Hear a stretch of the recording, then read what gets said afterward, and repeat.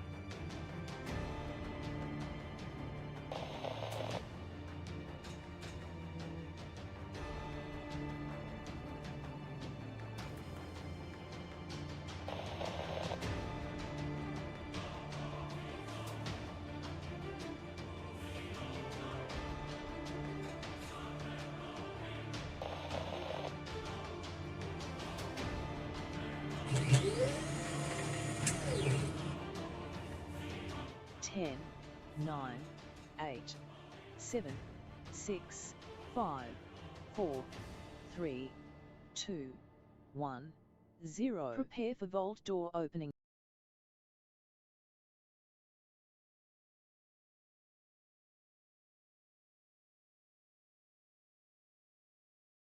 Hi, I am Sparkle, the legendary gamer dog. Welcome to Vault 45 Teamwork Tycoons. Settle in for an evening of fun with your host Kismet. Let's teleport inside.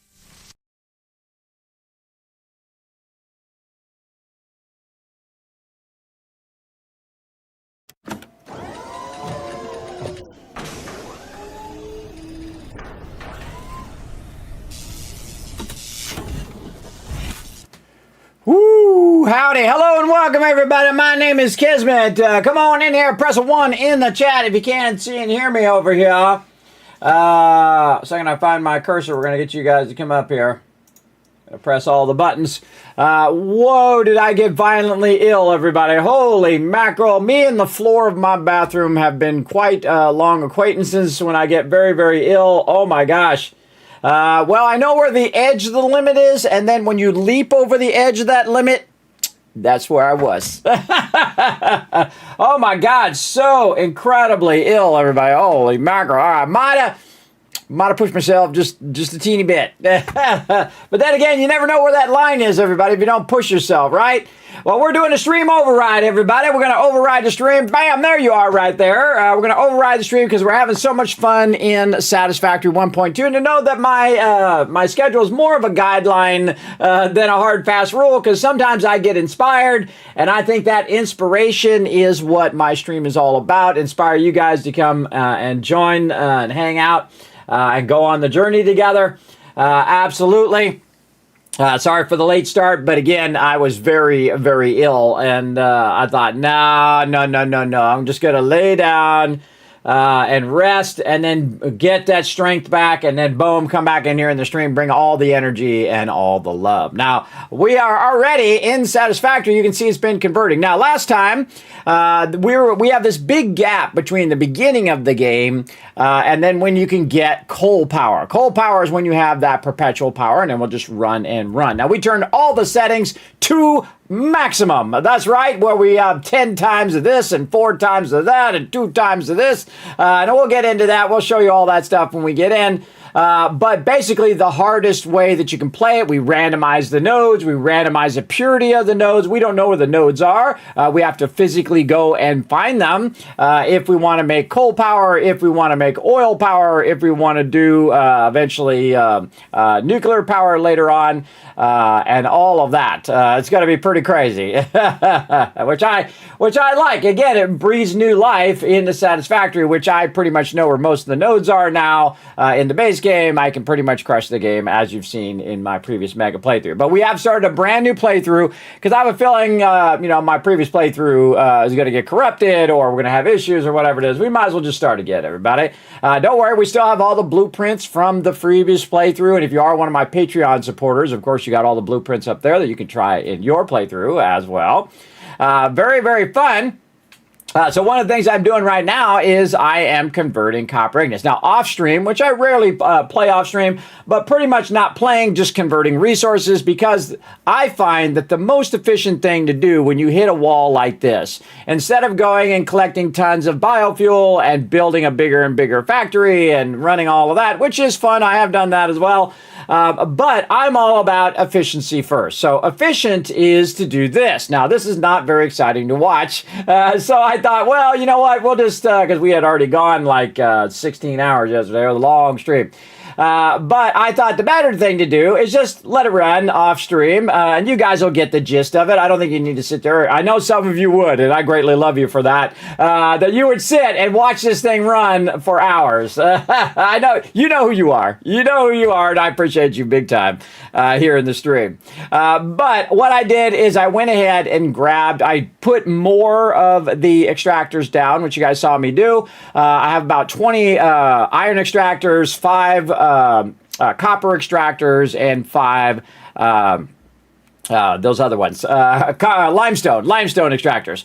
And I use some of them for the actual extractors themselves. So the limestone actually extracts, and then on the iron, that actually extracts as well. But because I had turned the settings up so high, it requires so much power that it's actually less efficient for me to run the factory than it is for me just to let it run, like you see right here. So what I did is I let it run for a whole bunch of iron ingots. Then I took it and I let it run for a ton of iron plates. So now I had my iron plates. Then I went and let it run for a ton of iron ingots again, and then I ran it for a whole bunch of iron rods, which I needed. And then I used those iron rods to turn those into screws into reinforced iron plates, which you can see. I have 51 of them there, and when we get in closer, but you'll be able to see it better. But I made 50 iron plates. Then I went and I had to do it all over again. So I had to run the iron again. Now remember, I have to use way more resources because I have it all cranked all the way up than you normally would. And the same thing with my wire here, which is what I'm doing now. So I'm letting the raw ore convert into copper ingots. I can do it in my inventory way faster than the machines can, because the machines have such a high limit, because I did crank those dials up to 11. It has such a high limit. Instead of 30 going in, it's 60 going in. So it takes twice as much resources. And then you got to think it keeps doubling the further you go down the line. So it takes twice as much here, but then it takes twice as much as this to go into the next step, and twice as much as that in the next step. It seems like it's twice as hard, but it's not. It's going to exponentially get insane. And I love those modes, everybody. I love those modes. I love to figure it out. Now, again, I could spend 100 hours going and getting a bunch of biofuel, but is that efficiency? Is that efficiency first? I don't think that is. And again, that's your mandate from Fix It Corporate. And I don't want you to get lasered from space, everybody. I'm not involved in the lasering people from space. I'm here as your official Fix It Corporate trainer to teach you how to be super efficient so you can crush it on any mode, everybody. On any mode, you can rule this game.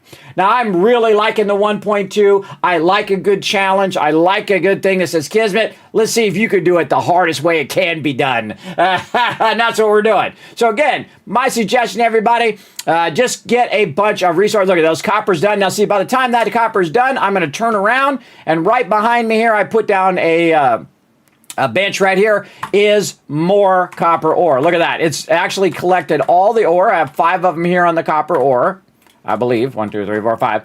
And it's more efficient for me to grab them, turn around, go back to the workbench, and then let it start to convert some more. Just like that. And then after that, I will convert a bunch of wire. Now, currently, I have around 500 wire that I can do, and I already have 500 wire, 500 over here, 500 wire on me, which means that once I convert enough, I can just convert the other 1,000, and then I will have enough for the space elevator, right? That's what we're trying to do. We're trying to get enough for the space elevator. As well as trying to get our logistics up at the top. Well, I can tell you, we're not going to have enough for both the logistics and for the space elevator. So we're going to need to do a lot of conversion, but we'll also let our base run as well. So we'll go around, grab a bit of resources, let it run, do its part. I'm going to do my part, and then we're going to try to bridge this huge gap. Now, see, it used to be a smaller gap. I could have already been to coal power on the first day. I can get to coal power, and that could be great, especially when 3 nodes are right next to each other. That's pretty lucky, everybody, especially when they're that close, and you can access all of them pretty quickly because you're cutting down on travel time, too. So when you're walking way out to copper every time, that's costing you time, right? That travel time as well. Just like when you're doing an RTS, that travel time does make a difference. Like we were playing a game called Life Below, which I really enjoyed. That's a really great game. I also played Space Colony yesterday. That was very fun too. But what happens is if you put your things where it's generating stuff way out here, well, they got to travel from the middle all the way out to there and then all the way back. And so that's travel time. But if I move it up closer right next to it, they only got to go that far. Right? Travel time, both your time and your resource time, is a vital component in everything that you do because, again, the more time it costs you, the less other things you could be doing, the less efficient you are doing as well. So very actual lucky start, even though I have it on insane mode. It's very, very lucky. So we're going to go ahead and just let that run while we're chatting here for a moment, and we're going to say hello to the chat. So let's see. I saw Paul and H2O in there right when I was trying to get my little chat thing going. But I think we're good to go over here. We got Tab right there. What up, Tab? Thanks for bringing that hype in. Appreciate that. Thanks, Tab, for coming in and bringing that one again. We're not missing no streams, everybody, but sometimes I'm a bit older. I push myself a little bit too much. And man, I was laying on the floor in my bathroom. I was sweating. I was so incredibly ill. Kind of felt like a mixture between a heart attack and food poisoning. But here's the thing, everybody. You can just sit and not push yourself, or you can push yourself. And in my case, when you have disabilities, you can push that little disability line back just a little bit. And I've been doing that for 11, 12 years now. This is going to be 12 years straight, everybody, doing this. Now, here's what happened to the line when I got sick, right? The line used to be way out here. The line went, whoa, like this. So I've been pushing it forward like this all the time. You can see I got a long way to go. So I've been doing that all the time, pushing that limit further and further out. And now I can do a 16-hour stream. I might pay the price, but yeah, I can do a pretty long stream there. In fact, I don't even know how long that was. Holy mackerel. Let's go see. Let's go see how long that was. I'm going to go pull it up. I don't even remember it was so long. But man, do we have a good time. See, that's the thing, everybody. The hardest thing is being able to stop when you're just having a great time. You're just into the zone. Let's see. Satisfactory alone was 8 hours and 40 minutes. But total stream was... I got to wait for it to come up here. Let's see. It was... oh, sorry, I underestimated. It was 17 hours and 22 minutes. So yeah, it wasn't 16 hours. I was cutting myself short there, everybody. 17 hours. And I consider that pretty awesome, everybody. I remember that not too long ago, and coming up in June 23rd, and then minus 12 years ago, I could not get out of the bed, everybody. I had to crawl to the bathroom. I'm not kidding. Yeah. And it has taken me this long to get this far, and I plan to keep on pushing. Now, see, here's the thing. It solves itself one way or another. Either I keep pushing and I get stronger, or I die. So either way, this solves itself. So if you look at it in that positive way, it all works out no matter what. And you're like, well, Kismet, we don't want you to die. Well, I also don't want to be stuck in the bed for the whole rest of my life either. So you got to make choices, everybody. Like, what's the most important? I think it's more important to really work on your health. Now, of course, you got to know where that limit is. That's why I wasn't here at 10 o'clock, everybody, because I know where that limit is. I had to rest a little bit more, so I have strength enough to bring all my love and all my energy here to the stream, which is what I do every single stream. This is me naturally, everybody. This is me. When I've got some energy, I spend all that energy bringing a bit of hope and love into the world. We take your guys' love in the chat, everybody. We amplify it, and we send it right back out to you. So anytime anybody shows any love in the chat, everybody, if they come in, they hit that subscribe button, they give some subs, they drop some bits, whatever it is that they do, they come in, show some love. I want you to show some love in the chat, because that's your role in the chat, is to throw a bunch of hearts in there, throw a bunch of love in there for them, bringing that love in here. And again, when you amplify love like that, everybody, it just exponentially amplifies it all over the place. It's like a smile, everybody. When I go walking, I see some people and they're like this, and they're walking, and I just give them a smile. And then they smile. And then the next person they see, they smile too. And then that person smiles. See, it's a contagious thing, everybody. It really is. It really is. But again, you got to know where that edge is. You got to know where that edge is. You got to be willing to say, you know what? Not going to lay down and die. I'm going to get up. Hey, 55 pounds down, everybody. Getting stronger. Walking like 2-3 miles a day now. Every day I try to get out there. Of course, not today. Not this morning. No, after stream, in fact, it wasn't morning when it was after stream. It was like afternoon. It was like 2 in the afternoon. So I was like, no, I got to lay down. And then I laid down, I woke up, and I was violently ill. I was so incredibly dizzy. I literally did exactly what I said. I stumbled my way and then eventually crawled my way to the bathroom, everybody. And then what I do is, because I get overheated, so what I do is I lay on the bathroom floor, which is tile, and it's nice and cool typically in there. So I lay on there, bare-chested, onto the floor, and it really does help a lot when that dizziness just gets completely out of control. And see, when you have medical conditions, everybody, you're always looking for something that'll help you, and that helps me a lot.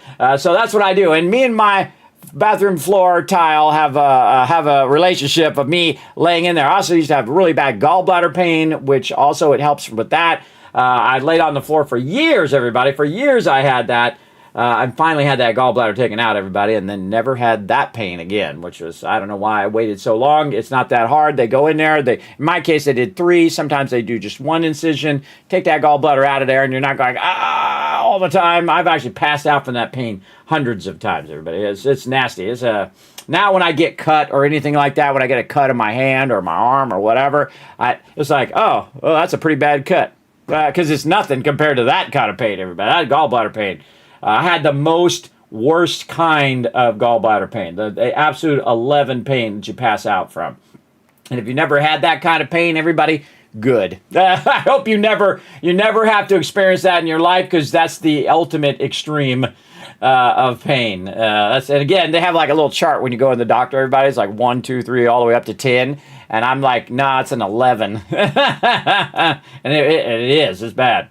But again, once I had that gallbladder, I was much better too. So again, you have all these things in your life that you got to figure out along the way. You got survival moments, as I like to call them. Like when I chose to do streaming, instead of just laying in the bed all day and taking disability and all that stuff. I refused disability, thought it was a death sentence, thought I was just going to waste away in the bed, and I was 100% right, everybody. I called that one 100% on the dot. I said, no, I got to have something to do. I got to have something to get up.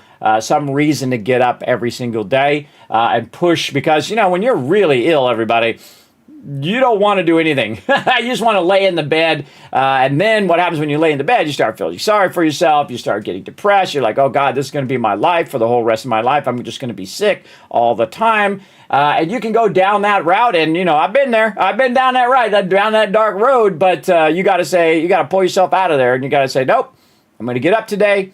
I'm going to do something today. And here I am. Here I am, 11 years later, 3,900 plus days later, and still going, everybody. Again, hopefully that inspires you to keep going in your life. You're going to have some tough days, everybody. You're going to make mistakes. You're going to fail. You're going to be imperfect. And you know what? All the people, the special loved ones and friends, whatever, they're going to be imperfect as well. But the thing is are you perfect for each other? That's the most important thing, everybody. Can you Love them for their flaws as well. I got plenty of flaws, everybody. I know it looks like I'm perfectly awesome. But I'm just me now, everybody. I don't look for sympathy. I don't look for all of that. I don't lie, cheat, steal. I don't do drugs. I don't drink alcohol. Not that I can't drink alcohol. I could, but I fall down without it, so I'm already ahead of you guys. I'm already a few steps ahead. I don't do any of that. It's not that I feel like I'm superior than other people. I just choose not to do those things. And the reason why is I wanted to like who I am. And I like who I am, everybody. I really do. I come in, I show a little love. That's my job. My job is to entertain you, bring you some love in your day, because there's not enough of it. There's not enough of that in the world, and that's what I would like to see more of in the world, where people are just treating each other well, they're having fun, they're playing games together, bringing people together through gaming, and through just a little bit of inspiration here in the stream. So again, even though I had a really rough day, I got up and man, I was sick for hours. And then, used a cold compress. My wife's really smart. She put one on the back of my neck, which really helps a lot. If you're really having trouble, everybody, put a cold compress on the back of your neck. That works really awesome. Then I had some crackers because my stomach was so upset.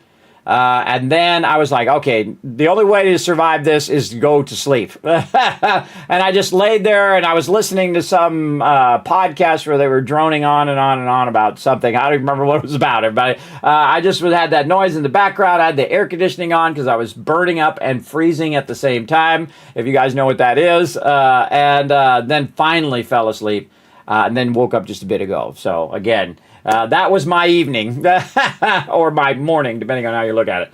But again, what you do after you go through those tough times, everybody, is defines who you are. Yeah, that's who you are, right? Do you get upset? Do you whine and complain? Or do you get out of the bed, start up your stream, and come in here and say, we're going to have a good night tonight? I say that one. I say that one's better. H2O also coming in with a 1. We got Box Kicker and Tab with a 1 there. Paul saying hi. What up, Paul? Always great to see you, man. I appreciate you. Always in the chat, right at the top of the stream every time. I see you there, man. I really do. I see you, and I appreciate you showing so much love in the chat. Rotisserie J coming in. We got H2O as well. Crimson Knights and Kismet. Thank you so much for bringing that love. Again, everybody, this is what I look forward to. This is why I'm still alive, is because of all this love in my chat. It is in no small part thanks to all of you. And I appreciate you every day. Oh, starting to get emotional. Talk about it too much, so you can feel it welling up inside everybody. You start getting emotional about all the rough times you've had in life. Hi, Kismet. I hope you're well. I'm better now. That I rested. I chose the smart option to get up and go lay in the bathroom, get a cold compress and whatnot. And then I finally felt good enough to go back, lay back in the bed. And then I had some crackers to try to settle my stomach. And then boom, was out. Then I woke up. Am I feeling better? Feeling better? Okay, awesome. Let's stream. Let's have some fun. So here we are. Tab coming in, bringing that love. Ollie said hello. What up, Ollie? Thanks for coming in. HUS say, hate to heal the GL. Down to some chocolate milk, toasting you. Chocolate milk, my favorite drink of all time. Now, for those who are new and who don't know the perfect way to make chocolate milk, by the way, there is only one true way to do chocolate milk, in my opinion. My wife, she buys that chocolate milk at the store. You know, you get in the gallon jug. It's kind of like chocolate with a sprinkle of milk in it. It's kind of like just drinking pure chocolate, everybody. Me, I like to take a nice glass of milk, 2% or whatever your favorite milk is, everybody. You get yourself some Hershey's chocolate, you know, the one that you squeeze. You squeeze a little bit in there. You don't just hold it down for like a half hour, everybody. You just squeeze a little bit in there. And I don't use a spoon. I actually use a knife so you can get all that chocolate at the bottom. And I create a vortex in there, right? Just not too much, although milk will come out, right? So just enough where you got a good vortex. And then you go the opposite direction. And then you're mixing. And then you go the other way. And then when you drink it, it's milk with a good amount of chocolate in it. Just perfect balance. That's how I like my chocolate milk. So there you go. Now you know. Now you know. So enjoy that chocolate milk. I actually don't drink chocolate milk as much since I've been working on my health. I typically drink water. And actually, I never really thought about how water deprived I was for most of my life because I just drank soda all the time. And you're thinking, well, Kismet, it's got water in it. mostly carbonation in there. It's actually syrup. So, you know, syrup you put on your pancakes? It's syrup, cola syrup, and then they carbonate it to look like a liquid. That's not very good for you, everybody. And again, I grew up with that. We didn't know it was bad. We beta tested all that bad stuff for you. You're welcome. That's why we're so rough around the edges. That's why we're so aged that we had to beta test all this food and soda and all that stuff. And I stopped drinking soda. I love soda, though. It's just Dr. Pepper, my favorite soda. Not my favorite drink, though. Sometimes people confuse that Dr. Pepper is my favorite drink. Chocolate milk is my favorite drink. Done just the proper way as well. So there you go. Yes, there we go. Bringing in the king there. Oh, I like that. An actual queen. There you go, Tab. Like that. Bringing in also the Squiddy. Look at the Squiddy in there. I love emotes that combine together like that. That's why I made the Kismet Love Train. Oh, speaking of awesome people, everybody, we got the mighty, notorious TDK in the chat saying, hey, Kismet in chat, hope you're doing well tonight. I'm doing well now that you're here, TDK, and everybody else in the chat. I appreciate you. See, you guys inspire me every day to get up out of the bed. We have some fun together. We bring a little joy into the world every single day, everybody. That's my goal as well. Speaking of other awesome people, we got Thurbrick in the chat. What up, Thurbrick? How you doing, man? Thanks for coming in. Thurbrick plays lots of games. That's an incredibly fantastic gamer, by the way, everybody. I don't think he gets enough credit here in the stream. Thurbrick just crushing it, man. He's what I call in the business, everybody. When you're the manager or you own your own business or whatever. In my case, I've been a graphic designer for 32 years. He's a go-to person. That means that if you have a task that needs to be done, it's the highest priority. It's like a do or die situation. You call in Thurbrick. He's like, I'm on it. And then he'll go take care of it. Those are the rarest people that you ever meet in your entire life. Give Thurbrick some love in the chat, everybody. Those are your go-to people. The people you know you can rely on to make it happen. So there you go. Making you blush in the chat, Thurbrick. And H2O coming in with that Kismet Love Trade. Yes, that's what the whole invention of the Kismet Love Trade is, so you can combine them together, which I love to do. I got more stuff coming. If only this old man was in his 20s, I'd have all this stuff done by now. But again, I only got so much time in the day. But I try to do them a little bit at a time. Now, if you don't notice, everybody, you also got your birthday emotes as well.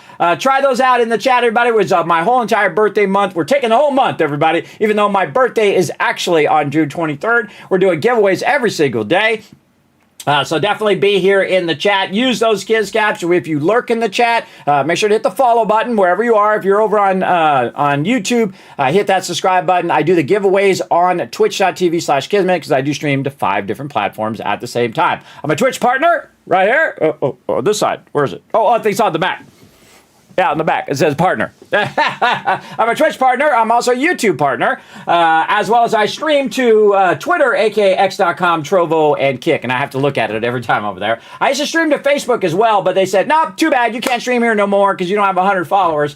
I don't really hang out on Facebook all that much. I probably hang out on X more than anything, and not very much, because I would rather be streaming. I'd rather be here playing some games and hanging out with all of you. So, but that's typically where I put most of my stuff, up on X or Discord. My Discord's a very central place where I'll put like, okay, I'm going to stream, or this is going to be a giveaway, or here's some free codes, or whatever it is. I typically will drop there. And the thing about X is I look for job openings. So if I see a job opening in gaming or in art or in whatever, I'll retweet that. So maybe you might find your dream job. If I see some giveaways, they're like giving away computers or games or whatever, or there's some event coming up like Starseeker coming up on Friday. We've got the server test. We're going to be playing a bunch of that. We got a whole bunch more stuff lined up. I was going to do Fallout today, but we're just having too much fun. So you know that sometimes I do stream override. Don't worry, Fallout's there. We love Fallout. We're going to play plenty of Fallout. The second I don't play, insert name of game here, everybody. Someone's like, hey, you haven't played such and such game in forever. Well, I'm going to play it again. It's like Fallout 76. Everybody think I'm not going to play that ever again? I absolutely am. And the cool thing is when I do, I'm going to have a massive amount of content to play. That's the cool part. But we'll get back to that later. Today, it's all about Satisfactory 1.2. Absolutely loving having the ultimate challenge here. Oh, I should write that down. That'd make a good title, too. The ultimate challenge run. We're going to be, not only are we going to be super efficient, but we're also going to play it in the hardest way. that we can do. The ultimate challenge. All right, write that down in case I want to use that as a stream title tomorrow, because we might overwrite Fallout again tomorrow. So we'll see. But don't worry. Again, we got that Fallout playthrough. We are going to get back to it. We're doing a mega run. That's something that's always on my schedule. I never uninstall Fallout 4, that's always there. Same thing with Fallout Shelter. I always have it there in case I feel like playing. And again, it's my stream. I can do what I want. All right, speaking of, let's go ahead and play some Satisfactory 1.2. Here we go.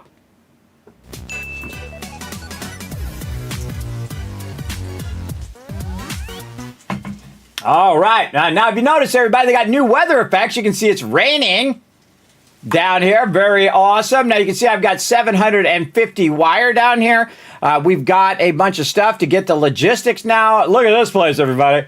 You're like, dang, Kismet, you've only been playing for 1 day and you already got all this going? Oh yeah. We were absolutely on fire, everybody. We were cooking. Let me get up here so you get a good bird's eye view. Actually, I need one of those tower things. Oh, not space elevator.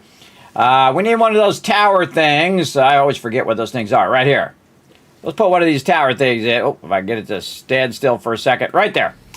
Let's go up. I thought I made another one of these somewhere. Oh, I love the rain, everybody. The weather systems are awesome. Especially the rain. Yeah, look at that rain. Now, look at this. Okay, so we went and we made a bunch of biofuel. And because we have all the settings cranked to 11, I don't know if you can see the settings in here. Let's see. Can we see the settings world? Default. Dry, wet, the great massage, ABBB, clear, raining kittens and puppies, extreme. Oh, yeah, see, visor effects, raindrops, and thunder. I didn't even know that was in there, but I just found that by complete accident. There we go. Now, let's see. I'm trying to see if it lets me show the all the modes in here that I turned on. I don't think it does. I don't think it will show you. But basically, I turned everything to maximum. So I need the most resources that you could possibly say. I need the most power that you do. So some of the resources are doubled. And then every part of the process, they double again. So it doubles. So it gets harder and harder and harder and harder and harder.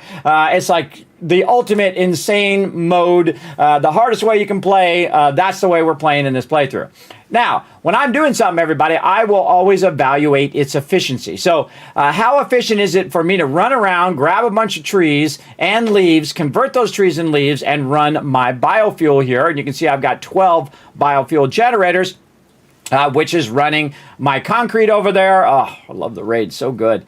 And then it's also running some offline production here where I can just make the ignits itself and then do it. Now, again, I can go through all the effort of hours of collecting resources and running it and doing all of that, but I'm all about efficiency. So the most efficient way to do it is for me to do it. That's right. For me, as the converter, I can go and use the thing to convert. Oh, God. Oh, almost damaged fixed property there. So what we're trying to do is we're trying to progress. Now, again, if you missed it, off stream, what I did was I grabbed the... Whoa, Kevin Love Trade, that made me jump. Rotisserie G, great timing. Look, it's Tony Hawk's older brother again. Actually, I would be his younger brother. He's a... That was amazing.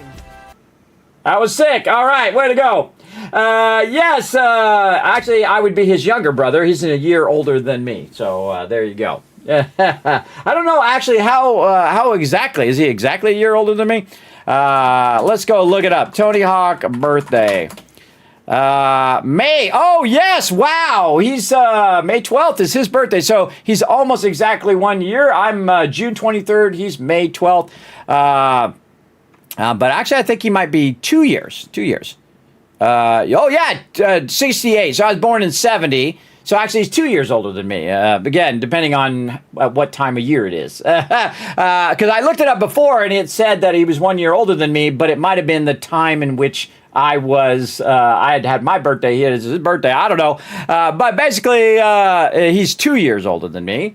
Because if he had his birthday in May, and I had my birthday here in June 23rd coming up, then he would be...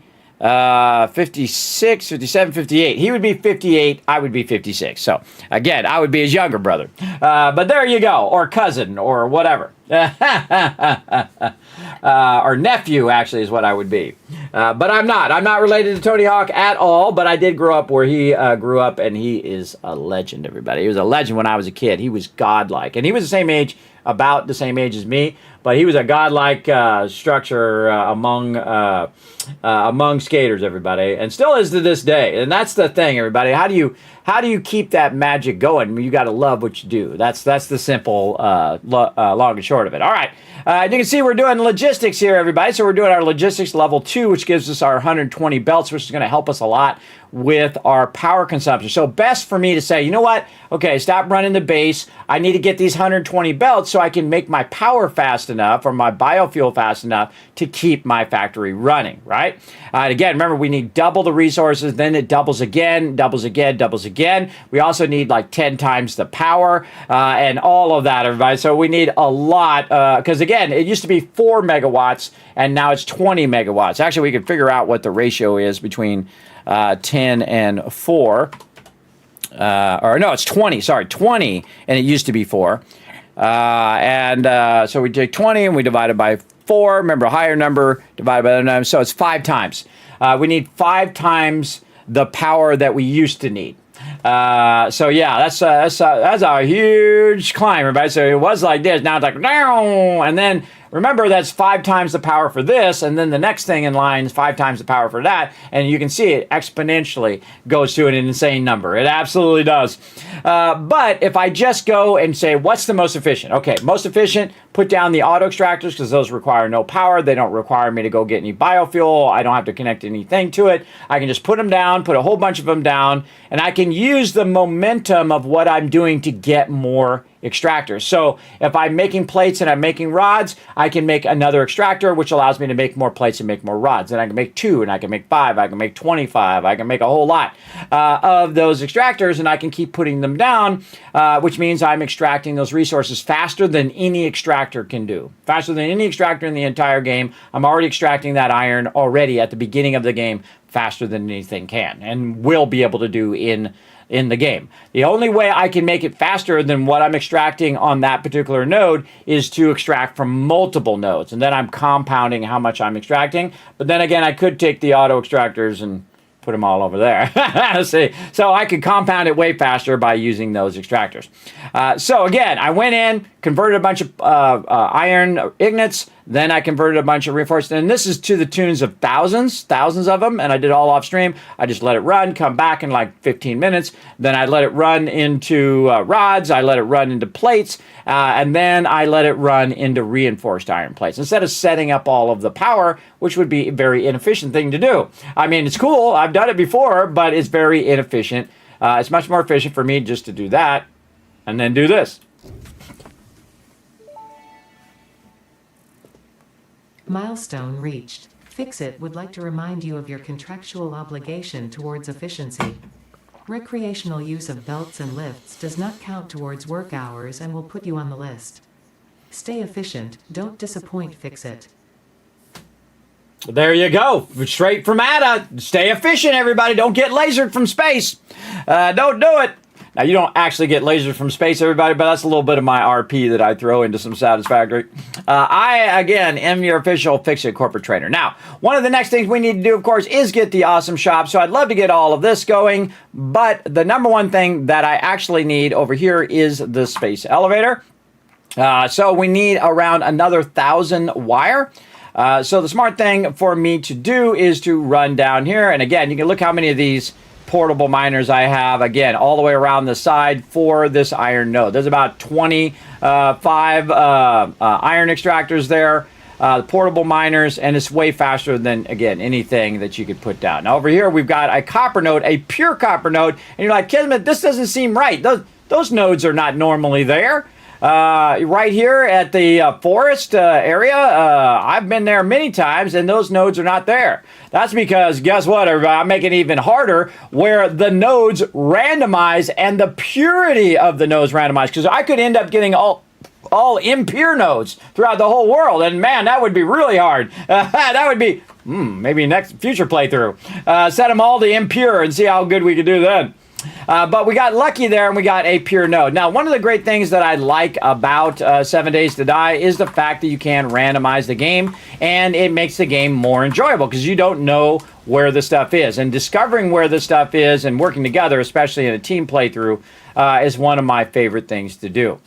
So we're going to go in here, and again, we're going to go and convert some copper ingots, and we're going to let that run. Now, that does take a minute. And really, the only thing that's holding us back right now is wire, because I do already have that concrete. That's why I was running that concrete over there, so that we can progress. So our goal, progress as much as we can, and then build big stuff. And I'm showing you the most efficient way to progress. So we've already got very far, everybody, very far in the game. And I don't unlock stuff that I don't need. So you'll see me just say, nah, I'm not going to unlock that. We'll come back to it later. Great thing is like the jump pads. I'm not going to be using the jump pads, so no need to unlock those. Do I need the awesome shop right now? The only thing I really need the awesome shop for is for ladders, which I use a lot. Ladders are way more efficient than ramps, because ramps you have to walk up, or stairwells you have to walk up. Where a ladder, you hit that ladder and boom, you're up to the top, do what you got to do. And of course later you have hypertubes and all that stuff. I even made rounded hypertubes. Only someone crazy like me would do that. Now here's the great thing, everybody. While I am doing this conversion right now, it's collecting more resources. So I'm being crazy efficient right now. I'm doing both things simultaneously at the same time. So I'm converting it, I'm collecting it, I'm converting it, I'm collecting it. And then I can also go and set it up to where it'll convert it even more so. But before we do all of that, we want to go ahead and convert as much as we can here until our wire is pretty close. And we're also going to have it do some conversion as well, because we have, I feel at this point, if you do have this turned all the way up, you're better off making the ignits than making anything else, because all the rest of it's going to require even more power. Where you could have it doing the tough part, which you can see takes longer, the converting of the ignits, and then do the easy part yourself. The easy part is making rods, making screws. Those go very, very quickly. Even making reinforced iron plates or modular frames or copper sheets, the one you see right there, especially wire. Wire, you can do a lot of wire very, very quickly. Where ignits, you can see, take a bit longer. So the thing that takes longer, it's more efficient to let it run on a machine while you're converting the other stuff, or you're gathering resources, or you're working on your power, or you're working on expanding your factory, right? So the most efficient thing. Now again, this is something that I typically would just do off stream. But I wanted you guys to see the part in which I, reach the point where I get 1,000 wire, because I already have 554 wire. You can see over there. And all I need to do is make 1,000 more wire, and then I have enough wire for the space elevator. And then we're going to need a concrete, not only concrete for the space elevator, but we're also going to need concrete for making a foundation for the space elevator. Now, space elevator can be moved. You can put it down and then move it later, and put it down and move it later, and so on. And our big goal today, everybody, is to go and get that perpetual power. Because once we have that coal power going, we win. Because it is really a matter of time. And really everything in life, in real life or in game, is the two main factors: time and effort. Right? Those two things. And really, you can consider the effort also power, right? Using your physical power to your mental power to build that stuff up.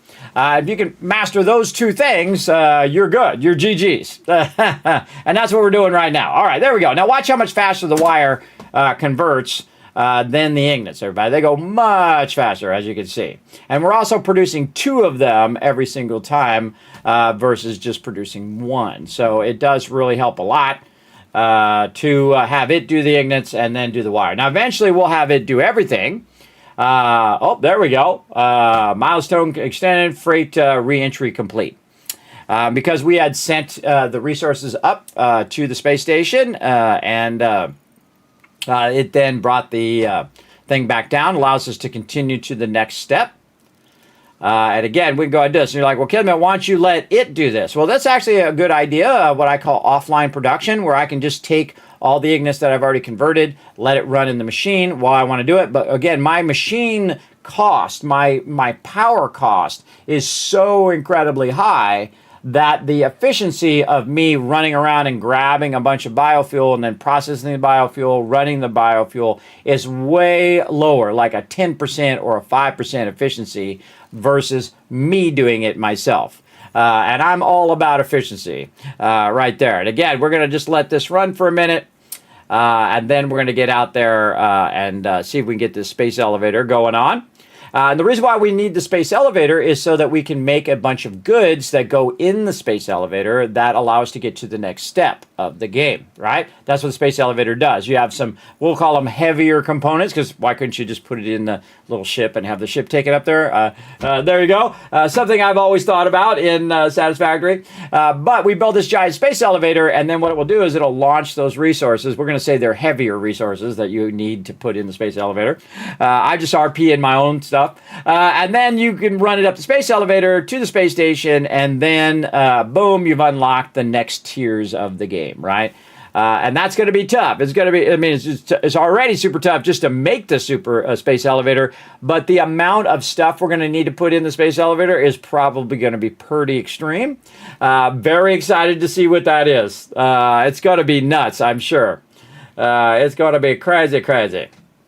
And again, you're really going to struggle at this beginning part. Most people actually don't make it all the way through the game because they start to struggle. So I'm going to show you how to get past, even in the hardest mode. Everybody, you basically, if you get stuck, you're like, oh man, this is taking a long time to make all this power, do all this stuff. Just make it yourself. Just gather tons of resources like you see me doing, convert it all again. It'll get you through the toughest parts in the game. It'll get you through those moments where it's kind of slowing down and you're like, oh God, I got to build this whole infrastructure if I want to make this work. Or I can just put my character in front of the converter and have it have the character convert it itself. So in this case, because the requirement of the power is so high, requirement of the biofuel is so high, it's more efficient for me to convert it.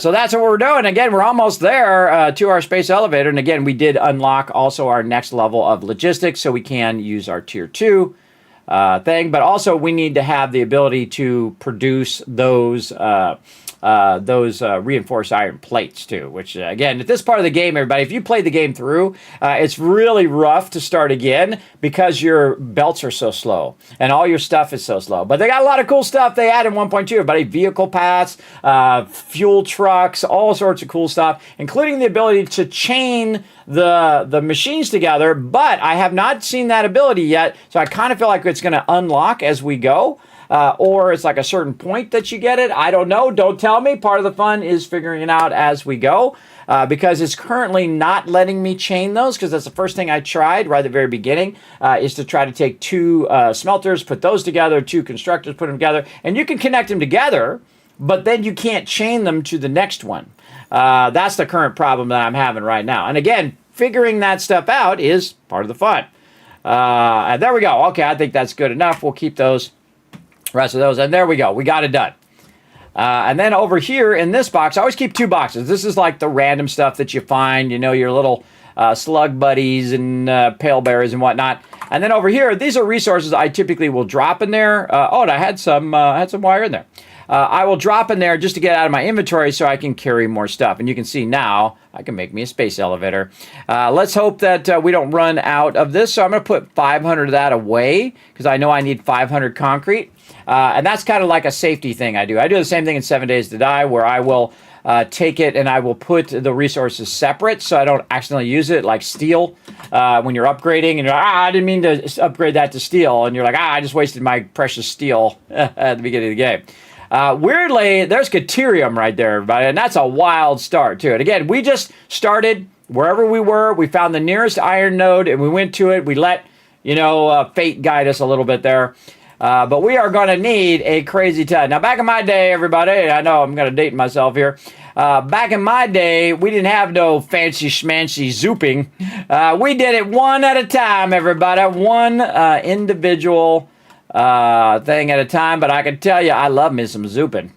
I'm not going to lie. I love it, love it. And even more so, love me some blueprinting. In fact, mega modular blueprints is what I do. I do a whole nother level that most people never even tried, where all those massive blueprints actually snap together. and work together. Oh my goodness, this is actually going to work out really well. Look at this. Boom. Nice. All right. I don't know if that's large enough. Let's go ahead. This is why I need my ladder, everybody. I got to keep making these ramps everywhere. Making these ramps. All right. Now, if you double-click on a single thing, it'll let you do that. Oh, man. No, this is not anywhere close to big enough. Now, I don't like my stuff to be on the ground because mobs will get up there into your business.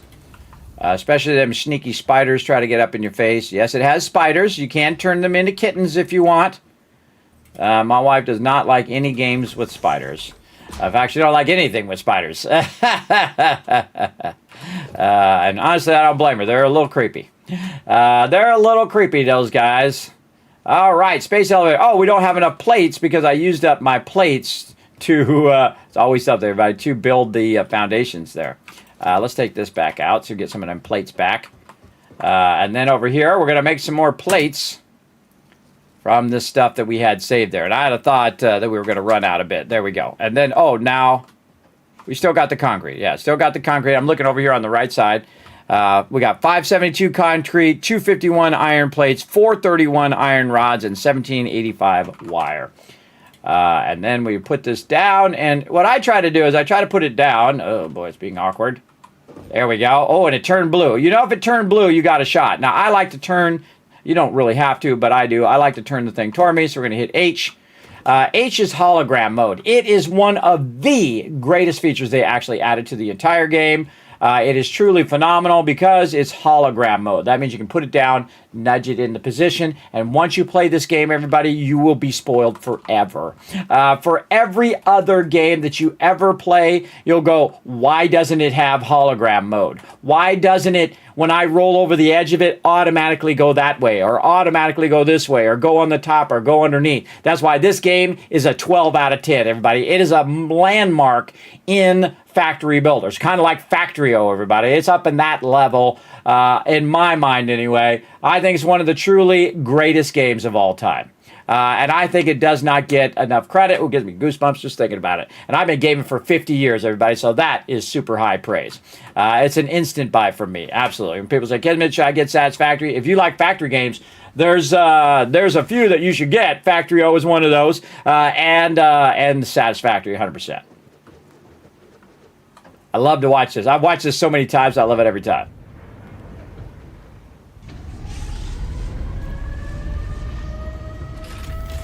There's a space station up there that we got to build, everybody. That's what we're trying to do.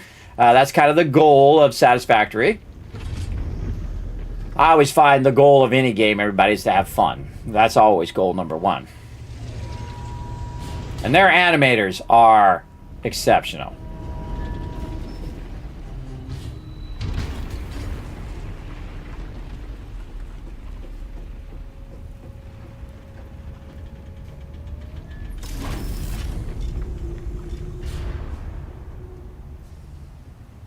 Awesome. I just got something to say. Project assembly initialized. Congratulations, Pioneer. The space elevator will now automatically connect with the Project Assembly orbital platform. Project assembly is divided into phases, each of which require the delivery of project parts, such as smart plating, via the space elevator. Subsequent phases unlock access to new tiers with more advanced technologies to construct, automate, explore, and exploit.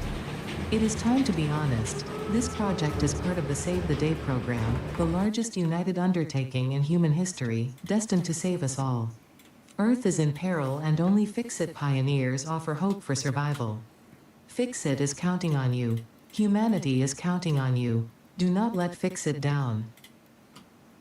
Yeah, don't let Fix-It down, chat. And don't let me down. Show some love to West in the chat, everybody, with the 30 months of sub love. Show them some love in the chat, everybody. Don't forget to also show some rotisserie some love from earlier with that 87 months as well. Thank you so much for coming in and hanging out. All right. So as we saw there, everybody, the very important space elevator, our job is to run stuff up there. Now, I put down some resources over there just to kind of clear my inventory a little bit. Let's go over here and see the hardest way, the hardest mode that you can play Satisfactory. How much resources do we need to upgrade our space elevator. I think this is going to be a shocker right here. Here we go. Boom. How much do we need? 5,000. Wow. Okay, that's a lot, everybody. Holy mackerel. All right, we need 5,000 smart plating. Now, I can tell you, usually in the beginning, everybody, I would tell my character to just go and make the smart plating. But 5,000, that is a lot. I don't even know what the first phase is. Let me go look at it. I think it's 1,000 is the normal amount. Let's go look it up, though. How much smart plating do you need in Satisfactory for space elevator? Let's see. I think it's 1,000. Yes. Phase 2 requires 1,000 smart plating. So we need 5 times as much as that. Now, remember that the higher the number, the more exponentially larger that number gets, everybody. Because, again, if you're 5 timesing something and then you're 5 timesing it again and it's getting larger and larger, that number's getting bigger and bigger. That means more and more and more. And that's part of the fun. That's part of the challenge. So we got to do 5 times as much as we normally would do so we can get to tier 3 and 4. So we got to get busy, everybody. We got to get busy. And that smart plating requires our assembler to work. And it's going to be rotors and it's going to be reinforced iron plates. Now, if you have the power of time, which I highly recommend, that you jump on over to G Portal. In fact, we could have made a server one, but the server does make it a little bit easier because I can just let it run on the server. But you can follow that link right there, get 10% off, get your own server. What you can do is once you had the ability to let this run, you can just let it run on the server even when you're not on the server. There's a little option you can turn on, or actually I can turn it off, where it says only run the game when you're in the game. But you can turn that off and it will actually keep running the resources 24/7, 7 days a week. It'll just keep running and running until it fills up the boxes or you run out of power or whatever happens. But that is a lot of smart plating, everybody. So what we need is 5,000 smart plating. We're going to put that as our goal over here. I think we need a new spreadsheet. Kismet's starting a new Satisfactory spreadsheet. Sad goals. All right. So smart platings. We need 5,000. 5,000. That's crazy. That's a lot. I mean, 1,000 is a lot at the beginning of the game, but 5,000. And again, that is a barrier between where we are and getting to our perpetual power, which is our coal power that we want to do, right? So also we can work a bit on our awesome sync on the way. But we got to think about where can we make our smart plating. So we go in here and can we make smart platings in here? We cannot make smart platings in here. We have to use the assembler. You can see it's not an option. And you're like, Kismet, did you unlock smart plating? Yes, that's part of part assembly. You can see it's right here, smart plating. By the way, if you want to know more about smart plating, you can just hit N and then say smart plating. It will come up like this. You can click on it. It'll tell you more about it. There's also alternate recipes that you can use for smart plating. If you notice, everybody, I never use alternate recipes, not because they're not awesome, which they are. I highly recommend using them when you learn them and figuring out which ones are the best ones. But it's so that if you're watching me play, whether you're on PC or console or even handheld, wherever you're playing, you can do everything that I can do. And I'm showing you that you can do it even if you don't have the alternate recipes. Alternate recipes just make it easier. They allow you to make stuff from alternate resources that may be more abundant than the resource you're making it from. So if you're trying to make it from sulfur, which is usually one of the rarest of the resources, and you're using a lot of sulfur and you don't seem to have enough, you can use an alternate recipe that says uses steel instead, right? So you can go in and, or a combination of other materials. And that's what alternate recipes are. So instead of making plates out of iron, you can make plates out of a little bit of quick wire or quick wire and iron or whatever, and it'll amplify how many you make. I actually don't know what all the recipes are, and I'm not going to know because I don't use the alternate recipes. But you never know, we might use it in this playthrough because that would make it more efficient. So we'll see how it goes.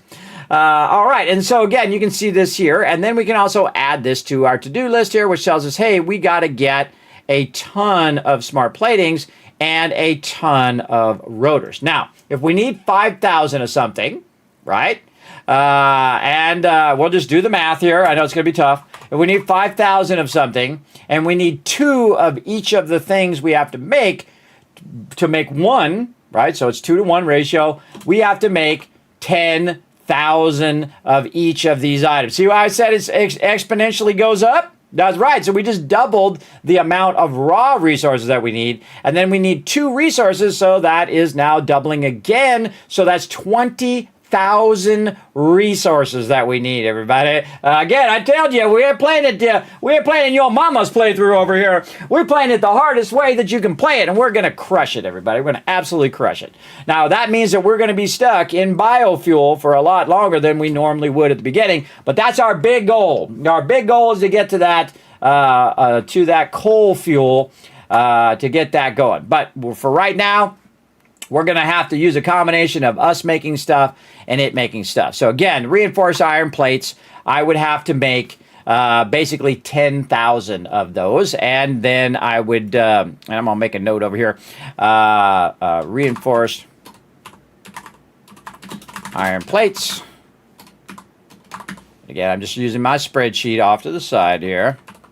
And we're going to need 10,000 of those. And then we're going to need 10,000 of our rotors. All right, so now we need reinforced iron plates. We need rotors, right? How do you make those? Well, let's go see. So if I need to make a reinforced iron plates, which you use mostly in the beginning of the game for your constructors, I am going to need 12 iron plates. And I'm going to need 24 screws, right? Right? Is that right? Yes, 12 iron plates, 24 screws. So now, not only do we have the 10,000, but now we're amplifying the 10,000 times 12, 10,000 times 24. See where that exponential gets, everybody? I tried to avoid. Well, I'm warning you, you play this on super crazy mode like me, it's going to go out of the charts, everybody. Absolutely. So the first thing we're going to need is plates. And we need 12 plates each. And then if we take that times 10,000, again, I'm just doing this on the spreadsheet right over here. Just doing all the numbers off to the side of the screen here. I'll just tell you all the results. So again, I can tell you what it is, 120,000, but I'm just going to do the math over here anyway, because that's part of the fun, is to do spreadsheet stuff. And you're like, well, Kismet, how can I see that spreadsheet? How can I look at all those numbers and stuff? Well, guess what? Just so happens, boom, there's the link right there. You can go check it out. It is public. You can go look at it. You can copy, paste it, but you can't modify mine along the way. You're going to see a lot of typos in there, too, because it's typoed the word plates. Okay. And then we need 10,000 rotors as well, or yes, 10,000 rotors, 10,000 reinforced iron plates. Okay, so we're going to go ahead and let's put that as yellow so we can see those are separate. And this is just to remind me what I need to get done. So reinforced iron plates uses that and uses screws. So it uses 24 screws each one. Screws, and man, we're going to need a lot of screws, everybody, times 10,000, again, that's 240,000 screws that we're going to need to have enough of those reinforced iron plates to make the smart plating to upgrade. We're going to need to get busy over here. And then rotors. And you're like, Kismet, this is insane. Hey, you're welcome to my stream. Now, rotors, same thing. Now, we're going to need some other stuff in rotors. Now, we're going to need our rods. Oh, I'm typing in the wrong thing. My bad. Get back over there. There we go. We're going to need rods under here. So 10,000 rotors over here. So again, our goal is 5,000 smart plating. So we're do our reinforced iron plates. We're going to need 10,000 of those because we need 2 each. That's 120,000 plates, 240,000 screws. Rotors, we are going to need rods. We're going to need 10 rods each. 10 rods. There we go. And we're going to need 50 of the screws. And look at that. Even more screws, everybody. I tell you, screws are a crazy thing. And again, that's times 10,000, right? Because we need 10,000 of those as well. Because we need 10,000 rods and 10,000 screws to make 10,000 rotors. You get the idea. So that puts us now at how much? Let's go. Let's copy this. I love the fact you can just copy the calculation down so you don't have to redo the calculation, which is awesome.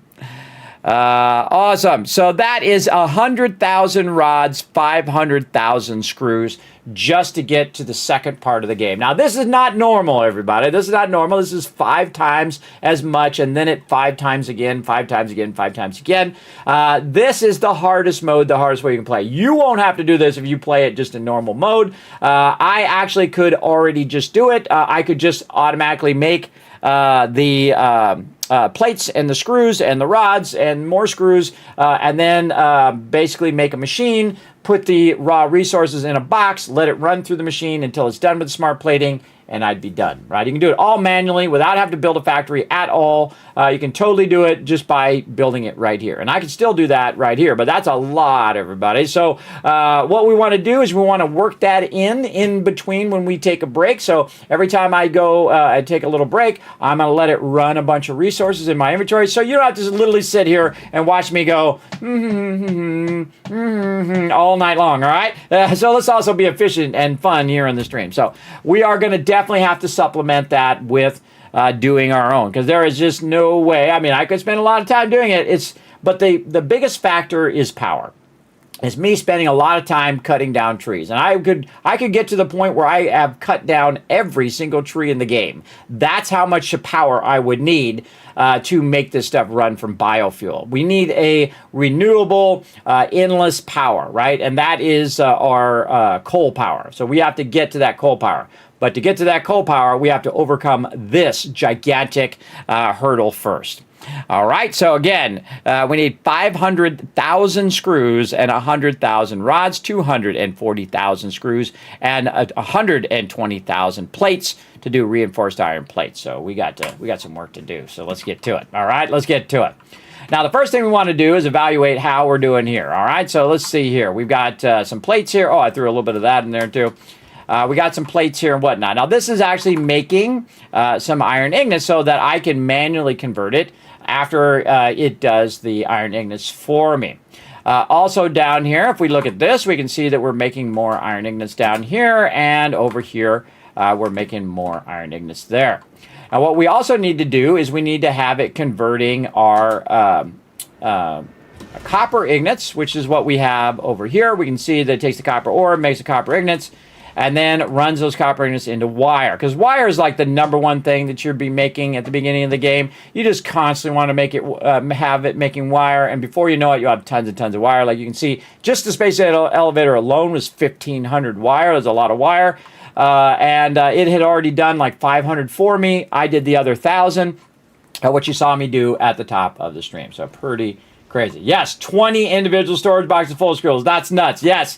Well, we're not entirely sane in this stream, but it's going to take a while, and it's going to be a lot of converting, manual converting, and whatnot. But know that when we get over this hurdle, everybody, when we get over the starting hurdle, and this is the way it is even in the normal mode, it's getting over this hurdle to get to that coal power. If you can get to the coal power, then you've basically set yourself up for the rest of the game. That means, okay, I got perpetual power. I can just let it run an infinite amount of time, because what it does is it extracts the coal, it extracts the water, and you start up with your biofuel, and then it will take it, put it into the coal power. That coal power will generate power, and that power that you just generated generates more coal and more water. So that means that now the coal and water are generating power, and the power is generating coal and water. So now you have this perpetual loop that runs. As long as you don't exceed your power and kick off your power will run forever, and you could just let it run and run and run for thousands of hours. And I probably will be letting this playthrough run a whole bunch off stream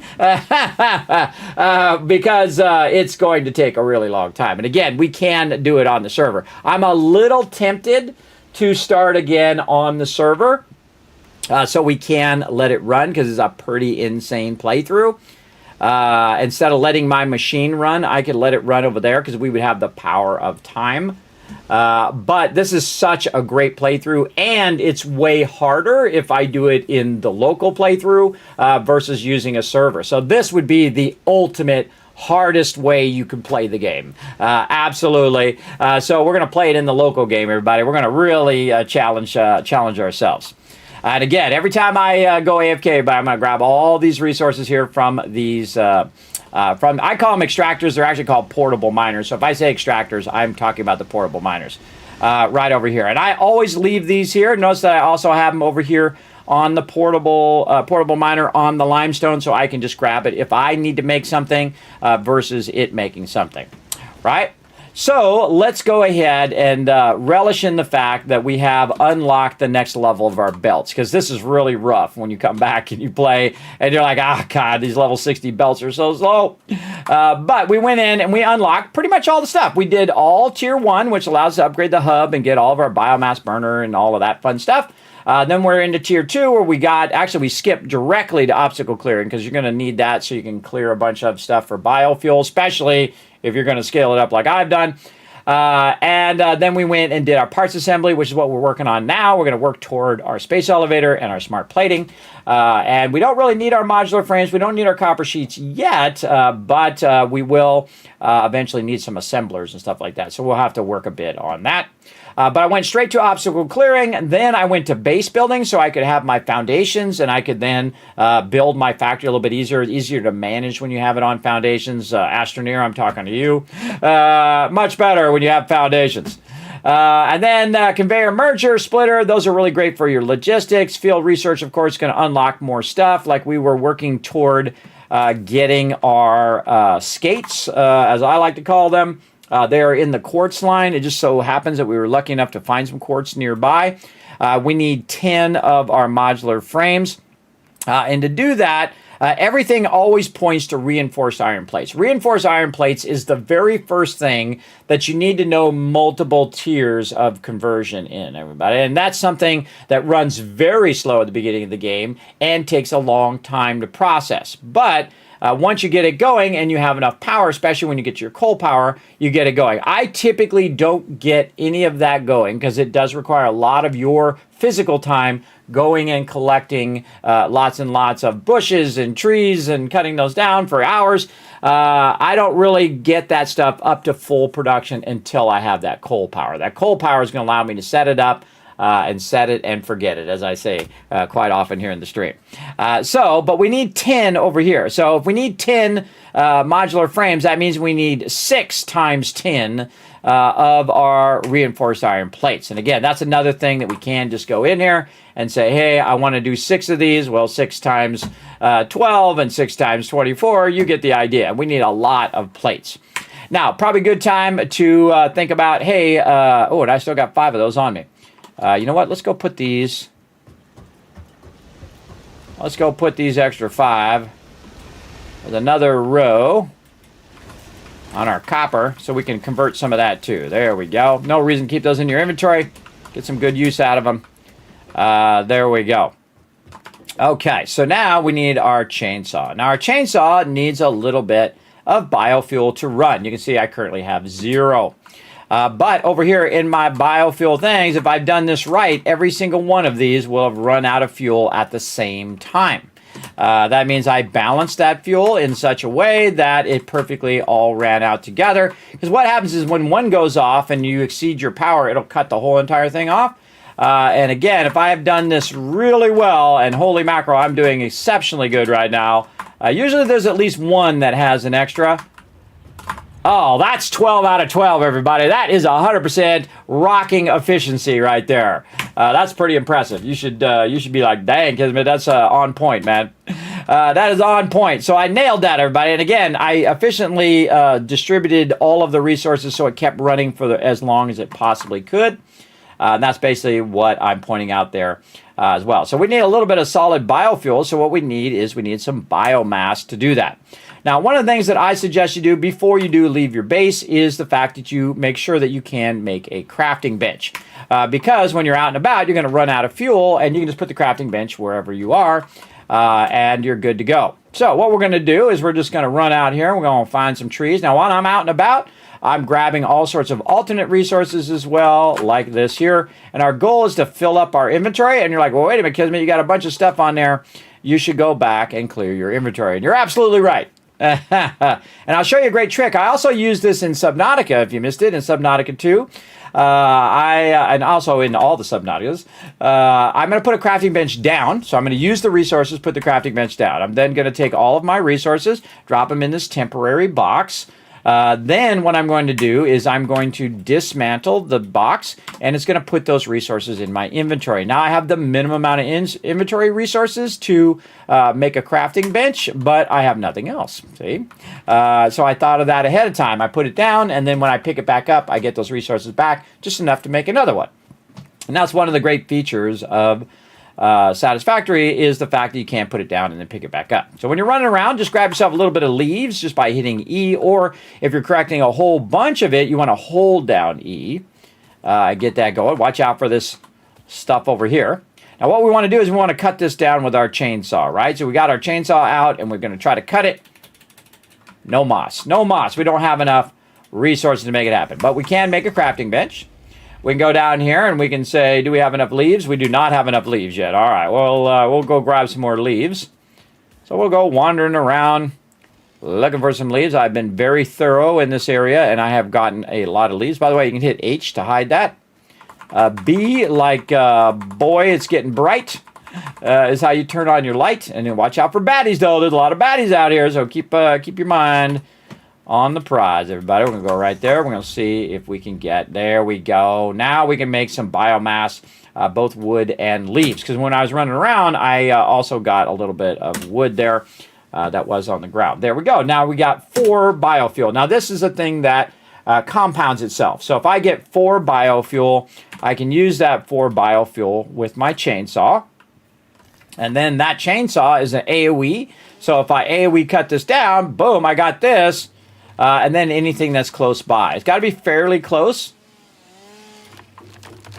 And there we go. And I have the chainsaw turned down, so you have to listen to it really, really loud.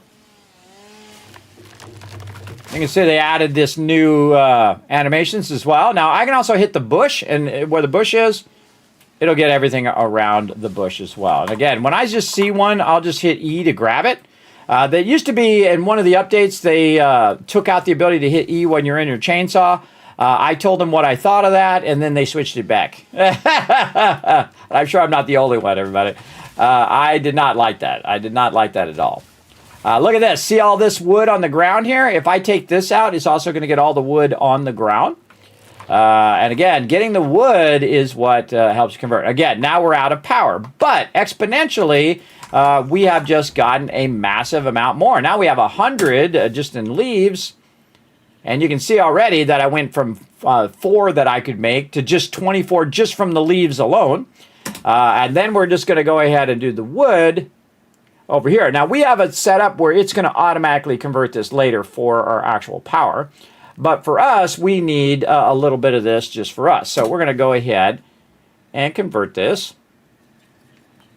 And I'd say you probably need about 20 to 40 to keep it going while you're cutting it up to fill your entire inventory. And of course, it depends on how much stuff you're picking up and so on and so forth. You get the idea.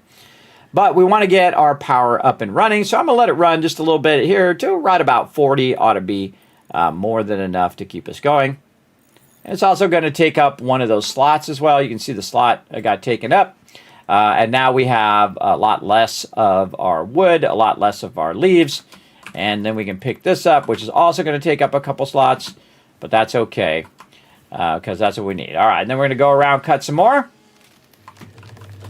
And again, we're going to be in this stage a lot longer than we normally would, everybody. It's usually by the first day when I'm playing Satisfactory, I could already be on coal power. So remember, this is 5 times as hard to start, and then it exponentially gets 5 times harder, 5 times harder, 5 times harder, until it could actually go to the point where it's 1,000,000 times harder, everybody. Again, depending on, how far in the chain that you're going of resources.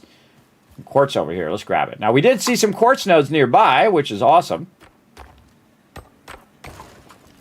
And again, this might take a lot longer than it normally would to get to coal, but that's okay. That's all part of the fun. Again, just hit E to grab that. And again, there's all that stuff down there that I don't want to deal with. So we'll go this way into the forest. There's a whole top area here where there's a giant forest. And again, I might have to cut down the whole forest, everybody. We'll see.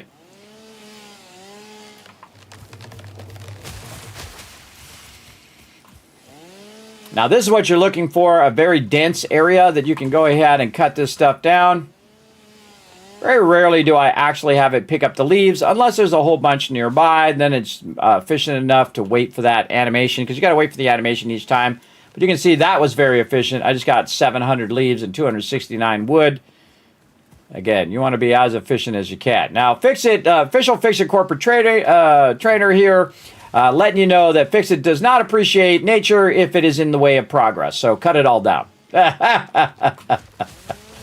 Now remember, everybody, Fixit is the corporation, the fictional corporation in Satisfactory, though some real corporations are like that.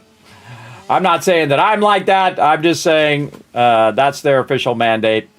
Don't let it stop your progress. Cut it all down if you got to. I'm just walking randomly. I'm not going in a certain direction.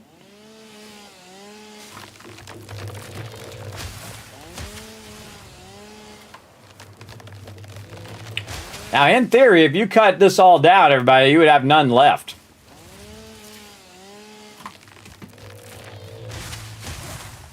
In terms of efficiency, too, am I making resources right now? No.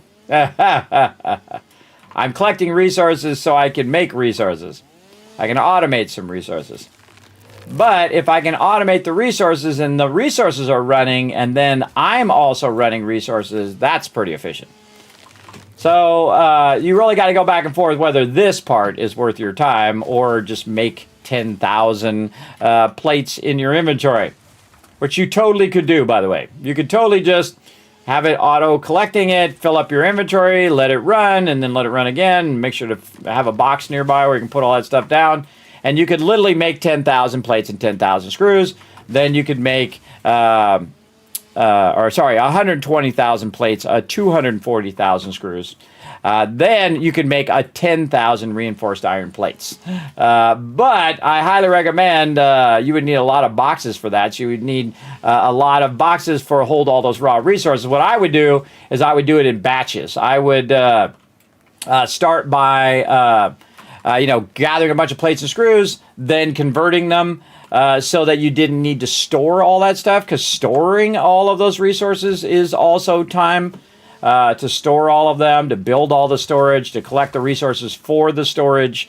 And again, you would want to store the lesser of those. So you would want to store the 10,000 plates, you want to store the 10,000 reinforced iron plates, not the 10,000 or the 120,000 plates, because that would be a lot of storages. And the smartest thing to do is actually to store it in the space elevator. And the reason why, I was about to say the awesome sink, not the awesome sink. That would be bad. My brain tries to trip me up all the time. Again, sleep apnea kicking in. But you want to store it in the space elevator because the space elevator has an infinite storage, right? As opposed to you storing those reinforced iron plates. So you might be smarter to make a bit of reinforced iron plates, then make a bit of rotors, then take it and run it into the space elevator, where the space elevator can hold those 10,000 plates and hold those 10,000 rotors in the form of smart plating, right? So you would want to make all the stuff ahead, make the smart plating, and then let it run in there, which is what we're going to do. Grab all this stuff. You can use this for your MAM or for survival.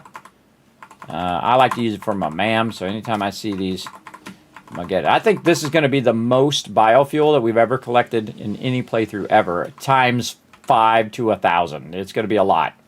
It's going to be a lot in the beginning here.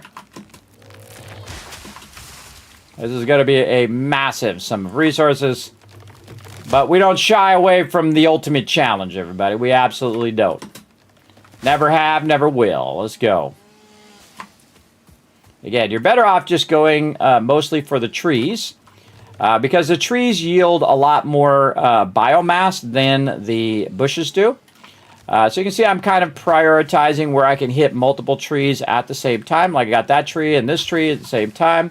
Here's 2 trees together. So if I hit this tree or if I hit a bush in between, boom, I got both trees at the same time. Now, if I AoE around and I get the bushes too, well, hey, bonus. But again, I won't go around and grab the bushes at this point. I just want to hit the bush so I'm hitting the trees. So that's going to be a more efficient use of my time. Uh-oh. What up, big boys?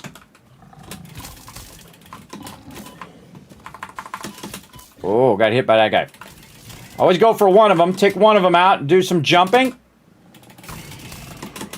Watch out for his buddies around here. So I'm going to get the high ground. There he is. Whoop, jump. Get a few shots on him. He's going to come back, wait for him to run past you, and then zap him as he's coming at you right there. There you go. That's a GG's. Get over here and find my loot that I can use later on. All right. And whenever you see those guys, they're guarding something, everybody. They're over here guarding something, a node, resources, something.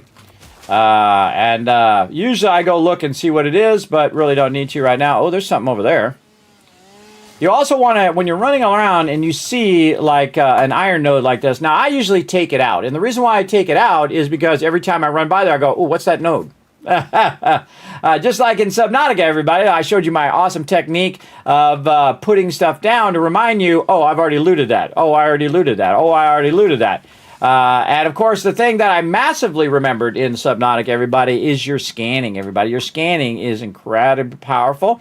We actually went in, as a cartographer, a map maker, we went in and made a map and then figured out how we could optimize our scanning to find this resource. And the funny thing is, I made all these bases and I did not find the resource.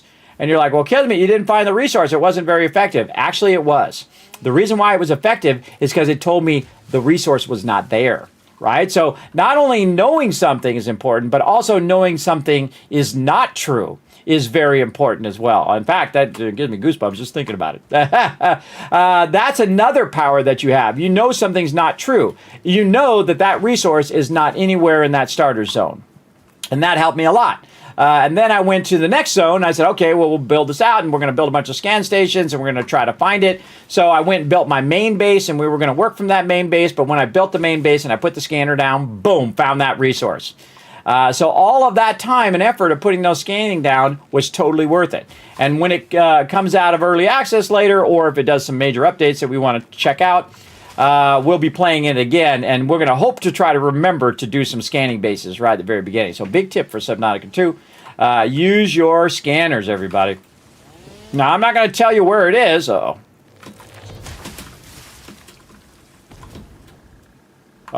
we got a big fire guy. Oh, he's hitting the edge, too. Come on.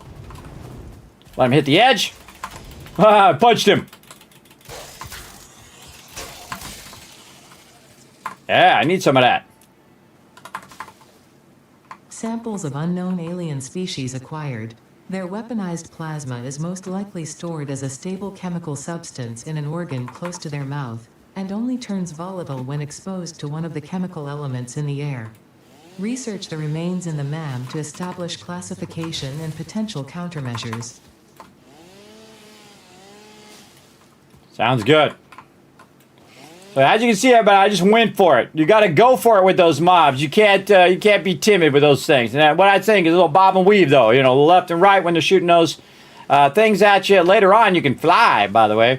When you're flying, you see they're about to shoot you. You just go left or right, and they'll try to anticipate you. So you're going this way. They'll try to shoot this way. They'll try to shoot this way because you're going this way. And then what you do is you go, sight, and you go back the other way. And then the thing misses you. Fred knows what I'm talking about. Right, Fred? Tell us all about it, Fred. You think there's some good stuff here? Thanks for letting me know, buddy. He's always telling me, hey, Kismet. Oh, he's not wrong. Whoa. Fred, let me know. Right there. There's a pure iron node right there. Oh, hold on now.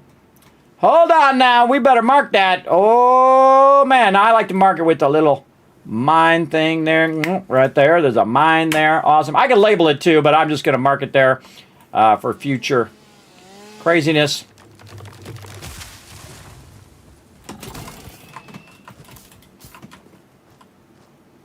Toto! Come on, big boy!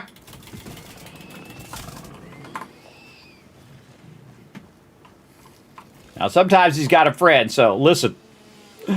Listen for his friend that's behind you. Again, I don't even know what's over here, everybody. See, this is a great way to explore the world, too. Is when you need tons and tons of resources. Again, I could have spent all this time just converting resources, which is, again, probably more efficient in the short term. But in the long term, we want to get our power going so we can let that run. And what we could do is just literally let it run while we're collecting resources. And we're going to be doing a bunch of that for sure. Again, just trying to fill up my inventory, though. Still have a bunch of biofuel left. Oh, no, I'm out. Okay, I'm out. I need a little bit more. All right. Right here. And so we'll go, look at that. Wow, that's a lot. And I usually do the leaves because the leaves are stacked to 500, and you want to go ahead and just kind of stack those out a little bit. And then I made a little bit too much biomass there. Though, what we can do, oh, you know what? That would actually be more efficient, is to convert it all where we are into biomass. Is that going to be more efficient stacks-wise? Let's see. So that means that when we walk back, we'll have more. We'll already have the biomass converted, and it will take up less stacks so we can bring back more in a single round. That would be more efficient. And converting the solid biofuel takes longer. So we don't necessarily want to do the thing that takes a long time. We want to do the thing that takes a little bit of time. That's more efficient in our inventory, which is what I'm doing right now. I'm converting all of the leaves that I've collected so far into solid biofuel, and it converts at each one is 20. So it's using 20 leaves to convert one biomass. And that's really going to take our leaves out. And again, you can just see in the inventory that slots are getting empty, right? So that means we can put more in there. There we go. And then we will convert the wood. Again, you just hit the space bar on the little hammer. I'm not doing nothing, everybody. It's doing it all by itself. And let's see how long this takes. Now, is the wood going to produce more slots of biomass than the actual wood stacks themselves? See, it's about inventory efficiency. No, see, look. See how it's starting to fill up our inventory? And we're getting more biomass stacks than we're getting wood stacks. So I'd say it's more efficient to just convert the leaves, but not convert the wood. The wood would be better left as it is. See, my inventory is filling up. We got to watch out. We got to leave the last two so we can pick this up. And now we know. All right, let's go back to base. Now, another efficient thing that I can do is I can have it processing while I'm doing something else. Look at the space elevator, everybody. Very cool. Very cool. While I'm doing something else. So it can start making the fuel and then start running it in my base while I'm busy collecting the resource. So that's a very efficient way of running too. And we're just going to run back over here. And again, we're going to be cutting down, I think, 90% of the whole game at this rate. Night, y'all. Hey, thanks for coming in and hanging out. I appreciate you. So we're going to really have to... Ooh, okay, we need a ladder up here. We need a ladder or we need a ramp. I don't think I brought enough stuff to make a ramp, but I am awesome at parkour. Right here. Boom. Again, try not to damage fixed property if you can avoid it. Over here. And then slide to the left. Slide. Look at that. No damage to fixed property right there, everybody. That's pretty good. Pretty good parkour. All right. Now, right over here, we do have our stuff here ready to rock and roll, right? So we can go ahead and put that in there. We also have our biofuel already ready to go over here. So we can just put that in there. And notice that, by the way, even though we don't have any power, it is already starting to feed that down the line. What we really want to do is actually take this out. And the reason why we want to take this out and move this right over here. And the reason why I want to do that is so we can make a much shorter connection between this box and feeding it into here. because that connection needs to be these conveyor belts that are level 2. So when we go and we make a ton of it and we put it in this box, it can feed it faster into these. And each of these can feed at 240, or this one can feed at 240, because this one is our solid biofuel over here. And this one can feed at 240 as well. But the fastest belts we can do right now is 60 on the low end when you first start. And then we just upgraded. Now we can do 120. So we can't really do the really fast ones. But we can try to get this in here. Oh, a little too close. So we do want to have our stuff much closer so we don't have to spend as much resources getting the stuff out of the box over to here. And you're like, well, Kismet, you want to get it faster from over there. That's true, but not right now. Right now, I want to do the fast part and have it do the long, difficult part, right? So I want this to be here. I can make a bunch of that, leaves, I can convert all the wood, and I can put them in here, and then it's going to go faster into these. So I only need to make the reinforced iron plates for this part right here, right? So to distribute it faster into these machines, and thus those machines are going to process it faster. And then the output of this is 60, and the output of this is 60, if this is 240. But if this is 120 is the input, or in this case it's really 60, then that means the output is going to be scaled down based on the input. So let's say we add our 120 belts, right? And we have a ton of it. We put it into the box. It's feeding in at 120. Well, that 120 is going to get cut in half anyway. And then it's going to be 160 and 160 anyway, unless we make 2 separate boxes and we run those in at 120, which is what we want to do. So we want to make sure that we can kind of help ourselves exceed that, that total amount. So we're going to go ahead and take these completely out here and rework how we got this like this. So we want to have separate boxes. And again, I'm showing you some awesome tips for Satisfactory right here. So we're going to increase the speed based on the output of our box. In fact, that's still too far. That's still too far. I say we put it this way and we just line it straight up in there and give it the minimum distance that we can between the box and this. There we go. Now we only need two conveyor belts to get it from the box here, and we can get it even closer if we want, but I like to see it running. And then this is, again, if I upgrade this belt to 120, that's feeding in there at 120. Then we want to also go over here. We want to slide over this way and get ourselves some concrete. And we want to do the same thing. So this, if you have the physical limitation of your belts, this is how you overcome those physical limitations, by thinking very smartly like this. This is what we're doing. We're going to think very smartly in this playthrough, because otherwise we ain't ever going to get it done. So we're going to think very smart. There we go. So instead of me splitting it and it going from 120 into 60, I'm going to create 2 belts of 120, and then this is going to feed in there, both of these at 120 with all of those resources. And again, you can see I have this here, so I'm going to take half of this like this, and then I go here, hold down Control, left click, boom, see, it puts it all in there. Why doesn't every game do that, everybody? By the way, I suggested that to Planet Crafter, which is another awesome game. If you love Subnautica, you'll love you some Planet Crafter, that's for sure. Done by just a couple devs, too, by the way. They did a phenomenal job. I did suggest that if you hit Control, it would work very much like Satisfactory, and guess what? They added it to the game. So I know it's possible, talking to you, Subnautica, that you could just hit Control and it would just put it in there. I'm talking to you. Don't make me click every single one of those things. Don't make me press the button. I want to just Control click and go in there. And remember, Subnautica 2 is still in the middle of development, everybody. Don't worry about it. Don't worry about it. I'm sure they'll get around to it. Okay, so now we're getting more efficient. And you're like, well, Kismet, those are not 120 belts. That's true. They're not. But I'm setting it up where we are now going to be super efficient there. Now, the one that's actually producing resources over here, we can actually use the cheaper plates to bring this over here for now, until we have enough plates to run more of these. So we're going to go ahead and try to get this to stop being so crazy. Right over there. And of course, we need more plates to make it happen. So we need to go over here and see if we got some extra plates laying around. We do not, but we do have some of this, and we can make some. And you're like, well, Kismet, your factory's not running. Well, that's what we're working on right now, is to get that factory running. in such a way that we can get it going, where it'll make its own power.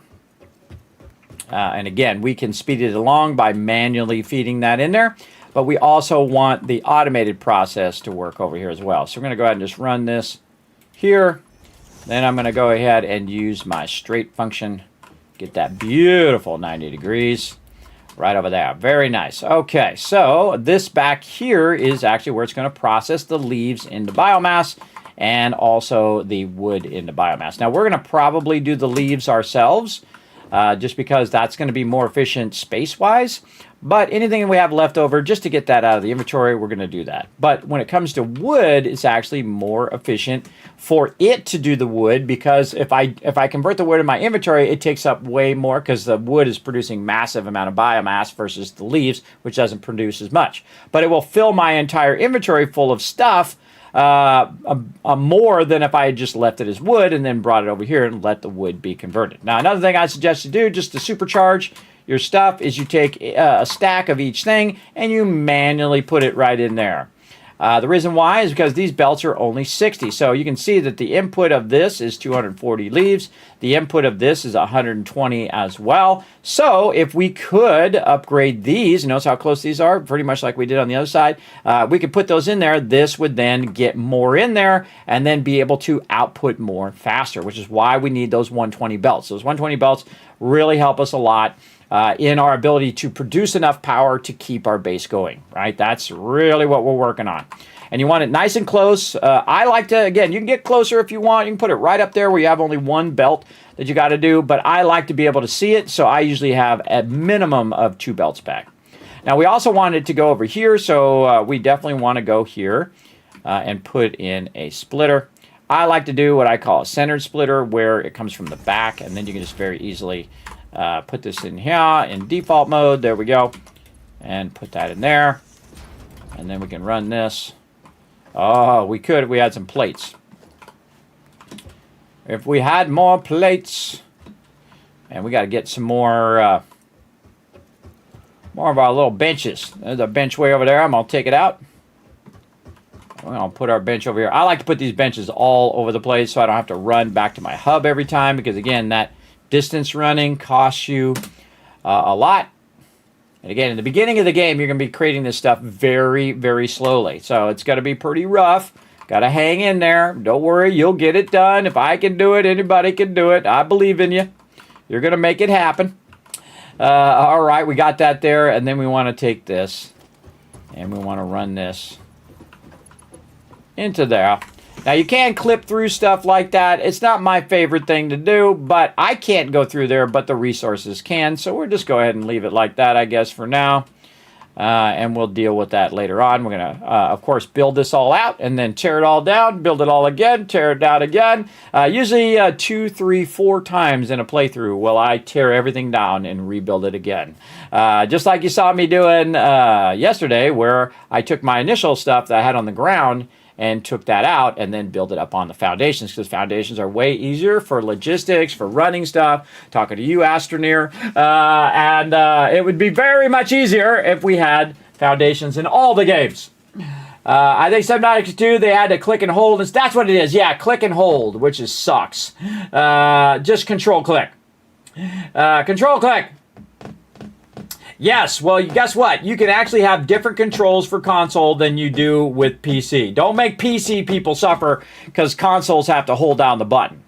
I'm just saying. Or even better, here's what you do. You have both options so that people can turn it on and off if they want. And then you could have it where you can just say on console, hey, I want a single button, like when I hold down, or if I want a combo button, if I hold down the trigger and then press X, boom, it just puts the whole thing in there at once. How about that? So you don't have to hold the button down every time. It takes so much longer to hold the button down than it does just to control click.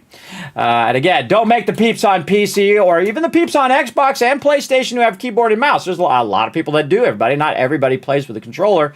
I'm okay with controller, but I've seen some people who are exceptionally good with controller, but they are really, really good. Big love to them for having them skills. Having them skills. All right, so we need some power, everybody, and we don't have any right now. We got a little bit of biofuel. So we want to go ahead and get our biofuel processing so it'll make more biofuel. You got it. So we have 12 of our different things here. And if we take 16 and we try to cut it up into little little pieces like this, we have 1, 2, 3, 4, 5, 6, 7, 8. So we only have enough for 8 right there if we did 2 each. So we're going to need to manually make a little bit more just to get this bad boy jump started. So we already have some leaves over here that we can just grab right here. So we don't have to do that part conversion. And we'll grab 1 out of each. And at some point we will chain these things. I'm not sure at what point you can start daisy chaining stuff. Don't tell me. Don't tell me. I want to figure it out. All right, so let's really go all in. And we're going to convert here a bunch of biofuel. So what we need is we need something divided by 12, right? So 12. So if we make 50 of them, and again, using my spreadsheet over here, divide by 12. And by the way, there's websites and everything that do all of this stuff as well. It'd probably be 60 divided by 12 would be better. Yes. Okay. So we're going to do around 60 just to get the numbers to hit an even number.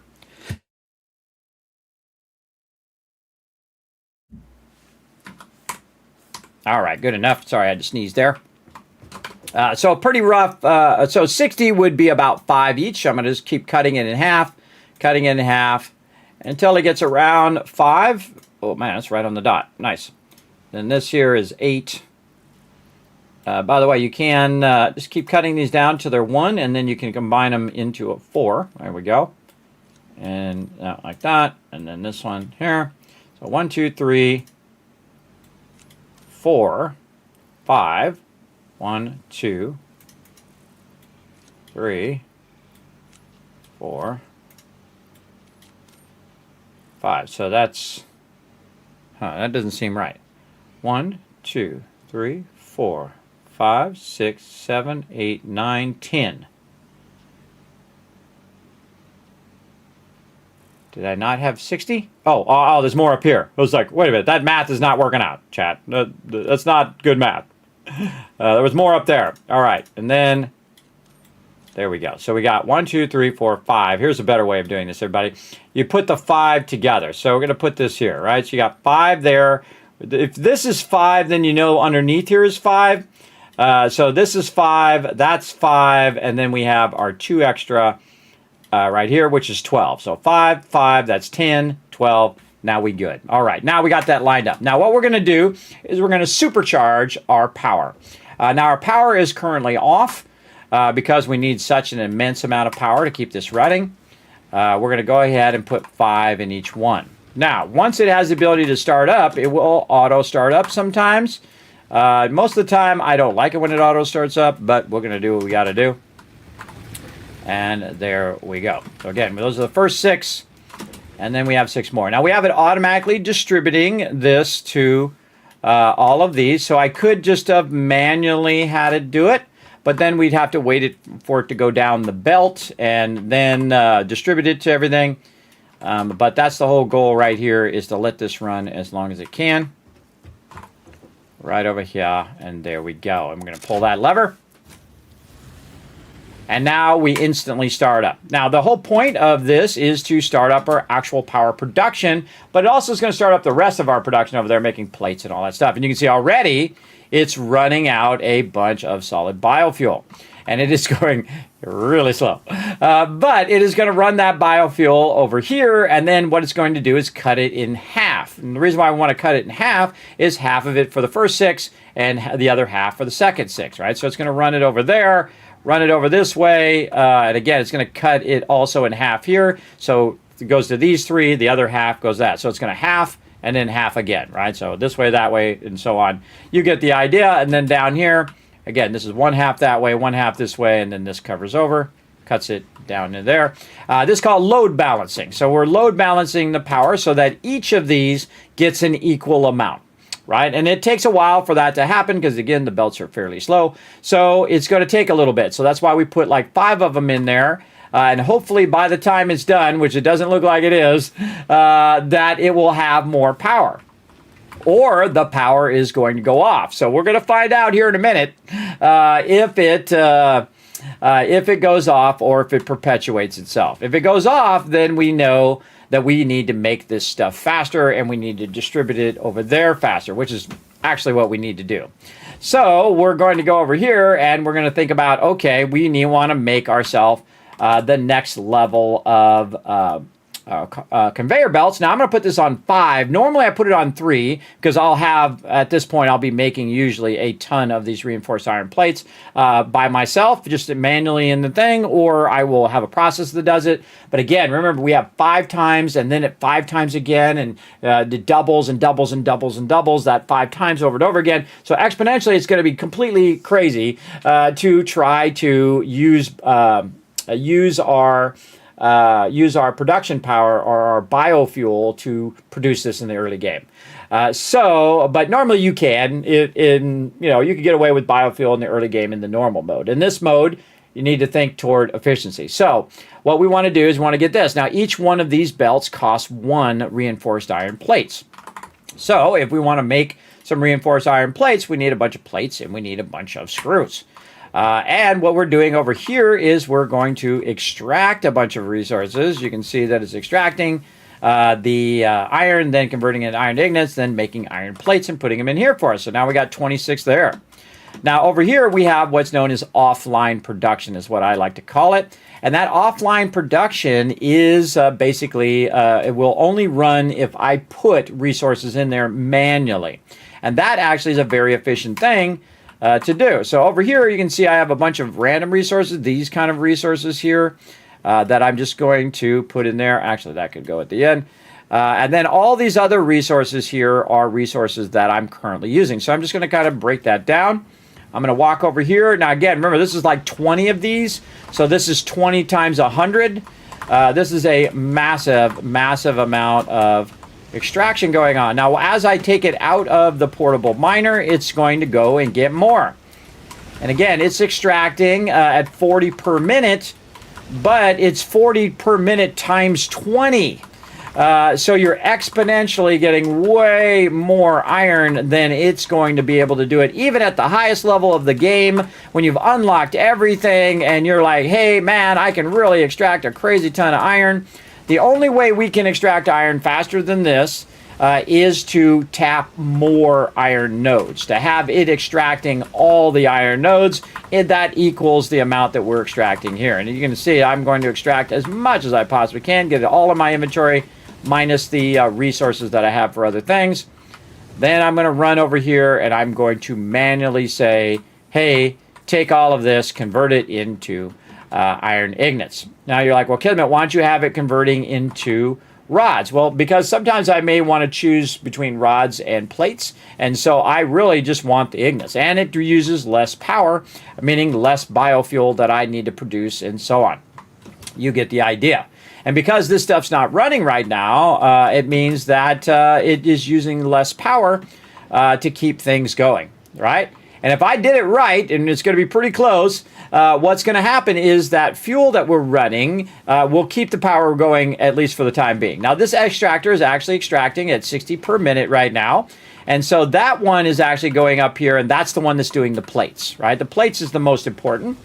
Over here, we're also doing a bit of offline production where we take this copper right here, and we take the copper out of here manually. And again, this is what's most efficient right now. By going around collecting, a whole world's worth of biofuel right now is not as efficient as me taking this just so I could have that extractor there. It's more efficient if I just manually pick it up like that, put it in there. It's going to feed it in here, turn it into copper ignites. From copper ignites, it's then going to turn it into wire, and it's going to put a bunch of wire in this box for me right here.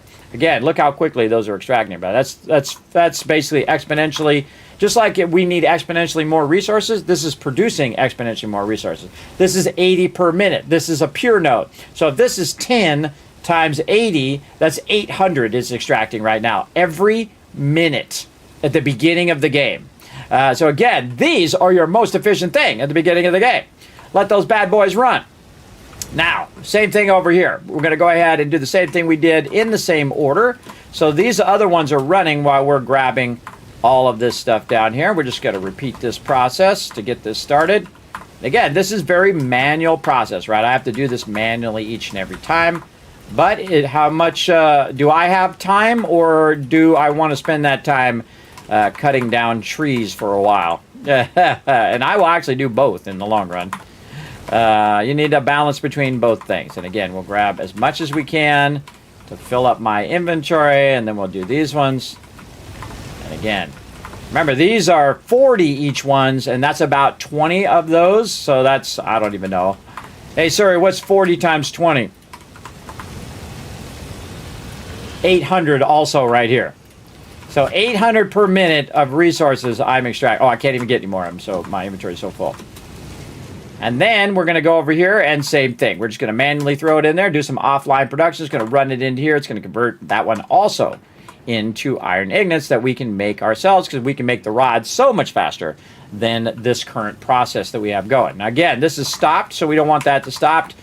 And we're going to work backwards like this, getting all the stuff that we've already gotten, making sure that all of our stuff is running to its peak efficiency. Again, you go forward one way, backwards the other way, and eventually you'll get them all extracted, and you get all your processes back up and running again. By the way, these require no power, so that means you don't have to collect any fuel for it. They'll just keep running and running. I'm going to say they run on solar fusion power. How about that? I just made that up. I don't know what they run on. We'll just say that's what it is. I'm sure somebody knows over at Satisfactory. Somebody knows what that runs on. There we go. All right, now we got that. That's going to run in here again. More iron ingots. And again, the more it does, whoa, look at all those iron ingots in there. Holy mackerel. And then a bunch in there as well. And again, that allows us to make our plates and our rods at this early stage of the game. And eventually, of course, we'll automate all of this, but we don't have our perpetual power, so that's going to be a big issue. By the way, that copper is already done down there. Let's go ahead and grab it one more time here, so we can just kind of set it and forget it. Now, our job, we provide the fuel. That means that I go provide the fuel for the factory manually. I have to manually go and collect it, and then I can automate the conversion. So I'm going to go ahead and let that automate those conversions while I go and make sure the fuel is doing okay. Let's go over here and check it out. All right, still going. Look, that didn't run out, everybody. It didn't run out. It did distribute enough to keep it going. Now, look, it's as much as I put in there. You see that? It went back up to 5. That means that we're actually producing fuel faster than it's using the fuel. You're welcome. I just saved you and told you the most important thing in the game. Did you miss it? Did you miss what happened? Let me tell you again, just to make sure. You want to be producing more fuel than you're using. I know, seems simple, right? Well, I just showed you how to do it. I just showed you how to do it at the beginning of the game. The hardest way you can play this game, I showed you how to do it right there. In fact, we're going to do it even more at a higher level now. Now what we're going to do is we're going to feed that in there faster so we can make more. So we want to go ahead and get our iron. I'm on fire today, chat. I'm on fire. Look out. The ZX Spectrum, 16K of RAM. Man, you were living large, bro. Yeah, way back in the day. I love the original joystick with the red button. Oh, man, I don't know how many people in the chat use their joystick so much that it got worn. It's like my keyboard over here, but I have this really old G510, by the way, still working, by the way. Big love to Logitech. G510, which I use on my streaming PC. And the WAS and D are worn off, everybody, from playing way too much MMOs with my crew. All right, we're going to make a bunch of manual plates there. And then, again, we need a bunch of screws, so we're going to make a bunch of screws. Get this going.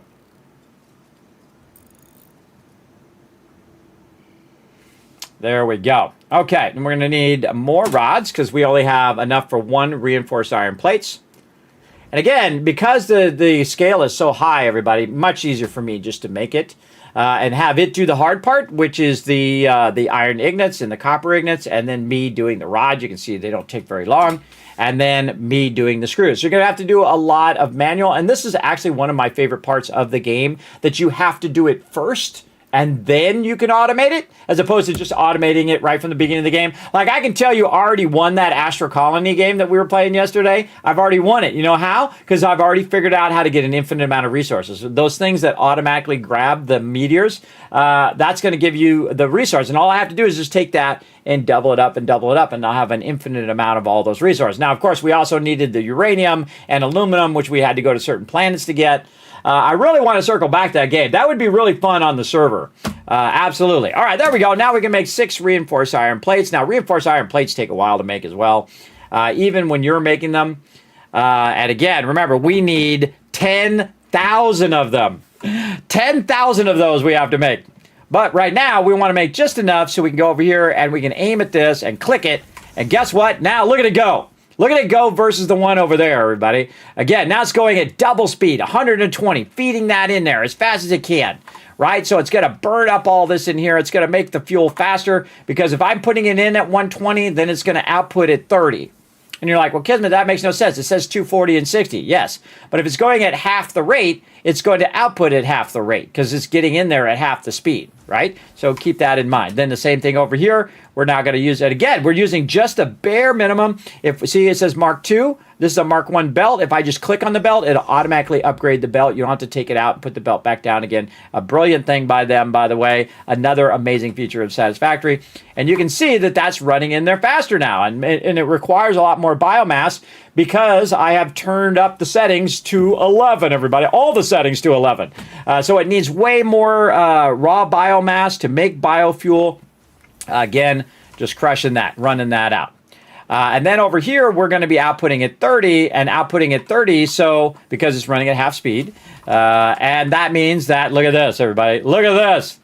Now we're getting a very consistent 60 right down here. So it's producing 60 per minute right now and whatnot. Now, is that going to stay like that? Absolutely not. You know why? Because back here, it's not converting it fast enough to get that going, right? So over here, this really needs to be running at 120, or actually 240, because it needs to be 240 and then cut into 120 and 120 in the back here to keep up. But in the meantime, it's going to make a whole bunch of it very, very quickly to make sure that our power doesn't go off, and let it run for a while.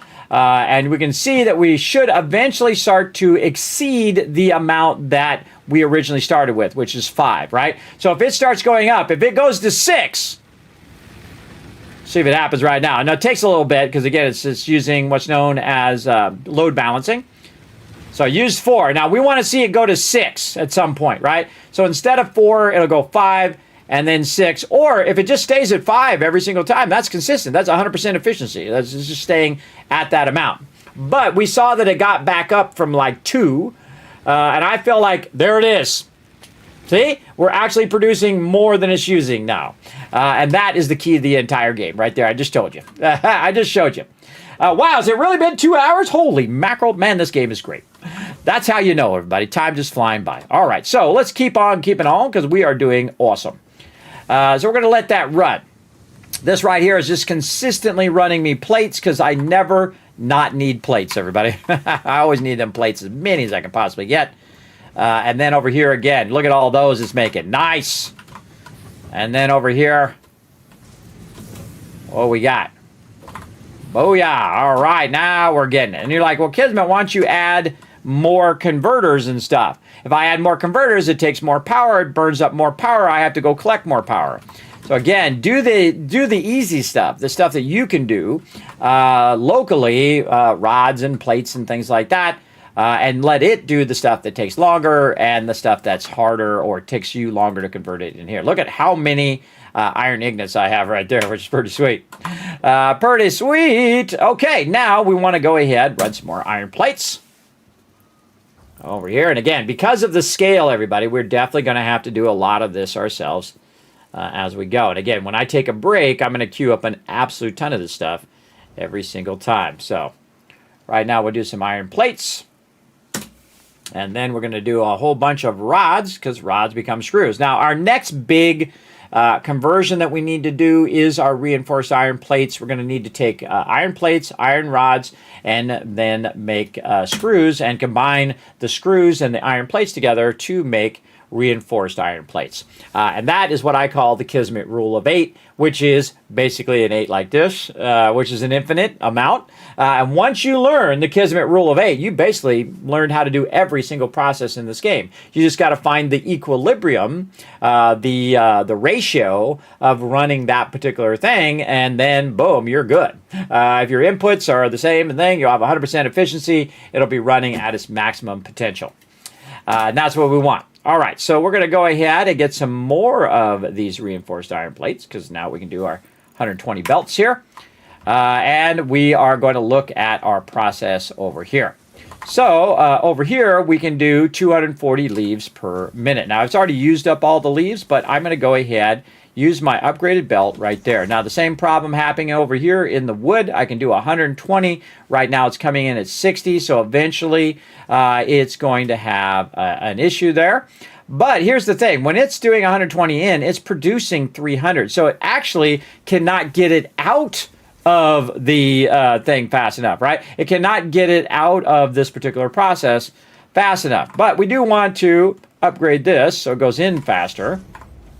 And we also want to upgrade the output so it goes out faster, right? And we can actually do a little trick here where we could separate, if we had some rods, where we could separate the one that's running faster so it can get all that stuff out of the conveyor faster than it does in the thing. And then we can kind of do some of our trickery where we do manually moving of the resources. And if you're going to do it at this scale, everybody, it's going to involve you. It's going to involve you to get it at least started. And then eventually, once we get to that level, we can let it run. We're going to let it cook. All right, so here's what we're going to do. We're going to separate these two now. Again, this is all relying on the fact that we have our 120 belts. So we're no longer going to merge this here. We're going to take that out like this, and then we're going to go ahead and have our own storage over here just for this. And again, we're going to put it as close as we can so that the output of this is 120. So now you can see that it's going way faster and it's going to backlog in this box way faster, right? So again, if we're running it in at 120, it's going to output at 300 per minute. So that's faster than the belt that we can even do, right? There's no way for me right now to run that out at 300. It's going to cap out over and over again. But it's running out at double the speed now. And there's a great trick for this since we don't have enough to run our higher level belts over here. What we're going to do is take this out and take this out, and we're going to recombine these together, which conveniently are nice and straight. And then we're going to put a merger here. Now notice I have a splitter, and we're going to need some cable. Let's go ahead and get some cable from over here. We might have some just sitting in here. We sure do. Might as well use the resources we got versus making new ones that we don't. And then we are going to hit 4 here for a splitter. But now I'm going to hit E, and it's going to switch between a splitter and a merger. And notice I'm aiming right on the belt. If you aim on the belt, it automatically oriented the merger, which is awesome. So it's smarter to put your belt down first, and then put the merger on the belt, just like that. Also use our beautiful straight mode to get that to go right in there. Now that's going to come out of there at 60, everybody. It's not going to come out at the full speed because we just don't have enough belts or enough reinforced iron plates to make that go at 120 yet. And even if we did run it at 120, when it got over here, it was split into 60 and 60 anyway. But what we can do is we can physically take it out of there. We can physically run it and cut it in half in my inventory and put half of it in there. And we can put the other half in there, or wait, no, half of this as well, in there, and then in there. And you know what we just did? We just ran that at maximum speed now. So we've kind of overrode our inability to run it at a higher speed. So if we take it from one box and we put it in the other box and then run it at 120 in here, we're actually increasing the output speed of our power. And if we have an increased output of our power, we can see that our belt is running at 60, which should be enough because 60 is going to be 10 each one. And right now it's only using so many. Look, it's at 19 now. See, remember, we started at 5, went all the way down to 2, and by the time it got to 2, we've increased the production enough, so it's actually started gaining. And that's what we want. We want to gain overall so that it doesn't turn the power off. But we've got a small problem, right? We got a problem of we're going to run out of resources because you got to physically go and collect these resources. So we know we're eventually going to run out here. We've already run out of that over there. We're going to need to get back to it. Another thing that we can do is what I call infusion. Infusion is when you have a part of the process that you're doing right here. And you can just kind of manually take that and throw it in there. In this case, we've got plates that we're doing, and you can see that we're running them in. They need to run in at 60, but I can just infuse that. And now, instead of it running in at 30 or whatever rate is coming out of here, yeah, at 30, just in case because otherwise, if it was coming out in an excess, it would be maxed out. So I can just infuse that in there. Now, if I had the ability to overclock it, I could make it go faster, but it's going to exponentially use more power. And in this case, because it costs so much power to start with, if you exponentially boost these, everybody, which I normally do in the normal game, it will have a massive diminishing return in this playthrough. In the normal playthrough, it doesn't. In the normal, you can crank it up. You get a good balance of that, but because it exponentially costs more power, exponentially costs more resources, if I were to overclock that, it would be very bad. The only thing ever I find the most, well, not ever, but the most valuable thing to overclock is your extractors, because your extractors, while it uses a little bit more power, is going to produce massively more resources, plus it saves you time from going and getting more nodes that you don't really need to go get. If you could just overclock that, because you already have the process, you upgrade your belts, you get the idea. It's much more efficient to do it that way. But what I can do is also go back here and put this in here, and it will automatically just run those out like that. So it will automatically run that into here and try to keep up with the output over here. So this is using 60 per minute, and this is outputting 30 per minute. So you can see that there's a discrepancy in speed there, right? So it's not outputting enough, fast enough to convert these belts, convert these plates at full speed. And this is also when I'll go in and see if I can find a little spot. Let's say right here. Well, we could go ahead and manually infuse this in here by basically going in, put a merger in there, and then we can put this into here like that. And I can put these in here, and then what it's going to do is take these and infuse these in here where that's constantly coming out. So again, this is now coming out at 30 per minute. But again, we need 60 per minute in here to keep this at its maximum speed, right? So if I have a bunch of extra ones and I want to make a lot of plates, the smart thing for me to do is to put it in here. Now I'm also using a separate one, which is converting it here manually. I manually put that in there, and then that's running to here. So I can just say, you know what, just put that into there. And so basically I'm using 2 smelters to make a lot of plates, and I need a massive amount.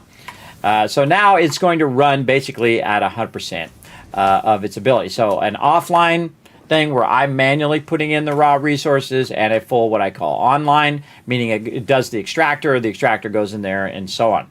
Now our extractor right now, this is a normal node, so it's extracting 60 per minute. And because we have turned up the settings, instead of it normally doing 30 in and 30 out, which is 1-to-1, it actually requires 60. So it requires 60 just to do 30, right? So do half the amount. So we could either get more iron nodes, we could unlock technology that overclocks this node, and so on. Or we can manually collect it and put it in a box, and we're extracting it at 800 per minute versus 60 per minute, right? So 800. I can make it even more. I can keep making those portable miners. I can make 100 of them. 100 times 80 would be, what? 8,000, right? So I'd be basically, or 800. No, 800 times 80, add the 0, 8,000. Yes. 8,000, I could be extracting 8,000 iron ignite manually, which is more efficient, you think? Paying to go collect a bunch of resources, or taking the time to collect all those resources, making biofuel, or me using something that doesn't require any power to extract 8,000 iron and then sitting there and letting my character let it run. Obviously, that option, everybody. 8,000 is better than 60. 8,000 per minute, if I wanted to. Now, that might be a bit excessive, but at this point, maybe it's not. Maybe it's not with this kind of scale that we're doing. But also, this runs consistently if we have enough power. And it can run while I'm doing other things, right? And again, what I really need is a lot of plates. And eventually, I need a lot of rods. But I can make rods faster than it can, right? It takes a lot longer to do that. But again, we want some of that automation going because that's what the game we're playing, number one. And number two, we want to burn up that excess resource when we're not just here standing converting it, right? Now, at some point, when I do, again, go AFK, I will just grab everything out of this box, and I will just convert it myself in record time versus letting this convert it. But at some point, by the way, as you progress through the game, this gets faster than you. This gets way, way faster than you, especially when it's perpetual, when it just continuously runs forever. Then it has the power of time. So while you're sleeping, it's making resources, which is awesome. We just got to get to that part, right? That's the biggest hurdle in the game, is getting over this part, where the starting part, where you can get to that coal power. All right, so now we got that going. And eventually we're going to need some rotors. So our rotors needs rods and screws, so we're going to need to make a crazy ton of those and whatnot to get our smart platings going. And do a lot of that over time. Now, I think the better thing to do, actually, is to do our awesome sink. Let's get our awesome sink up here so we can get that as a next milestone. All right, so we need 400. Well, bam, we got that. Boom. Yeah, right there. We need 200 plates. Bam, we got that because we're good at what we do. Rods, not so much. Right here, wire, well, we got a little bit. Let's go check our box over here where we dropped a bunch of stuff. Oh, hey, how convenient is that? I have 285 right there. How convenient. It's almost like I left it there for us to put it in there later on. And then over here, guess what? It's been doing a little bit of the work for me while I've been talking to you guys. Look at that. 672 wire already done, and you didn't even know it was happening over there. At least some of you did if you were paying attention. And then, bam, there's our wire. Now, what is the one thing that we don't have? The iron rods, right? So we need those iron rods. And here's how we do it. We just grab a bit out of here. We go ahead and do this. We hit these rods. We say go to town. It just happens I grabbed just the exact amount that I needed, which is just luck. And we're going to get 150 of these done. And again, this is way faster if I do it. But eventually we will add the ability to make rods. We did a little bit at the beginning as well. But we'll get all of those processes added as we go. And you only really need to make a little bit of this and a little bit of that and a little bit of that over time to keep your momentum going, right? So we want to add the basics that we need, plates and wire. Those are the two you should be doing at the very beginning, plates and wire, and then do rods yourself, screws yourself, and then eventually I add iron rods because we're going to need a massive amount of those. So it's doing plates, rods, and wire. And then eventually screws are, you just got to make an absolute bazillion tons of those. And I actually, most of the time, don't make cable. You know why I don't make cable? Because you don't really need that much. And when it does make cable, it makes bazillions of it, everybody. It just makes so much cable in the beginning of the game that I don't even bother to do it. There we go. Awesome sink. Ready to rock. Tell us all about it, Ada. Milestone reached. You have been given access to the anti-waste effort for stress testing of materials on Exoplanet's bonus program, also known as Awesome. Your awesome input allows Fixit to comprehend our amazing universe more clearly. In appreciation of this, we have generously set up an internal, closed economy with exclusive rewards and currency. Directing parts of varying quantity and complexity into the Awesome Resource Sink will grant Fixit coupons. These coupons can be redeemed in the Awesome Shop for highly desirable items such as new foundations, walls, factory attachments, cosmetics, parts, and more. Next time you have additional resources, just remember to go that extra kilometer. Go awesome. Go awesome, chat. All right. We're going to go ahead and go awesome. We're going to go ahead and make ourselves an awesome shop. Right over here. Boom. Oh, actually, let's clear our list here, and we'll get to our awesome shop first. There. Come on now. Come on now. Clicky, clicky. There we go. All right, now we need some screws. What a surprise to everybody in the chat that I need more screws. Isn't that amazing? Let's go ahead and make some more rods. And then when that says about 150, now if you notice I make exactly the amount that I need in the moment because that is the most time efficient thing to do. If I'm not at the computer actually actively playing, there's what I call passive play and active play. Passive play is when I'm just letting it run, right? Like right now, passively playing the game. But when I... Whoa! Holy mackerel, now that's a raid right there from my buddy, Dr. Gluon. Whoa, you made me jump, bro. That was like primo timing, man. Primo timing. I absolutely love the update, man. It is awesome. And being the crazy person that I am, everybody, we have taken the dials of Satisfactory and we have turned them to 11. I'm playing in the hardest way, the hardest mode you can play, randomized nodes. I am playing where it's randomized purity of the nodes as well. We need 10 times the resources. We need twice as much of the inputs of the things and 5 times the amount of resources. Normally, you're going to need about 1,000 smart platings. What I need, 5,000 smart platings just to get past the first part of the game. If you don't know what that is, everybody, that's 120,000 plates, 240,000 screws just for the 10,000 reinforced plates that I need. As well, I got it written down over here in my spreadsheet. As well as 100,000 rods, 500,000 screws to make the 10,000 rotors that I need. And when I combine the rotors and the reinforced iron plates, I will make 5,000 smart platings, which is insane, bro. Yes, I did a brand new playthrough. And again, everything's randomized, so I don't know where the nodes are. I don't know where the stuff is. The power consumption is insane.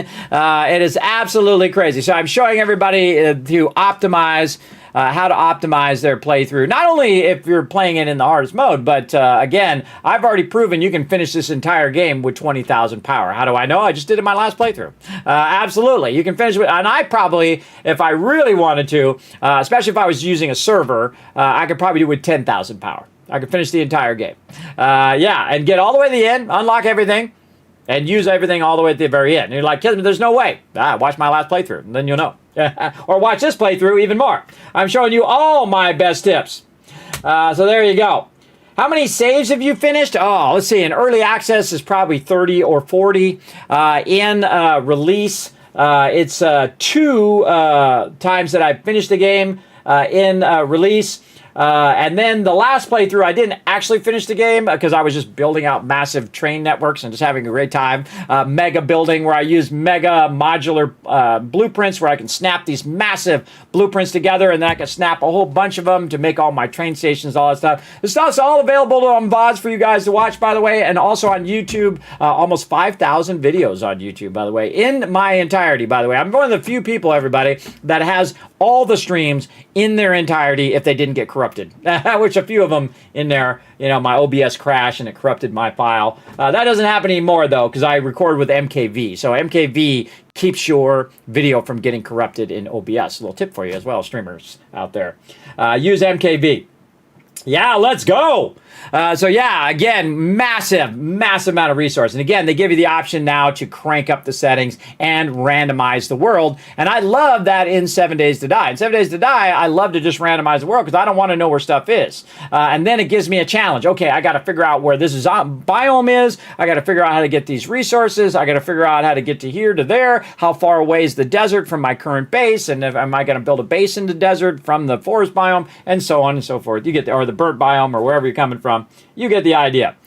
So that's what we're doing. We're doing the most difficult playthrough of Satisfactory that has ever been done right now. Or well, that's been done in the default anyway. We don't have any mods. We're playing non-modded in 1.2. And I've not gotten to where I can daisy chain my stuff yet. Don't tell me how yet. Don't tell me. No backseat gaming, everybody.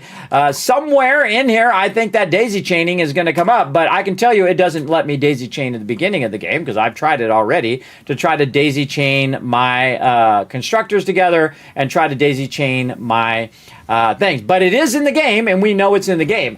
Not only did they add daisy chaining of your machines, but they also added fluid trucks, vehicle paths. They added selfie mode where you can take pictures of yourself running around, spawn toilets, And then, of course, game mode modifiers, which we did, and we turned the game modes all the way to 11. You know how it goes.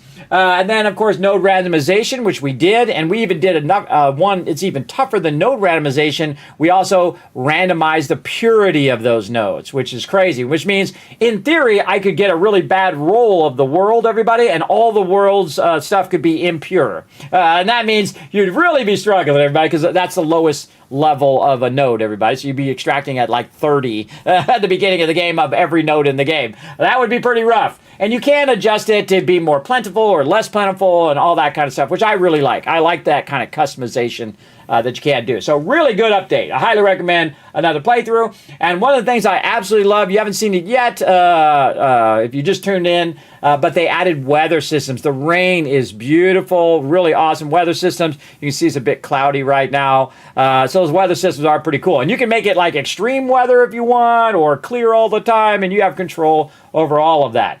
And again, that's what you want in a game, everybody. That's as exceptional as Satisfactory. The ability to randomize it, the ability to customize it to how you like to play. And they have all of that in there. But we're going to run out of fuel if we don't get cranking here, everybody. Again, remember, we're still at the beginning of the game. Watch this. We slide under. We got to get some more biofuel, because I can tell you this thing's probably out of leaves and out of wood. And in a minute, it's going to stop producing over here, and we're going to be, oh yeah, look, used all that up.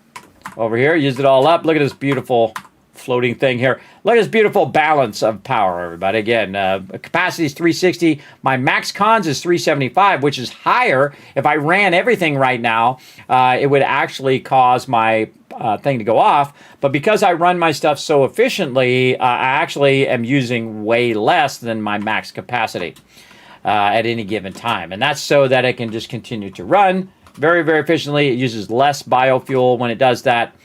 And we're just going to, again, let this run. Now, I'm always making something that you never have enough of. I think, even when I'll max it out later, you never seem to have enough concrete, everybody. You never seem to have enough. Let's get over here to our concrete, because this is the next thing we want to work on. Look at that. We got 1,000 in there. It's not enough.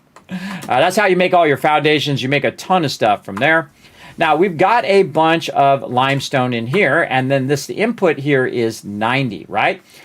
So if we run this in, say, 120, it's going to go and split in half and split in half, right? So it'd be 60 and 60. Right now, it's coming in at 60 and going in at 30 and 30. So it's 1/3 the speed, right? So it should be 90. Right now, 1/3 the speed. So it's going to start to create a bit of a backlog if we're extracting it faster than we're using it. So say we're doing 60 total is the amount that we're using, and we go back here and we look, oh, okay, well, it's only extracting 60.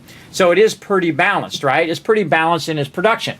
But it doesn't really matter if it does that, because what you really want to do is if you have a bunch of excess that you have, which I do, I can go ahead and run that excess as well, even more beyond what's this. And you're like, well, Kismet, how do you get excess here? Well, you can go manually collect it right here, or you can be super smart like right back here.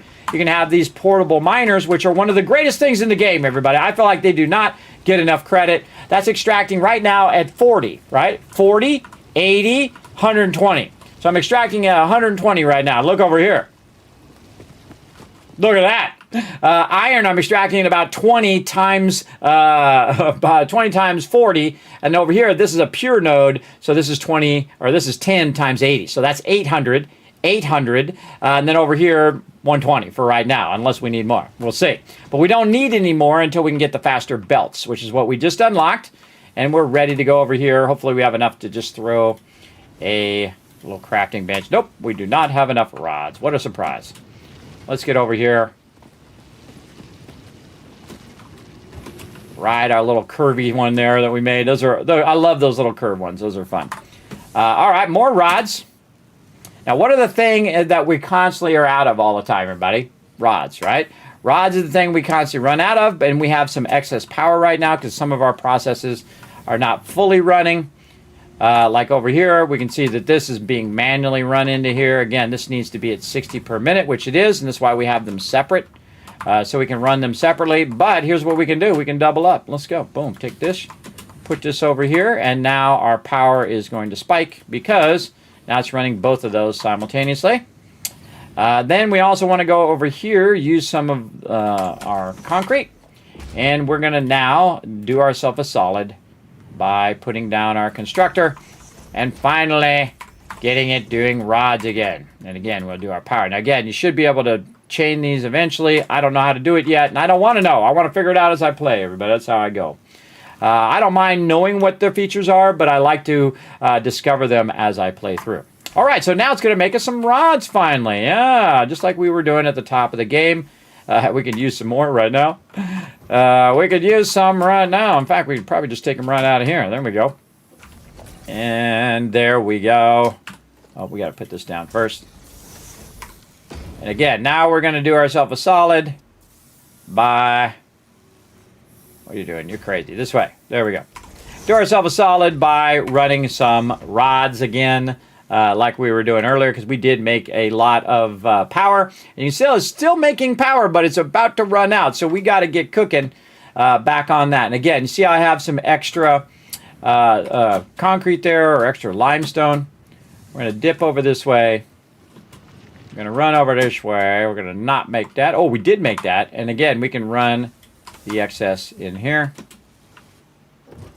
Oh, actually, we can put that in there. There we go. Put the whole thing in there. And we need to upgrade this one right here. Just this little belt here. If we can upgrade that little belt, instead of coming in at 60, it's going to go in at 120 and burn up all that excess, making us more concrete. And again, look at this. Instead of at 45, everybody, it's 90. So it's twice as much resources on the input. And then you got to think it's twice as much on the next one, twice as much. So it just keeps exponentially doubling, everybody. And the longer that process is, the more insane that doubling gets, right? Just imagine what it's like when you're running your particle accelerators later, everybody. It's going to be insane. But that's part of the fun, right? That's all part of what we're doing. All right, so let's go ahead again. Just put these crafting benches all over the place, because we're going to need to make some stuff. We want to make some reinforced iron plates here. Let's go. Let's get it done. Nice. Okay. Make some reinforced iron plates. Now we can go ahead and upgrade this. And now, instead of it running out at 60, it's going to run 120. And these belts are already 60. So now it's going to fully fill those belts. And now the input is 60. So now instead of it producing 1/3 of 15, whatever that is, you guys can figure out the math in chat if you want. And again, we can figure it out right here. We can hit N15 divided by 3. It's 5. Duh. But instead of producing 1/3, what it's going to do now is produce 2/3, right? So 2/3 of that. So again, if we go and we say 15 divided by 2, by 3, it would be 5. We add 2 5s together, which would be 2/3, right? So 5. So if it's thirds, it'd be 5, 5, and 5, right? If you visualize it in your head, 5, 5, and 5. And we take 2 of those and add those together, 2 5s together would be 10, right? But we could be outputting at 15. So if we had faster belts and we had faster inputs, we could actually output as maximum. But we just increased it. We just doubled the output that we were doing before, right? So that's what we're trying to do. We're trying to increase our outputs by using, by the way, using the same amount of power. I haven't increased the power. It's going to run more often, which is going to increase power that way. But I just doubled my output simply by doing that one little belt. That one little belt did that, which I think is pretty awesome. I'm the king of efficiency, everybody. That's my job. And remember, your official Fix-It corporate mandate is efficiency first. So let's get up here. Let's get this going. And again, this is going to use this up faster than it's producing, because back here it's only producing 60 to run that in here. Why did I put this so far away? I just realized. Oh, because of the terrain. The terrain is like in the way.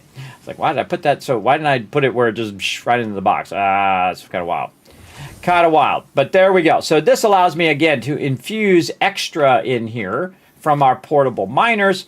And because this is now going 120, it'll infuse that in there faster. Now, if we could go in and make this faster, we could get this in and get that in here faster as well, but it wouldn't make any difference, everybody, because we're not feeding it from this faster.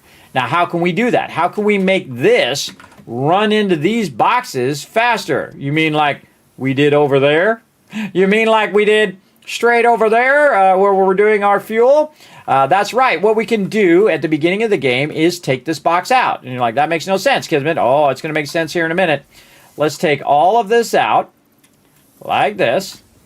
And we can override our inability to do it faster. And that is because we can take a box and we can put it right there. And we can take, and some of you are like, Kismet, I already know what you're going to do. I already know.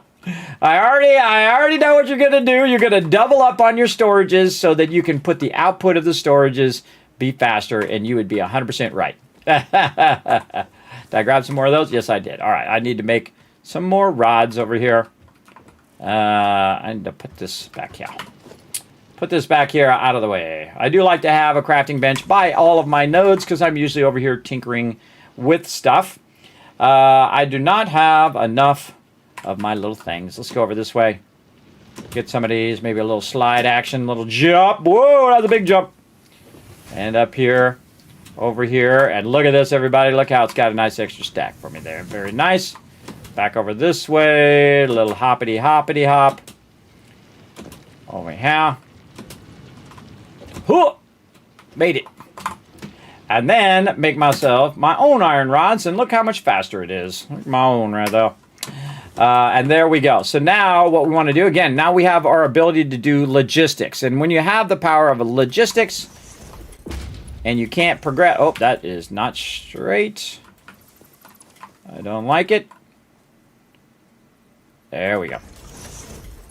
There we go. So now what I can do is I can put a bunch of limestone in this one. And I can say, you know what? Run that at 120.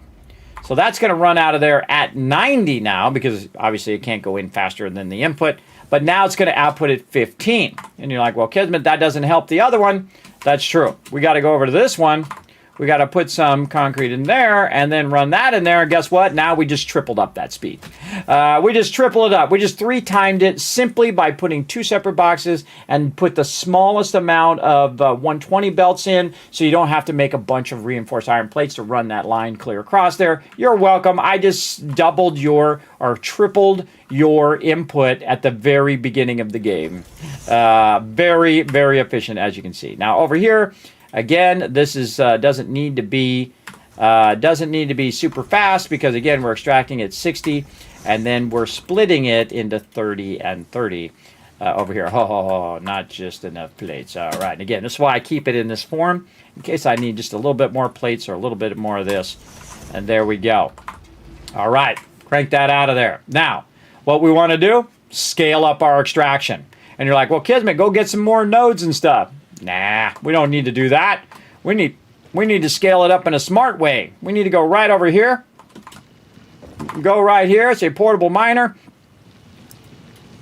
And we're going to clear our awesome shop for a minute. And we're going to say we want to make a portable miner. So we need more rods and we need more plates. Well, it just so happens that we just got all of that up and running. Oh, and there goes our power. Our power is off. And we knew it was going to happen. We knew it was going to happen. If we don't go collect more power, we're going to have trouble. Now, it made me 116 rods there. And it should have made me a ton of plates over here. Where is it? Right here.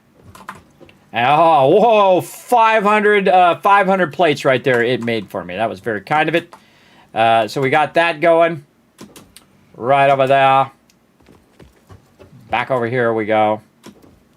You notice it's still running that out, by the way, even though the power's out, because it was backlogged while I was waiting for me to fill that up. In fact, I would throw that in there and put it in there. It'll do its thing. So what we need is we need more portable miners, and we need more power for our base. Where's my thing? Over this way. Notice I've got it down here where all the nodes are. Best place to put your little thingy. Now, how about 15? Sounds good to me. Let's do it. Let's go. Because the number one thing I need, concrete. I absolutely need it. Oh, I forgot to give you a shout out, Dr. Glue. I don't think there's anybody in my channel that doesn't know the awesome Dr. Glue. But just in case, we'll give you a shout out. Kismet slacking. I'm slacking today. Dr. Glue on. There you go. What were you playing? Well, that was not your name. I used to call him Dr. Gluten, by the way, chat, because my mods didn't bother to tell me any different. And he was super kind. He didn't bother. He was, entertaining the old man. I keep saying Dr. Gluten, and he's like never said anything. It was funny. I'm not all there anymore, but I have really bad medical conditions. But there we go. What were you playing? L.A. Noire. Ooh, let me go see what that game all is. Let's go see. L.A. Noire. And if you've already left, which I would imagine because you're probably exhausted, that's okay as well. But I'm going to go check out this game, L.A. Noire. What's that? I love me some noir games. Oh, yeah. Came out in 2011. That's an old school game there. Neo-noir detective action adventure game developed by Team Bondi and published by Rockstar Games. Oh, Rockstar? Oh, wow. I kind of remember that game. I remember it now. I can see I see some screenshots. Yeah, I remember the protagonist. He's in that gray suit. And then later he's like in a brown suit. It's weird the things you remember about games you haven't seen or played in a long time, right? Remember like the suit the guy was wearing. Those are the things I remember about that one. It is what it is. All right. So again, thanks for bringing that love in, everybody. If you haven't already done so, hit that follow button. My name is Kismet. They call me the Gaming Tycoon. I've been gaming for 50 years. My first entertainment console, it was the first console, the Magnavox Odyssey, and our whole gameplay was moving a little white square around the screen, and it was so awesome. It was really advanced graphics. I'm not kidding. That's really the gameplay. It was really it. And you used paddles. They didn't even have joysticks then. They weren't invented yet. Yeah, you used paddles and you used cards to play. And then you had overlays where you put it on your little square TV. You put it on overlay. You switch it to channel 3. You'd move your little white thing through the little overlay, which was like the haunted house or whatever. And of course, your little white square would turn purple and green and yellow because of the overlay over your TV. Of course, then you were screwed because your parents would come home and say, "Hey, I want to watch TV. Get that off the TV." But my parents were very forward-thinking, by the way, everybody. Just to even think of getting one of those is a big credit to them. That they did embrace technology, which is pretty awesome. All right, so we got a bunch of these, and we're going to put them down, because guess what? That's going to extract way faster than our extractor's ever going to do.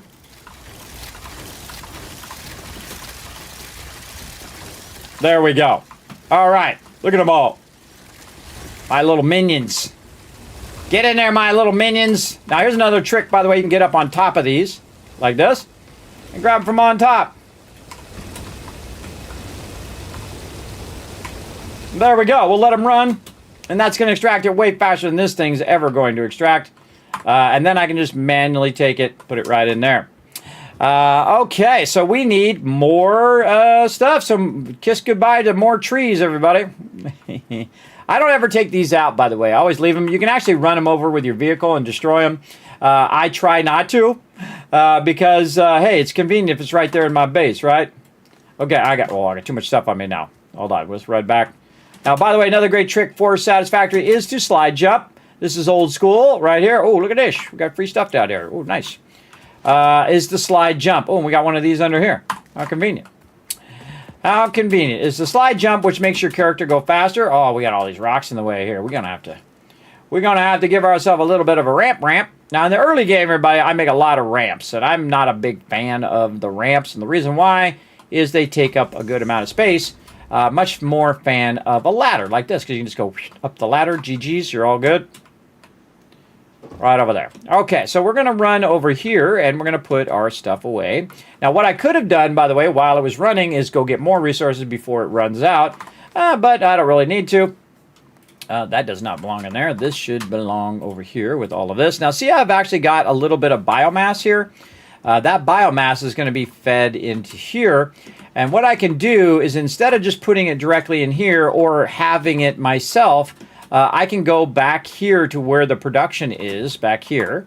I can put this into here, and it's going to run it while I'm busy doing other things. It's going to run it down here.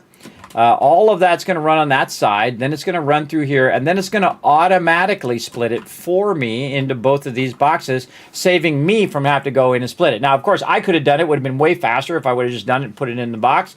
But that's the whole point of why I have these boxes, so I can put it there and it will automatically split it. So when I put it here and it goes across and down over there to that box, then that box is going to split it and split it and split it. So it does all the work for me, right? All the logistics of how much to put in and balance it so they're both running at the same time.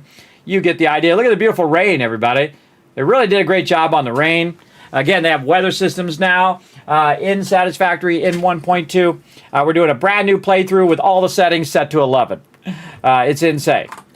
So we're going to go ahead and put all of our resources in here, except for we're not. We're going to take those out, and we're going to go ahead and do one thing first. We're going to make a crafting bench right here. You're like, kidding me, you already got a crafting bench. Well, there's a reason.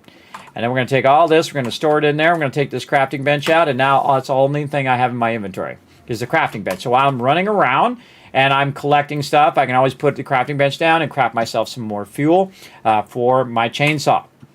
Now, the other thing that we're going to need is a little bit of biofuel, and I have a little bit left over for the chainsaw, so I don't have to make any. And we're ready to rock. Let's get out there in the world. You can also bring stuff to heal yourself, like those little things, whatever they're called, nut things that get on these trees. But I find I run into them anyway, so I don't usually get to. Speaking of, wow, that was a Kismet moment. There's one right there on the hill. I usually run into them anyway, so I might as well pick up some new ones. There we go. All right, let's go cut down some more forest. Now, when you're running through, everybody, just hit E, or you can use your chainsaw like this, and it will AoE this whole area. Boom, taking those all down. Now, we were testing earlier, is it more efficient to convert the leaves and the wood in your inventory before you bring them back? Or is it better to just let it convert it? Well, I can tell you 50-50, meaning that if you convert the leaves, you're going to actually get inventory space back. But if you convert the wood, it's going to actually use more inventory space as a converted biofuel than it would as wood. So we want to do that when we're running around to optimize our loot collection. And we're just going to go over here, use our chainsaw and all this. And I have the chainsaw turned down because it is kind of loud. Maybe we'll crank it up just a little bit. How are we doing on time, too? Oh, my God. 3 hours have gone by.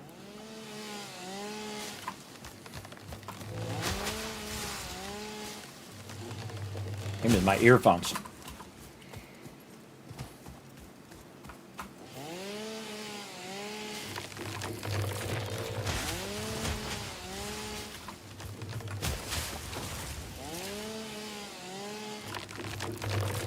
The bushes are easier just to hit E and grab it.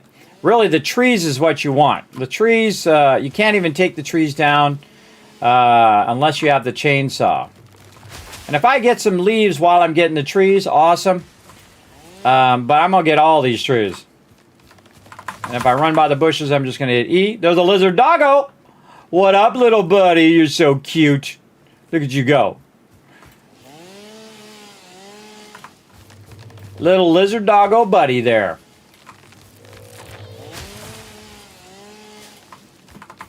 I think I gave out one of those lizard doggo. There's Fred. What's up, Fred? Fred's letting us know where all the loot is. He's my base inspector. He inspects my base, make sure I'm up to code on all my bases. And then pretty much gets in the way. All right, there we go. We ran out of fuel. But that's okay, because we were smart enough to bring our own crafting bench. And we're going to go ahead and convert all the leaves first. And we're going to leave the wood the way it is. And we'll convert some of these leaves just enough to where we have around, let's say, 40 biofuel. Close enough. And then we're going to manually convert the biofuel. Now, see how much longer it takes to do biofuel than it is to convert the leaves. I think it's much better to convert the leaves into biomass so you have more inventory that you're carrying back. Than to do the wood. The wood, we learned last time that it just will fill up your entire inventory because the ratio of how much you get out of leaves versus how much biomass you get out of leaves versus how much biomass you get out of wood is much higher with wood. And that's why you're running around cutting down all the trees in the first place, is because the ratio of biofuel is so much higher. Now, there is no way of just auto-collecting biofuel in the base game. You have to manually run around and grab it, which is why we're doing that. But don't worry. Later on, you can automate all this stuff, and it will perpetually run day and night.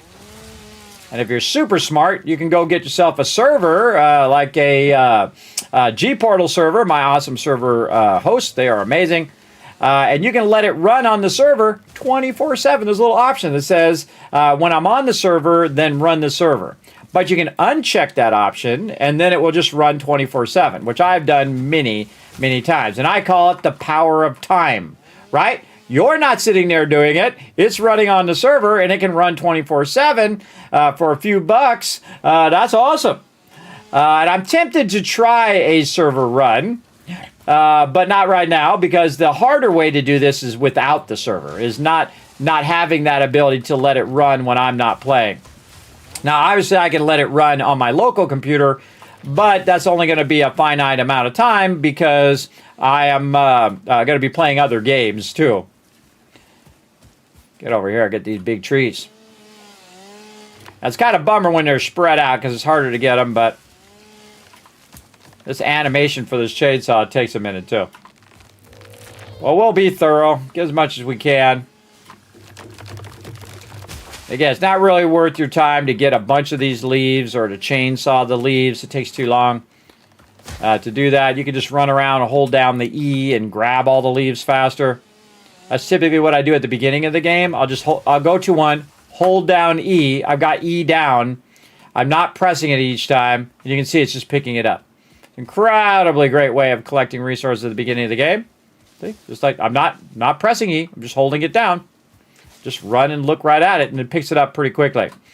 So it's much more efficient to do it that way than it is to use your chainsaw. Your chainsaw, much better for this. Now watch this. If I cut this one, it's going to get the tree and all the stuff near the tree. If I get this middle one here, it's going to get all of these other ones at the same time. Remember, this is an AoE that it's doing. And all I really care about is a tree. If I do this right, I can get both trees. Got one in the middle here, though this is a bit far away from these other trees. Let's see what we get. Yeah, just the one in the middle there. And again, we use the bushes in the middle here. We got both trees at the same time. And I usually go until my inventory is full. And again, always looking for the middle of where all the resources are.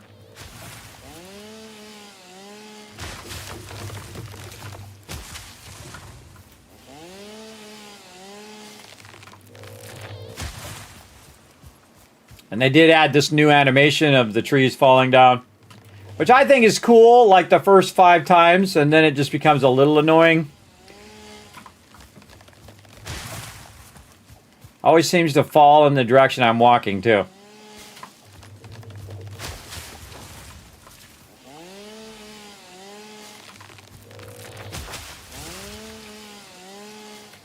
The tree does not fall and hurt you, by the way. Got all those bad boys. What's up, Fred? Want me to get this tree? I'll get this tree out your way, buddy. There you go. Now you all good.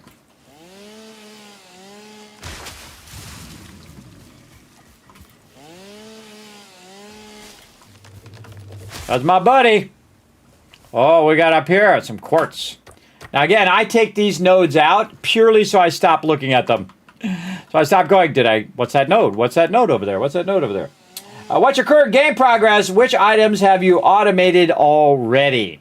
I am playing in the hardest mode, the hardest way you can play, in the brand new game mode modifiers. I have cranked all the settings to maximum, and I'm currently producing a little bit of that stuff, concrete, and then producing a little bit of plates, rods we just added, and also some wire just to get started. Now remember, at my level, everybody, normally to progress to the next stage where you get your coal and all that, remember I played for about 3,000 hours, and I consider those rookie numbers here in Satisfactory. I've played it since day one. It is one of my favorite games of all time, and I rate it the only one that's a 12 out of 10, everybody. That's right. It actually exceeds the maximum number. That's how good this game is. And so we're playing it in the ultimate difficulty. I have finished the game around 30 times in early access and a couple times in release. And I feel like there's like two modes to the game. There is when you first start playing, you're learning all the basics, you're learning how to run stuff and whatnot. And then there's a later way when you're starting to build big, beautiful things, right? So you're going in and you're making gigantic mega builds like me, and you're making these massive modular mega blueprints that you can snap together like Legos, which I do. I'm going to show you all that stuff, everybody, here in the stream. But remember, everything that we're doing here is at 5 times the rate. So if I want to do 5,000 smart platings, I have to produce 120,000 plates, 240,000 screws. You get the idea. And to do that is much tougher because it requires a lot more power, a lot more resources. So we're going to be in this stage a lot longer, which is the biofuel stage, than normally when you're playing the game in normal mode. You can get it. You can get to there, and I'd already be there by now. Usually, it takes me about a game session about 8 hours. Depends on how much of a hurry I'm in, which I rarely ever am. But about 8 hours to get to a round coal, and then you can then get your coal going, and then basically you have perpetual power. You're all good. But if you crank it all the way up like me, then it's going to take a lot longer. So just know that this particular playthrough is not going to be typical of your experience. You don't have to make 5,000 plates. You can make 1,000. And so if it's 1,000, everybody, versus 10,000 reinforced plates, obviously that's going to use a lot less resources and so on. Oh, I wonder what's down here. Now, again, I also made it even more difficult. Normally down here, by the way, is your coal nodes. But because I've randomized not only the nodes themselves, so we don't know where the nodes are, I've also randomized the purity of those nodes. So I could just end up with all impure nodes. You never know. Again, it's randomized. So we could have a whole playthrough of the lowest quality nodes, meaning we're barely going to be extracting enough resources to get going. But we'll get it going and we'll enjoy that randomness that is the game. And again, I've played through so many times now, everybody, that I enjoy it every time, though, because, again, this game has massive replayability. Because, again, you're playing the game, learning the mechanics, and then once you learn the mechanics, you're doing all your line runs like spaghetti, as we like to call it. So you're running that spaghetti all over the place until you finally go, oh, wait, what if I did this and it had like a little nice 90 degree? Or maybe I'll put a curve in on this. Or maybe I'll make that kind of angled instead of just square, right? That's when you're taking it to a whole nother level. And that's kind of the second part of the game, is making it beautiful, making it efficient, that kind of thing. Now, I can do something 100% efficient, but also be not efficient, right? Because your most valuable asset is your time. So if you're being inefficient time-wise, it's actually costing you efficiency overall, even if you're trying to make something 100% efficient. So I'm always concerned with efficiency of time first, and then the efficiency of my production second, right? Because I can make a bunch of stuff and then have it just exceed the usage or underuse the usage of whatever it is, like oil or something like that. And it takes less time, but for the time I invested, I got a good reward, right? So that's where you really want to get to. That's that third level that most people don't get to, everybody. That's that Kismet level. I'm going to show you how to do all that. We're going to do all that, but at the hardest way, in the hardest mode that you can play. Absolutely. And thanks for coming in. Great question, by the way. We're going to give the chat a whole bunch of love for your awesome question.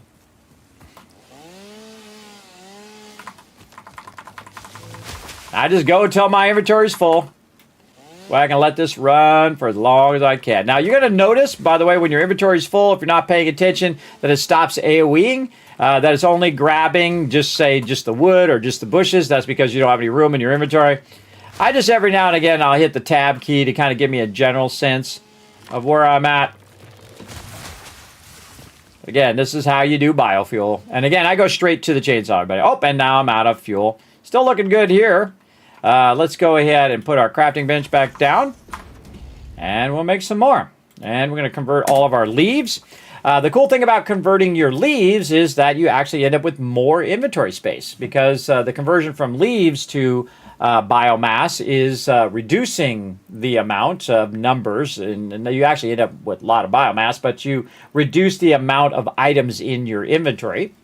And the wood is the exact opposite. So if you do wood the other way, then you're going to have a big problem with it filling up your inventory. Because wood exceeds the amount that it costs to go in, right? So you're going to actually end up with more biomass than wood stacks. All right, that's probably good enough for now. And then we'll make ourselves, say another 40 here. I usually make about 40 manually while I'm running around. And you can see I can put down the workbench wherever I'm at. You can also do that if you haven't played the game in a while. You can also do that with a MAM too. You can put the MAM anywhere, wherever you are, and you want to upgrade your MAM because you found some resource and you want to upgrade it. You can do that as well. There's so much you can do, everybody. Using all my gaming secrets that I'm teaching you over here. About 40 is good enough. Again, that just takes up our time if we're going to manually convert all of that. And let's get our chainsaw back out again. Again, we're going mainly for the wood. The wood is going to be much more efficient use of my time. And if we get some of this other stuff here by AoEing, awesome as well. Now again, sometimes you'll see I'll hit the bush and then it'll get everything in that area. Just to say if it's between two trees, that's more efficient. But mainly I go straight for the tree.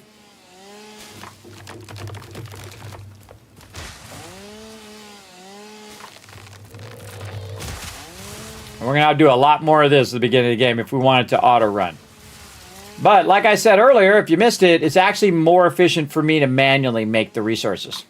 It absolutely is at this stage. So I could go in, have it extracting, auto-extracting using my portable miners, have it extract all the resources, just have my character sit there and process. Just process stuff all day, every day.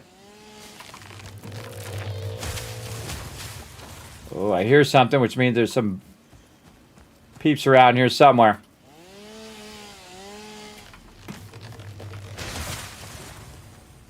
Oh, hello, come to Papa. There he is. Big boy. Can't get me over here, kid, you little punk. Little punk. You got a little friend, too. Get that little friend.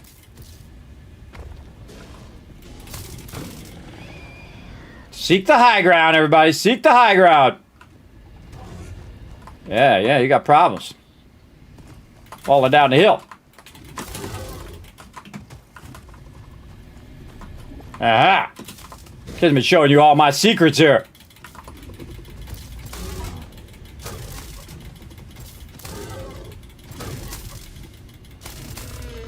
Gotcha! You're welcome. I just saved you from so many deaths right there. Now again, anytime you see yourself a summer sloop, everybody, you're gonna have some competition to get that bad boy. And if we found it in any better time than right now, I couldn't tell you. Right now is the best time to find that. And I'm going to show you why here in a minute. Was named after Marie Somerville, co-founder of Fixit and head of its R&D department. There are many theories about the origin of this shape and why this symbol mathematically resembling a Mobius strip has found its way to both human and extraterrestrial culture. Thankfully, you don't need to know any of these theories to be a pioneer. Research it in the MAM to establish locally appropriate classification and application. Fun fact. The planet you are on was found and named during a planet spotting event Marie hosted named Marie's Awesome Scientific Search of the Avant-Garde Exoplanets. Well, now we know. In case you were wondering. Another thing that this does, everybody, while I'm over here collecting all this stuff, is that I'm also exploring. Ooh, look at all this. One of my favorite things is when all that stuff just gets taken out. Big area there. Very dense area here. Going to get lots of resources through here.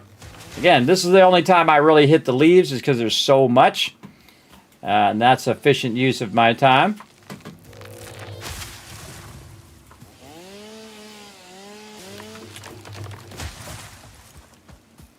I feel like we're going to take out the entire forest over here. Look at us, man. We're leaving devastation behind us. good. When I run my trains through here, darn trees won't be in the way. I hate that when they're in there. By the way, you cannot replant these, by the way. You cannot replant them. They're gone, they're gone. Keep that in mind. Oh, we're full. See that? How it stopped processing? I hear a bad boy. Come on, bad boy. Let's go. What you got? Oh, you're up there. Come on, bad boy. Do I got to come up there? Like I don't got a ranged weapon. I got time for you. You figure it out. You come over here. I got things to do. All right, now we learned that the most efficient thing to do is to take all of our leaves and convert them into biofuel, which is going to give us more room in our inventory. Notice that 2 slots got emptied out. Those 2 slots were from my actual crafting bench. And so when you pick up your crafting bench, you'll get those back. But we are going to try to reduce the amount of leaves we have so we don't have to run all the way back to the base. Now, it is actually very efficient if I ran back to the base and it was processing all of this while I was collecting more, which we'll actually do in the next round. But for right now, we're going to just convert all of these leaves manually out of the way. And if you notice, I also only keep 1 stack of solid biofuel. That's so I'm not using up all the other stacks in my inventory. I only need the 1. What I really want is as much wood as I can possibly get to let this run for a while. And then I'll find other things like summer sloops and so on and so forth. In this case, a little bit of quartz there as well. And there we go. So we freed up basically 3 slots. And you're like, well, Kismet, you got 5. Well, that's because the other 2 are these right here. And you'll see those you got to take up. So I freed up 3 slots. We can keep going.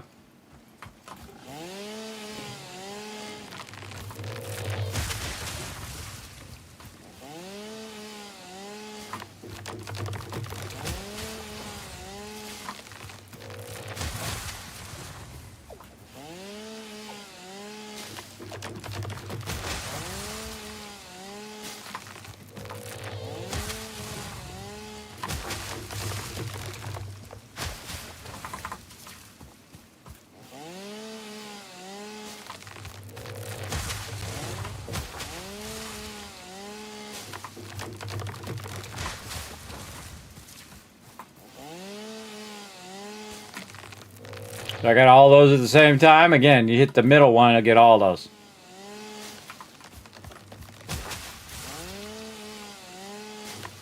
But all I really care about is the trees.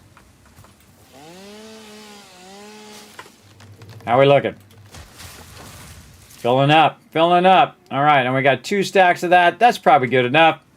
Let's get this back, let it run in the thing. Now, like Kismet, how do you get back really fast if you want to run back? You slide. And this is as old as Satisfactory it is itself. And that's how old I am. I'm old school. So when you slide, what happens is you start to build momentum. And if you do it just right, watch how fast my character's going now. Oh, get some air. Don't damage that fixed property. You get busted. But if you keep that momentum going, your character gets faster and faster and faster and can get back faster doing that. Now, there's also other stuff that you can unlock, which we'll get to eventually. But right now, we're just going to run all of this.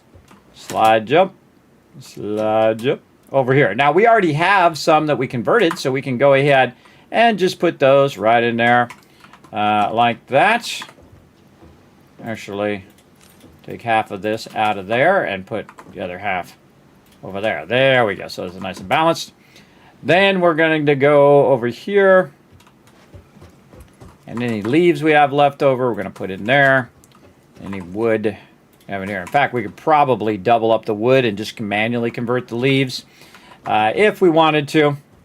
But we're going to be fine. Now we have a whole bunch of other stuff as well. I do not like to run around with summer sloops or Mercer spheres on me. And there's going to be a way of fixing that later where we don't have that issue.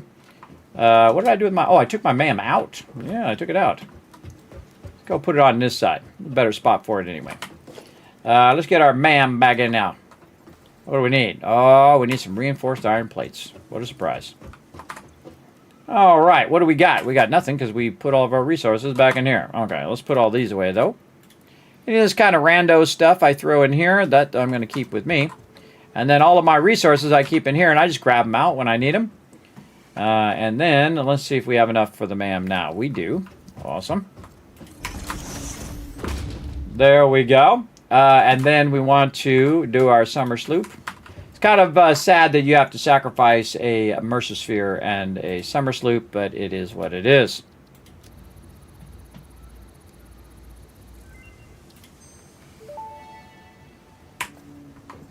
Summer sloop analysis completed. Summer sloops are somewhere between battery and conduit, harvesting energy from pockets of space with complete disregard for the rules of the space-time continuum, and distributing it into its connected ecosystem.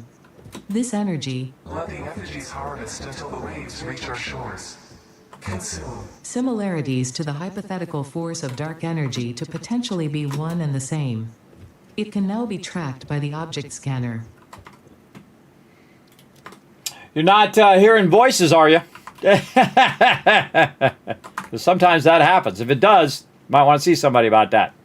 All right, so we pretty much got tier 0, 1, 2, all done, even in the hardest modes. Now, see these jump pads? Bah.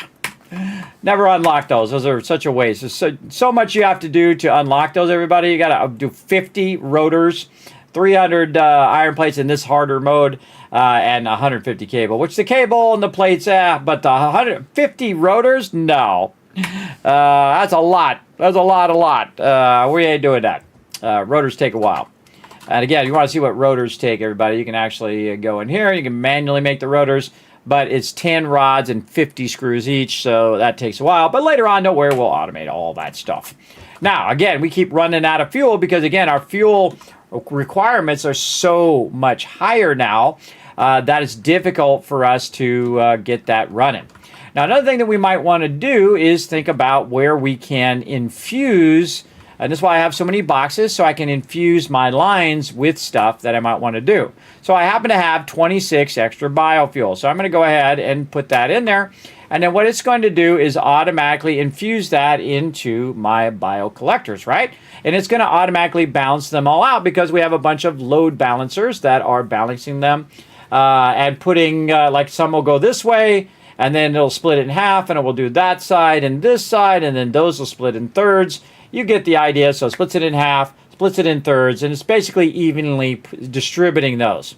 Now, if we have enough, it'll actually start this back up again, and it will then start producing more of our biofuel and use up all that biofuel that we have.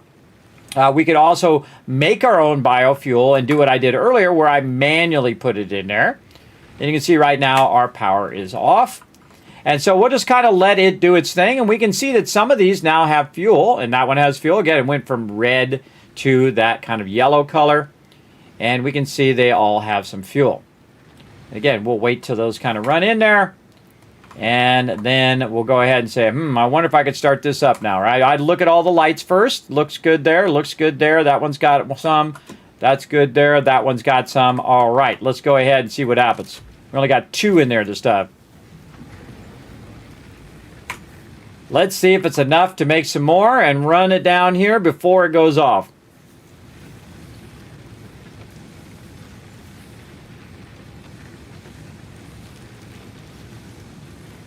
And we already know what happened last time when we put 5 in each one. But here it distributed about 2 in each one. 2 or 1.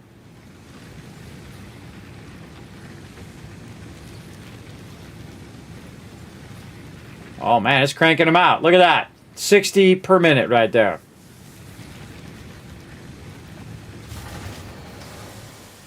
So we ran out of power. And I did that on purpose, everybody. So what happens when you run out of power? Well, guess what? There's still a whole bunch on the belt. The belts do not require power. So what's going to happen? It's going to go ahead and run those along. And then those, by the way, it feels so slow when you've played the game later and belts are way faster. But you can see that it's still going and distributing these to all of the various power here. So I don't really need to do those, and I don't know how many that was. But you're going to see it's going to actually put it all in there again, and if we do it just right, it actually will sometimes start the power back up again. But I think we should probably take a little bit of time while we're waiting for that to start back up and just kind of help it along a little bit.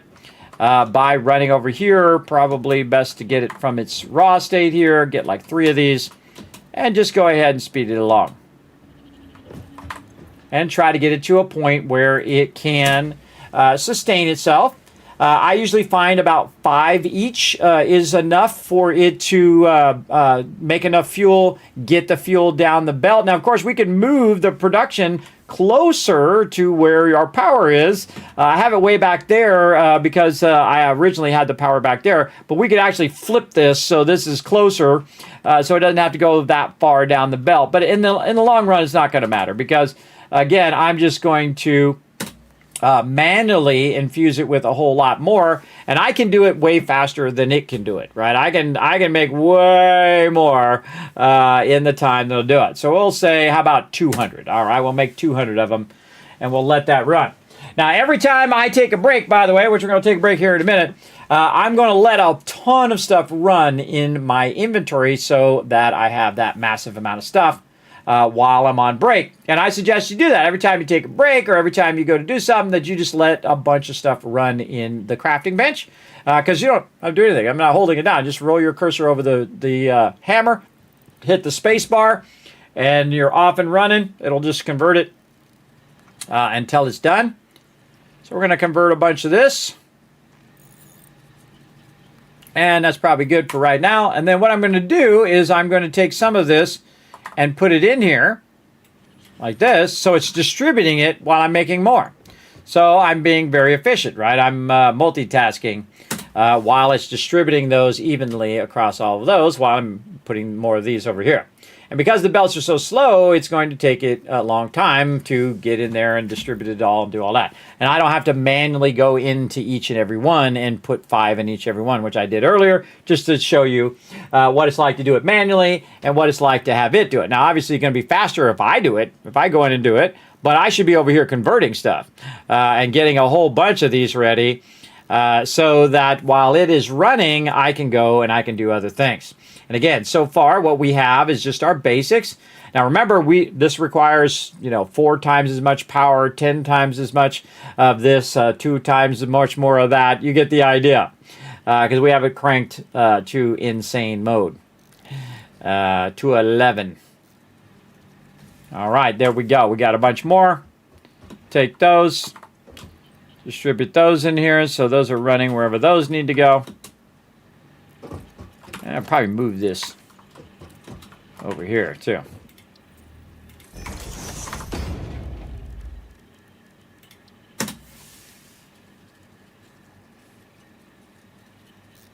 I don't really need to do this many. I need to do about 5 per each one so it can run long enough to where it produces it and then runs it down this long conveyor belt. If I had it closer, I would need less to get it started. But obviously the thing you want to do is not let it stop. That's the real good one when you don't make it stop. So, and again, we're almost to the point here where this is going to be more than enough, way more than enough. Again, you can just kind of infuse it yourself. And this is why I have so many of these boxes.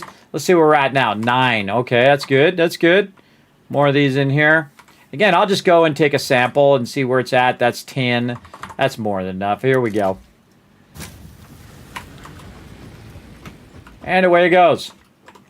And then we have some stuff left over, so we'll go ahead and throw that in there. And then we'll go over here. Throw that in there. Now again, we also are infusing this at 120 because we have our 120 belts right here, so we can just put it right in there. Now, if this gets too much in here, what we can do is just take it out of there, and that's going to definitely overflow that at some point. We can just go in here and cut this in half, put half of that in there. How many is that? 6 stacks, and this is less. So we'll take one of these stacks out. Of course, now it's more in there. Got 4 stacks there, 5 stacks here. No, that's about right. Okay, so we balanced it so both of those are running at the max efficiency, and then of course this is going to run and run and run.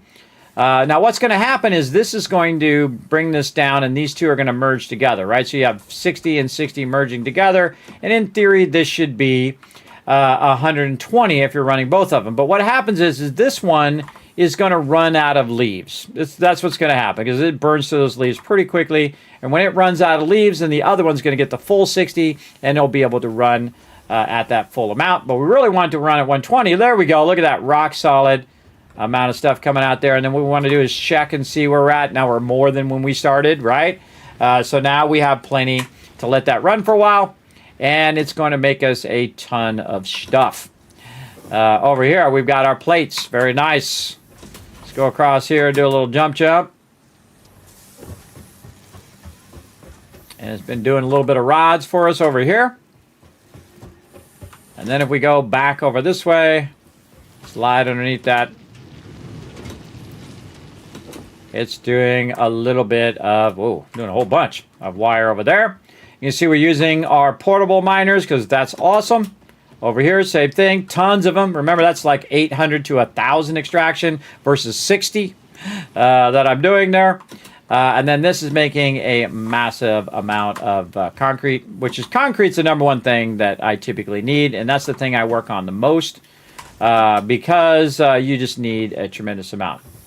And again, the maximum output of this is 15 anyway. So even if that was outputting maximum the whole time, it's only going to go to 30 on that belt anyway. So no reason to do faster belts there unless you want to just get it there faster. All right, and to make this go a little faster as well, we're going to go over here and we're going to grab a tremendous amount of this.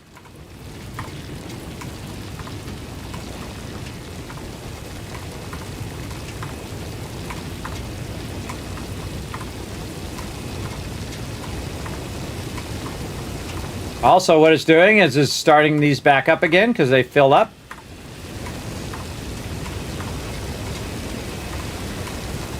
Want to make sure they're all running. Did I miss any? Nope. This one. Looks good. All right, let those run. Go right here, infuse this into here. And that's going to crank. Right here, we've got a belt that we could make go faster. And again, what we want to do is infuse it into here faster. So we can try to go ahead and add this. But, we don't have enough iron plates. Oh, so sad. But somewhere around here, we have a... My mouse is doing weird things. Stop that, mouse. We have one of these. Over here. Oh, wait a minute. Oh, yeah, we have double extractors. I forgot we were doing double extractors there. Just dawned on me. Double extraction, because I think this one we upgraded.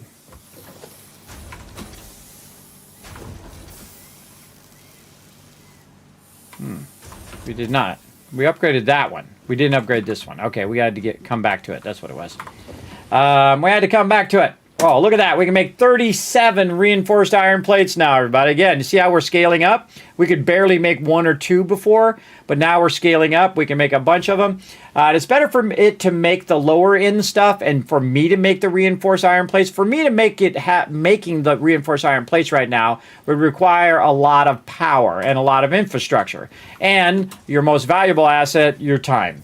So for me, I could just make them myself, and now I can upgrade that belt, and then now that is going at 90 into here instead of 60. And the same thing over here. This one is running at a higher rate. So we definitely want to... Oh, God, I already used them up. I already used all that up over there. And then over here, we have some. I should just create another angle. Stop having to jump up there. All right, we can take some of this out of here. In fact, we'll take a bunch out. Put that back in there.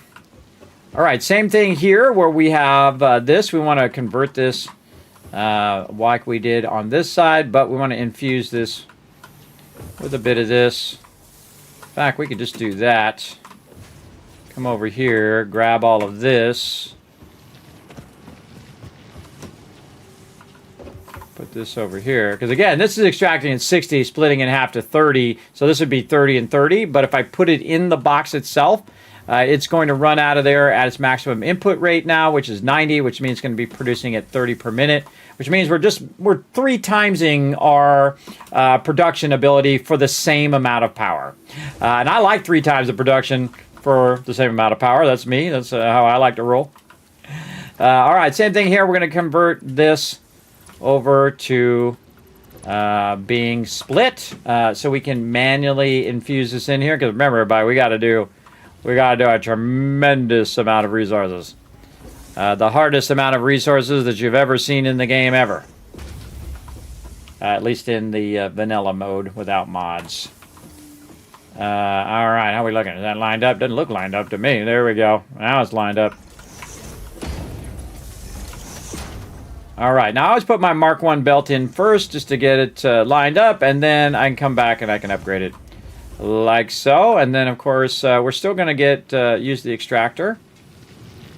So we'll want to do this and go to default. Really? Oh, it's too far forward. A little bit back. Come on.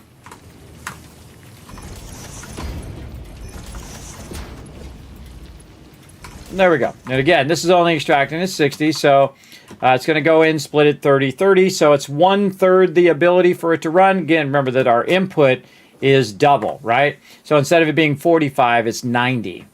That's what it requires, but still outputs the same. So it requires twice as much to do the same thing you would do in the normal mode. Normally it would be 45 to 15, right? So, but then you got to think that it's more here, more in the next process, more in the next process. So it's 2 times, 2 times, 2 times, 2 times, 2 times, 2 times. And that 2 times can get really big when you get down the chain, which is why we're not doing a whole bunch of chains of stuff, because exponentially it would be so incredibly resource intensive and power intensive that it's not a good idea to do that now when we have to manually collect the power, right?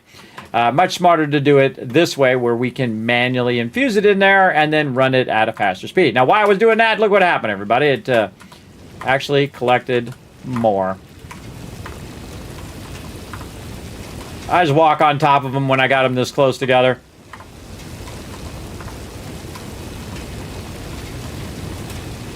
Again, I'm extracting at about 1,000.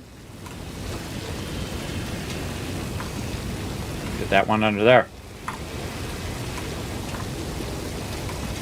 1,000 per minute, by the way. At the very beginning of the game. 1,000 per minute. There we go. And we'll go to this side and boom. And then we'll let that run and we'll go do the other side. Now while we're waiting for that to run, guess what? We got more over here we can do.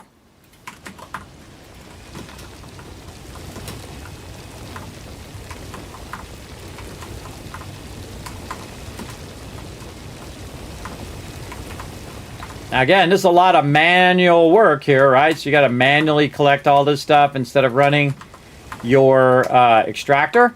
But boom, look how fast I just did that though. Look how fast I got that. Now it's time for some iron, everybody. Here we go. Watch this iron in here. And every minute that I clean these out is a minute that it's extracting resources. Now it'd be nice if I could just hit R and take it out of there, but I can't. I have to click this button every single time. Why me? Why must I click this button every time? Just make it R for grab all resources. There we go. Now I'm going to grab these resources. I'm going to run them right up here, and I'm going to pop them right in there. And that's going to make me some more rods over here. Oh, man, we got a bunch of these extra, too. Still got plenty. All right, going to make me a bunch of rods. Over here, I need to infuse this one a bit, too. Let's grab like 3 stacks out of here so we can get this running. 1, 2, 3. There we go. We're going to grab 3 stacks out of here so we can get this running. There we go. And we probably have a bunch of these in here. Oh, mama. And we're going to take those. And again, because we have this in-between box, I can just put them here, even though they're from over there. And that's going to infuse my iron plates. So it's going to make a lot of iron plates. Look how much iron plates we're getting now, everybody. Whew, mama. Look at that, right at the very beginning. Remember, we're doing it 10 times, twice the resources, 10 times the amount of stuff. I think it's 4 times the power. I forget what all the maximum settings are I set, but basically as tough as you can make it. All right, how we doing over here? So yeah, there we go. Ran out of leaves, but I'm sure it's still working on the wood, which is good. And again, I could make it faster. I could do another one here, but that would cost me more power.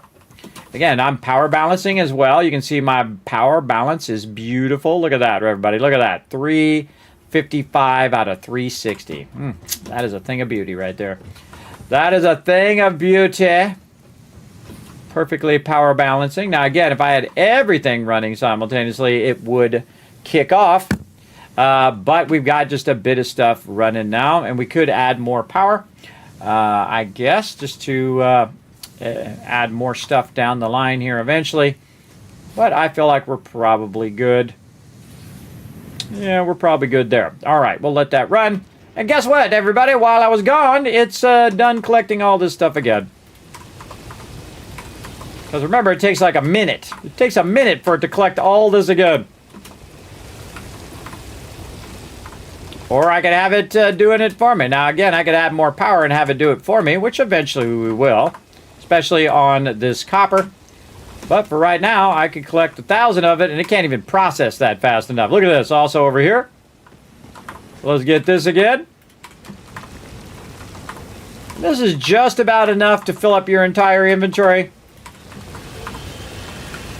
Again, if you're going to go AFK, here's what you do. You collect, you put a whole bunch of these down. You fill up your entire inventory with these. And then what you do is, be nice to actually grab it too if you were not in the miner. Just roll over, hit R, and grab it out of the miner without having to go into it. That would be awesome also. All right, how are we looking over here? Got some over there, more over here. There we go.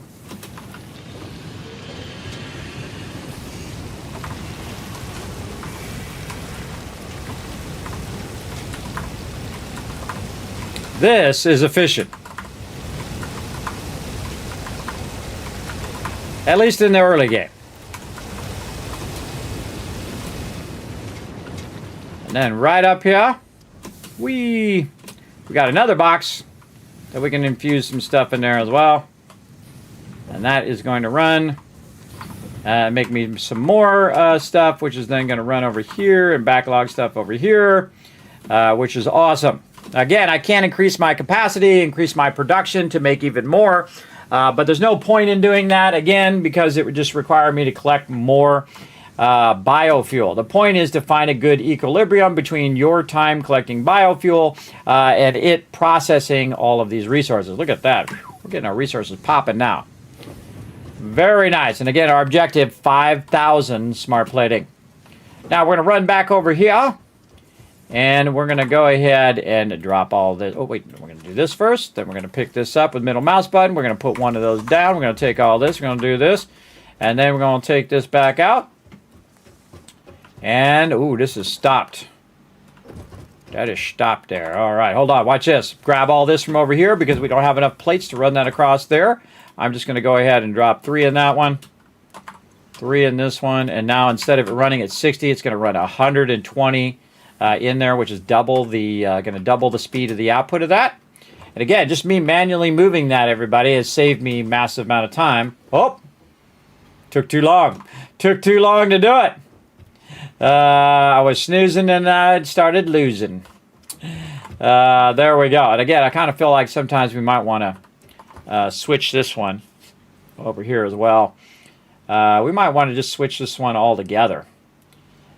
To being wood instead of this, and then we can process both wood things at the same time over here. I think that's what we're going to do. Just balance that, and we'll do the other one manually. Okay, so again, we ran out of power, but here's the thing. We have a bunch of these still distributing those ones into here, and we can see this one has 36. So, did we exceed the power, or did we run out of power? Could have been exceeding it. Let's find out. One of your power grids is shut down. That means we exceeded our overall power. And that's okay. We got this. Because we go look at these, still got 36 in there. So we just exceeded our power. I knew that was coming. And what we're going to do is, we're going to go get our resources back because we left them back over here. Whee, slide under there. Can't slide under there because there's a thing in the way. Now I'm stuck. Oh no. Go get our resources again. And that's why I leave them in a box over here so I can just grab them all like that. And I don't have to like individually look and see, oh, I need this, that, or the other thing.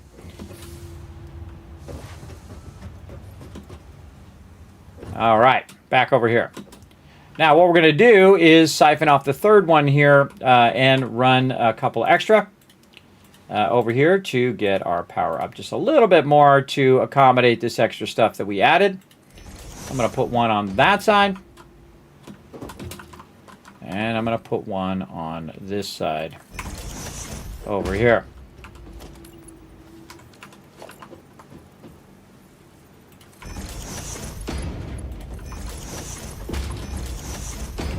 I just love it when it does that. What you thinking? What you thinking? So crazy. I'm out of cable. There's a surprise to nobody. All right, do I have anything back here where I can craft up some stuff? How about right here is a good spot? How about right there? Oh. Nope, not enough rods. Oh, I know where it's making those, though. Let's go over here and grab some. Woo! Grab those rods. Oh, man, 200 of them in there. Nice. Nice, nice. Slide jump. Gonna get our skates on here in a bit. All right, now we can put this crafting bench wherever we wanted this crafting bench over here. Slide jump. And let's put it right here in the middle. Okay, what was I doing that I needed something to do? Oh, I needed cable is what I need. Now, I don't produce cable, everybody. You need a very little amount of cable in the beginning of the game, and it will produce tens of thousands of cable as well. Good morning, Crimson Knight. Thanks for coming in and hanging out. I am doing good. I was feeling really bad earlier, but then I'm over it now. It's like I got food poisoning or, you know, played games too long. Or a little bit of both. Thank you for always sounding so cheerful. I'm going through something very sad right now, and your upbeat tone really helps. That's what I'm here to do, Crimson Knight. I'm here to bring you a little bit of joy into your day. So, again, if my stream does that, then I'm doing it right. All right? So, again, you come in here, you relax. Don't worry about all that right now. Just relax, take it easy, have a good time. We'll get some stuff going here. All right, I'm going to cut this one in half over here. Come on. All right, cut this one in half because that's all you really need. You need about 5 to get all this going. And we're going to go ahead and do this. Put 9 in there is good enough. And over here, like this. And it'll all work itself out in the end. There we go. Now I'm producing more power than I'm using. So, yes, see, look how that line. Whoa! Oh, that line is riding it right there, baby. Riding it. We actually got our max cons going. Very fun to get your max cons going. Yeah, there it is. See it topping out? Where it's actually every single thing in the factory is running at the same time. That's always fun. That's really hard to do when you are on, when you set all your settings to 11 like me, everybody. That's actually really difficult to do. You should be impressed by that. You should be impressed. All right, there we go. Run some more of that down in there. Fill that back up again. And now we're dual running our biomass across here, which means that we should probably make another one of these. Because we're going to need it to backlog a little bit. And if we get it to just process a little faster. Oh boy. That power pole's in my way. Let's get over here.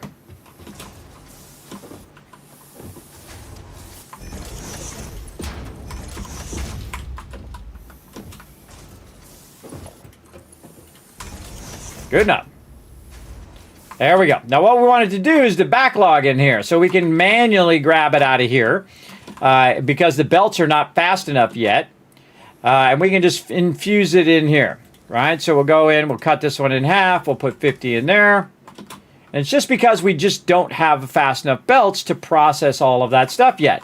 But we use the little tiny belts from the storage, and we infuse it in there at 120 with just a bit of resources. Instead of using massive sums of resources to make it faster, we are infusing it just at this point right here.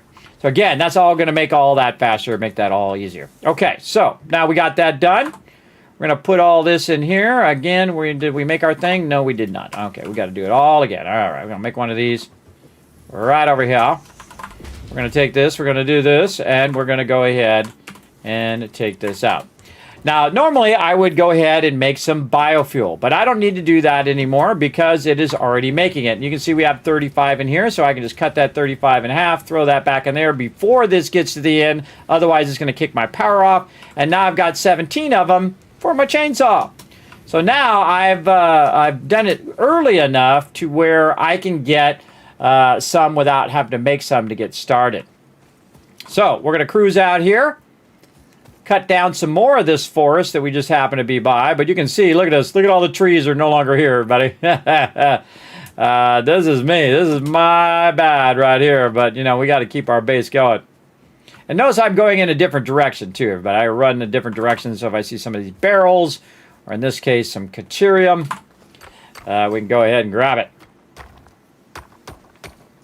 We will rock you.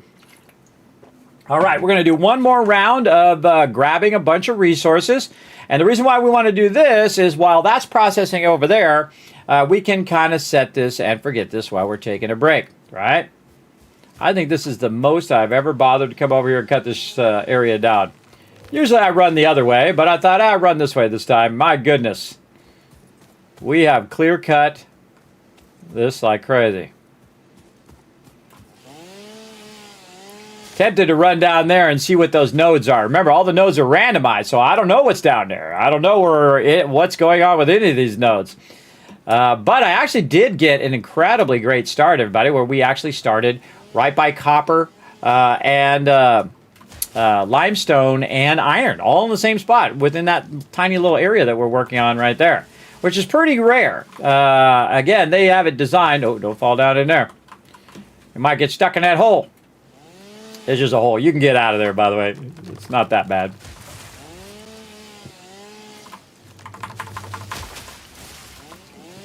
I mean, if we're going to do it, we might as well be thorough.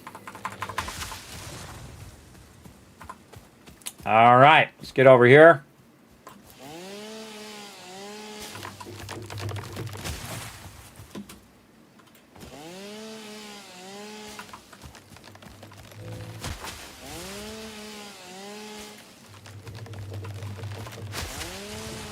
Notice I'm picking the middle tree.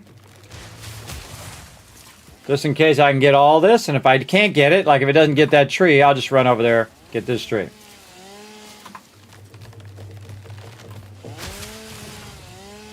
Always trying to decide where the middle is.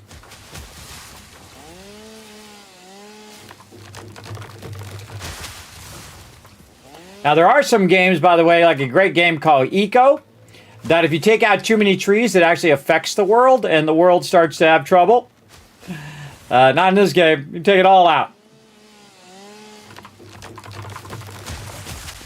That's another good game, by the way. Eco. Yeah, I'll get back to it eventually. Maybe. No guarantees, but we'll try. Been trying to get in a lot of games this week, everybody. We got a lot going in. I was trying to get some Fallout in, but I think Satisfactory has grabbed our attention here in the hardest mode. So we'll take a little break on it this week, and we'll try to come back to it. And don't worry, everybody, I love Fallout, so it's not like we're not going to play it. It's not like we're not going to play a bunch of Fallout up in here, so there you go.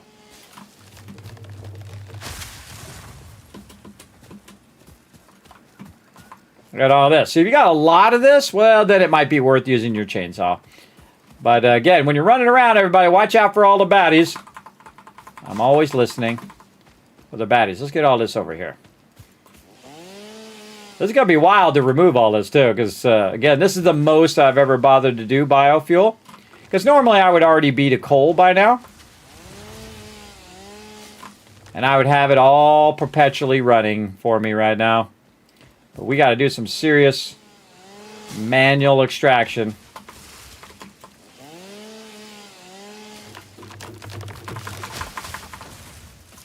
Hitting E to grab a bunch of that.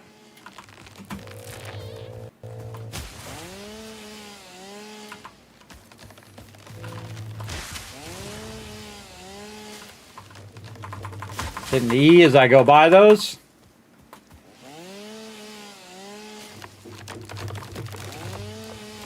Quite get the tree there. We'll speed up a little bit. I hope you don't mind. I think you got the gist of this.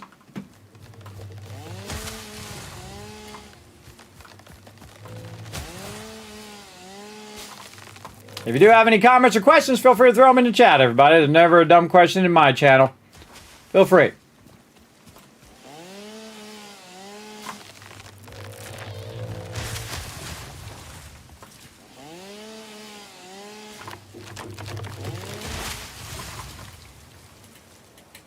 Oh, what's going on? Oh, we're out of fuel. I was like, why is it not working? We need some fuel.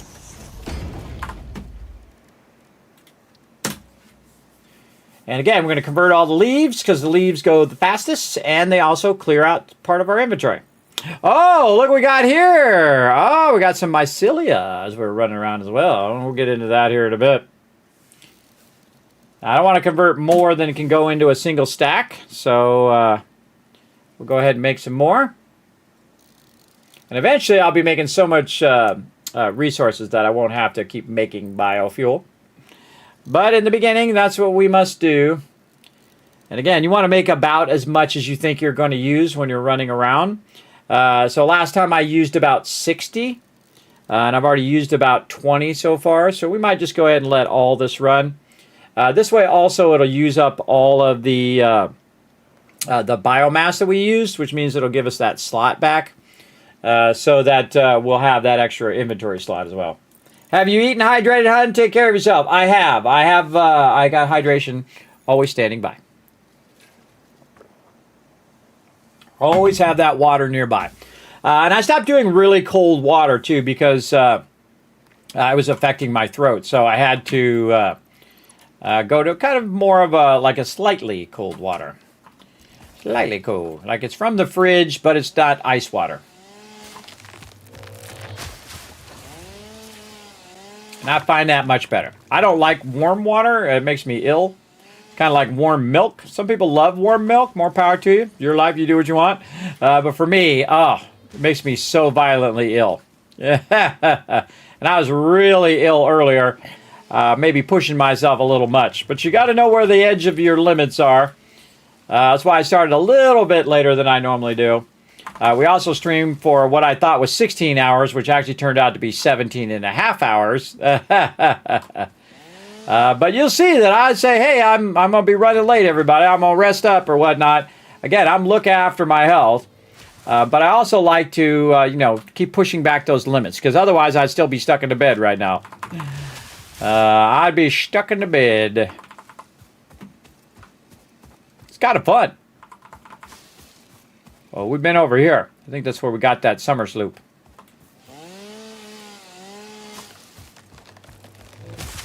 Like a new game milestone, cutting down the entire forest.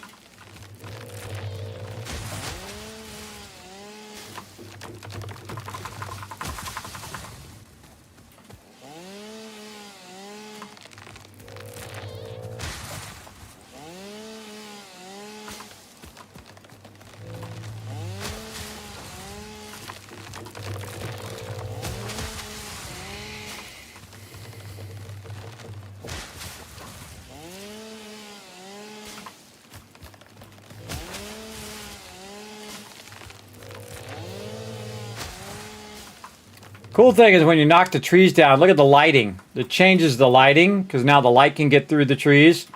So I think it's a really cool effect.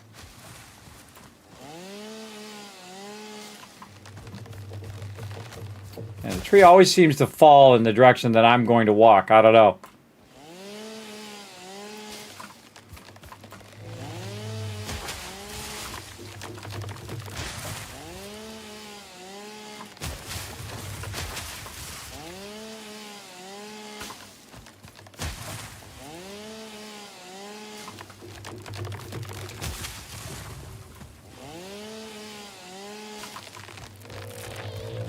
I'm just walking blindly into the forest, by the way. I don't know what's over here.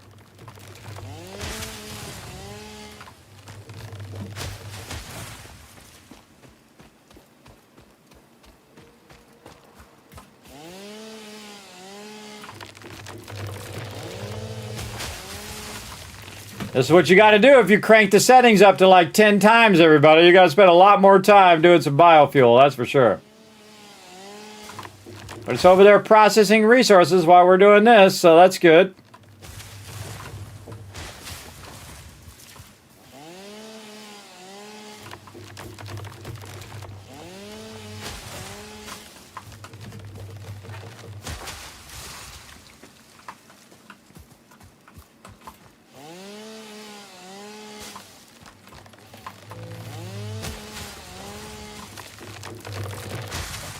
And again, we're going to set ourselves up for success while we're AFK.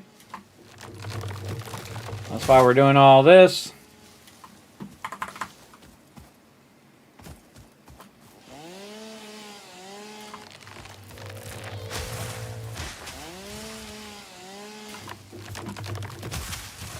Another thing we could do too is segment our power. I was just thinking about that. We could segment our power so we have just the power that makes power separate from everything else, which is what you can do with your power switches later. So if we were having trouble keeping our power going, we could just have just enough power to keep our stuff to make power, let it make a bunch of power first, then connect it to the rest. What I typically would do in the early game is just disconnect the cord and have just the power that runs over there. And we might do that with the two things that we put off on the side. We might have that just for calculating power. A lot of trees on that one.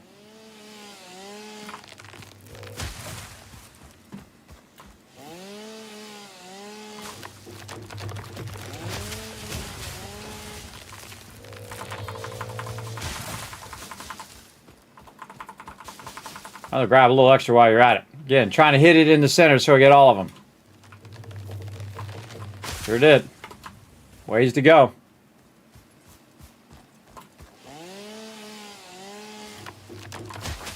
Headphones died. That means we've been going for a while. 4 hours. You know, my headphones die. We've been playing for a minute. They usually last about 4 hours, which is awesome. Which is twice as long as the Apple ones. When you're gaming all the time. If you listen to music, I have a tendency to find that they last longer. If you're playing games, which you're usually continuously doing, they last about 4 hours. And I have multiple sets. And I can buy 3 sets of these for the same price as the Apple ones. These are called Nothing Ears, and they are awesome. Basically, they're like on sale. I think they're like $60 or something like that. And so I got a couple pairs of them. I have one charging while I'm using the other one, and so I never run out of headphones. Again, that's the smart thing to do. Alright, there's probably going to be some baddie over here because I see there's... Yeah, right over here. Come on! Dodge left, dodge right. Stab, stab, stab. Take a hit. Where you going? Where you going? Where you going? You go nowhere. Go in hot. Buddy else? Find yourself a little yellow buddy. Little slug. What's up, little sluggy? Alright, back to cutting down trees. Let's do it. I'm not even looking for that stuff, by the way, but if I see it, I'll grab it, but otherwise, no.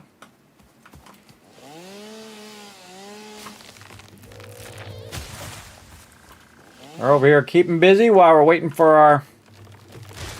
There's some big trees over here. While we're letting our factory run, we're over here grabbing more resources. Over here is one of my favorite spots coming up. It's just beyond this little cove here, everybody. Let's go check it out. We'll cut our way over there. If we run out of resources, we'll check it out another time. But we're just going to kind of cut our way there. I didn't mean to. I just happened to be going this way. But it's one of my favorite places in the game to start. It looks like a little bunny on its side, I think. Oh, we can't see it on the thing yet. It's right here. But it looks like a little bunny on its side because I see stuff like I see stuff in clouds because I'm an artist. That's how it goes. But it has basically a bunch of pure nodes. Ton of pure nodes to start the game. It's actually one of the greatest places in the game to start because the pure nodes are going to give you basically 3 times as much from the same node. So you're just going to get a massive ton of resources right at the very beginning of the game. And it's going to really supercharge your playthrough if that's what you want to do. But since I randomized the nodes, I don't know what is over here.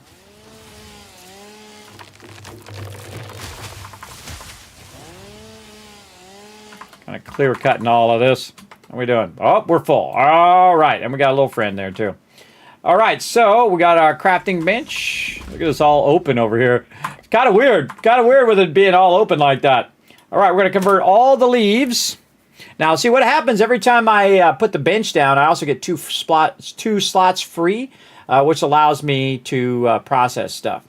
And we got some other stuff that we're going to unlock later, which is going to make it easier for us to manage our inventory. One of the toughest things when you first start playing Satisfactory is managing your inventory. Really, any kind of survival game or any game where you have an inventory is managing that inventory.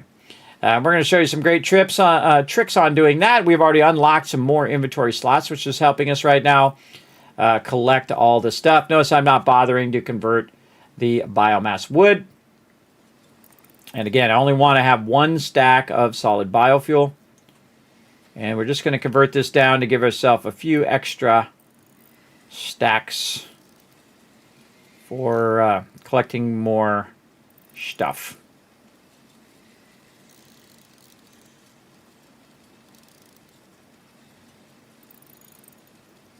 It doesn't take too long.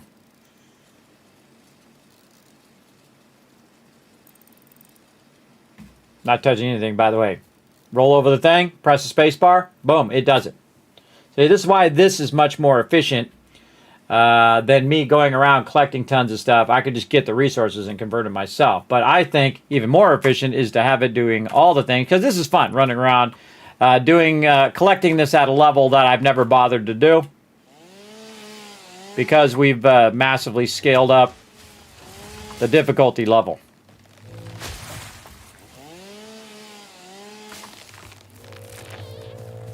Now, I'm the type of guy, too, everybody. I would go through the entire game and cut every single thing down. I'm that guy, if I had enough time.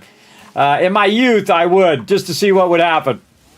I would cut down every tree, remove every bush. How many of you in the chat are like that, everybody, who do everything to the extreme, right? To do it to the maximum level? Put a 1 in the chat if you like doing that. I'm a big fan of doing that. I was playing Surviving Mars, which is a really fun game. And I did that to the absolute extreme.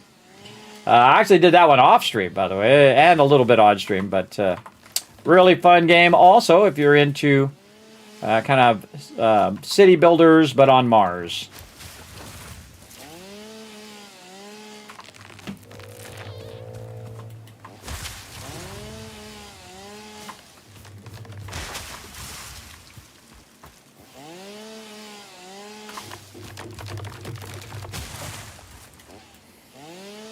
Definitely, says Crimson. Yeah, there you go.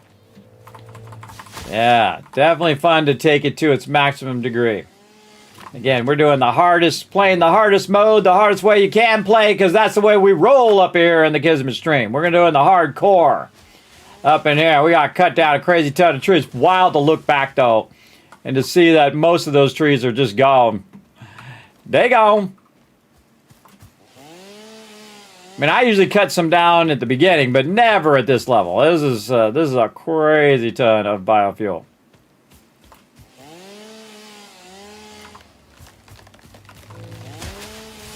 I feel like that's our next goal. Oh, see, I didn't grab the bushes. That tells me my thing is full. And probably good enough. We don't need to convert anymore. I just convert a little bit, get a few extra things. Then we're going to slide jump. Slide jump. Now, if you do it up a hill, it doesn't work as good. See, we have that kind of stopping that happens. But if I slide jump here and then slide jump, watch this momentum building. Yeah, I'm going faster. Whee! Slide jump. Slide jump. Oh, going up a hill doesn't work as good. But if you're going up a hill and you got to walk, might as well just hit E. Oh, not enough space to pick up any more leaves. Oh, so sad. So sad. But man, look at this. We clear cut an entire forest down. Wow. That's the first time I ever bothered to do it at that level, and that looks awesome. Kudos to me for taking it to a whole nother level yet again. Slide jump. Whoa, big jump. We'll damage that fix-it property now. Jump. Slide jump. Slide jump. Slide jump. Slide jump. Slide jump. Slide jump. Whoa, that was a big jump. I like that one. That was a big one. Still running. Good news. Probably about to run out, but we got this. We got this. Slide jump. Oh, it's still processing. Oh, wow. We got back just in time. Look, it was just about to empty. All right, there we go. Throw that in there. And then we're just going to kind of cut this in half. Let's say about that much. Then this one over here. Ooh, look at that. It ran out. All right, no worries. We got this. Double that up. Nice. Then we're going to go into the front here. We're going to see if there's extra here. There totally is. We're going to grab all of that. And then we're going to massively infuse this part here. Oh, wow. Look at that. 2 rows and a little bit extra. All right, so we're going to go give that 1.5 rows there. And then, boom, infuse that in there. And that's going to make a ton of biofuel. Just to kind of speed that along a little bit. And then we'll go ahead and manually convert the rest of this. Where did I put those bitches? Put one down over here. We'll just convert all the leaves manually, because that's going to be faster. And the cool thing is, if you convert the leaves, I don't have to create the solid biofuel. I can just convert the leaves into biomass, and it will make the solid biofuel. And that's what we want to do. And as it makes the solid biofuel, it will then keep all these processes running. And again, we'll go back here. We'll take what we created, and we'll just roughly, that's 107 over there. This one here, could have probably put the 200 there, but it doesn't matter. That's now going to run.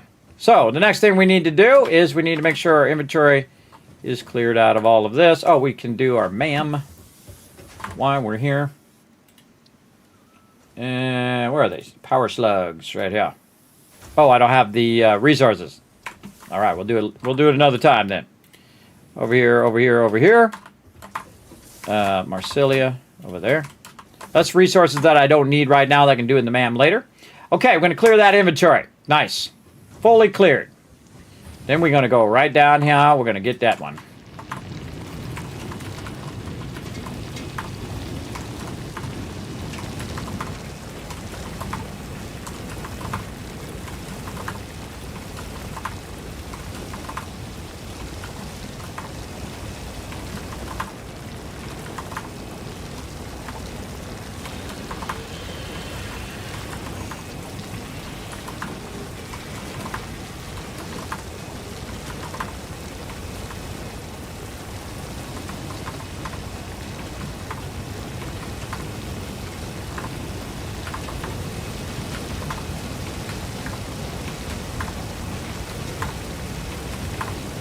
And we want to leave a little bit of room for us to process stuff. Now you know why I have so many of those there. And 4 hours, perfect timing. All right. Now what we're going to do is we're going to have it automatically process these iron ingots simply by rolling our cursor right over here. We're going to hit that space bar. And now we're doing it, and it doesn't cost any biofuel. But it's also processing a whole bunch of other stuff right now. So we're going to just go ahead and let that run while we're taking a little bit of a break. And every time we take a break, we'll let a bunch of stuff run like that, or copper, or whatever else that we need to help us progress. So we'll get that going. Let me go ahead and get words on stream fired up over here. I got to press all these buttons like that, and away we go. Away we go. There we go. Taking a break. Back in just a bit. Don't forget to hit the follow button or the subscribe button if you're over on YouTube. Thank you. Be right back.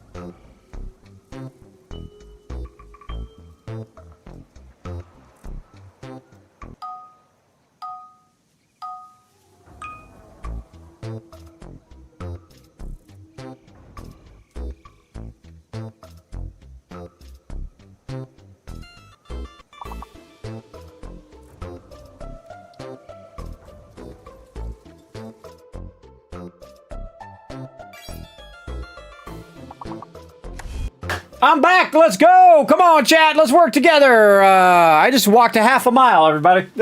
Walked up and down my hallway, back and forth, back and forth. Tina. Minnie. There we go. All right, now I got to wait for the little lock here. Who's helping out? Right here. Xenopose helping out. Let's go. Come on, chat. Main is a word. M-A-I-N. I'm going to get it if you don't get it. Let's go. There it is. Instantly got locked, though. Again, if you have the little lock by your name, you got to wait for the next one. Come on, we got to get some. We're going to earn you guys some KissCast by working together. What? Tim... Nana. N-A-N-A. Nana? No, that's not a word.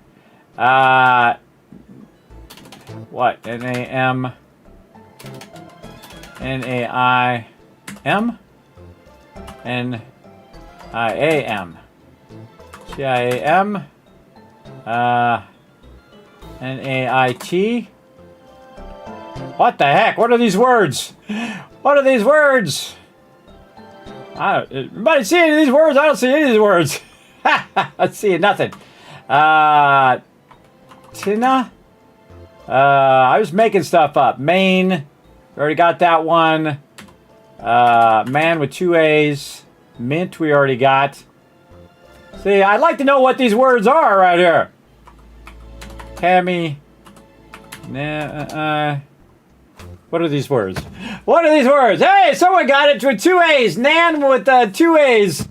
That was a hard one, everybody. That was level 1. I'm going to give you a bunch of Kismets just because that one was so tough. Press a 1 in the chat. Let me know everything is working. We're going to go ahead and get back to some Satisfactory 1.2. We're crushing it right now. And again, while I was AFK, everybody, I converted a whole bunch, as you can see, a whole bunch of iron ingots. And then now I am letting it convert a bunch of rods. And this way we'll have tons of rods for the next part. Now, I consider that this part, next time I'll try in Spanish. I know, right, Xenopose? I don't know what those words were, man. I'm terrible with those kind of things, too. And I tried a whole bunch of different stuff. Again, I don't know what. I'd like to know what the words were so I could learn more words. But I contacted them. They said, no, we don't let you find out what the words are. So I'm like, well, then I guess I'm never going to learn those words because I don't know what they are. But as you can see, we're finishing this up. We're letting this convert into rods. So again, I took all of that raw ore, converted to iron ingot while I was taking a break. And then I was kind of walking up and down my hallway there. And then I'd check on it every now and again to see if it was getting close. And then I took it and then I told it to convert to iron rods, which allows us to make about 1,500 screws right now, which is pretty sweet. And that's a whole bunch of iron rods that we don't have to wait for process. Look at that, everybody. We got tons. Again, I find much more efficient to do the thing. And our power's still running, so that's good. Still good over here. How we looking? Oh, getting low, though. Getting low over here. Oh, none over there. Well, let's go ahead and balance that out a little bit. Now, I can bet you there's a bunch sitting in these boxes over here. Oh, yeah, look at that. Nice. We take all that, and we manually run it in here. We'll cut it in half like so, and we'll grab an extra one, and then we'll put it over here, so it's doing a tremendous amount over there. All right, there we go. So, again, that's going to suddenly infuse that where it's going to be making a lot more. Let's go see how many we got actually in the thing. Whoa, 93. All right. Hey, man, we're really building some momentum now, everybody. Awesome. And that's what this game's all about, everybody. Building momentum, especially when you're on the most insane mode like me. You got to definitely build that up. All right, we're going to put that right there. Let's go check in on all of our stuff down here as well. And we're going to just do this again, but we're going to let it do it this time while we got all of this biofuel running. Again, every time you AFK, I suggest to go ahead and get this going. I have just enough of these where I have enough of them to fill my inventory, but not completely fill my inventory. And the reason why is because you want to leave a few slots to process whatever you're trying to make, like in the case of iron rods there. But you can see that, man, this just collects it so much faster. It's so much faster than waiting around for the extractors to do it. But you can go get more nodes, produce more power, grab more resources, so on and so forth. But we're going to do that later. Right now, I'm just showing you how to get an incredibly great start here at the beginning. So I'm going to go ahead and grab this. I'm going to take this. I'm going to put that right in there. Oh, wait. Wrong side. This side over here where we have our rods being produced. So that's going to go over here. Let's see how many rods we have in here. Ooh, mama. All right. Yeah, more rods there. And then on this side is producing tons of those, which I'm going to grab those. Again, see all this momentum we're building, everybody? Again, that's what it's all about. Little by little, you're building it up. And then we're going to go over here, and then this is going to double up on the smelting by taking... Oh, well, I don't need to do that there. I can actually just take it over here. It's going to double up on its production of iron plates because we're going to get those iron plates in faster now because this is going to go in and merge with what we're doing here. So this is only doing 30 here, and this needs 60, right? So we can get that up to full production by taking those extras and throwing it over there. And, oh, now we're talking. Look at all them plates, everybody. Again, remember, we got to make tens of thousands, hundreds of thousands of things. In fact, so many things now that our box is getting full, and I love that problem. I love the problem. I have too many resources. All right. Throw those in there. And again, keep these rocking and rolling. We're just going to go ahead and throw some of this in there. There we go. And then back over here. And you always want to start with the same one because that one's going to be the one that is the most full. Then as you're going forward here, these ones are still collecting and you're not kind of interrupting it. And if I'm really efficient, this never hits 100%. Right? It never hits 100%. It gets real close, about 90 or so like it is right now. That means I'm doing my job right. I want this stuff running, running, running. And sometimes we got to manually do a bit of stuff ourselves, and that's okay. That's why we're here. Yeah, I feel like these things are so underrated, everybody. They are so underrated in the game. Especially at the scale that we're doing. All right, there we go. And then we're just going to put a whole bunch more in there, and it's going to fill that up nicely. There we go. And speaking of filling stuff up, we're going to run on over here, and we're going to fill this one up so that one starts making more. And then we'll run over here, and we will jump over here. And the same thing. In fact, we could probably make more of these now and infuse them even more. Now, eventually, we will, again, have it extracting itself. Right now, we just want to keep building up resources and then keep converting those resources like that. Over here, same thing. Get up on top of here. Oop, turn my light on. Jeez. Get up on top of there. There we go. When they're really close, you got to get up on top of them.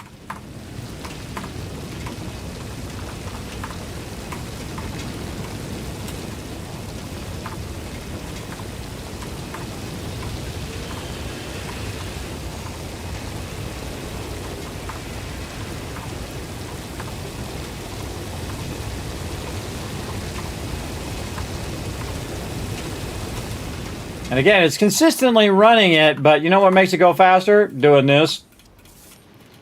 And then I can take half of this and go over here and put half of it over there. And again, that's now going to infuse that at 120, or really 90 is the maximum it can go. But because I have just this tiny little segment, it's actually producing the resources faster. I know, it's crazy. Way faster in the beginnings because you're so limited by the speed of your belts. And the same thing over there, because it's producing a bunch of stuff there, it's going to produce a bunch here. You get the idea. Then we'll let that run a little bit, and then we will go up here and do the same thing. In fact, we could probably put some more over there and infuse these ones with some over here. So we'll let that run for a minute. Let's go see up here at the top how we doing on this concrete. Oh, yeah. Come on. Come on now. Come on now. Fill that up with concrete. And it's some plates. I need some plates. Okay, how we doing? Again, when those stop running, I'll pick them all up again. How we doing here? We could probably do our iron again. And our copper's ready again. Yeah, by the time I run around for a minute, it's ready to go.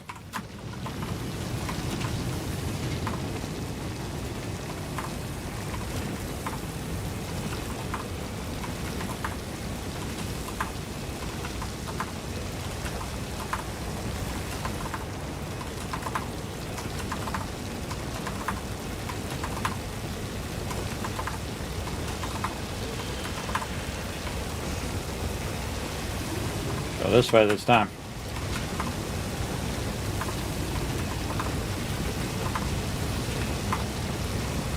The goal is to let it run as fast as it possibly can with the Goal of making tons of stuff. All right, got that there. What are we doing over here? Oh man, it's filled up. Nice. Let's fill it up a little bit more.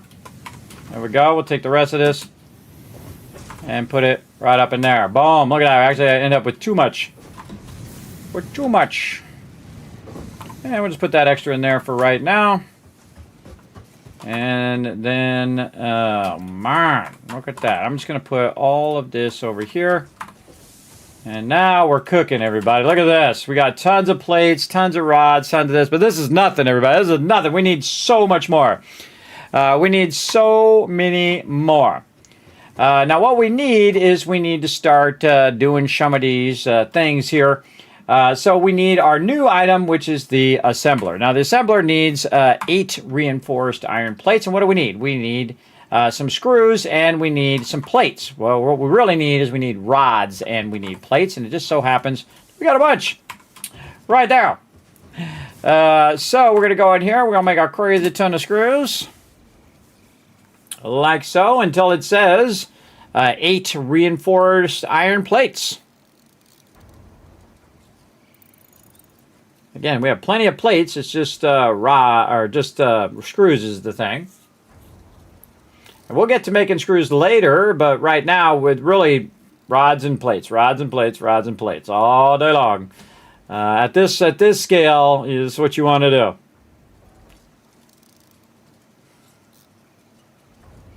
Again, you see every step I've taken is leading to this moment, which is then leading to the next moment, etc. Again, the logistics is pretty hardcore to think this far ahead, but it is super fun. All right, got that done. Now we need to make a rotor down here. In fact, we need to make a bunch of them. Guess what we need to make? That's right, more screws. What a surprise. So let's go ahead and make some of those. And then we can actually turn these down. By the way, if you don't want to see these other things, you can turn these down so we can see our rotors. Whoa! Whoa, we got nuked again! Who's getting it? Oh, and Kidstruction coming in, nuking the stream too. What's up, Kidstruction? Thanks for coming in, hanging out. Welcome, everybody. My name is Kismet. You're in the home of the gaming tycoon. That's right, I've been gaming for 50 years. We're having a great time playing some 1.2. We restarted yesterday. We're kind of in the early phases of the game. We have turned all the dials, boom, to 11, everybody. That means that it randomizes all the nodes. That means it randomizes the purity of all the nodes. It takes twice as many resources, and then that twice just keeps compounding to 2 times again, 2 times again, 2 times again as you go through the different processes, and of course 10 times all the other stuff as well. So we are building massive sums. Right now, instead of having to do 1,000 smart platings, I have to do 5,000. So 5 times as much. That is 120,000 plates, 240,000 screws, 100,000 rods, and 500,000 screws again. So right about 750,000 screws we're going to need. Now, we're not going to make all those right now. We're just going to make ourselves some rotors so we can make an assembler, because we do want it to start to do some of this work for us. So we got that done. All right, and then we're going to run back over here. We're going to grab, not now, over here. Grab some of our cable that we already made. And now what we want to do is say, hey, we want to use our assembler here to assemble some stuff. Now, I call it the play yard when I just take it and just throw it down somewhere randomly like that. Then we can take a look at what we can make. We can make reinforced iron plates, we can make modular frames, we can make rotors, and we can make smart plating. Now, since I can actually make the reinforced iron plates and the rotors myself, because there's such huge power usage, and if you didn't notice, everybody, this bad boy right over here, if we go and look at it, is using a lot of power. We'll go and click on it right here. Look at that, 75 megawatts for one assembler, everybody. Again, normally it's a lot less. Again, if you use a constructor, it's normally 4 power, but now it uses 20 power. So yeah, almost 5 times as much power that it uses. So that's 75 megawatts, everybody. Right now, let's see how many megawatts I got running. Let's see, right over here. Right now, I got 420 maxed out. So if I were to add 75 megawatts, my max cons would go like that. So we're not going to do that right this second. We're going to have to add more power. We're going to do that. Or divert the power from somewhere else. So don't forget to hit the follow button, though, while you're here. I do appreciate everybody coming in. And thank you to Construction for showing that love. Let's see what he was playing. I bet she's playing some Satisfactory because I've seen him play a lot of Satisfactory over there. Absolutely. But let's see if I got it right. Yeah, he's playing some Satisfactory. What a surprise. And thank you again, Construction. I appreciate you, man. If you got to go and rest up after your stream, you go right ahead. Go right ahead and enjoy. Okay, so what we want to do, though, is we want to make the smart plating, right? So if we're going to use 75 power, everybody, we would also need to have to do all the stuff before the power as well. So if we're going to make reinforced iron plates, we would need another 75 power. And if we were going to make rotors, we would need another 75 power. Do you see the problem there, everybody? That's right. That's a lot of power to use and have that be biofuel, which is biofuels. We got to manually collect all of this fuel that we've been doing. So that's pretty tough, right? That's big time tough. So what we want to do is optimize our production, and by reducing the overhead of how long it takes to run and how much power and how much resources we have to collect to keep it running. So one of the things that I typically will do is if I can make it myself, I will make it myself, right? Especially in the beginning. You go ahead and get all the resources, you let it run in your thing, you go take a 10, 15 minute break, you come back, boom, that stuff's going to be converted. You convert it now into your iron ingots. Now you need some rods. Well, boom, convert those, boom, now you got several hundred rods. That's actually the most efficient way. And I am your official Fix-It corporate trainer, by the way. I will try to keep you from getting lasered from space, from being inefficient. Remember, efficiency first, everybody. And I'm the king of efficiency. In fact, I've finished this entire game with only 20,000 power. I think that's more impressive than any mega build I've ever done. Good to see you. Yeah, I'm going to run. Good luck. No problem, Construction. You have a good night, man. Yes, I agree, Gilmar. Rotors are very hard from the beginning. And that's because you need a lot of rods and a lot of screws. But I need even more than normal because, again, I got all the dials turned to 11. We're doing the hardest playthrough the hardest way you can play because that's the way I roll, everybody. I do that in all the games that I play. But again, one thing that we can't make is the smart plating, right? Now, I used to be able to make it, by the way, back in the day, because I played Satisfactory since it first came out. Day one, minute one. Played it since there, played every single update along the way, and we're playing this update too. That's what we're going to do. All right, so to make some rotors here, it's going to take, again, a lot of rods and a lot of screws. So really what we want to focus on is really the rods. The screws, man, we can make tons of those later. But we want to focus on the basics, right? Iron plates, iron rods. That's really what my factory's doing right now. That's its primary job.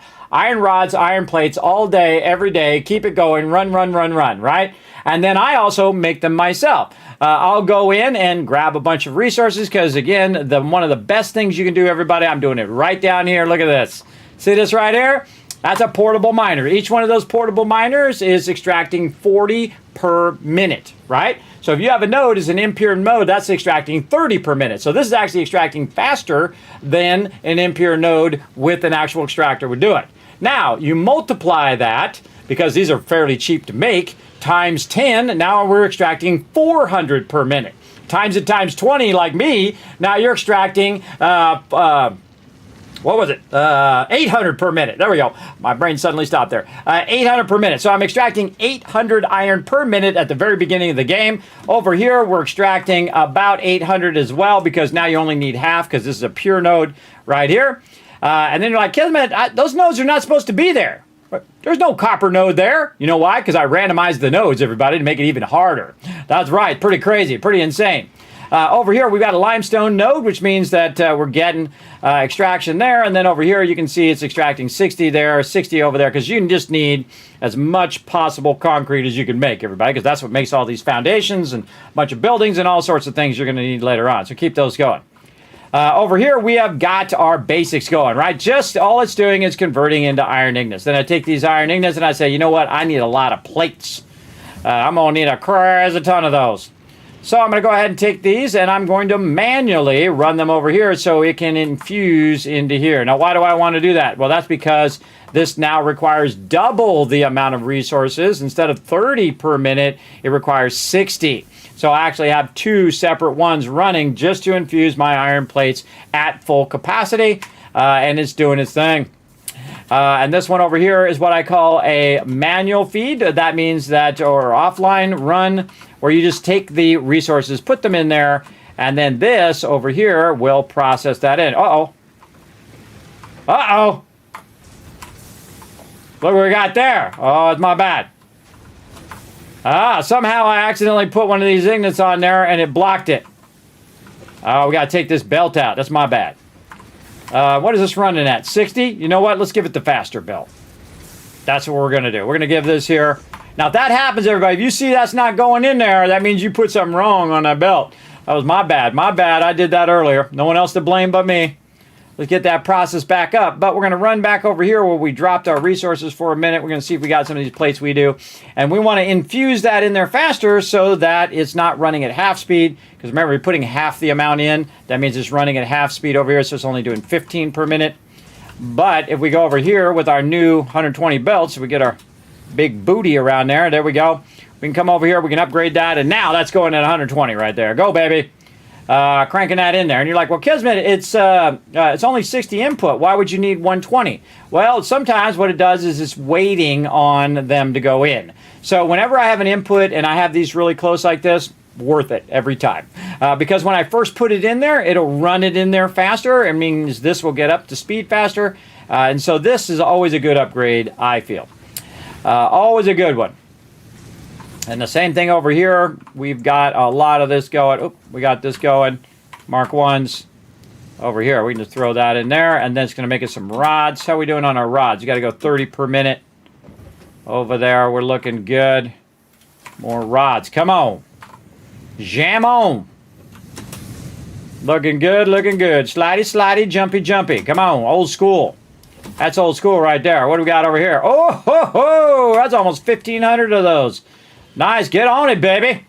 Now, again, I don't need no auto extraction. Kismet's got it going right here. 800 copper sitting right here. You know what I'm going to do with this 800 copper? I'm going to make it do the rest, but I'm going to do this part that it can't do. I do not have enough resources. I do not have enough power. I do not have enough time, which is my most valuable resource, to sit around and go collect all of these resources from a whole bunch of different nodes. When I can just go ahead and do that, put it right in there, and that's just 800 resources right there. And then it's going to go collect 800 more. Uses no power at all, just a little bit of resources.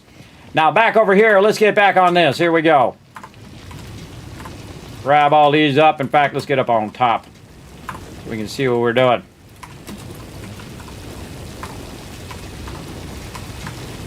More concrete. There's another 800 concrete here, roughly. Or more. I might have lost count on this one. Look for the ones that are not moving. Did I miss any? Doesn't look like it. All right. And then we'll go check over here. How we looking? Oh, yeah, we need a bunch in there. All right, nice. Over here. Oh, we can split that in half.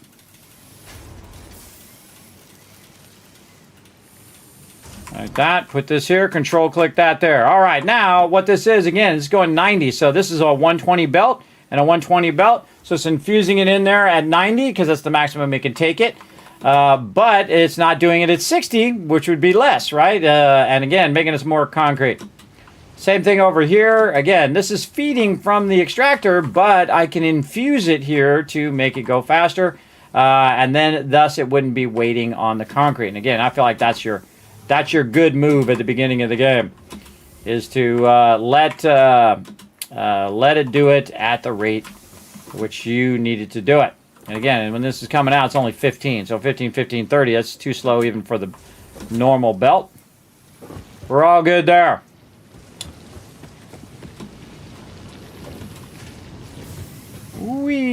Okay. How we doing? Let's look at our power. Power's looking solid. We might be able to do an extractor now. We're at 420. We can get up there. We'd be right on the edge by 5. I think it's time. let's go. Let's get our Mark 1 miner. Aha, look at that. I don't have a portable miner. Yeah, I do now. Watch this. Pick it up. I do now. I'm going to run it that way. Otherwise, it's going to run into the back of this, which we don't want. Then we're going to tie in the power. Enough room there? Nope. And you're like, Kismet, how do you go and you got to take that line out? No, you don't. You don't need to do that. Here's what you do. You get your power pole, you aim right at it, you click on it, you drag it right over there. GG's, you're all done. Kismet just saved you a bunch of time. You're welcome. And there it goes, fired up now. This is 120 per minute, baby. Looking sexy. I like it when it goes fast. I like it. Kind of feel like we do need to turn this way. Hold on, we're gonna take this out. We got to turn this around because we don't want to spend all that thing turning that around as the extractor. Didn't think of it till just now. Turn that around that way. There we go. There we go. And you know what? This is going to be so fast we won't even mind if it just goes directly in there like that. And that can only go at 60 anyway, so no, we do mind. We do mind. We gotta rework this. This is not what we want. All right. Again, take all this out. And, I could, well, we got the things on there, so we're just going to leave it down there. Normally I put it on a thing. But we'll be fine. Okay. Do we have our half blocks? I don't think I have that unlocked. No, that's okay. So, because this is coming out so fast, we'll want to go ahead and have it just lean over. So lean. Like that. Maybe a little closer.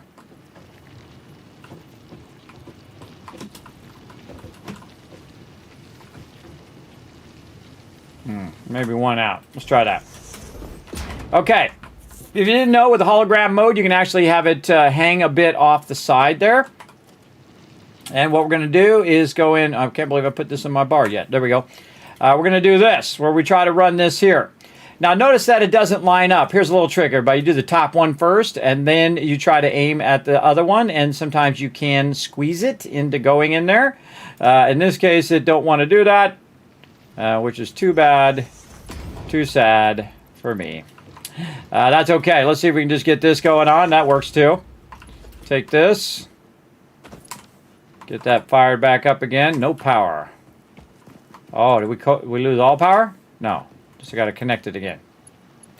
Just need to reconnect it. All right. At some point, we will lose power. 100% chance. All right. Now, this is going to be cranking out of here at 120. So we're just going to, boom, do that. And what we're going to do is end up with a massive backlog of copper already because it's going to be running so fast that we really are going to have way too much of all of that. And I don't have much room over here to work too, so we gotta figure this out. And I don't need that much. I just need it to do a whole bunch. All right, so I don't need an absolute ton of this right now. Just a bit of wire would be more than enough. So we can go ahead and get that going. So that's going to go in at 60 because we got the 60 belt here. It's going to be going into this box at 120 though, so it's going to massively backlog. Then we'll get our constructor back. And we're just going to nudge that nice and close like that. So let's see if it's centered. Feels centered. That into there. This is going to be wire. And I'll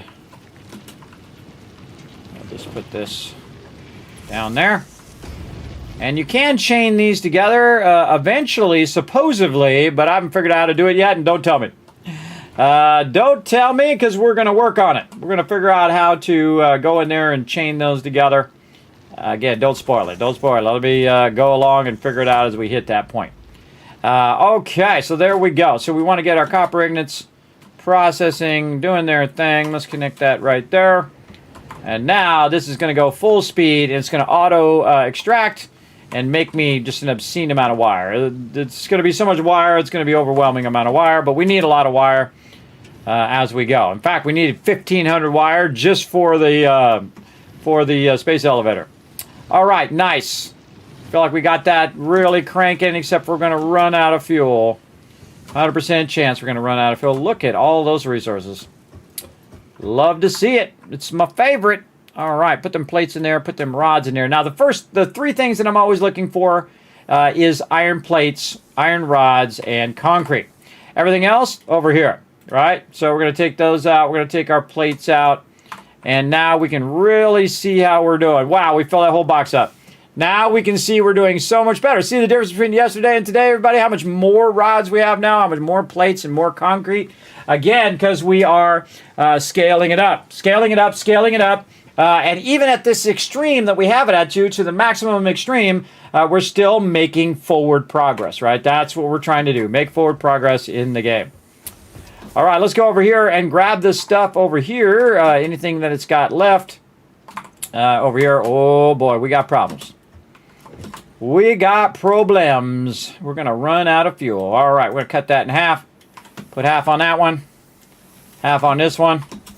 And that's going to run that. Let's go see how much we got left in our actual stuff, which we should have quite a few because, man, we were cranking it. Yeah, we got 117.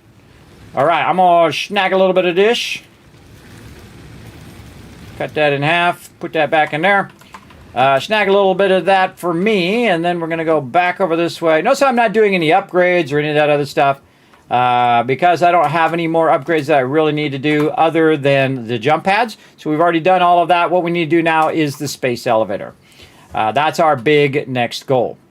So we got that. We want to go ahead and deconstruct our crafting bench. That's why it's there. That's why I have two. I have one there just so I can deconstruct it, so it puts those resources there.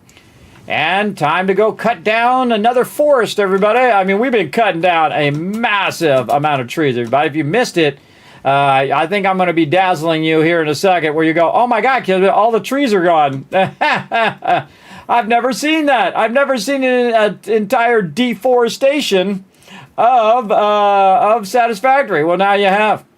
Now I'm running toward my favorite spot, everybody, way out here in the corner where I normally start, where all the pure nodes are. But if you've randomized all the nodes, I guess it doesn't matter, does it? Like me, because you don't know where the nodes are. And again, look at this. We got a pure node there we could tap, though. All over the place. Now, while we're running out here, Fred's going to help us out. At least that's what I call him. Some people call him Peanut. He's my buddy, Fred. He inspects my base, make sure I'm, building up to code and things like that. And we're just going to go after these trees while we're coming through. And again, we're going to do a lot of deforestation. And I'm going to speed way up. I hope you don't mind, everybody. Now, I play games fast, very fast. And I actually slow down here on the stream so you guys can kind of see what I'm doing. But once you get the gist of it, everybody, I'm on to the next thing. I think you guys got the gist of collecting resources. It's all about the trees, everybody. The trees is where the best biofuel is at right now. And we got to get this biofuel and get back. Oh, we got a big old tree by that rock. Get this biofuel and get back before our biofuel runs out over there. And not only do we got to get back before it runs out, we got to get back before it runs low, because it's still got to make some biofuel as well. And we're really going to go to it now, man. We're going to just clear cut everything. Systematically cutting down every tree that we run into.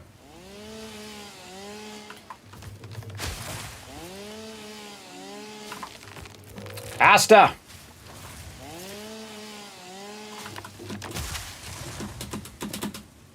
Get up there with your big booty. That guy's always got such a big booty.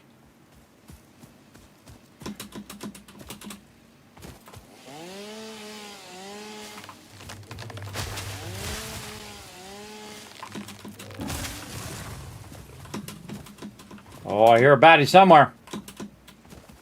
Who that? What that? Oh, he tried to knock me off. Thanks for the warning, Fred. Where'd he go? Where'd he go? Come on. Get wrecked. What are you hiding up here? What are you hiding? He's hiding something. Whenever you see those guys... Oh, there's a crash landing over there, too. Maybe get some resources from over there. That'd be awesome. We go over there. It's got 5,000 smart platings. What do you think the chance of that happening is, everybody? There's 5,000 smart platings sitting in those drops over there. I think highly unlikely. That's just me. Hey, thanks for the lurker love, Crimson Knight. I got a lurk. I can get some breakfast. There you go. I hope you have a great breakfast. Oh, peach cobbler. Oh, one of my favorites of all time. Man, you send some of that in my P.O. box, Crimson Knight? I'm just kidding. I'm just kidding. I do have a P.O. box, though. You guys want to send me some stuff? You can check it out in the panels down below. Send me some fun stuff, and let me know if you want me to open it on stream and show it off or not. Over there. You would if you could. Yes, I love some peach cobbler. I used to be pseudo in the Boy Scouts. And you're like, Kismet, how do you pseudo be in the Boy Scouts? Well, I would go on the trips, because that's the only thing I cared about. Going like, canoeing and going and doing archery and swimming and all that stuff. I go on all of those. But other than that, I get a badge or two here or there. Like I got life-saving badge. I got swimming badge. I got a few of those when I was a kid. But really wasn't like I was totally into it. It was like I was busy doing other things, getting into trouble. Getting into trouble with my crazy delinquent friends. Well, they were more delinquent than me. But we run around, we get into some trouble. And so, that's pretty much what I would do. But they would make a bunch of cobbler, all different types of cobbler. Apple cobbler, peach cobbler. And man, could they give a lot of love to them Boy Scouts, everybody. They can make some great peach cobbler. I give them love for that. Absolutely. Delicious, man. I also love peaches, too. I actually used to have a peach tree as a kid. Did you know that? I absolutely did. Well, really, it was my parents' peach tree. And I had the job of cleaning up all the peaches. If you don't know, everybody, those peaches get everywhere. And they start to stank, too. You got to go out there and pick them up every year. That was my job. But man, those peaches were good. So good. You're in the Girl Scouts. You went out in the brownies. My kids, all three of my girls was in the Girl Scouts. And they got all the way up. All the way up to whatever the maximum thing is in the Girl Scouts. I forget what it is. They told me at some point, everybody. What's the top thing in Girl Scouts? Like you have the Eagle Scout in the Boy Scouts. That I remember. I never became an Eagle Scout, everybody. I'm too much of a slacker. Again, that wasn't my thing, but I did enjoy going on the trips. And they invited me to go, so hey, I was all about it. What's the top thing in Girl Scouts, everybody? The top achievement. I forget what it is. Somebody knows. Somebody in the chat knows. Google it if you got to. Look at this.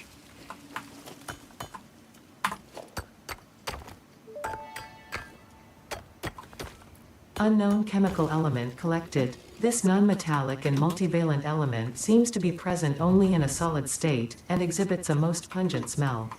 It is fortunate fix-it helmets are of such high quality. Research it in the MAM to establish classification and potential application.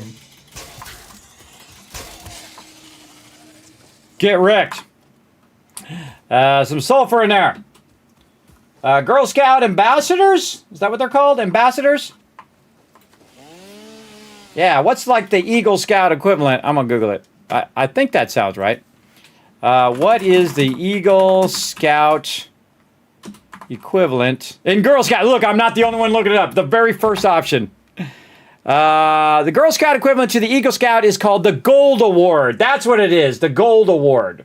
Yeah, you become ambassadors in the 12th grade, but there's actually an award that you get for getting the ultimate achievement in Girl Scouts. It's called the Gold Award. My daughter actually got the Gold Award, my oldest daughter. She absolutely did. I went to the ceremony. It was pretty cool. My other daughters, they got pretty far in there. I don't know if they got the Gold Award. I can't remember. I don't remember going to it, but then again, I forget. I'm old, everybody. All the new information is kind of like hard drive full. Names and all of that, difficult. But again, when you have really bad sleep problems, everybody, it's difficult to remember stuff. It actually affects your memory more than anything else. Your ability to think is still, you still have a pretty strong ability to think, but it's just the memory that it massively affects. Like, I can think stuff through here. Like, I can fight mobs and I can do stuff, and I can do stuff here in the stream. I can do smart things, somewhat. And still be able to do that, but it's like someone comes up and says, hey, my name is so-and-so, and I'm like, oh, in 5 minutes, I'm going to forget your name, bro. I'm going to forget your name, not on purpose, but that's just the way that works. Yeah, Gold Award, that's what it's called. So our golden years in line for the ultimate achievement. I know, right? I know. Well, when do those years come up? They keep saying they're coming up. Like when I go to get my senior discount now, because, you know, when you get to be 55, everybody, you get yourself a senior discount. I'm currently 55 right now. You know, when you get in your 50s, you're supposed to get this senior discount. Now, everywhere I go, they did away with the senior discount. Now, I don't get my discount. Man, I earned it. I should get my senior discount as well. You know what? It just dawned on me. I forgot to ask for a senior discount. I haven't gone to the movies in forever, everybody. In forever. But we saw that movie, the Project Hail Mary, to celebrate my kids graduating from high school. And my kids didn't go. It was just me and my wife. That's what we were celebrating. That our kids can now do their own stuff without us having to, like, you know, tie their shoes and, run around, change their diapers and teach them all the basics of life. They can go do all that stuff on their own. So it just dawned on me that I forgot to ask for my senior discount at the movies. And you know why they give you a senior discount? Because you go in there and you fall asleep halfway through the movie. You got to come back and watch it again anyway. So you still pay full price. You just have to watch it twice. Oh, and there it goes, everybody. Fuse blown. I think that's telling us to run back. Let's go. All right, this way. I feel like I'm going to go on this low side. Look at this, everybody. I just clear cut this whole area. Never done that before. Wow. There are 0 trees over here. Crazy. That area doesn't have that many trees anyway, but I just cut a whole bunch of them. For sure.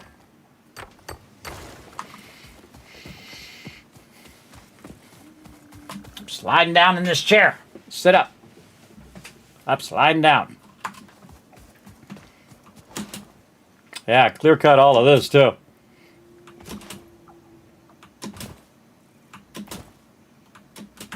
Let's go for a swim. Sploosh.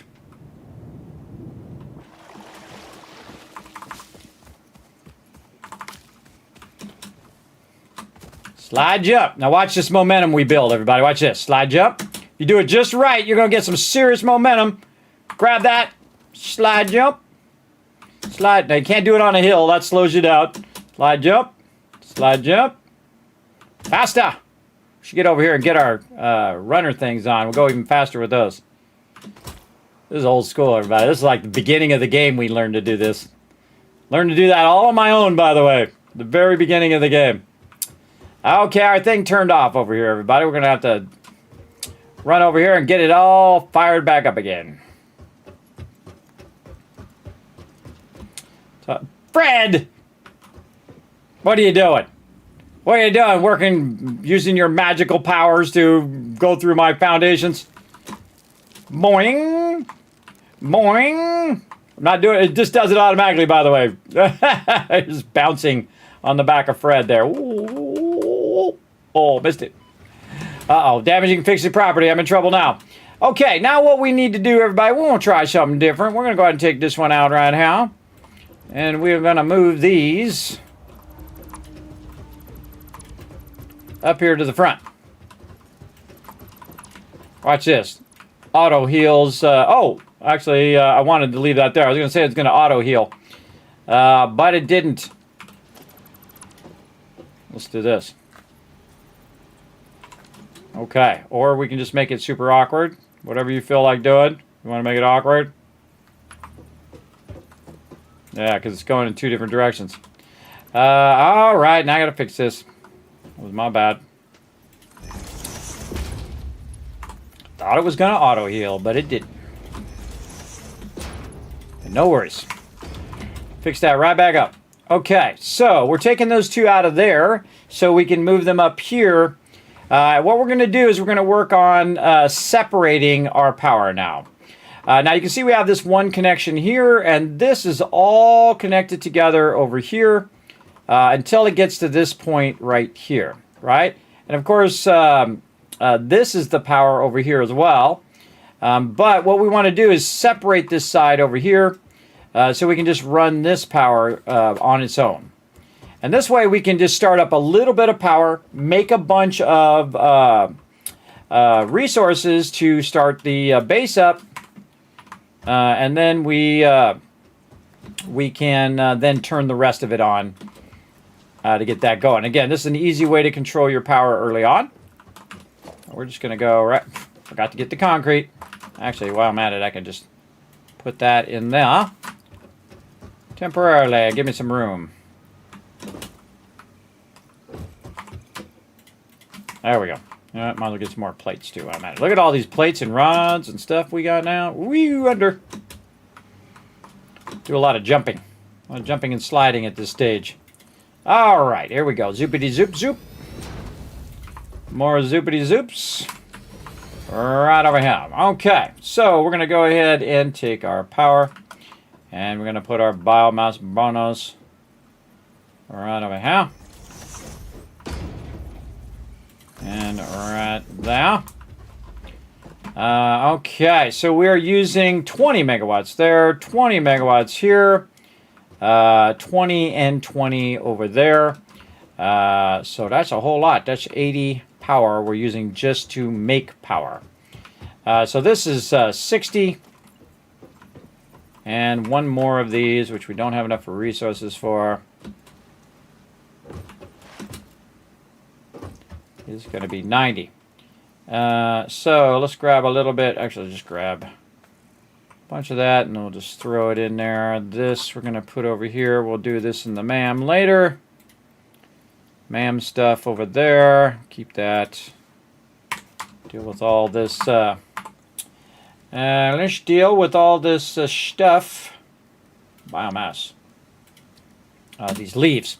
Okay, now what I'm going to do is just manually convert the leaves. Way faster for me to manually convert it.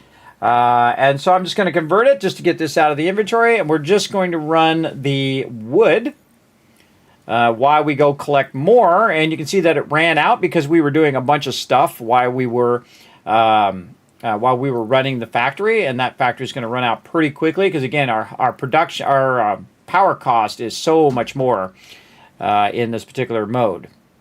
So we got massive amount of power that we need. Massive, massive. So we definitely want to just do this manually real quick. And get this fired up.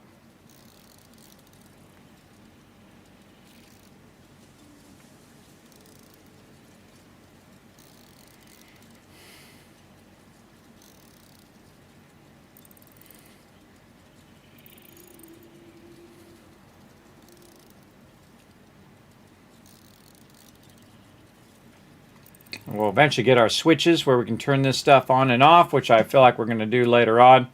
We'll have it where we can turn this on just to produce some biofuel. And then we'll have another switch which turns on the rest of the factory as well. Okay, so there we go. We did that. Hopefully we have enough to make another one. Nope, rods in the other box. Rods, all right. Get some more plates, more concrete. Who knows what we're going to need? Grab it. Okay, so we're going to need 3 of these bad boys. In fact, we can turn these around the other way. Let's turn these around this way so we have this on this side. So 1, 2, 3. And again, that's 30 power each, so that's 90 power. So we're going to go ahead and take this. Put that right there and just connect all of these together. There we go. So that 90 power is going to be connected into our primary power over here, which is running all of this. So I see that, let's see if any of this is crossing over into anywhere else. Otherwise, we'll have all this other power that's going to be running. Let's get over here. We should really, I feel like we should rerun all of this power. Let's rerun all the power. Here we go. Centralize our power here.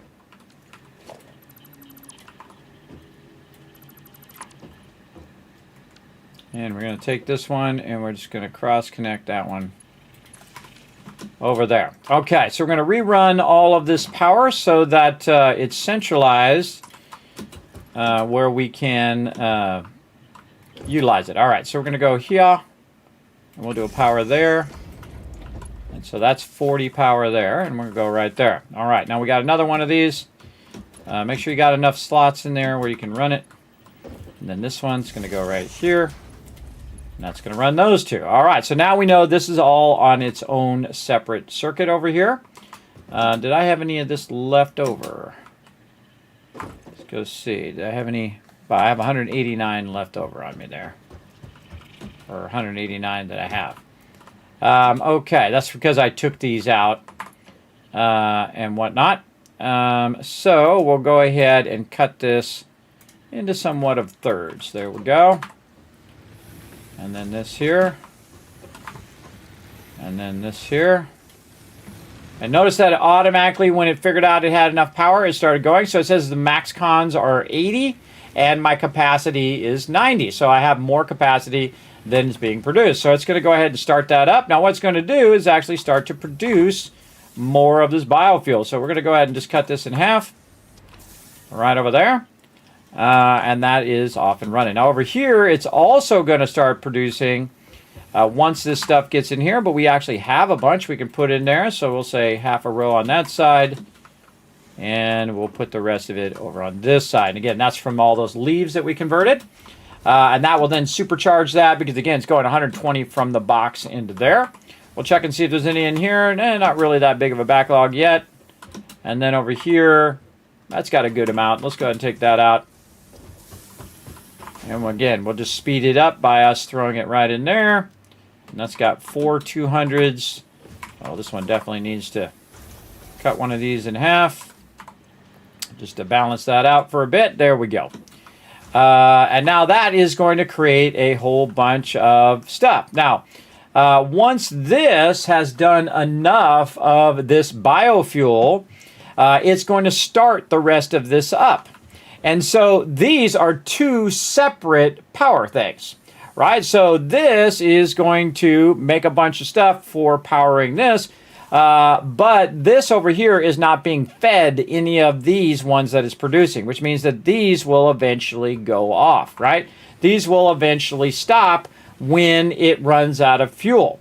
So we can go ahead and just let those run for now, and then again, we won't need to fuel those when it runs out of power, because then it will most likely run out of here. Now, if we're really good, we would put in enough biofuel to last just long enough to make the biofuel, right? And we really wanted to figure out the numbers. I think it's a complete waste of your time, because what you need to do is just go out and try to get enough fuel while this is running. I'm going to infuse that in there, by the way, so it'll just run that out of there as fast as it can. And again, it's going to run it in here, and when it has enough, it'll then start all this back up. And if we look at the power here, we can see that our capacity is actually dropped, but our capacity, it no longer needs that other 80 that we put on the separate circuit. So now they're completely separate from each other, and we can tie them together. But what I really needed to do is just get it started and then feed that power back in there. But we can divert some of this back here to where actually the most important power should be, because that's powering the production of powering the stuff. So we're actually going to cut this in half. We're going to go over here, and we're going to load balance this. And of course, this thing is right in the way, as always. Then we're going to run that in there. We're going to run this over here. This into there. And we're going to have to move this pole. I wish there was a move function. You hit F and then pick it up. Nope.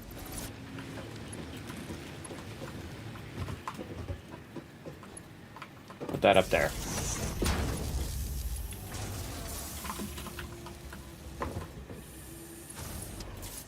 There we go. Okay, so we want to have some of this coming back this way to fund our production of our fuel, right?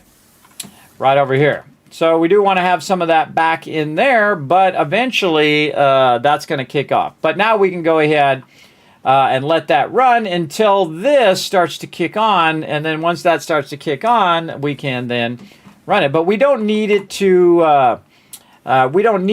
really run a ton of that, right? To run that all the time. And so if this is not running or not doing anything, it doesn't really burn that much power, which means it retains biofuel for me to start it up again later, right? See, that's the trick, is that it will let me actually start it up later because it has extra biofuel in there, because it was just using this biofuel just for this conversion. And again, when this conversion is done, I no longer need to use that power. Thus, I can turn that power off. I can turn this whole thing off. But in the current time, though, we do need to connect this across like this. And then we can look and say, oh, our power just went off. Why did our power go off? Because this stuff doesn't have enough, right? See, our power totally went off. So we're going to try to turn it all back on. And now we got the whole thing on. In fact, we actually added a little bit extra power. We got 450 power now. So very nice. And we're hitting those nice max cons there too. All right. And again, it'll feed a portion over here to keep it going. And then a bunch of it over there to keep the rest of the factory going. So again, we'll let that run. And we'll get on to the next thing. Oh, we were working on our assembler over here. Right here. Okay, so we need a bunch of reinforced iron plates and a bunch of rotors. I say we go over here. We make some more offline production.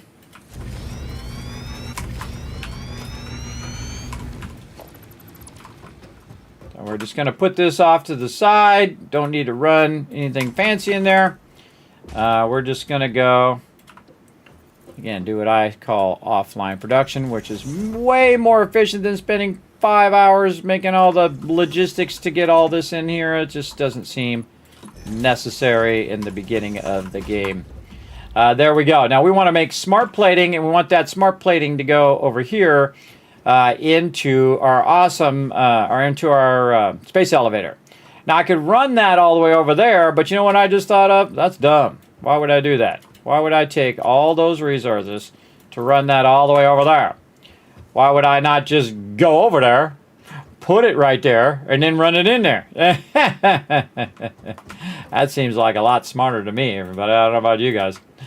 And sometimes I even go, wait a minute, what am I doing? All right, like that. And then I usually put the storage container in front of here. Now, the reason why I do that, and it would turn this around.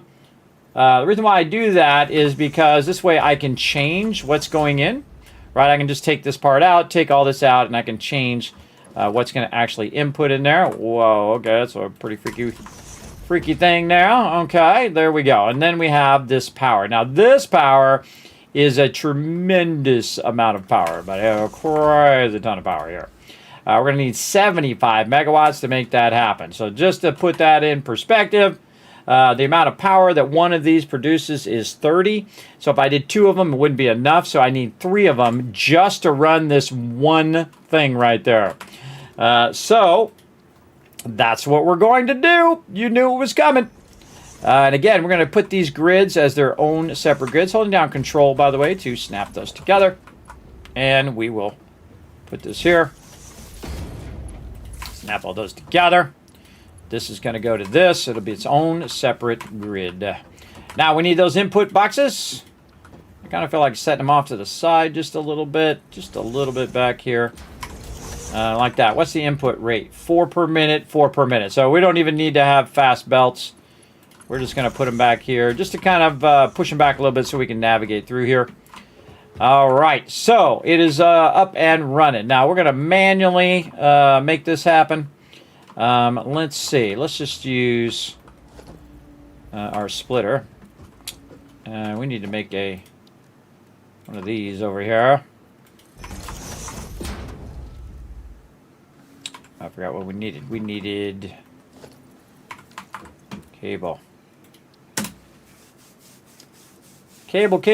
Yeah, it's easy just to make a little bit of cable when you need it instead of spending all that time doing that stuff. All right, so this, split that into there. And again, we're just load balancing these. We could put them in a manifold, but we don't have enough stuff to manifold that stuff. Meaning that if we just run those in line, it's going to fill the first one, and then the second one's not going to get enough, and the third one especially is not going to get enough. We don't want to be doing that. So we're just going to go ahead again, pull this out here. That's why I kind of offset that, so I can just put this back here. And I can manually, oh, that was not even close. I can manually infuse this with some fuel. So that fuel will then fuel that thing. And again, totally separate. We're creating separate areas for our power. So this doesn't cause the rest of that to kick off. We want all of that stuff to keep running.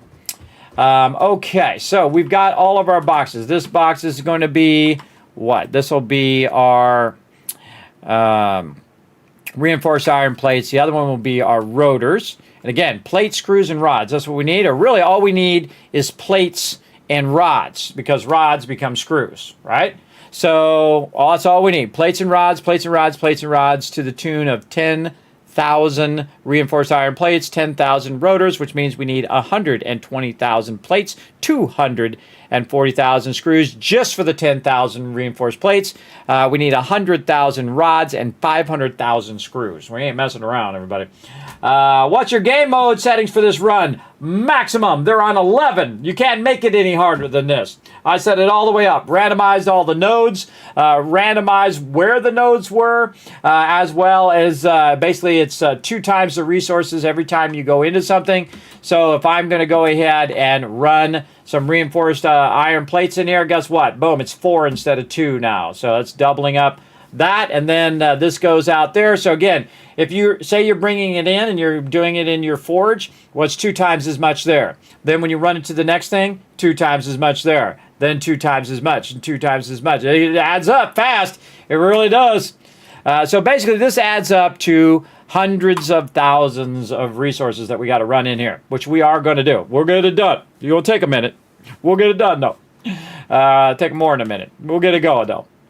And all you got to do is overcome this beginning part of the game. Even if you're not putting it on like insane settings like me, everybody, you can still get past this part and get your coal going. Because once you get your coal going, all of this struggle that we're doing right now, we're having to collect stuff for the biofuel, really goes away in the fact that you can just let it run, right? You just let it run. You say, oh, I'm out of rods, but I have enough power to keep it going, so I can just have it collect the resources, run the resources, leave your computer on, go watch a movie, come back in a couple hours, and you have crazy tons of resources, everybody. Again, the power of time is the ultimate power, and I do that on servers. When I play on a server, this is a local game, which means it's going to be even harder because I don't have that ability to just let it run on the server. So when I'm playing another game, I'm not playing this one. Though I have run Satisfactory in the background before. When I'm playing like 3 or 4 or 5 games at the same time, I'll have Satisfactory running in the background, Fallout Shelter running in the background. I'll be playing like Fallout 4 and shooting stuff, and I'll go, how's my factory doing? Okay, how's my vault doing? Okay, and check on them all. I can play multiple games at the same time.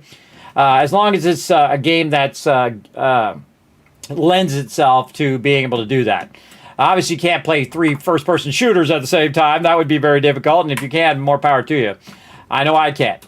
It's too much for me. Okay, so let's see. Reinforced plates, rotors. That's what we need. So, let's see if we can get that going on.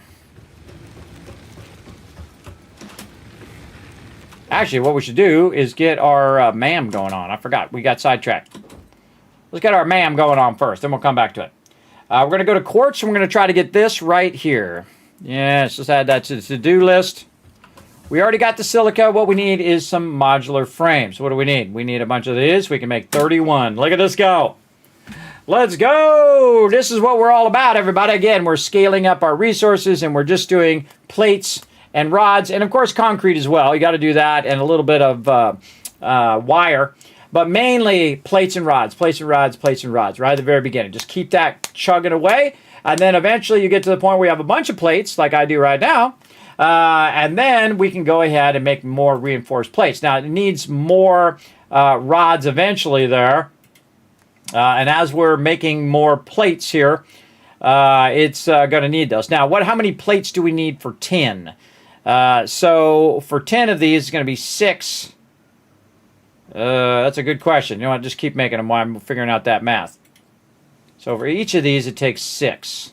We make 4 right now. So 20, 40. So we need 40 of them. Let's go.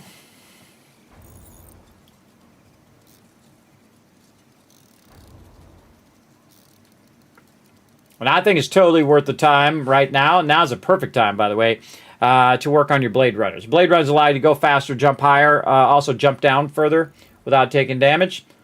Great from getting away from mobs. There it is. All right, did I do my math bad? Oh, it's 30. Sorry, I got too bad a math there. All right, there we go. There's our 10 modular frames that we needed. I told you we get there. I told you we get there. Yeah, and again, we have all the settings set to 11. Basically twice as much resources in the thing, 4 times as much as the other thing, which I forgot the name of it, and then 10 times the other thing, which I forgot what it is. I guess we could save. Hold on, let's go look. I'll go save. Awesome. Awesome start, we're going to call that. Boom. We are just crushing it on this start. Let me go back to the main menu. Like this. And let's just take a look at what those things are, and I'll write them down so I don't forget. All right, so if I create a new game, I go into game modes. I say confirm. Let's see. So space elevator cost is 100 times. Space elevator cost 100 times. So I just took everything and I put it at maximum. So it's 100 times the cost multiplier. The recipe cost multiplier is 2 times. Again, just whatever the maximum is.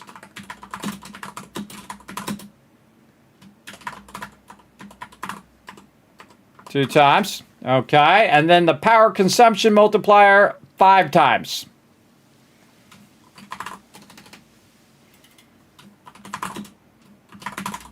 Write this down again so I don't have to keep looking it up. On consumption is 5 times. Okay. And then the resource node thing, just completely random and then completely random, right? So we don't know anything. We're not going to get more resources. We're not going to get less resources. We don't know what we're going to get. It's a complete mystery, and that's the hardest way to play the game, everybody, when you have no idea. They all could be impure nodes. You never know. Randomization, resource node purity randomization is what that is. And then this is random and random. There we go. Write that down. So anytime somebody asks me that, I will have it right there. I guess I could put it also in the thing on YouTube as well. Okay, so there you go. Now you know. Back. And join game, new game, back to my game. And again, my settings are already on those settings, right? And I don't know where to look at it in there to find it. But basically, the space elevator cost is 100 times. The recipe cost is 2 times. And the power consumption multiplier 5 times. So very, very hard. As hard as you can do it. We're playing the hardest way it can be played. And we're still crushing it. But it's going to take longer, that's for sure. Definitely take longer to get it going. All right, let's go over here and get our silica that we have sitting around over here. We went and collected a bunch of quartz that was nearby, and we made a bunch of silica from that quartz. And now we're ready to go to the MAM. And the MAM, let us unlock our little booties. Let's do it.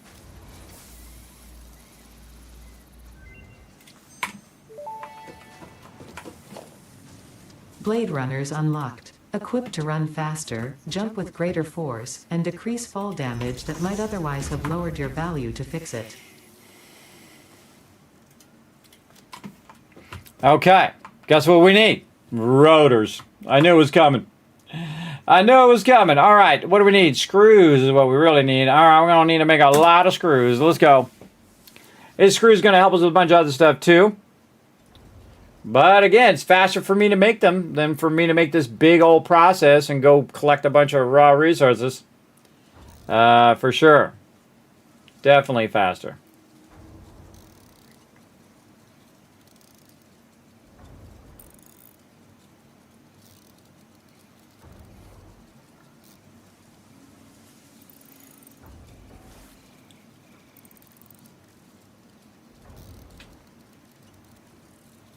I have a rotor, so I only need 5. Only need 5 over here.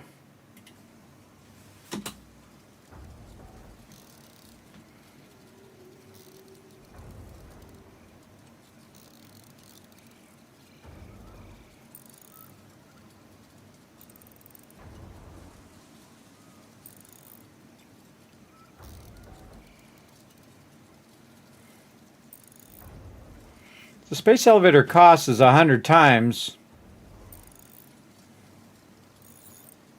And the smart platings would be a lot less. I'm going to let that run. Hold on.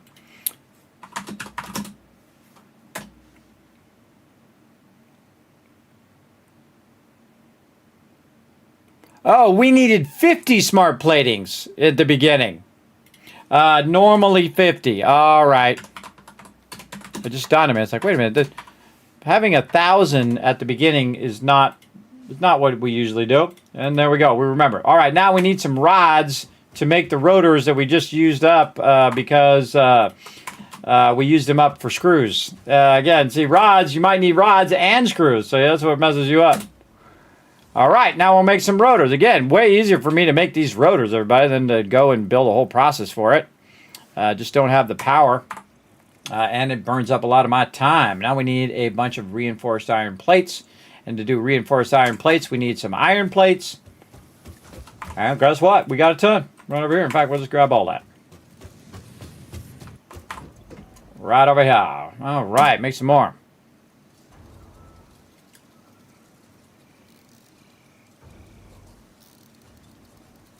All right, now we made 6 of these, and we need to make 6 of those total. So we need 36 reinforced iron plates. And our problem is, yet again, with screws. You make a lot of screws in this game, buddy. You really do. It used to be even worse, by the way. They really brought the amount of screws that you need down. It used to be insane. I mean, basically, most of your playthrough, you'd be just doing screws. But they actually did reduce the amount of screws, but it was so insane to start with that it doesn't matter. It's still a lot of screws. So there we go. Well, I need a lot of reinforced iron plates.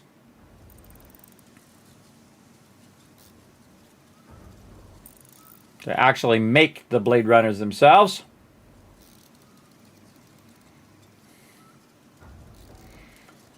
All right, up to 10 now.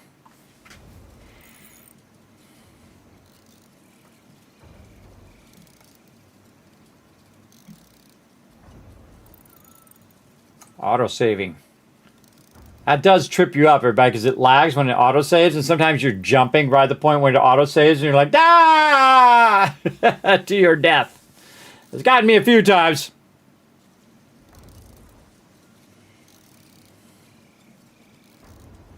And eventually we'll have it making some screws here, too.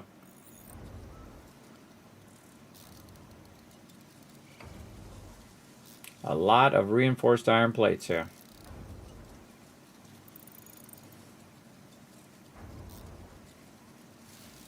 All right, let's go with 20 for now.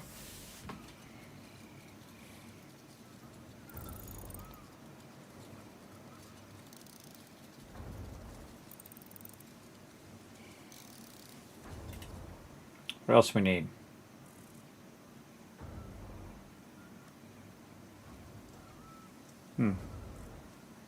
Oh, it's going to make 2 each time. Something there that's not adding up. Why is that not turning to 6?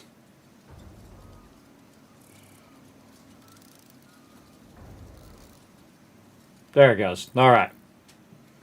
My math's bad or something. 24, 12, 24. Yeah, okay. So it needs a couple more to get 2 more. Right. So we actually don't need as many as I thought because it gives us 2 each time. But we're getting there. All right. We're at more than we needed, but that's okay. Always use a few extra modular frames anyway.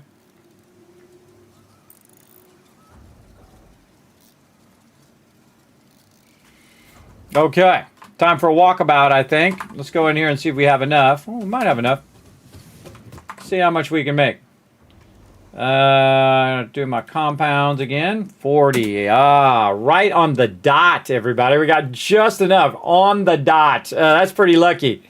My luck is I always all have 39. just not quite enough. But this quartz converts into silica at 5 times, so. There it is. All right. Oh, we get our Blade Runners. Hey, that's a really awesome achievement this early. Awesome. Let's go. Totally worth it. You put these bad boys on, and we're just going to double-click them, and now they're on our legs. Now watch this. Woo! We can jump all the way up here. We can jump further. We can land much further down without taking any damage. And we can jump higher, like before where we couldn't get up here. Now we can. Want to get up on top of this box, you can just jump on the edge and then on the box and then here. Also, you run faster, so when you slide jump, and notice, no damage. All right, slide jump. Really get some air time in there, too. Look at that, all the way up. Up on that edge, up on here, slide jump. Whoa! Totally worth it. Awesome. All right, we got that going. Now, we want to go ahead and make another box right here. Then what I'm going to do is start to separate some of my resources. So I'm going to put that right there. I'm going to go ahead and take all of this out of here, and I'm going to go ahead and apparently, awkwardly, not have any concrete. Give me that concrete. Put that right there. And then we're going to start putting our rods in there, and then everything else kind of over here, like that. So we have kind of our general random loot over here, and then, oh, we got to do our sulfur, so that we can use it with this. So we can just run it in our MAM.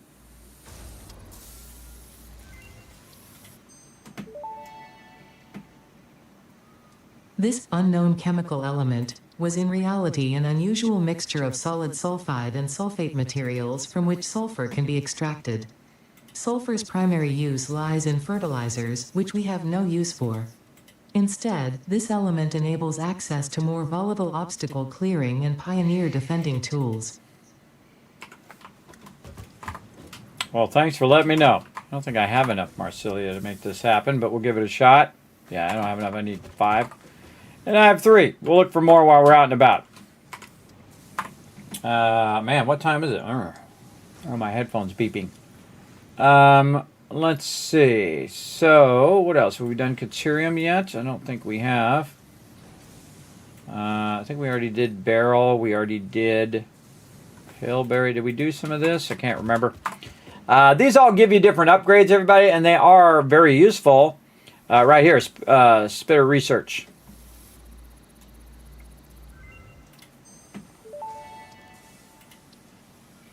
The remains researched belong to an organism that tends to nest near objects emitting specific types of resonance. Spitters are called as such due to their ability to create and spit plasma across long distances. Spitter remains can now be made into alien protein, and additional research may reveal options for improving pioneer safety during exploration. Time to get that overclocking going on. That would be super useful right now. Actually, I really want to get this inflated pocket dimension because that'll give us more inventory slots. So Caterium here, we need more Caterium and we need more quartz. The ultimate thing to do, though, is to go back here and do this one, which is our rods and plates. So we'll go ahead and grab all our plates out of here. We'll grab a bunch of rods out of here. And then what we'll do is make a bunch of these portable miners. Now, they used to take up an individual slot in your inventory. They don't do that anymore, which is awesome. So you can make a bunch of them and then just carry them around with you. Whenever you see a node, you can go over there and fire it up a little bit. Now, again, I don't need to go over there and use an extractor yet because I just don't have enough resources and I don't want to spend all that time doing all the biofuel and it would be completely unnecessary. So we'll do about 10 of them. Then what we're going to do is we're going to ping the nearest quartz node, which actually is fairly close. This way, about 300 this way. And now we can get there just that much faster. Look at that. Cleared the whole thing. Up, over. Nice. Slide. Slide, jump. Slide, jump. Notice I'm going up the hill now, which you can't normally do without the little jumpy things. And you're like, I got kids, but you're going to die. Up. Take a little damage. Come on, big boy. Now I can also jump over these. Now it's going to be a little bit more awkward, by the way, because you really get some air time when you jump over them. But that the power of verticality is unstoppable over here. All right, now what we're going to do is instead of every time we come over here, we got to manually collect this stuff because that sucks. We're going to just go bada bing, bada boom, and bada bing. Right there. Over here we have a limestone node, which is an impure, which means it sucks. And then we go over this way and we see that we've got a wild little crude oil node, which is wild as well. Look at it bubbling. Bloop, bloop, bloop, bloop. But that's not what we're looking for. And we're not looking for that either. We're looking for this. Bing. Where's our nearest sulfur node? Behind us. Whoa, that sucker's way out there. 600 that way. 800 this way. Probably this one's closer, even though it says it's further. And the reason why it's closer is because we just came a bunch of directions. We just came 300 this way. So we go back 300 that way. It'll be closer to our primary base. Now I'm going to grab a bunch of this, let that run. And we're out of here. Again, look how much faster we're going now. We can dip around like nobody's business. Oh, I hit that hill a little bad there. Come on. Come on. Oh, overshot. Come here, you. Let's go. Bad hit. Bad hit there. Sometimes it happens. You just hit it at the wrong time. All right.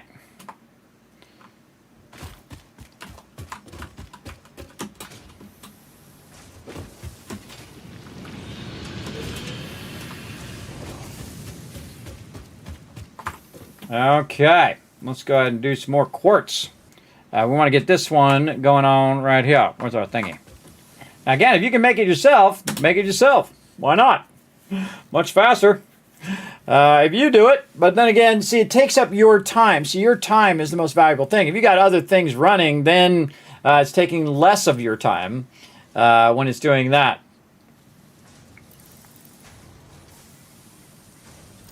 By the way, it's still over there making fuel. Okay, now if we look around, are all these other things running? Did they automatically turn themselves on? Because I didn't turn them on. I didn't turn them on. Look at this. It automatically turned itself back on again when it had enough fuel. And that's, of course, distributing our fuel for us. And if we go over here, these are going to start to backlog a little bit here because I have it running out so fast. And then just to make it go a little faster, because we can infuse these at 240, we can go like this. See, okay, this is about, let's see, 5 rows there. 5 rows there. And then now it's going in at 120 and 120 again, because I'm just using those small little segments to infuse it in there faster, converts it faster, outputs it faster. You get the idea. Let's go ahead and check in on our stuff here. So this is done. So this is done processing. And this here is out of wood. Oh, and we blew the fuse. Perfect timing. Blew the fuse there. Now this one actually wasn't done. But we ran out of power over there. I'm going to show you a great little trick. What we're going to do is we're going to grab this right over here. And then, because what we're doing is we're diverting a bunch of this over here. But what I'm going to do is I'm going to take some of this over here, and I'm going to leave it right there on purpose. Now, what I'm doing is I'm siphoning some of this off to the side, right? And what I want to do with this stuff that we're siphoning, if it does run out, is take it and put it over here. So now it'll distribute all this. This will start back up again. But I'll have a little bit extra over there to start that side back up again if I need to cut this side off, let this run, get a bunch of backlog first, and then run the rest of this by just simply connecting that cord right there. Just take that one cord out. This can go ahead and run separately. Ooh, big boy coming through. This will run separately, make a bunch of fuel, and then once I'm ready, then I'll connect it back to the rest of the power, and then it will start the whole thing back up again. You get the idea. Okay. So we got this stuff. Let's put some of this in here. And again, I'd like it if it put it in there, if it already had it in there kind of thing. That would be very nice. Okay, so we got our silica there. We'll carry that with us. We are pinging sulfur.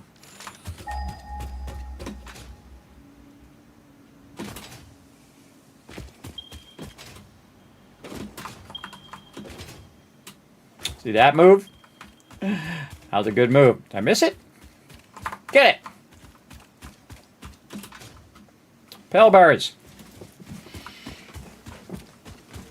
Sit up. This way.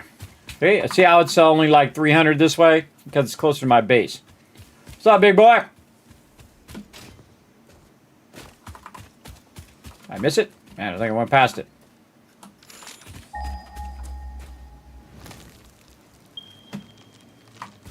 This way. Uh-oh. Might be down there.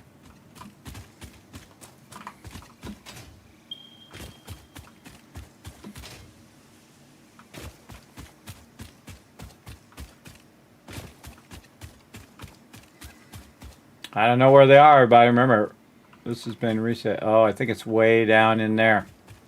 Not worth it. Not worth it to fool with that. Back this way. We'll have to build all this infrastructure to get down in there. The other one might be more worth it. Ooh, got some air on that one. I don't know why it's not grabbing those.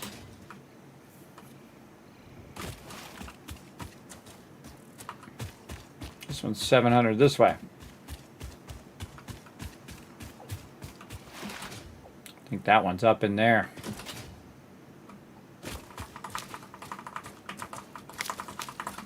Gimme, gimme, gimme. Gimme, gimme, gimme. Man, that's a great spot for those. Huh. I don't think I've ever noticed those.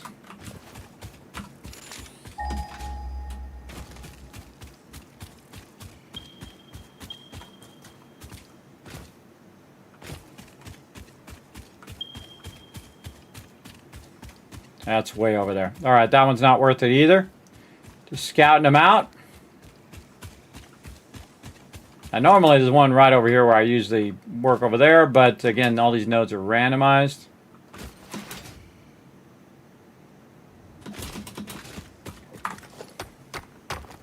Bauxite. Oh, I thought it was iron. I was just going to grab it.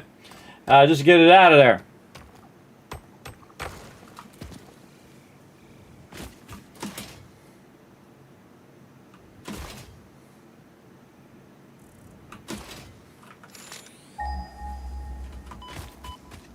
Oh, a little too far there.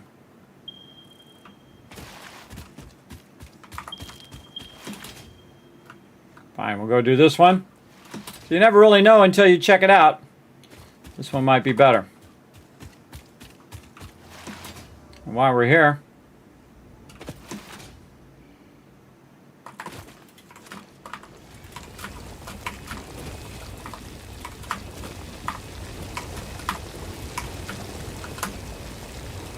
I mean, it speaks for itself, doesn't it?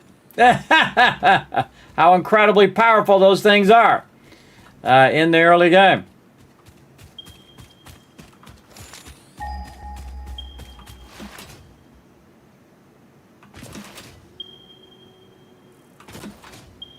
Oh, really? I have a little suspicion of where that's going to be. Get this quartz. Again, I just get rid of these things so I don't have to look at them and draw my attention to them.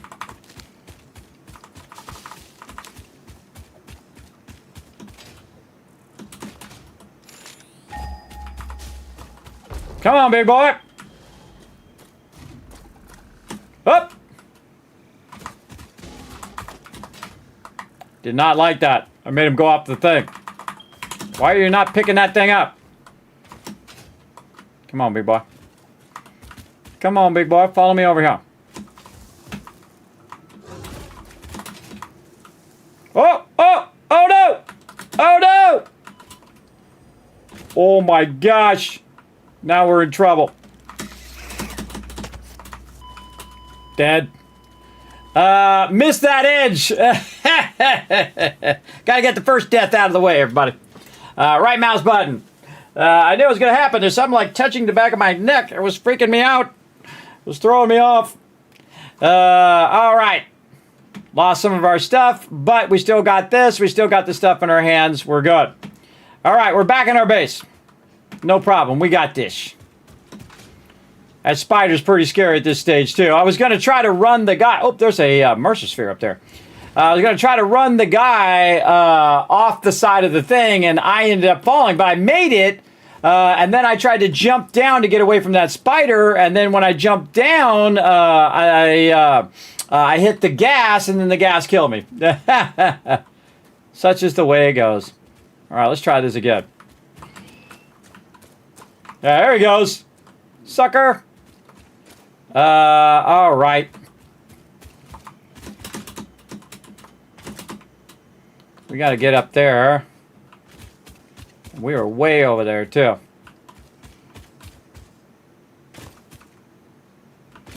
Checking these nodes as I go by.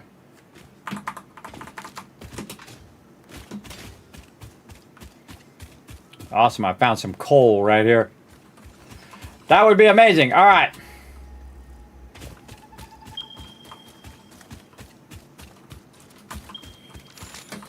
Stop doing that. Keep hitting both keys. I'm hitting V instead of C. Whoa, man, that was some air there. Don't worry, everybody. We got this. Oh.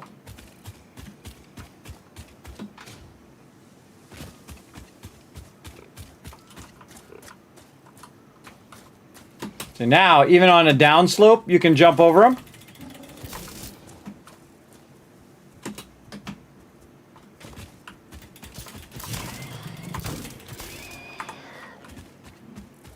Good, the guy. Another Mercer sphere up there. Look at this spot. I actually survived that fall, but got gassed.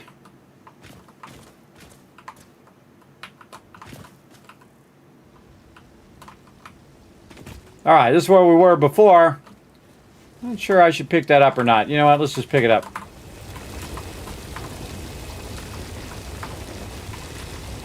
While we're here, let it pick some more. All right, round two.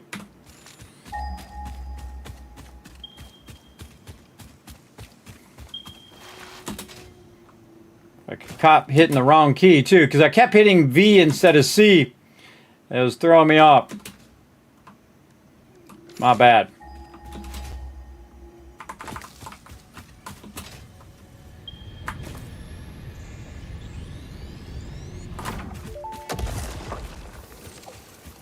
The effigy has no song, only echoes, but is part of a river.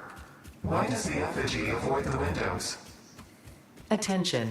Your brain's operations are outside typical parameters. Time spent daydreaming will be deducted from your sustenance budget. My bad. All right, we're going up here.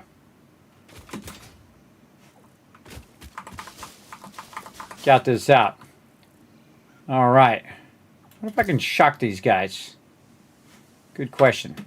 All right, we need to chomp chomp a little bit here. How can we get down there? We're going to need resources.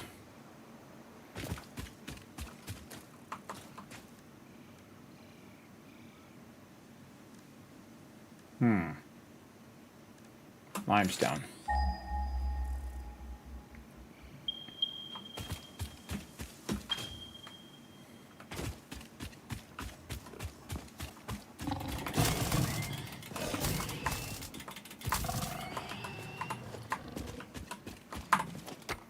Oh! What the? What the? Who the? Who the? What the? I thought that was iron. Boom. Let's hit that bad boy. That's coal. Oh, we coming back for that. I could have sworn I did iron. Oh no, I did limestone. This way. That way, 200. Well, that's good too. I'll take that.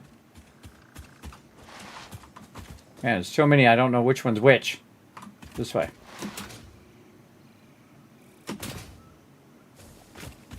Marking all the coal nodes because we're going to come back to those.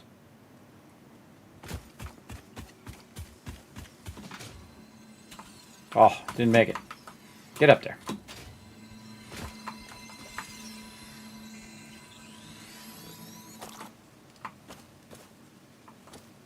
Deuterium. Who we got? This guy? Come on. Get wrecked. All right, we need some limestone.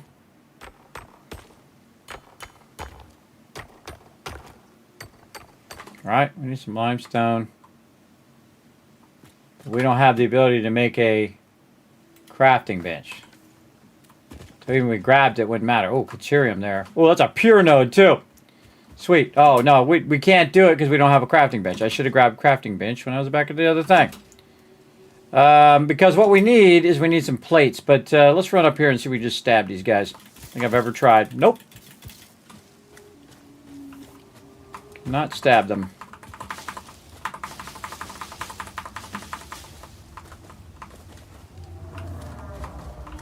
Is there a way to get down there without dying? That's a good question. Don't know until you try, chat! Woo-hoo-hoo! Okay. What up? Whoa, missed it!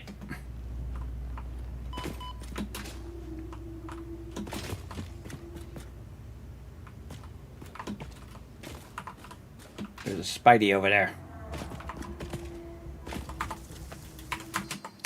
Dip! Spidey see us? No. Turn the light back on. Dip!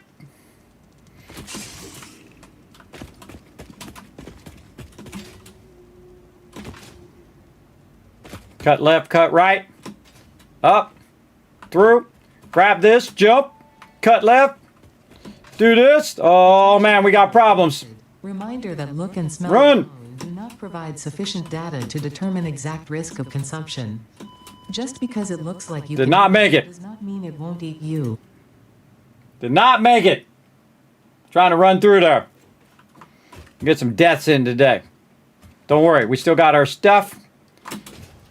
Want to help us out here, Fred? Boing! There we go. We got this, chat. We got this. Let's go. Love how I got oil right there, though. That's pretty sweet.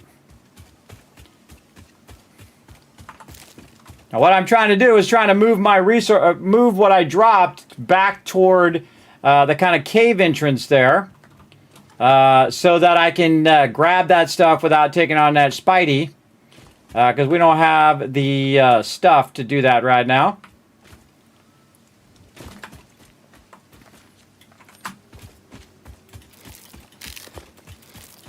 My health up while I'm running. We got this. We know what to do.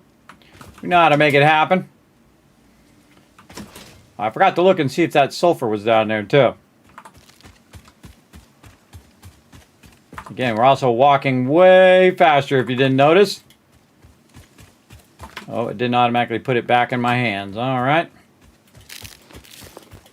Getting that health up. That's why I don't usually bring these, because I usually just find them. Need some better weapons, too. What's up, Fred? Could have warned me. Could have warned me there's a big old Spidey down in there, which there is.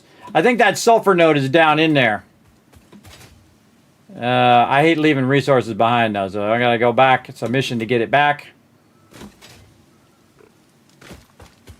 Could have made myself a thing, just dawned on me. Okay, it's back this way, which means that entrance is over here somewhere.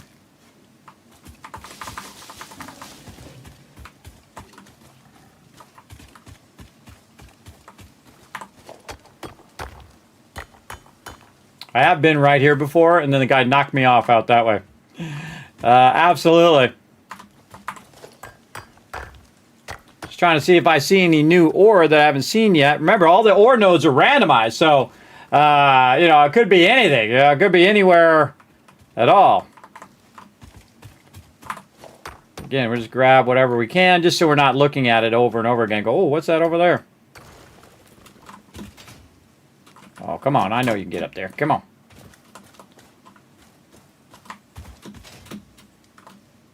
Ooh, a little glitchy there. A little glitchy in that spot. A little scary. Every time I see that little glitchiness, I think, uh-oh, we're in trouble. Get up there. There we go. Again, without our little jumper things right now, we'd be having trouble. Okay, this way is where our death crate is. Again, there's a cave that comes out that other side. I think it's right here. Yeah, I'm dead right here. Come on, let's go.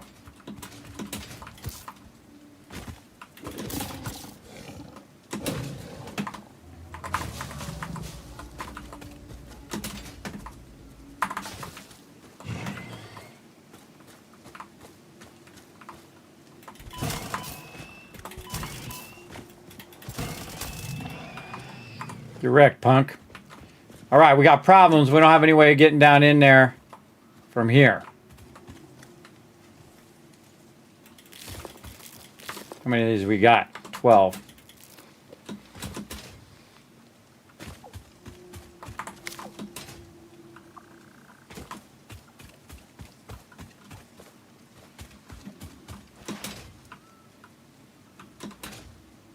That was some good parkour, though. Pure iron node. Wow. Quartz there. Normal.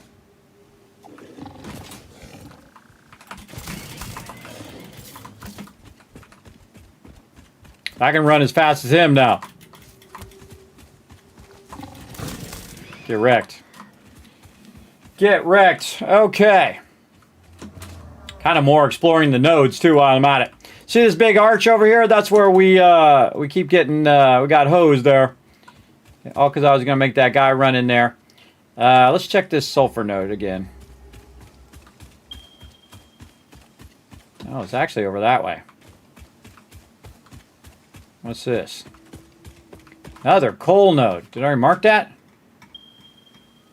I did. Okay, that was a node we saw before. Oh, up there.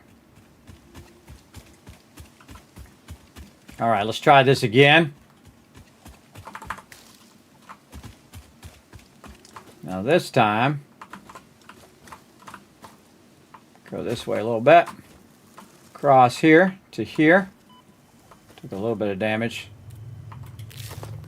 Whoa, I was just looking. I was just looking. Oh man, I took a ton of damage. Bummer.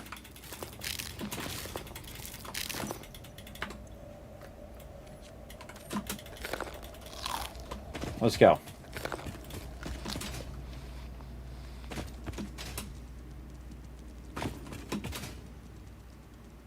Don't run in straight lines.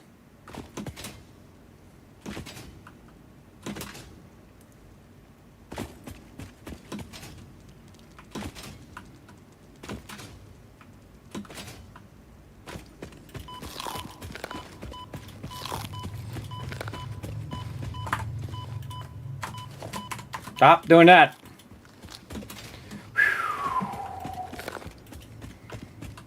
Kismet getting it done. Come on, big bad boy. What you got? What you got? You ain't got nothing. You ain't got nothing. You ain't got what it takes, brother. Give me that loot. Find our way out of here. Oh, there is an exit right here. Now we know. Whoa, geez. Oh, God, that made me jump.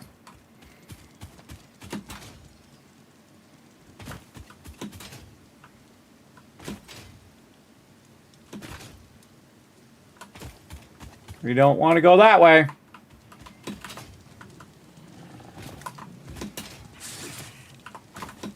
Radiation that way. How the heck do we get out of here? That's a good question.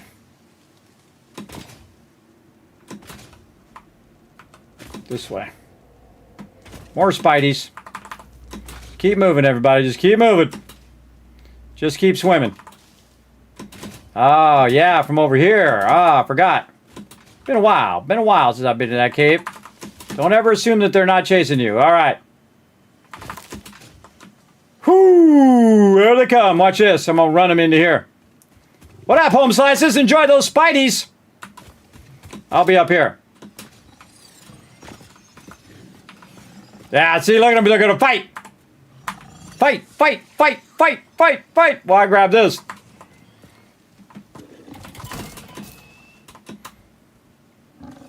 Did you get those Spideys? Did they run back? No, they're fighting the spiders.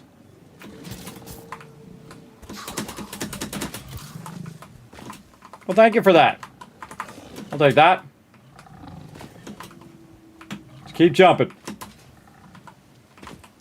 Whoa.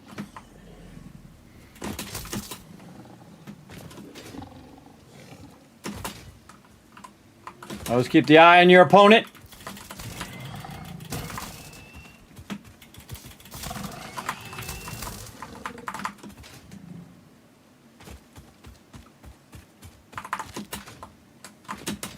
See, I'm using the verticality, everybody, to get up here and stand up on the top. I let them fight the spiders.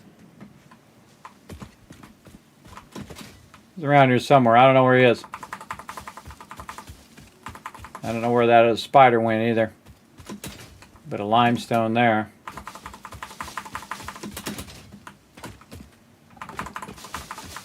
My right. Where's that other spider? Sounds like he's stuck in the wall. He got knocked into the wall. Ha ha! Sucks to be you. Alright, still haven't found this darn sulfur yet either. Alright, back to work. See what I did? I just ate the food when I was going through there to heal myself to get through there. That was a lot of action though for the beginning of the game. A lot of stuff. There was a big spider there. I don't fight that big spider in the early part of the game because that sucker is hard. Even later, he's tough. 1300, 352 this way. Again, we're finding some nodes too for our coal, which we're going to need later.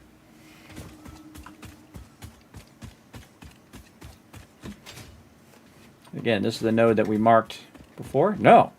Whoa, what happened to all my marks? Oh, no, it's there. Okay. All of a sudden, my marks disappeared, I thought. But no, I was standing on it.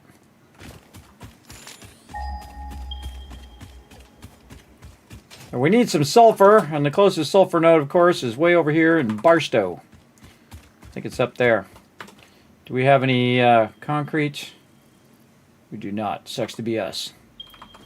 Yeah, I think it's up. Oh, no, it's right there in front of my face. No wonder I can't find it. All right, now we can do this.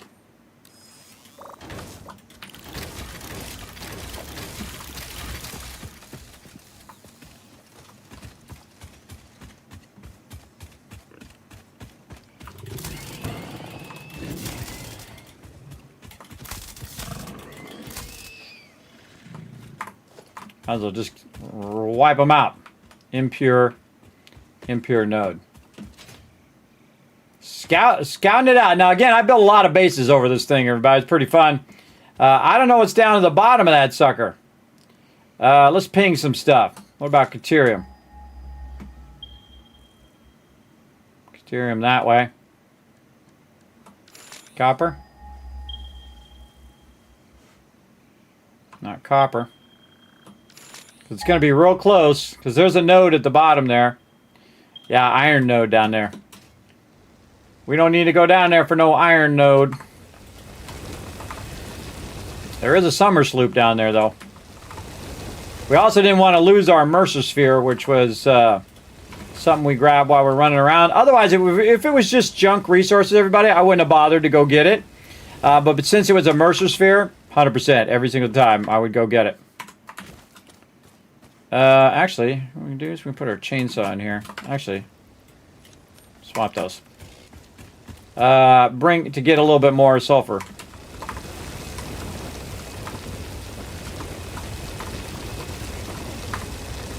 Okay, now we know kind of where our sulfur is.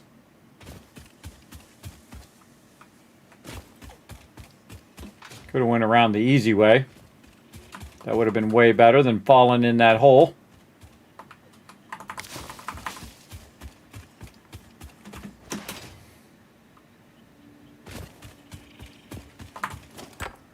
Oh.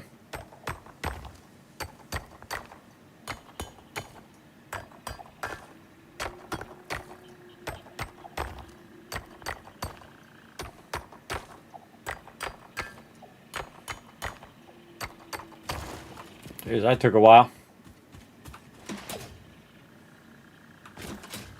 Mercer spheres are just calling my name.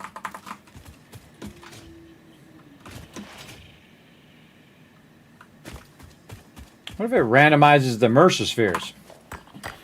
I don't know. I don't remember where they're all at. Again, that was freaking me out. It was like touching my neck while I was trying to do that. Oh, it was creeping me out. Creepy.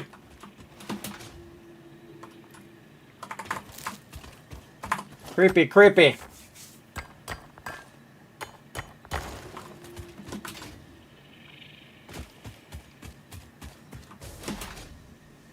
Copper. So you're far superior to them now with your little leg things. Stand a chance. Impure. Another Mercer sphere over there. Oh, oh, mycelia down there. Do we have any fuel? Nope. Yeah, mycelia there, which means there's probably mycelia in that cave that's right there.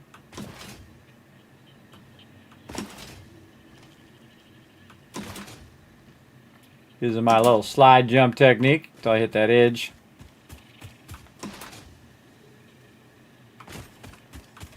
Again, we might want to build something that goes up over that thing so we don't have to run all the way around.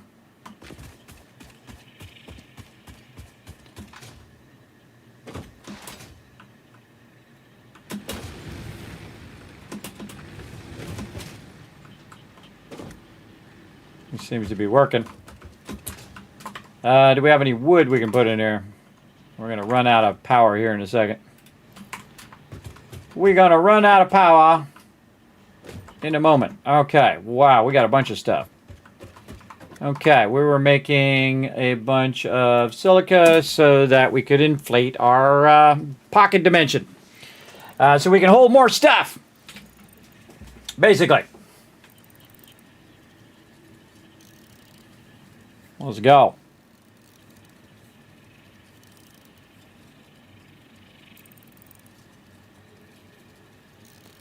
Let it run, let it run.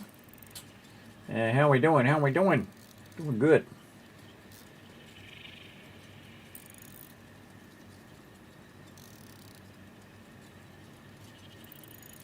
Yeah, and this is way faster for me to do it than to set up this production. Now, in the normal game, when you don't have, 5 times the power consumption, I could get this done. I also forgot it was 50, not 1,000. It's 50 that I need. 1,000 is the next step up, which means that I need 100,000.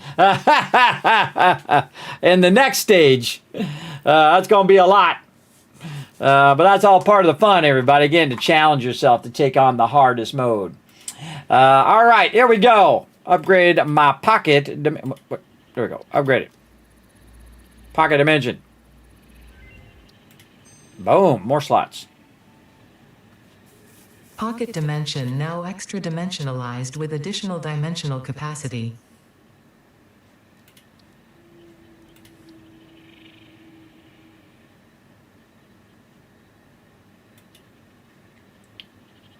What are these hatchers? Haven't done any of those. Oh, I went by one of those too. I could have got those.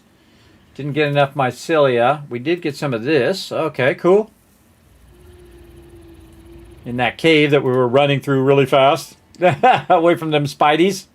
This mushroom, dubbed bacon agaric due to its uncanny resemblance to raw bacon, is compatible with the human digestive system and has been added to the object scanner.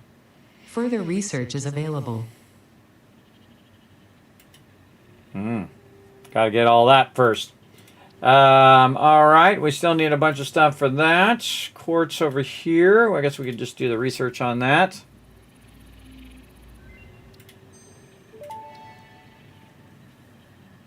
Research completed. Quartz crystal recipe unlocked. New quartz research available.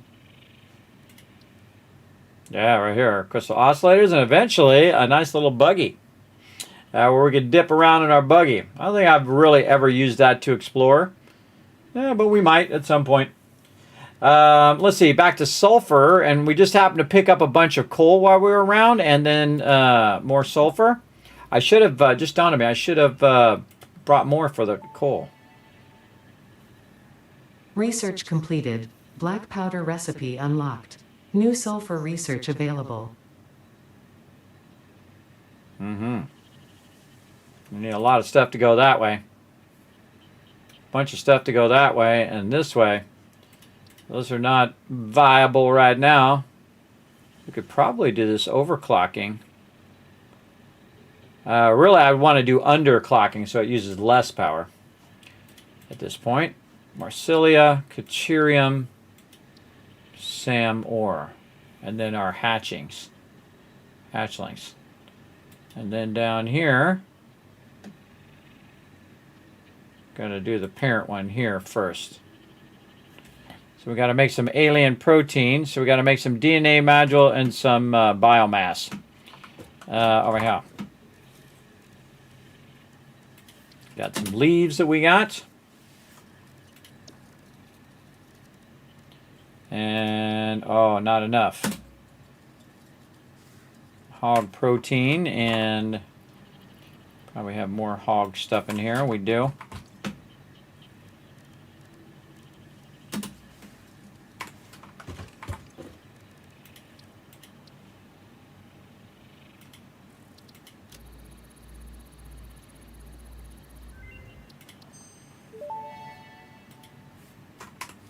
Research completed.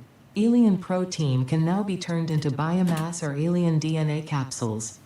In addition to being used for research, the invaluable alien lifeform data in these capsules can be traded for fix-it coupons at the Awesome Sink. We guarantee the best capsule to coupon exchange rate anywhere on this planet. You know what I forgot to do? I forgot to do my awesome sync. Just dawned on me when she said that. We unlocked it, but we didn't do anything with it. What did I do with all those resources? Here. And a lot of dish. All right, I've got to make a bunch of cables. 487, and this needs... how many? 1,000. Oof. Okay, we'll do that when we're AFK. That's a lot. Though I could do 1,000. I could make enough of this wire to do 1,000, but... it's kind of far, and our rebar gun way down there. And I'd like this node access, 2 more hand slots, more all that. We'll get to that. We need to get some of these hatchers. All right, so let's write down some of the things we need to do. Hatchers. I'll show you a great trick with hatchers too, especially in the beginning of the game. We need to find some SAM ore. Hatchers. SAM ore. And then Caterium, which we know is nearby. So we just need to have enough. We just don't have enough. There might be some in the box. Let's go see. Any Caterium in here? Yes, okay. We have just enough. Let's unlock that. There we go.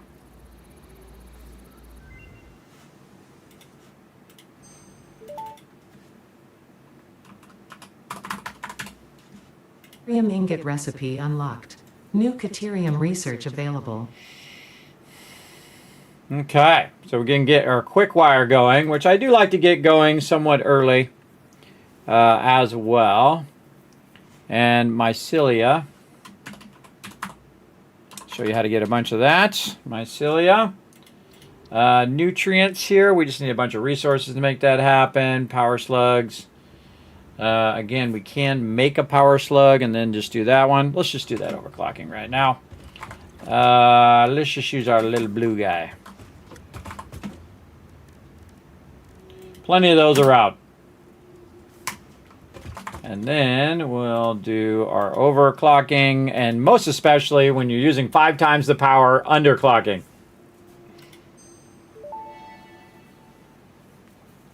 Overclocking development completed. Power shards can now be inserted into all buildings to increase input and output speed. Underclocking is also possible. Note: power consumption of overclocked buildings increases exponentially. And tool belt. Yeah, this is all beyond our ability right now. That's way down in there. This one's probably the closest one that I could do. I mean, I could do this, and then it could get me here. I could probably do that one too. The rebar gun is awesome, but especially when you take the rebar gun, my new favorite thing, everybody, is right here. This explosive rebar. That is awesome. It's not just for killing mobs too, but it's really for clearing trees and a whole bunch of stuff that gets in your way. That's the great way, great use of the explosive rebar. But some of this stuff's way down there, and again, we're doing like 5 times the power, 2 times the recipe cost, and 100 times the space elevator cost. So we're doing some insane stuff over here, playing it the hardest way, and we're really making some good strides though. So again, Hatcher, Samor, Deuterium, and Mycelia. That's what we want to do. And the quartz line is like my favorite line because you just get a whole bunch of stuff in the quartz. What's over here? Shatter rebar. I very rarely ever use that.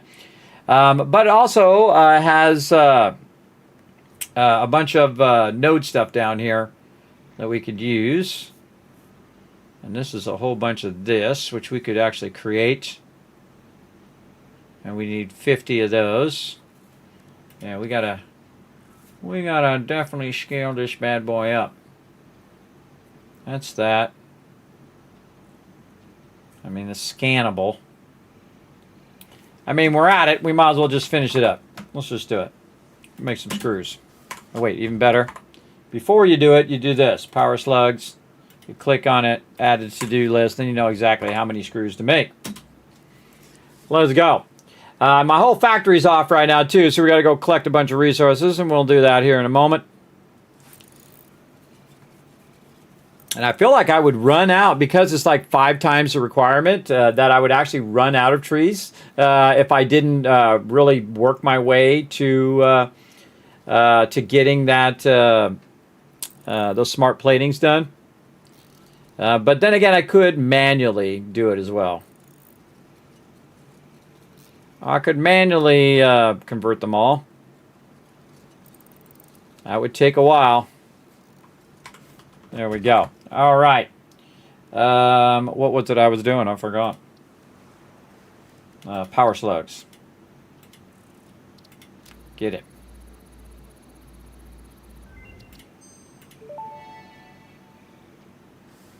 Power slugs extract latent energy from their surroundings to sustain themselves. By tuning the object scanner to the particular potential energy signature, it is now able to locate them against the background environmental static. Awesome. Totally not going to use it at all. At least most of the time. All right, we'll make 100 of this. Now, again, I'm making stuff so I can unlock some stuff in here. And the most important thing, I think, is in the quartz line is this right here. In the early game is a blade run. It's totally doable in the beginning, especially if you find some quartz, right? Either it's up on the side of something or you actually find the quartz node. We found the node, which is awesome. That's a great way to start. Show, I'm trying to do which one? I already forgot. This one? This one, yeah. So click on it, add the thing. All right, and we already have a yellow guy over here that we can use. And then we're going to try to make some more rotors. This is going to be crazy. All right, we're going to need lots and lots of screws. Let's do it. And again, we're going to be doing some big conversions during when I take a break. Oh, my headphones are beeping. Swap them headphones. Something good to do while we're converting. Swappy my headphones.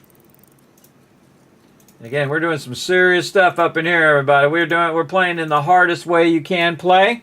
We got all the settings set to maximum. So instead of 50 that we have to put in the space elevator, we have to put 5,000, which is hundreds of thousands of plates, hundreds of thousands of screws. We'll get it. We'll get it done. We'll clear cut the entire planet if we got to. But we're also trying to do some progression here, which is going to help us as well. All right, so we're going to make a lot of screws here. And we're going to make some rotors as well. How many rotors do we need? I forgot already. 25. Add to to-do list. Edit. Plus the amount of rotors that I need. 25. Right? 25 rotors. Okay, yeah, there we go. Okay, to do 25 rotors, we're going to need a lot of rods and screws for sure. All right, let's go see how it was doing on our rods over here. Nice. Knocked me off. And I don't have any concrete on me. Great. Sometimes that happens when you're a little airborne. It'll knock you right off of there. Okay, and also we could get rid of a ton of this on me here. Control click, all of this into there. We're going to need another one. We need some rods right here. Now we got to go over here and get some rods. That's where I was going in the first place. Go down the middle this time. Whoa, saved it. Oh, lots of rods. All right, awesome. What we got over here? Ooh, mama, bunch of that. Bunch of those good. By the way, these still run even if the power is off. Look at this. Ooh, mama, we must have a bunch of plates over here. Oh, we sure do. Oh, man, we scaling. We scaling like a boss over here. Like a boss. I'm going to put this up here. I'll put all these plates up in there. Grab me a stack. And then this, we need more rods eventually. This is just random stuff that oh, wait, there's some addition there. Take that out, some of that. And that we can just, let's just take it all out. Take it all out and put all this over here. Oh, that's because it's too full. That's why I was doing this. So I can get these bad boys up here. Anything we can do with the Mercer sphere? Over here. Oh, we need SAM order so we can work down the SAM ore line. That's going to be a wild one. Try to find the SAM ore. I have a feeling I'm just going to run across it, just run along and be like, oh, there it is. But yeah, we need that SAM ore bunch. Nothing we can do about it right now, so we're going to put this up here. Not that. Not that. This. And maybe separate the ore and the food. Yeah, this is all a type of ore. I guess Marcilli is not necessarily that, but we're going to separate them. So we can find all these unique items up here, which you don't use all that often. And then all the ore items can go down here when I'm looking for those. I like to keep a little sample of each thing just in case. Okay, all good? It looks all good to me. Yes. Okay, trying to make some rotors is what I'm trying to do. I'm trying to make 25 rotors. I can make 6 right now. I need an insane amount of screws. All right, let's make a lot of screws. 800. I can make 820 and And we got that much right there. So again, when I put the 25 rotors in there, it told me how many screws I needed. And we're going to need a lot more rods from that. So what we'll do is we'll convert these. And then we're going to fill my inventory with a bunch of iron. Or I could just go ahead and use all of this. Use that to convert my rods. And then just do it while I'm AFK. So I'll just let it run while I'm AFK. But we'll do these screws here. It shouldn't take too long. But we'll make a bunch more rods. Then we'll make a bunch more screws. Then we'll have enough screws, I think, to get this going. But see, the thing is, I'm burning up my iron rods to do the screws. And I'm going to need more iron rods. But we'll go ahead and convert those anyway. Get those converted. We might want to run around and get a bunch more biofuel to let that start to work again.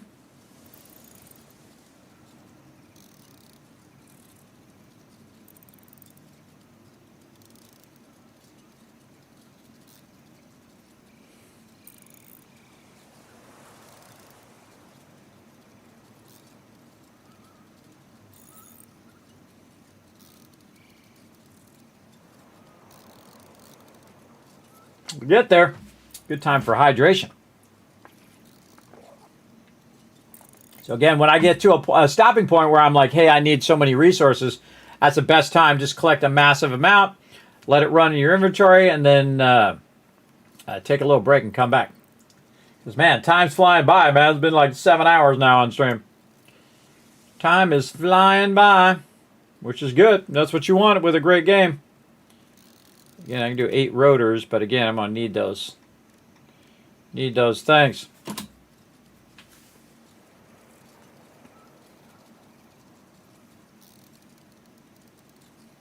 Best to just convert them now, because then when I come back, they'll be right here.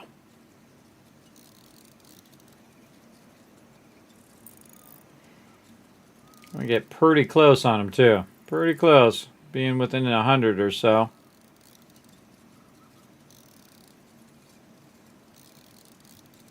Yeah, within 100. Nice. Pretty close, or almost about 100. All right, now what I'm going to do is take all this stuff, and I'm going to create a crafting bench. Oh, I need some screws. Or rods. No problem. Got this right here. I don't even need to convert the iron ingots. I can just convert those. All right, there we go. And then we're going to middle mouse button this, put this right here. Then we're going to put this back over here so it can make a bunch of plates. We're going to take all this, we're going to drop it right in there. We're going to make sure that we have our chainsaw, which we do. We're going to take this out so that it drops into our inventory. We're going to go over here and check this power and hope that there's some extra power in these. There are. Awesome. Over here, this one should have the most. Yep, sure does.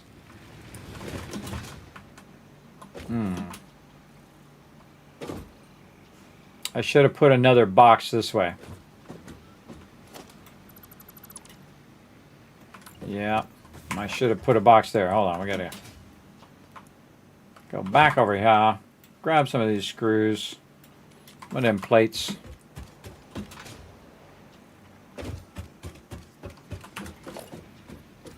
Now, the reason why I want to put another box here is so I can just take it and put the resources in, and then those resources will auto-distribute between all 3 of them and balance themselves automatically. That's what we want. Right there. So I can just distribute it from here. I'll show you what I mean. I can just go ahead and grab this one. And I can grab this one. And I can grab this one. And then I can just take it like this, put that in there, and it will auto-balance it. But I actually want to take some of that, put that in there, and that will balance that out so I can restart that later. Now, I do eventually want to cut this line here, but I want to do it right now because I want to automatically go off on purpose. I want it to go off when it has an issue. I mean, whoa, what's this? 85. This should actually all be running. There's something that caused it to go off. Weird. Those are all good. One of these is not getting enough. 18, 18. Yeah, this in the back's not getting enough. 19. 19. Huh. Why did that power go off? We must have hit our power max? Let's do it.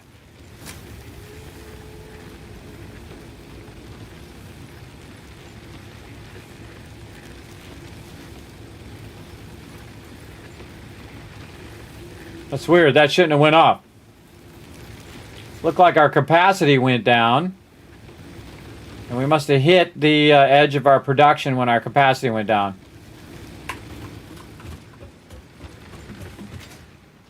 And that's producing more of those. That's making more of those. That's got a ton of those in there. That's weird. Why did that top out there? Why did that trip? Maybe it wasn't making it fast enough. I think it wasn't making it fast enough, and it one of these ran out. But it still has said it had it in there, so shouldn't be tripping that for no reason. Don't know. Deal with it later. Right now, I want to sort all those together, get my chainsaw, and go this way. And again, now we can go much faster because we got this. In the old days, by the way, we didn't have hypertubes. So what we would do is we make, what do you call it? Conveyor belts. There we go. Conveyor belts that went really fast, and they would then launch you out of the base. And you can catch those, go across those areas. You can get a little bit of a jump. Where'd that one go? I saw it up here. And we brought a bit of resources so we can make more. We're going to cut down some more trees. Let's go.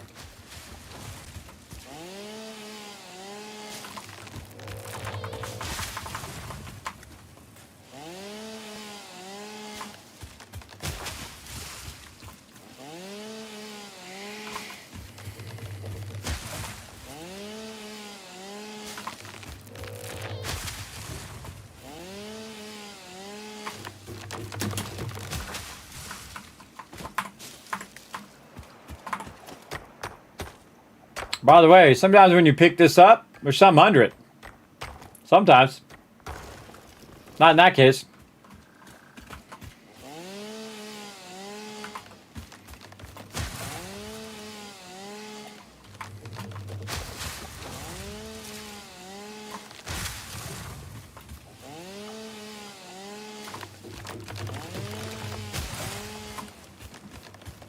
You're getting every trait.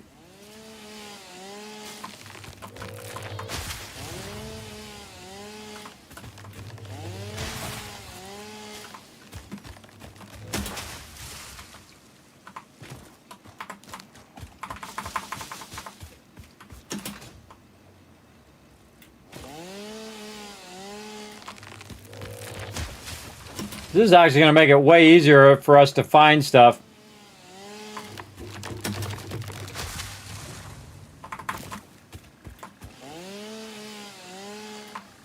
And the real question is, do these trees grow back? I guess we're going to find out. Don't tell me.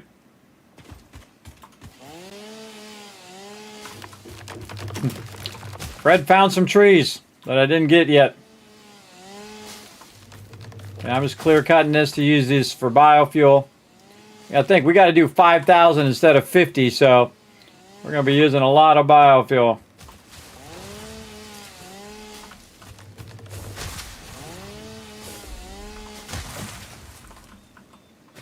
And we did start late too, so we got plenty of time to play some games.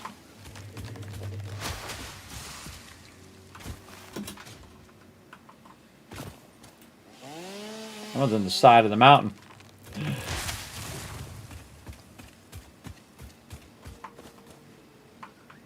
Look before you leap. All right, I'm going this way. I'm getting sidetracked.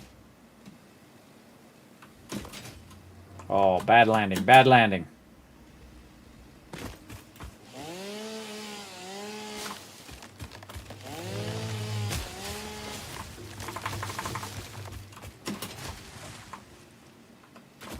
Man, we can really cook now, man. We're going to go fast now. We're going to get around here much faster with our little leg things. So again, we're improving. I don't think that got that. Nope.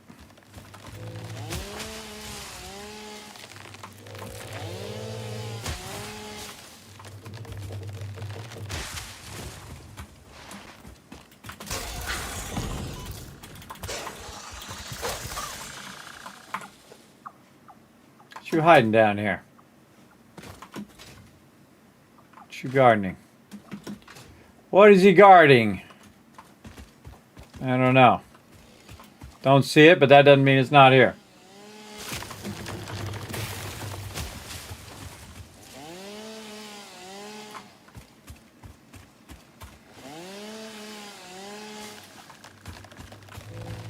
I think we got this tree. I think I let go of it too soon.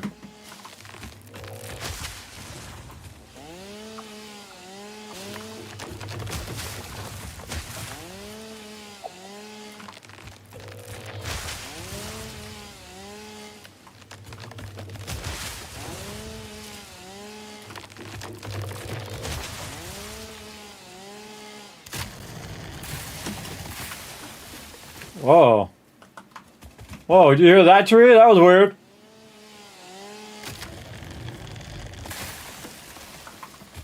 It's kind of extravagant for that little tree.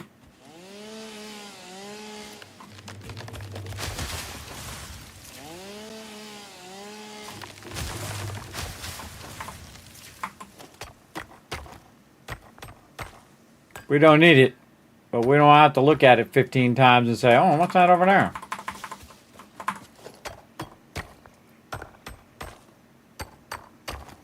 Plus, we can always feed it into our production line.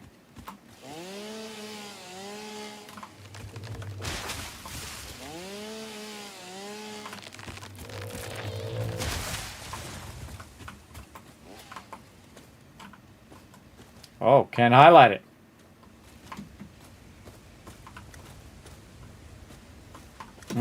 Interesting. Waterfalls.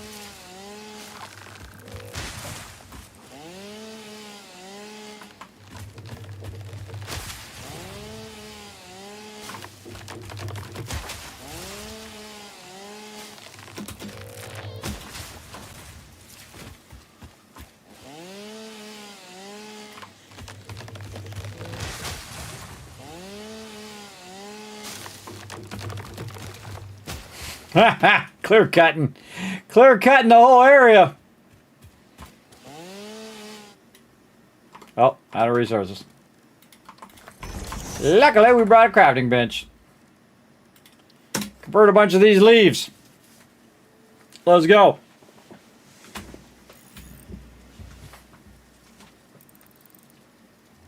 Yeah, 40 ought to do it. So this is why I bring a little bit of resources, just enough to be able to put the crafting bench down. I forgot to do it when I was running back before, so what you want to do is bring that crafting bench back just in case you need to make concrete or plates or whatever it is you need to make to get it going home.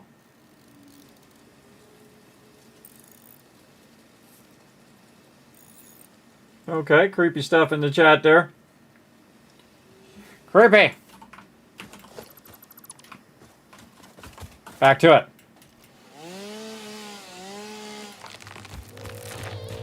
All right, time for this guy.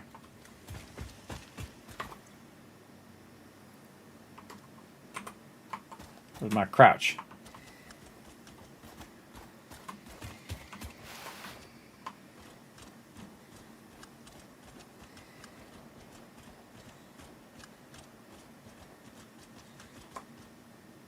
Nothing. You're crouched. You're stealth. You're welcome. Samples of unknown alien species acquired. It is unclear where on the flora or fauna spectrum it lies, but initial data suggests this might be a nest or an egg. Research the remains in the MAM to establish classification and potential countermeasures. Now you're thinking to yourself, Kismet, I can't believe it was that simple. I know you are. That's that simple that you could just crouch up there, stab it to death, and then not get attacked by all those little bees and things. Yep. Yep, now you know. Now you got the knowledge. Let's go, let's go. And you're like, Kismet, why do you say it like that? I say it like that because one time I saw this ad, and it said knowledge. And as a graphic designer, I was like, hey, your thing is misspelled. And they go, oh, we did it on purpose. And I'm like, oh, did you do your trapping bad on purpose too? Next time I saw the ad, trapping was much better. Well, they still said knowledge to get people to call. Not a bad plan, I guess. Not the plan I would go with, but sure. You do you, bro.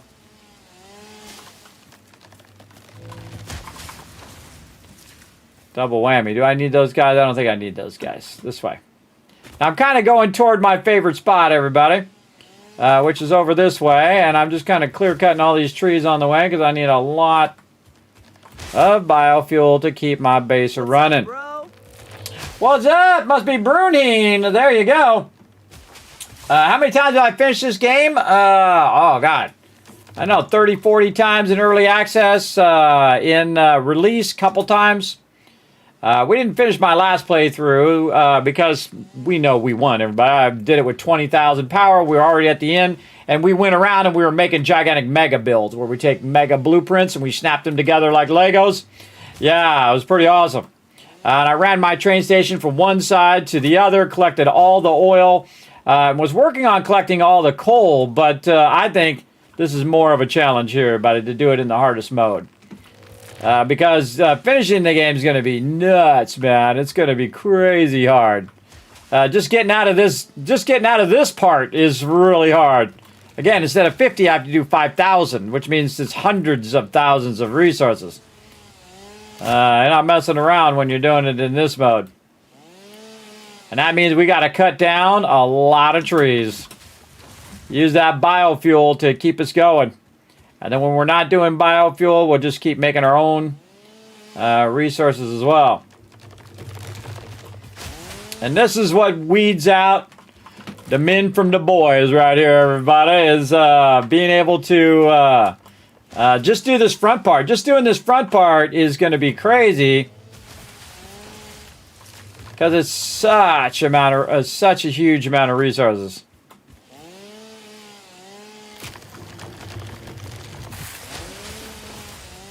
But I'm up for the challenge.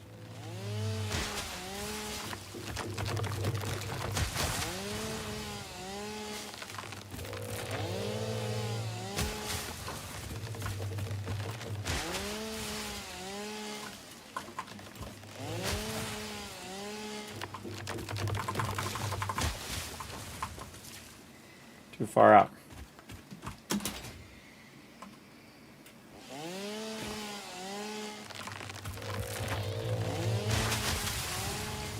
I find it fascinating which ones it grabs and which ones it doesn't, even though they look like they're close enough for it to hit the tree. But wherever the root of the tree is not quite the same.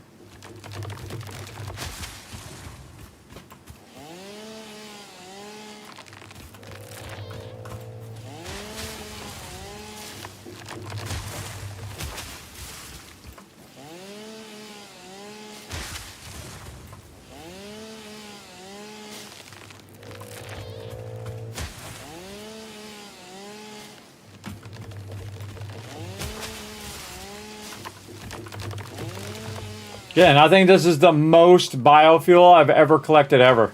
It is a lot. I mean, we basically clear-cut the whole entire forest over here. It's not going to be called the forest anymore. It's going to be called the meadow. Got herself a Mercer sphere over there.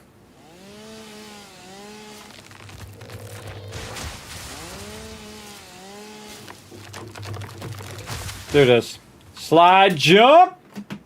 Sup, home slice. Go ahead, get a free hit. You get a free hit. Come on, go ahead. Go ahead, do it, do it, do it. Took too long. That's what you get. I just run straight at him, let him hit me once. This way I can get a bunch of hits in. Yep, we go. This bleeding temple hums a resident song. Play for us. You aliens are creepy. Just saying. Aliens are creepy, chat. Let's get over here and cut this side down a bit.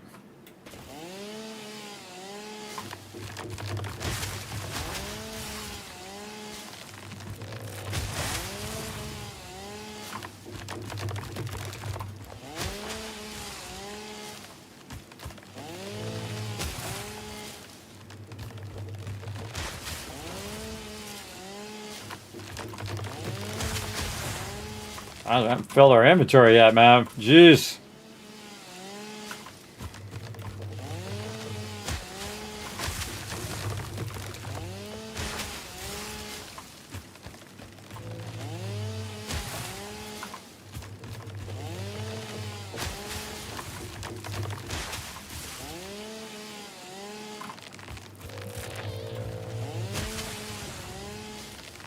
Got nowhere to hide now, mobs. The mobs get you because they get into these bushes and you can't see them and they sneak up on you. Got nowhere to hide now. I'm cutting all the trees down. Need these resources.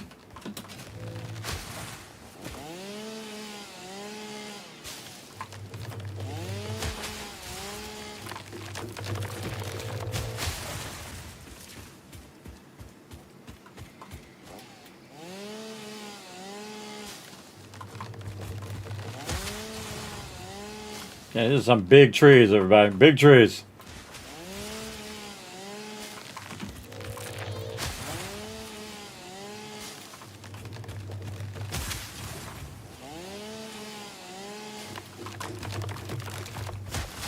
Where you going? Where you going? Don't be afraid, everybody. Just go for it. Iron node.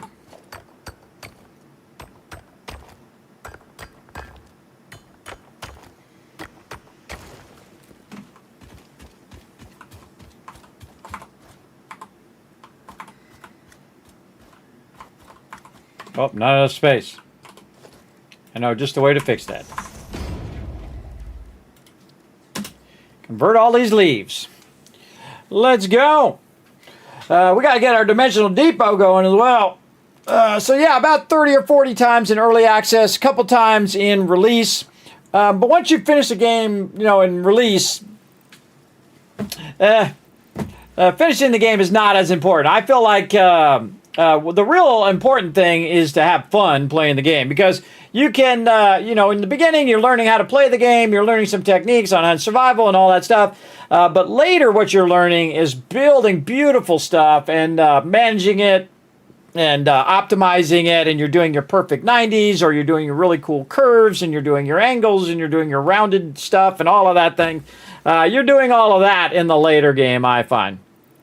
Much more of that over here. So what I'm going to do is convert all these leaves into biomass, because they don't take very long to do that. Much easier for me to do it than to spend that power, that 5 times as much power, converting these leaves when I can do them pretty quick. And then while I'm out and about, I can convert them just so I get more inventory space. And that allows me to collect a little bit more.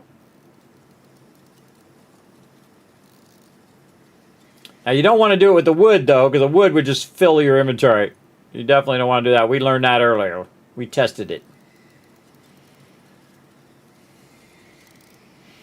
All right, very nice. Burp. There we go. Now we got some room. And again, when I see stuff out and about, it's also I'm exploring at the same time I'm collecting all these resources. And again, if I'm going to play it at the hardest level, you're definitely going to spend a lot more time doing this kind of early exploring. I kind of like it.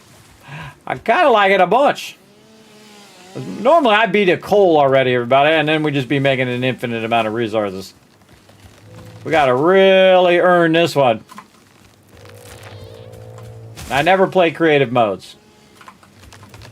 I always earn it the old-fashioned way by getting out and getting it done.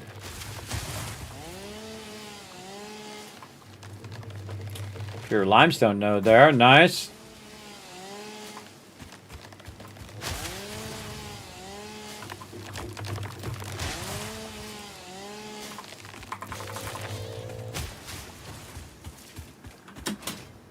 Surprise, suckers!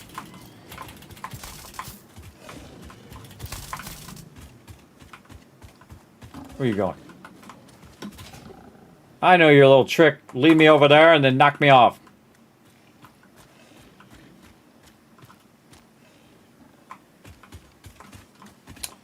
Impure deuterium node. Normally, there's a copper node right here. A pure one.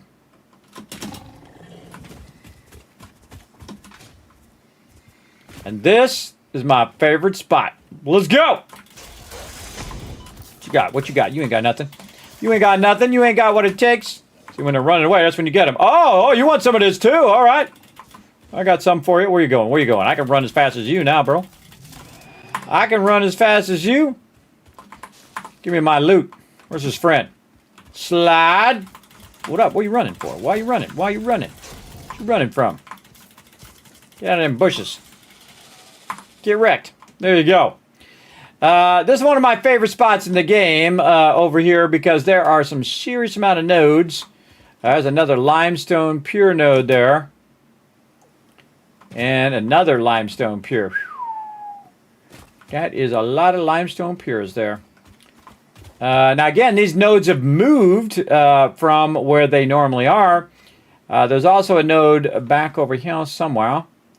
And this node is a pure iron node. So wow, actually still an incredibly great place to start with two pure limestone nodes, an iron node, and then over there a deuterium node, which is normally a copper node. The biggest problem right here would be one, they're all spread out from each other, would be the fact that there's not copper nearby. Let's go ahead and ping and see if we see any copper. Yeah, no. I can tell you, it's not close enough. It's 600 that way, yeah. So this would not be a good start in this random roll, or random node thing that I just did. But normally you come over here, you have 3 pure iron nodes, you have a pure limestone node, and a pure copper node. And that means, again, you just have 3 times the lowest level resources. You're just absolutely kicking butt. Right from the very beginning of the game. But I like the limestone nodes. If I need those, I know where they're at. Kind of, if I remember. What I really need is these trees.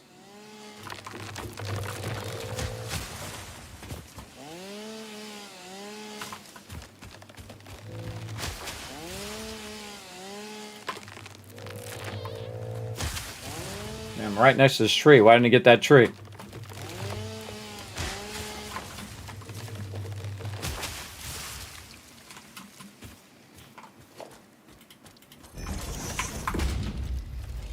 Go ahead and convert more of these leaves. Try to get more room for getting more wood. Right now, it'd be a great time to have our vehicle too. Oh, actually, got problems. Can we get this back? Oh, we can't. Okay. I think that's about it. This is what we got room for. All right, we're out of here. Slide jump, slide jump. Watch this momentum. If we do it just right. Oh, failed that one. It takes a little practice. And it's easy to get bad at it. So slide jump. And again, look at how I'm building momentum forward. Slide jump. Whoa, way side. And we got to climb up this thing over here. Again, we're playing Satisfactory 1.2 in the hardest way possible. Absolutely insane. Probably don't suggest it for your first playthrough. But if you really want to challenge yourself, this is it. Again, I love games that give me like a huge challenge. That say, okay, Kismet, let's see if you can do it the hardest way it can be done. And you know I'll get it done. You know I will. I never shy away from stuff that's tough.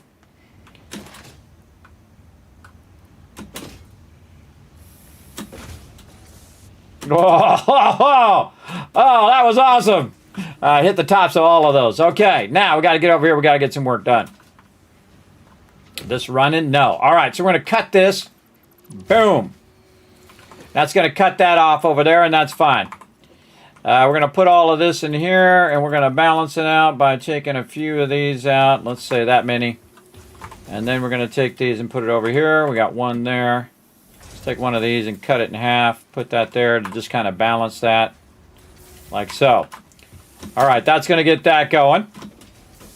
And then we're going to go over here, and we're going to do the same thing. Now, I put it in there first just to get a kind of an idea of how many I'm going to do. So let's say 5.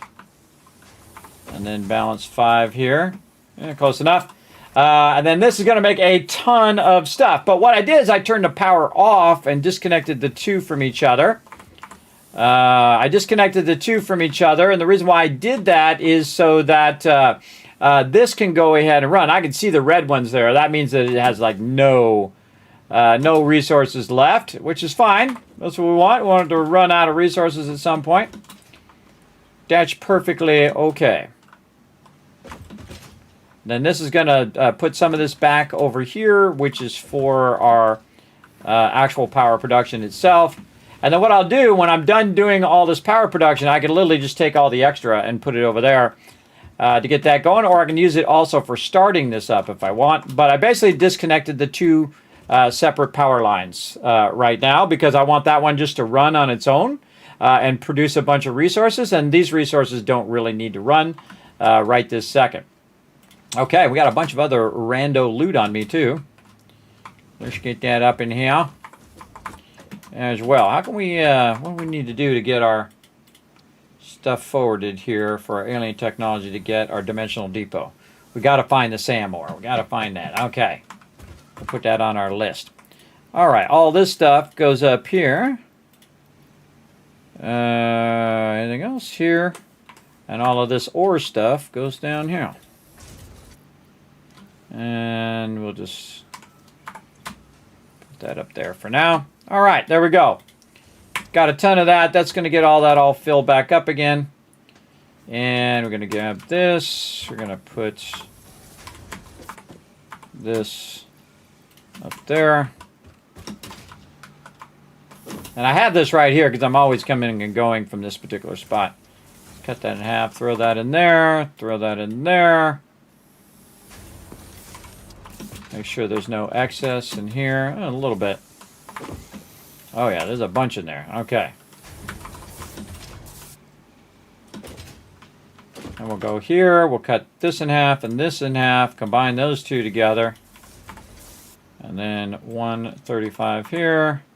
Again, this is just to supercharge, start this, to get this going much faster. Again, just running 120 into there. So we're just using our techniques. Look at it go. Whoa, it's running 100% solid. Awesome. And then we're going to get all that there. And this currently is still off.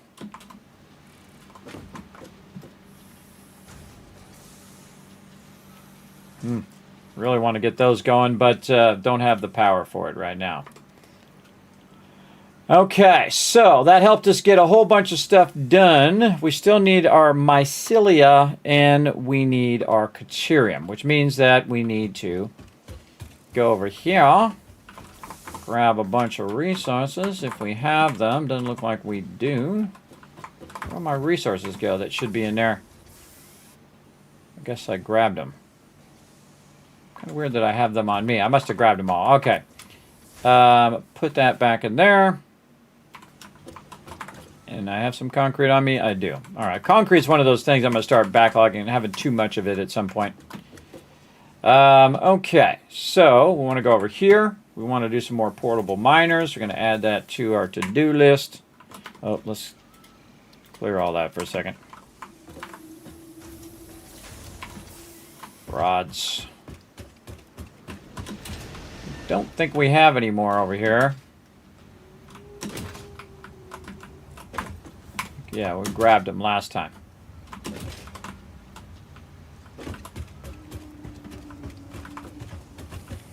So we're going to let that run.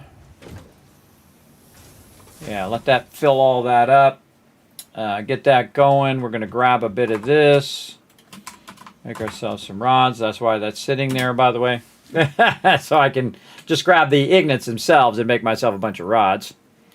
So what we want to do is make ourselves a bunch of... Now, while that's doing all of our fuel and getting our fuel up and running, we also want to stay busy doing other things, which in this case is make a bunch of portable miners. And then we're going to go hunt down the Caterium, which is actually right over here. And again, we're kind of doing the MAM stuff now, too. So we're trying to progress our MAM a bit and whatnot and get those going. There we go. Probably do some more. I'd do a bit more.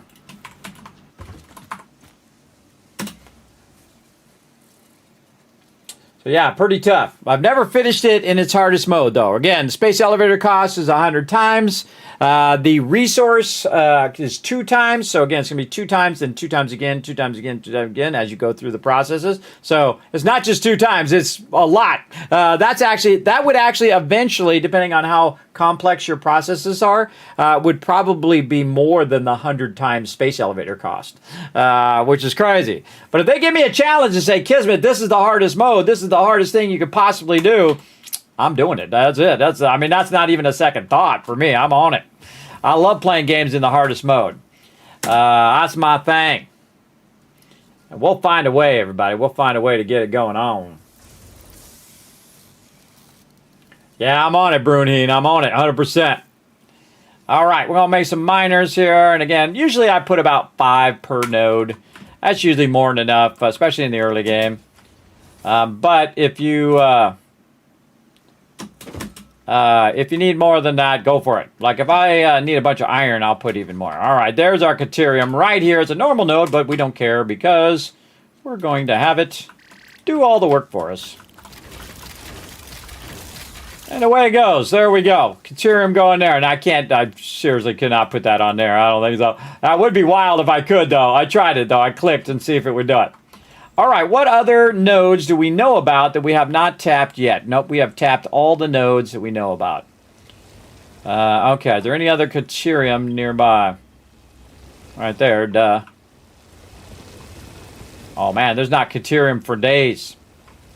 Okay, back to what we've been totally neglecting, which is our awesome sink. So we'll let that run for a minute. We'll come back. Slide jump. Hide that. Okay, so we will get back to our awesome sink. First thing we want to do is make one of these, which is our awesome shop, which I usually just put out the back here by my base. Right there, very nice. Here we go. Let's see, what do we got? Conveyor walls, we got all of that. I don't care about all that right this second. Though that's going to be useful later. Signs, no. Nope. Nope. Walls, nope. Ladders, yes. Yes, ladder. Better pillar sets and stuff, sure, later. Especially the beam, which I use a lot. All this other stuff, 100% no. Equipment, absolutely. Got to get that coffee cup. Parts, I don't think I've ever bothered to do parts, but this might be a good playthrough to do some parts. I don't know, to just do it all on the awesome sink? That would make it even harder. Oh my God. That would make it even tougher, which I kind of like. I kind of like that idea. That we have to do it with the... Oh God, how much is the awesome sink going to cost in power? Holy moly, it just dawned on me. All right, now we got to make an awesome sink to figure out how much the power is going to take. Holy moly, how much power? 150 megawatts. Oh, wow, okay. That is a lot. That's a lot. But all I really need is my ladder. I just need that ladder. That's all I need. I need 3 tickets. I know how to get it done, too. All right, first we'll go over here. We'll go ahead and try to make some plates. That's 150 megawatts, everybody. It's like the bulk of my power right now. Like half the amount of power that I'm producing. A little bit less than half. All right, we're going to stick it over here. I know exactly where I'm going to put it, and there's a reason why I'm going to put it over here. 100%. Right here. Now, everybody's got their own special thing that they like to run into the Awesome Sink. Me, it's always Caterium, everybody. Caterium is always my starter go-to. There's a whole bunch of other stuff you could do. Obviously, you can put plates and all that stuff in there. But Caterium, it makes so much quick wire, everybody. It makes a massive amount of quick wire that you just have it coming out of your ears, everybody. It's just like, so many quick wire. It's too much quick wire. I don't have the reinforced iron plates for. I need plates for that. No, equipment workshop. That's what I want. Right over here. I need some more rods. See if we have enough for a crafting bench. And we do. Awesome. Well, that was lucky. But the problem is we got no things to make the rods, and that's okay. We'll get this. Slide jump. You'll learn nothing else. You learn to slide jump. That's old school, like the launch of Satisfactory. Again, that's how we used to get around faster. We would slide jump, slide jump, slide jump. And you'll see that when you hit it just right, you start going faster and faster and faster and faster and faster as you go along. It's because your character is building momentum from that sliding, the slide technique. And it's really great early on because, again, you can slide, jump, and then if you dip past everything, you can slide, jump again. Again, you're just catching this air, and it's just keeping you going at full speed the whole time while you're in the air. And then, of course, you get more speed. It keeps you going at that consistent speed every single time. All right, we're making some... What? I thought I grabbed it. Oh, I made some. I already made it. Okay, so we're making this. We're doing this. We're getting our extractor over here. We got to make a portable miner. That's what I was doing. It's funny because I just made a bunch of those. I could have grabbed one over there, but I'm not going to. Though I do need to pick them up. I got to get them out of the way. They're in the way of my node.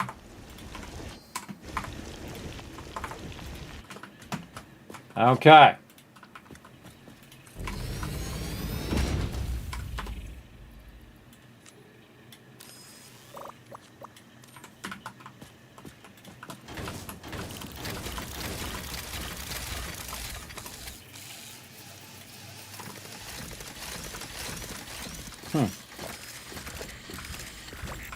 Well, let me put that last one down. All right, that was awkward. Okay, now Caterium, right here, is going to come out with Caterium ore, right? And then you're going to want to convert the Caterium ore, boom, like so, into Caterium ignites. Then from Caterium ignites, we're going to want to convert them in the constructor, which we don't have the plates for it. But check out the power consumption, everybody. Look at this. This one is 25. This one is 20. Then the next one also 20, so 40. This is just insane amount of power that you would need to make that run. So you know what? I'm just going to take the base resource here, and we're going to use that one. And we're going to just not run it there. We don't want to connect it into that big boy, which we're going to use later when we're ready. I need my darn... That's why I need my darn ladders. It's okay. We'll just put a ramp.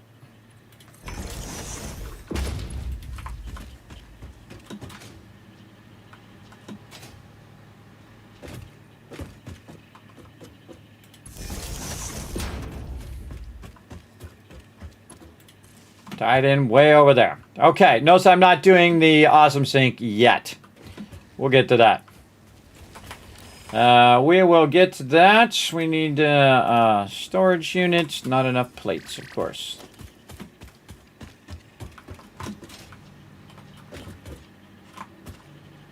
That one right here. Take that out. I moved it over here. And we didn't bring enough things to make enough plates. That's just the way it goes. All right. This is what you do for most of the game, buddy. Running back, running back, running back. Especially in the original game, before they added the Dimensional Depot, you would just be running back and forth, because oh, I forgot this, oh, I forgot that, oh, I gotta make some of this, oh, I need some of that. Later on, that is not as tedious, so keep that in mind, everybody. Again, if it's rough in the beginning, don't worry. Later on, it's going to get awesome. Really awesome, as a matter of fact. Like that. And then like this. And then we're going to let this backlog with this Caterium over here once we get this started back up. And there's a reason why we're going to do that. All right, we'll grab all of this Caterium too, because it's all doing good. Just like that. Ha, look at the lizard doggo. He climbed up the ramp. What are you doing, lizard doggo?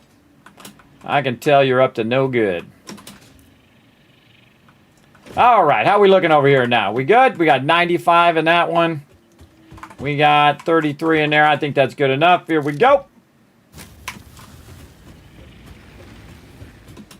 And then I'm going to tie my power back again from over here so I don't have its power. And there we go. All right, so way over here on this side, this should now be running out. I forgot what this is, just a normal node. It'd be nice if it was a pure node. So, again, this is taking 25 megawatts. I should have put a pole in between. That was my bad.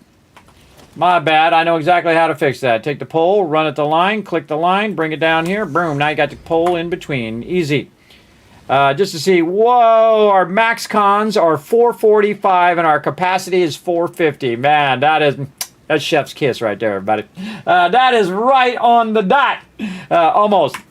Close enough for me. All right, so what this is going to do is make a ton of Caterium, and then I'm going to put that Caterium in there, and then eventually we're going to run it into the awesome sink. Now, we don't want to do it right now. If we run it right now, it's just going to kick the power off. Because this bad boy uses a lot of power, man. Again, it's going to use, I forget what it said, 150. So we'll probably have to create its own power back here just for it.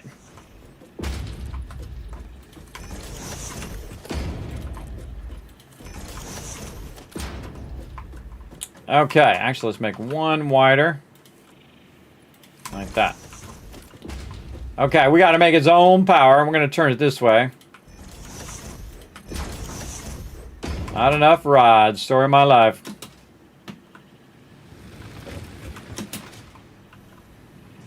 We're going to make a bunch of them again when we take a break here in a minute, but I'm just going to make them now. Again, you're going to have to do a lot more of this. If you crank the settings up to, 100 times, everybody, you're going to do a lot more of this kind of upfront.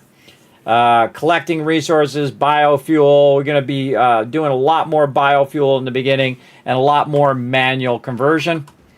Let's go over here to the MAM because we want to convert this first. Convert this Caterium first. Caterium doesn't take too long. I mean, it's about the same as the other ones, but again, eventually we'll have it converting Caterium ignits. Now, I'm just using it for the MAM to unlock some of the MAM stuff. But the number one thing we need right now that would really, really help us a lot is finding that sand ore. So we might need to go on a big adventure, everybody. A big adventure in the low part of the game. Now, remember, it randomized all the nodes, so they could all be on the far side of the world, everybody. I don't know. I know that normally it's at the bottom of that arch, by the way. A little spoiler for you, but at the bottom of that arch, down there where that spider's at, normally there's some sand ore. That's actually the first sand ore I found. And there's not that many sand ore nodes usually. So I guess we'll find out, won't we? All right, and again, if we can just go get sand ore real easy, then we can go ahead and unlock Quickwire.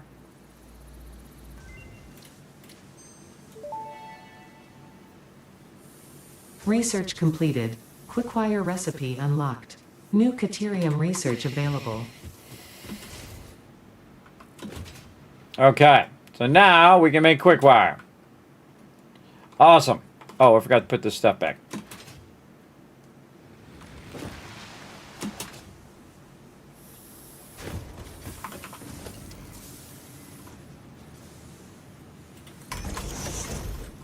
I'm going to put this Caterium up here because there's a lot of Caterium for my for my little box here. A lot of this.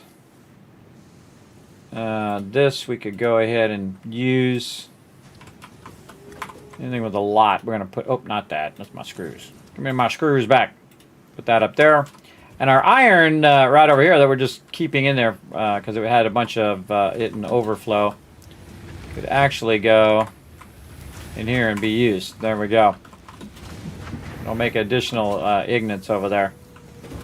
Okay, so now we're looking good. We got that going. So we got our Caterium going. So we're going to take that and check that off. Got that. Oh, and then we got the other mob, but I don't know if we got enough of them. Did we get enough of them? We have one is all we need. Okay, well, somewhere. Up here. Yeah, we only need the one. Cool. Also, kind of forces me to do the MAM a lot earlier. Usually I forget, and I'm like really far in, like an oil, and I go, oh yeah, I gotta do my MAM. The remains researched belong to a plant-like organism hosting the larva of the flying crab, the most mature of which hatch when threatened. Hatcher remains can now be made into alien protein, and additional research may reveal options for improving Pioneer safety during exploration. Yeah, that rebar gun would be awesome. I really want these inventory slots, though. Let's go see how it's doing over here on this wire. Oh, doing good. All right, let's see if we can make 1,000 cable from that wire. Maybe we'll do that while we're good. We do 1,000 cable, 867, pretty close. Pretty close. I feel like it's getting a little crowded in here. We might need to revamp the base again. If I can get all these resources to come to me. And we could push all this out that way now. Again, I try to bring the resources over here. Right now, I'm not actually flowing the resources to where my base is. I'm kind of doing it, but I'm kind of manually doing it here. And I could take the wire and bring the wire over here. Yeah.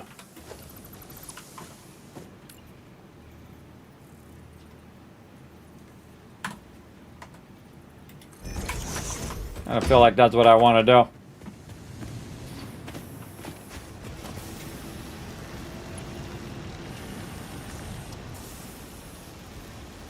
Oh, that's the level. I was like, what? That doesn't take that. That's a level 2. There we go. That hurt my brain for a second. All right, spaghetti time. If you guys like some spaghetti, we on it. Spaghetti is efficient. I'm all about that efficient. Ooh, I don't like that though. Can't see squat. Too much smoke.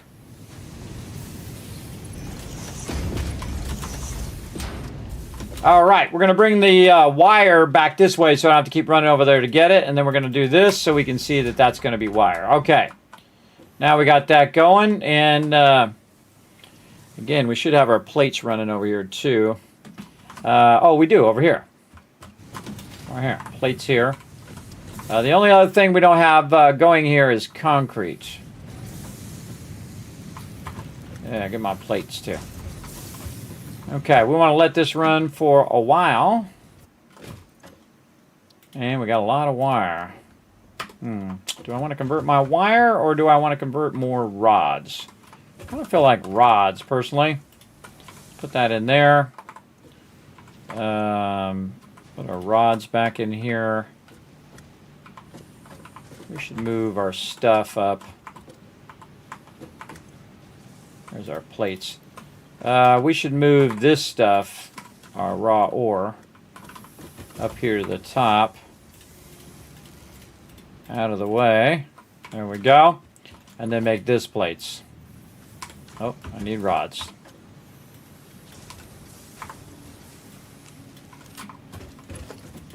Now what we got to do is just kind of organize the base a little bit. All right, put this here. Now we're going to go ahead and say, you know what? No on this.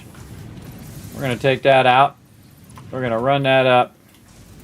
Again, we're going to make some spaghetti, everybody. If you don't know what spaghetti is, that's when you just start running stuff kind of randomly around your base. I use all the techniques, everybody. I don't just use one. I use them all. Because that's how you win. And in the early game, spaghetti is king. Ah, didn't make it. Get up there. There we go. And that's where you just run your belt like this. And then I run it down. Oh, I can't run it. Run it up like this. Then now I'm just going to run it to where my base... I love how I need one more plate. It's just classic. But look at here. Here's coming on the belt. I'll just grab one from there. Classic. All right, there we go. Now, what we're trying to do is get all of our resources to end up over here. So we've got our plates now. Whoa, look at all those plates. Plates running that. We got our concrete right here. We're going to put that in there. Again, it'd be nice, hey, if you already have it in there, put the same thing that's already in there. That would be awesome. Normally, by the way, I put my concrete first, but we do what we got to do. And then we have our stuff going there. And the only other two things we need to get is over here. And these are kind of offline production right now anyway. I might want to move this production or disconnect all this production and just convert that one into rods now. That's what we want to do. All right, we're going to pull all this production. This was just kind of secondary production anyway. Again, the hardest thing about taking stuff out, everybody, is not accidentally taking out something you didn't want to take out. That's the tough part. Okay. Take all these foundations out. I personally think there should be a function that says everything but the foundations. That would be an insanely awesome function. I think that's the kind of thing you need. Everything but. Okay. So we already have this going over here, which is taking a lot of this extra and running that. And so what I'm going to do is disconnect this now. And we are going to turn this directly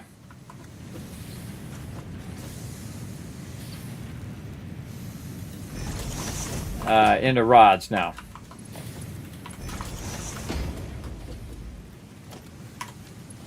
Yeah.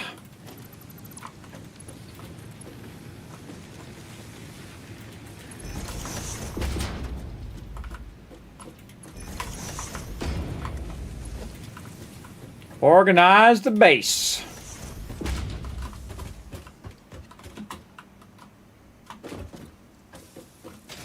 You're gonna run it across the hub. You guys are just getting triggered right now to get it. Not the spaghetti. Anything but the spaghetti. All right, right here.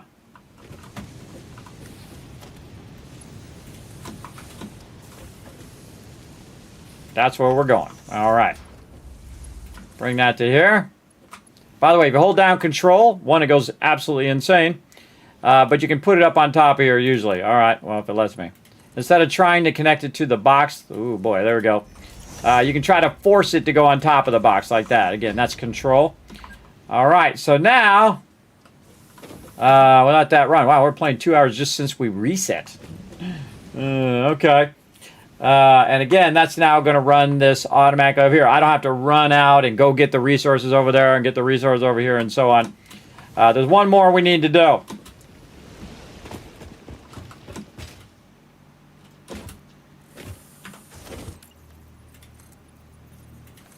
Widen that out a little bit. This one here.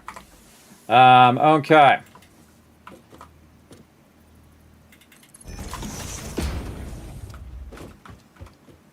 Make it do the work. Oh, I got an idea. Put it down here. And then I can use it to get up on the base if I want.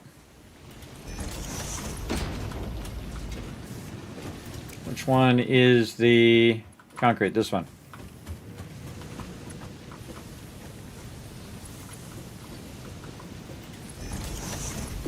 No. Get up there. Out of plates. Just so happens, I know where to get some. Now, right about now is when I start to organize this, everybody, because running all over costs you time.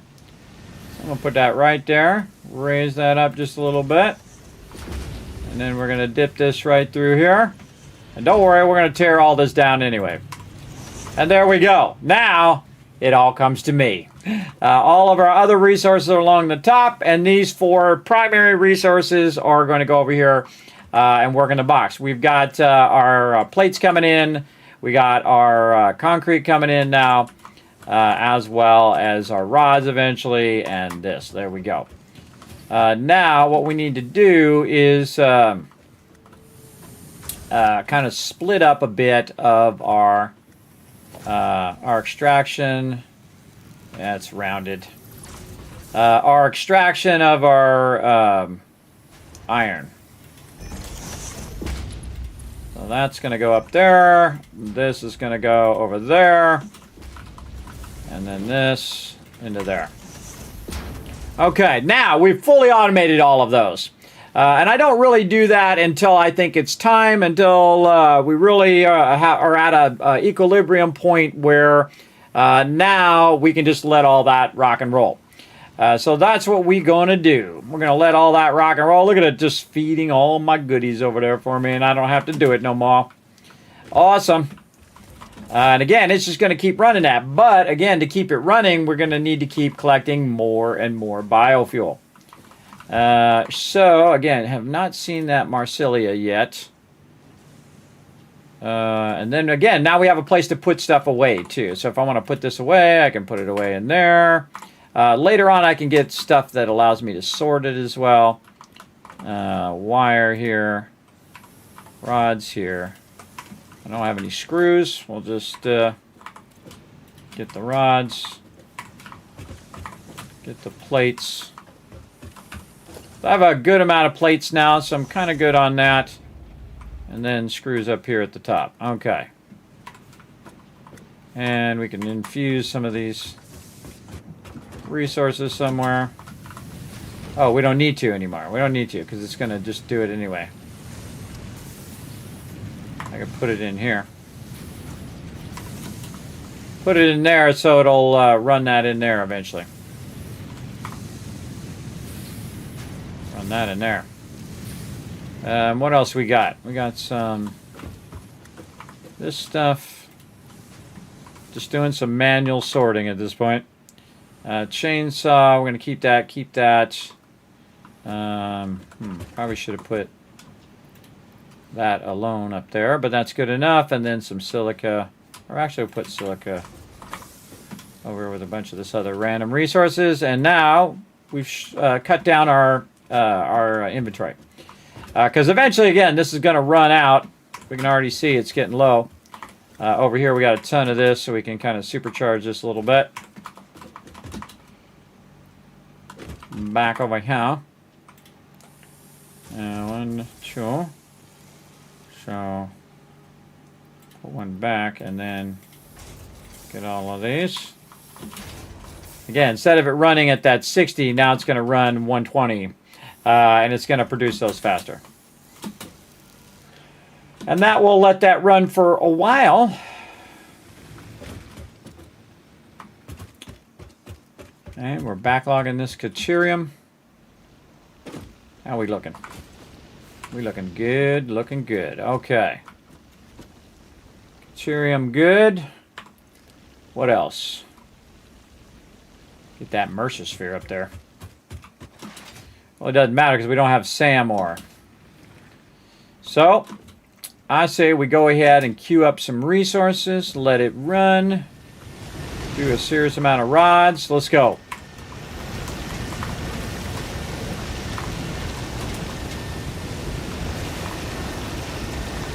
Very loud up in there.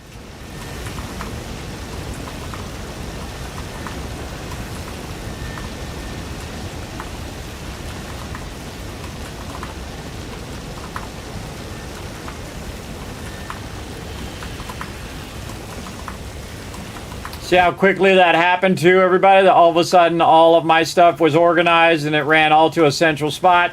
That's because I've been thinking ahead where I'm going to have that stuff end up, everybody. It's not like all of a sudden I just decided at this second. Since I started playing, I was like, okay, I'm going to end up having my resources back here on the far side of my hub. But eventually we'll move it. Obviously, we're going to tear all this down, everybody. When we get our coal power going, all of this is going to get absolutely revamped. I can tell you 100%. Okay, so we grabbed a bunch of iron ore. Now what I'm going to do is go ahead and take my character right here. I'm going to say go ahead and convert all those iron ingots. And then what I'm going to do is after I'm done doing this iron ingots, I'm going to have it do a bunch of iron rods, all right? That's what's going to happen while we take a little bit of a break.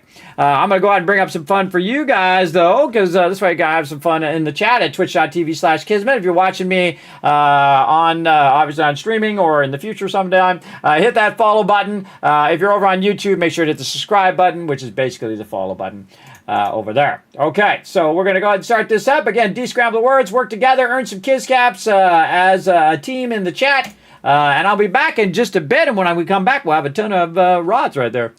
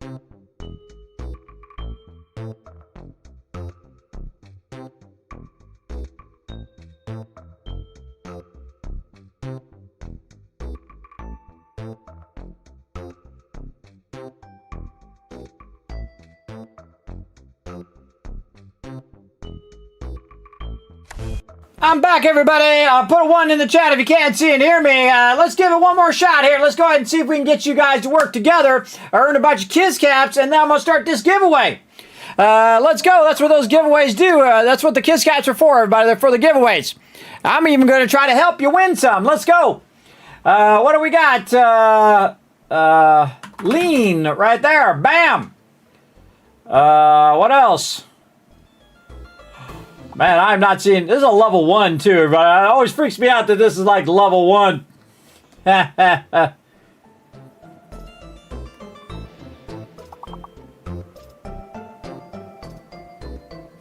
think of any other words. Hen. H-E-A-N. Hen. Huh. Nope.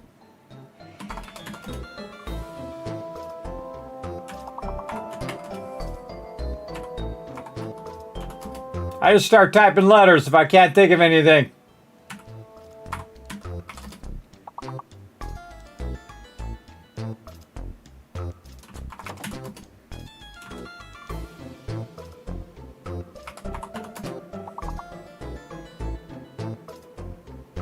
What are these words?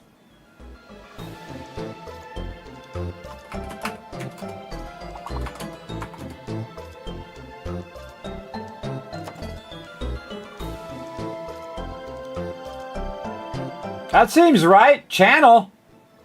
C-H-A-N-E-L.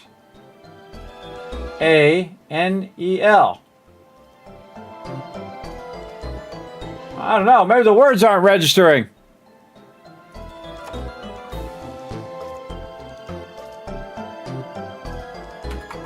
Yeah, hen. Hen is a word.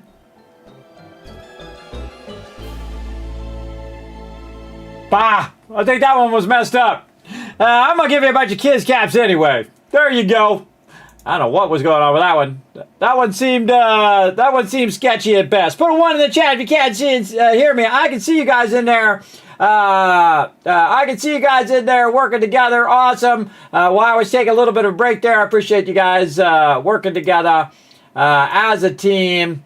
Let's go ahead and get back to some Satisfactory, everybody. Now, while we were taking a little bit of a break, we went ahead and let this run.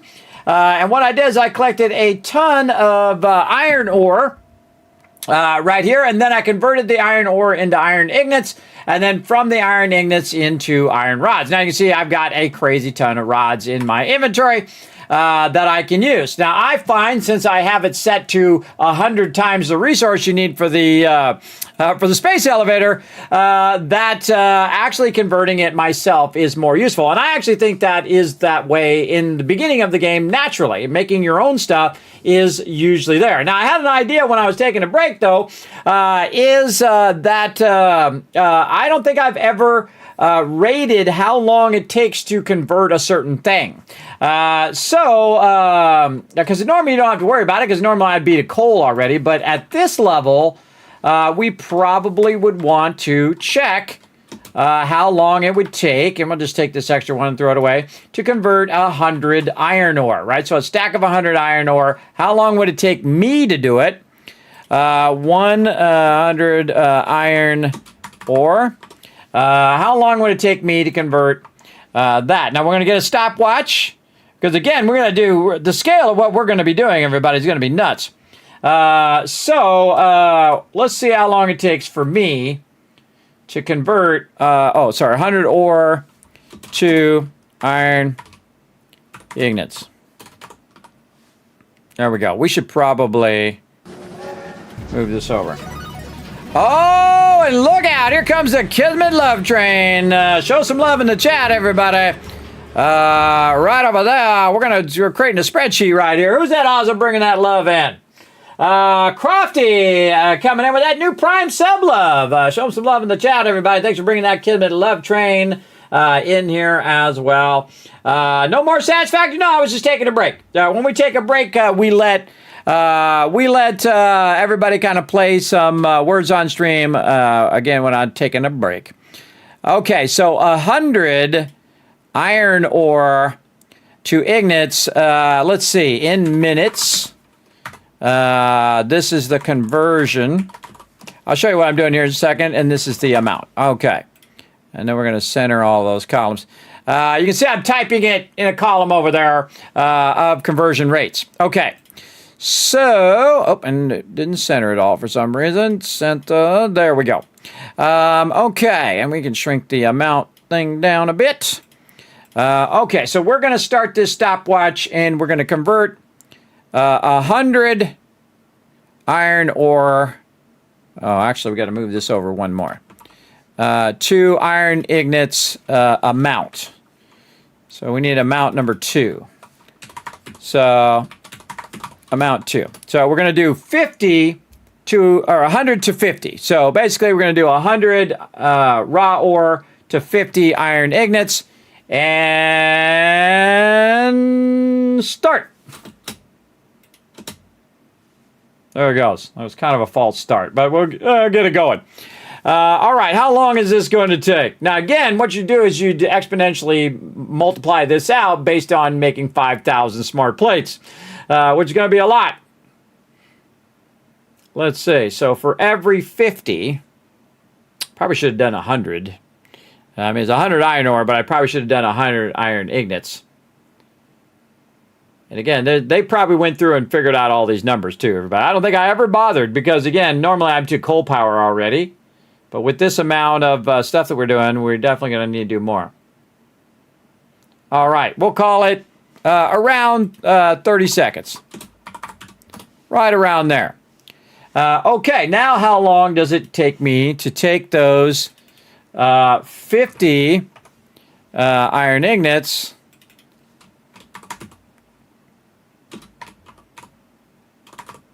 I'm going to spell them right. Ignot. There we go. Iron ingot to iron rod. Spell this right, too. Get in there. Spell that right. There we go. 100 iron ore, 2 iron ingots, 50 takes 30 seconds. 50 iron ingots to 25 iron rods. And again, we gotta be ready to go here. Reset, space bar. No, we gotta click space bar. Or we just click? Nope. Go. There we go. Sometimes my thing sticks. All right, there we go. Space bar doesn't quite do it. And that takes about 6 seconds. Okay, so would I rather be converting iron rods or would I rather be converting ore? That's really the gist of what we're doing.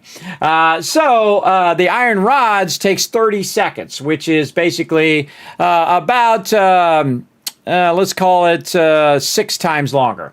Right, so it takes 6 times longer for me to convert iron ingots than it does to iron rods. But we're not comparing 1 to 1 because if you think about it, it would be 100 iron ore to iron ingots versus 100 iron ingots to 100 iron rods. You get the idea. To make the same amount, right? To make 50 of something. So it would actually be 12 seconds. So it'd be half the amount of time. So it takes me twice as long to make the ingots than it does to make the rods. So it's much faster for me to make the rods than it is for making the ingots. And I already knew that naturally just by playing the games for all these thousands of hours. I've already known that naturally. What goes a lot faster and what takes longer. And so the ingots are better to have the machines running them because, again, you could be doing something else. And there you go. Now, the biggest problem in this particular playthrough is the 5 times the power. So it does take a lot more power, and because you're in biofuel, I have to physically go and collect a lot of biofuel. And I could just be doing biofuel all day long, which is fun because we're exploring and we're clear-cutting the entire world at this point. And that's kind of a fun playthrough as well. But in terms of producing, 120,000 plates, which is what I need, and I need 750,000 screws, which is a lot, and on top of that, I need another 100,000 rods. So that's a lot, everybody. That's 100 times what you would normally have to do. Just in the first stage. We're just getting started, everybody. Wait till the later stage. It's going to be insane. But that's fun. That's fun, though, everybody. It's fun to really challenge yourself. Again, if you're not crazy like me, you might want to crank that down a little bit. But again, I'm going to try it in the hardest mode just for fun. But the biggest problem is we can't just perpetually let it run in this stage. So this stage, I would think, is actually harder than any other stage that comes after this because you have to overcome that ability to not have a massive amount of power, enough power to run all of your stuff. And again, we could go and collect, and I could just keep collecting and collecting and collecting. But if you think about it, there's only a finite amount of trees in the world and a finite amount of bushes. So eventually you would run out of resources, right? And really the faster way of converting resources is to just gather a lot of resources very quickly by doing it the way I'm doing it right over here on this side. is to just have the portable miners here extract 1,400 resources. That's how much it's extracting right there, 1,400 resources in a minute. Me taking it and do it. Now, here's the thing. I cannot convert it. I cannot convert it faster than it's going to collect it. So if I try to convert this, it took about 10, 15 minutes to convert all that to about 1,400. So again, remember, that's in a minute that it gets all that back again. So every minute I can convert basically 50 iron ingots worth every minute with this much extraction. But if I don't have the way of converting it, I have to do it. And I would think that actually, very interesting thought, is that the most important thing at this point is actually my inventory space. And why is that important? Because if I'm going to convert it and I can convert it faster, the more inventory space I have, the more stuff I can put in my inventory to queue up and let run, right? That's the thing. And if it's going to take longer than just a couple minutes, everybody, then I'm going to do it whenever I'm taking a break and not on stream. And I know all of you hardcores out there, Kismet, I watch you convert 5,000 resources or whatever. I appreciate it, but it's crazy. It's crazy. Oh, it's crafty. This is not for the faint of heart, everybody. It's for people like me who played the game 40 times and won every single time, by the way. Played it through, finished it to the umph degree, and so on. This is the ultimate challenge right here. You can't turn it up any harder, everybody, at least in the base game. And they just came out with it. So again, I'm a challenge accepted. And I am one of the most efficient builders that you will ever see, everybody. Again, I finished the entire game with 20,000 power. Absolutely. That's all it really takes. Even when it was a local playthrough, not just a server playthrough. Server playthrough actually easier because I can let it run 24/7 even when I'm not on the game. I can go ahead and let it run on the server, and when I come back, I'll have tens of thousands of resources. But the hardest way to play it is the local game because you're not obviously going to let your machine run 24/7 because you're going to be doing other things, plus it costs lots of power and whatnot. It's actually power-wise, it's actually cheaper to have a server and let it run on the server instead of letting it run on your machine. For sure. And we also ran out of power. I can see my power's gone off again, too. Again, it's like I can't collect enough power without just continuously collecting power to keep it all running. And that's the biggest problem because that power consumption is awesome. It is pretty serious.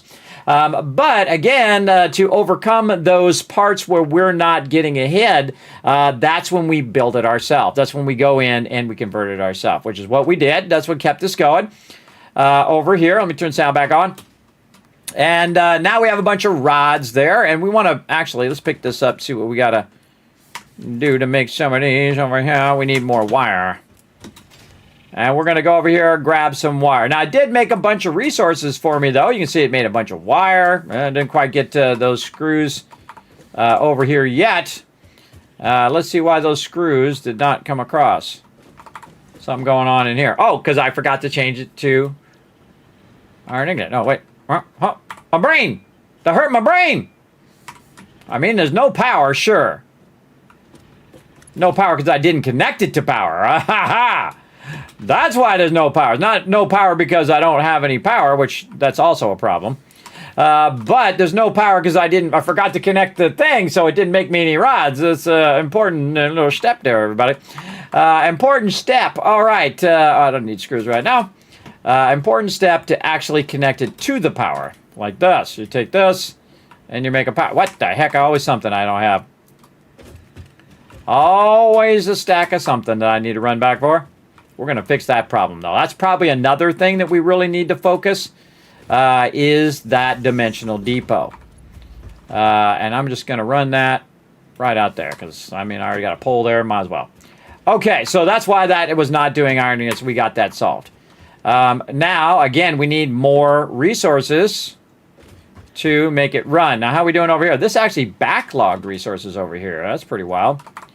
And then this here too. So this is taking way too much of our biofuel and running it over here because this completely maxed out over here when all the rest of it was pretty starved for resources. So, but we'll let the rest of that run in there so it'll have a little bit to start up. But over here, this could have ran longer because look at all those resources. But that's okay. I can take it from there, and I can run it over here. And just put that in there, and then it will just go ahead and distribute. That's why I have these boxes in between, so I can just have it auto-distribute that stuff. But we're going to need more, because we're going to need to convert more to keep everything going. And this doesn't have extra. Is there a bunch of extra in here? No. No. Did it convert all of our stuff that we went and collected? It sure did. Okay, so that's good. It converted everything that we did, but this diversion here is way too much. Way too much diversion there. And what do we want to do? We want to cut this in thirds, but not really. So if we were to look at this, it would be a third. 1, 2, 3, 4, 5. So this is into fifths. So that would need to be 1/5. So what we want to do is take a splitter and take this into there. Oh, it's not lined up. Why is that weirdly not lined up like that? I don't know. But that's going to split there, and then we would want to merge some of this back in again. So we want to take 1/3 of this and run this back. Oh, that's in a bad spot too. Okay, hold on. Let's take this, and we will run this out here where we can kind of work with it. There we go. So we'll divert this here. Then what we're going to do is we're going to put a merger back over here like this. We're going to take this, and we're going to take this, and we're going to remerge it back here. So we're going to take 2/3 of this and remerge it back into the thing. Right? So this, so we can do this over here. Now we can go in and fix all the thing, but really we just want 1/3 of this to go this way. So we'll do that, and then we'll just run that in there, and that will balance that a little bit more. That's called load balancing, everybody. And we can make a load balancer and a whole thing, make it elaborate, but we'll do that later. Right now, we just want that to balance that properly when it is producing that. But this is going to go ahead and put a bunch of power in there, and eventually, once it's distributed it all, we could, in theory, start that back up again. But we want to go ahead and probably snag a little bit of that for us to use over here. So we'll take like a half stack. There we go, say 55. And use that for our chainsaw. And hopefully we find some sand more. So while we're out exploring, we might as well collect a bunch of biofuel. And again, because it's 5 times the amount and 100 times the amount in the space elevator, the amount of fuel that you'll need, the biofuel alone, to make that much is crazy, everybody. That's a crazy amount. And again, we need 10,000 plates. Yeah. Each plate. Yeah, a lot. We need a lot. Because we need 10,000 reinforced plates, and we need 10,000 rotors. And to make that many rotors, we need 10 rods times 10,000, which is 100,000. Yeah, that's a lot. That's a lot. But we'll get on it. We're on it. Again, the thing to do is to make the plates, the screws, and the rods, and then start making the reinforced iron plates and the rotors, and then take those and then put those in to be converted over there. And again, I could do them in my inventory, but if it's going to be, let's see, 25 rods is going to take 6 seconds. So to make 100,000 rods, let's say it takes 12 seconds for 100. 12 seconds for 100. We take the 2 zeros off. That'd be 1,000 times 12. A lot. That's a lot. 120,000 seconds. Something like that. It's a lot. Again, I'm just doing it in my head. There we go. Just started playing this game and was wondering if there's any alternative power supplies further into the game. Yes, there is. Yes, there is. In fact, you get there pretty quickly. In the normal game, I'm playing in the insane mode. The absolute hardest way you can crank it up to. Space elevator costs 100 times. The recipe part costs 2 times. And the power consumption is 5 times. And all of the nodes are randomized, and their purity levels are randomized as well. The hardest way you can absolutely play the game, which I enjoy. I enjoy doing because I've finished the game a bunch of times. But I can finish the game basically with my eyes closed at this point. And I have done it. And I actually make up challenges. Like, hey, can I finish the whole game with only 20,000 power? The answer is yes. I make up stuff that I've finished it so many times. But it's actually really fun. It's actually, I'm having a great time because, again, it's offering new challenges for me that I have to do. Because normally I'd be on coal power right now. I just set up my perpetual coal power and I'm good, right? So coal power is going to be perpetual.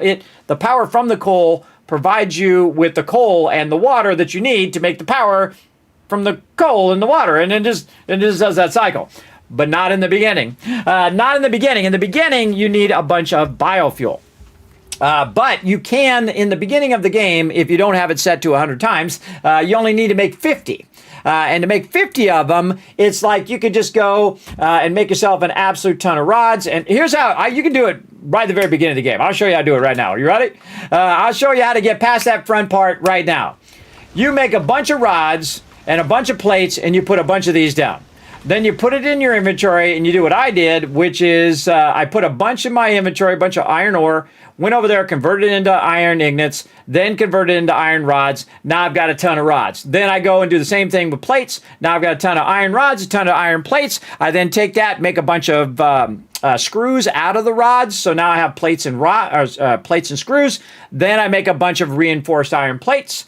Then I start in part 2, right, which is the rotors. So then you go and you make a bunch more rods like we already did, right? We just take a bunch of iron, convert it into rods. Okay, we're good. Then we we put that aside and say into a box. We go get a bunch more, convert it into rods, convert all of those into screws. And then you take those and you put those into the machine, and it makes you 50 of the smart platings, and bam, you're through that right away. There you go, right at the very beginning. You can just do it without even building anything. Without building anything, everybody, except for these little portable miners. You can do it all with that, without not building anything at all. Obviously, you have to build your crafting bench and all that kind of stuff, so you can make some of that stuff to get started. And you'll need your little equipment workshop here where you make your little portable miners. You see, I make 41 of them right now. And that's the thing. So get to the point where you can extract more faster, because that's really the progression of the game. The progression is, hey, you start off with really slow belts, slow extraction. Then you get faster extraction, faster belts, and even faster extraction with super fast belts. And even then, depending on what level you're doing it at, you still have to get more and more nodes and more extraction and more power. And really, it's all about power. Power and resources, right? Power, number one, because if you don't have enough power, your factory just turns off. But really, it's resources, because I do have enough power. I have power me. I'm the power. I'm the power as the pioneer. And all I need is these, and these don't require any power. Basically, you just craft them, put them down, and it'll grab a bunch of those resources, and boom, you're off and running. And you can see that I got super lucky here too, but this is an incredible start. You know what I'm saving on right now? I'm saving on running over here to get my limestone, running over here to get copper, running over here to get iron, running over here, running over there, running over here, running over there, running over here, running over there. That costs a lot of time. That is actually one of your biggest resources, everybody, is that time burning that you're doing.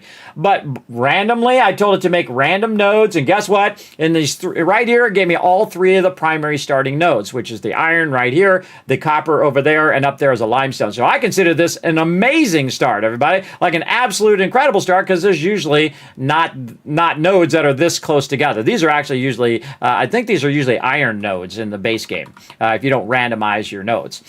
So this is actually an incredibly great start.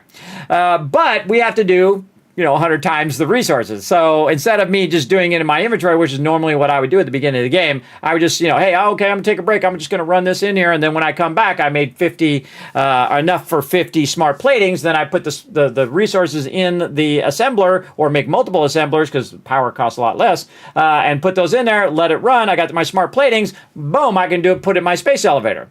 Then I have the ability then to make more resources and then get the coal power. And once you have the coal power, that's it. You win the rest of the game.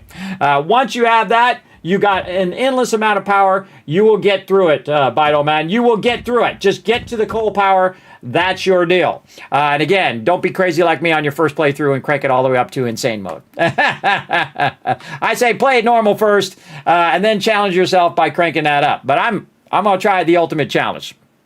That's what we're going to do. Okay, so we got that done, and now we want to do, basically, go get some more resources, do some more stuff. But you can see that we're scaling up. We're getting more and more of our resources done, and we are getting a lot of extra resources backlogged, right? See, this is our progress. When you see this happening, that you were struggling to have, 50 of them earlier, and now you have almost 2 rows of concrete, doing pretty good, everybody. Doing pretty good. And again, I'm just going to put these back in their appropriate boxes for now. Again, this way I can just put them back there. Later on, I'll have it auto-sort all that for me. But right now, back in there. And again, there's only 3 things I need to make, everybody.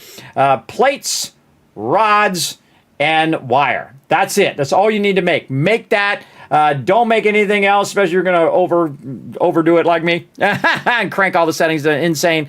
But those are the only things, because I can make screws from rods. So really the rods is the thing I want to produce. And I want to keep that production going.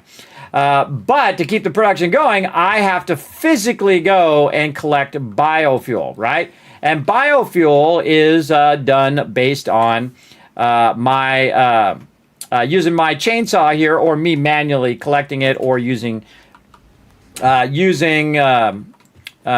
just hitting E to pick up the leaves. Another thing we want to do is actually bring a little bit of this here when we're traversing around, because while we're getting some more stuff, I can also do some exploring. So let's do a bit of that again to mix it up here a little bit. We're going to go right over here, and we're going to get this Mercer sphere over here. Now, again, is there any way just to climb up there? Kind of looks like there is.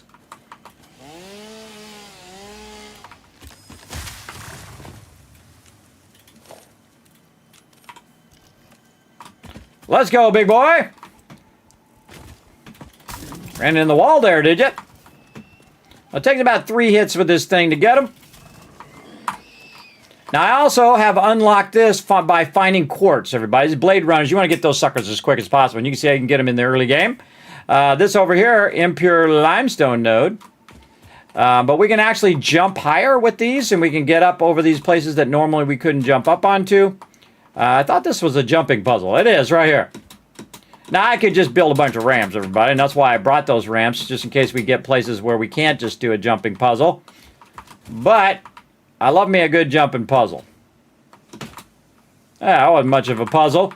I also like to just clear the top of areas like this. I just hit E. It's way faster for me to hit E, by the way, than to use a chainsaw there. And there we go, another Mercer sphere. Sweet.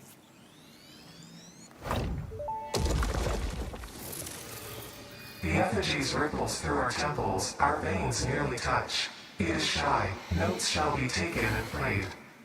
From a certain perspective, your brain looks like it is processing language, but there is no auditory data. If you are hearing voices that are not mine, this is no cause for concern. It is a common side effect of extreme pressure and stress. Not really. Not this kind of voice. All right, up here also, we got a little friend up here at the top. Let's grab a bunch of these while we're out and about. Now, we don't want to be overclocking nothing, everybody. We overclocked some stuff right now. It's going to be insane. We ain't doing that. All right, get this. Big tree here.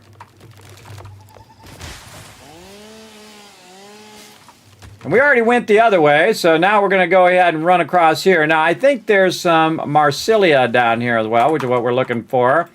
Now I'm cutting down these trees so I can get the wood, and then I convert the wood into other stuff. What I really need is a summer sloop. That's what I really need.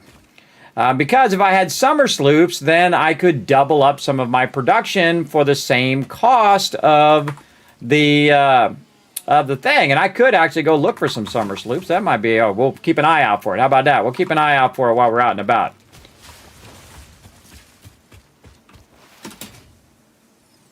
Surprise, sucker! Where you going? Where you going? Get over here. Now notice I slid up to him so I could go faster. Sliding is awesome, everybody. Still to this day, since it's been out since like it just about started, you can slide and jump, right? And that sliding really makes you go fast too. You can really, if you can master it, when you just land and slide, land and slide, land and slide, what's going to happen is it's going to build up your momentum. Your character's going to go faster and faster and faster. And you'll see me do it all the time in this stage. All right. Now, I could have sworn I saw some Marsilia around here somewhere. Was it that way or was it this way? I don't know. Let's go find out.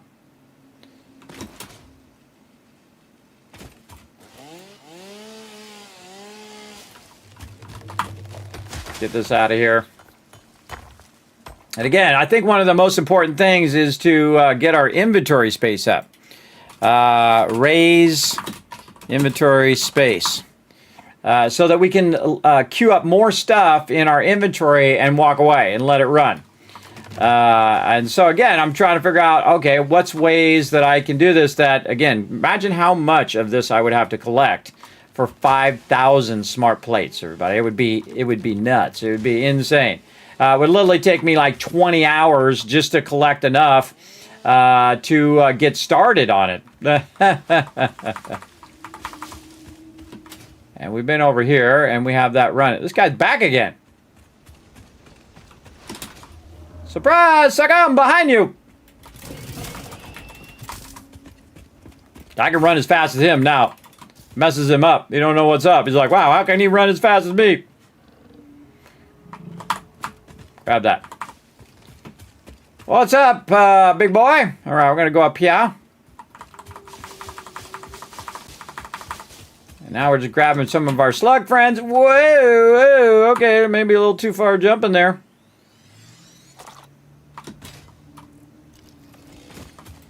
Again, since we already went that other way, we'll go this way, and we're going to be looking around for stuff as we go. Now, we could make a thing that scans for it and all of that. I'm not going to bother to do that because I typically don't use it this early in the game. I thought I had that. Let's go try that again. Ah, oh, okay, that was a bit too much there. All right, get that sulfur out of there. I don't need the sulfur. We found a sulfur node. Can't do anything about that stuff right now. We need a summer sloop. Let's keep looking.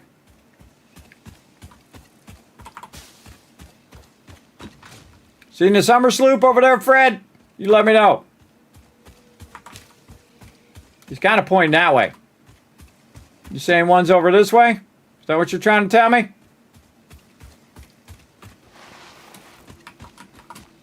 You seen one? This way? All right. Fred wouldn't steer me wrong. We'll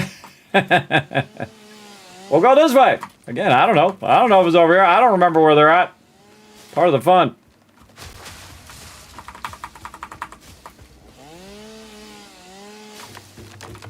I was wondering what nodes are over here, since all these nodes are randomized. Not a great place for trees, though.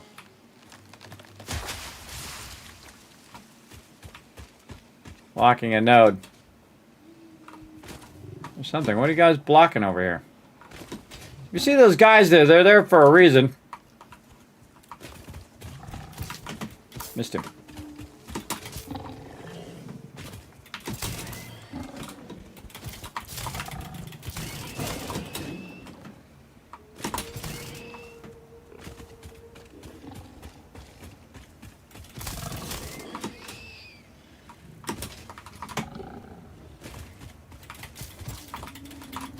Oh, you're a fast one. Get over here. That guy was doing a good job. Big manta ray up there. So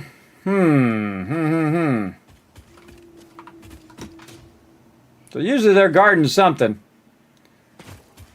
I don't really see much.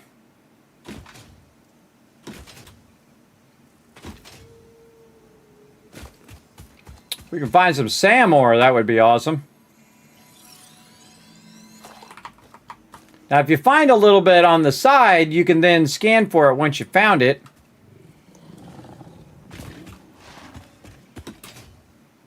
Normal iron node, raw quartz node. Dip!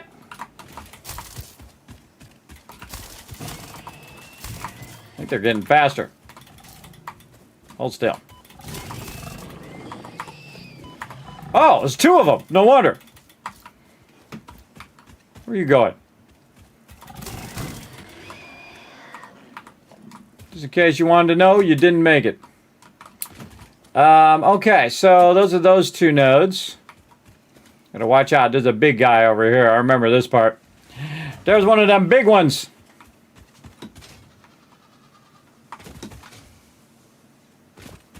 Yeah, we got an iron node and oil node. There is a Mercersphere up there.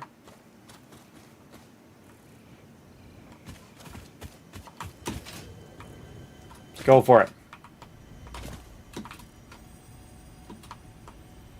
Oh, sticks over here too. Get that wood.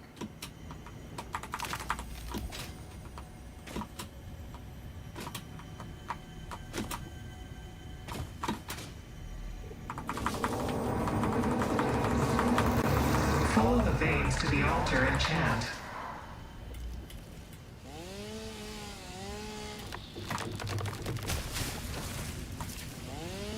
Getting it going on.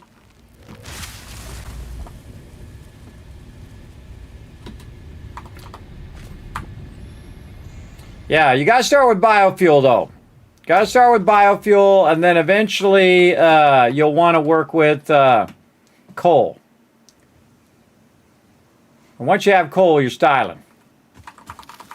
But there's no like solar or any of that kind of stuff, if that's also what you're thinking. None of that. Yeah, I don't see. I'm just hoping to find some SAM ore or something over here. Bunch of stuff over that way. Try not to fall down into the endless pit. Here we go. Let's see what happens. Go for it. We made it.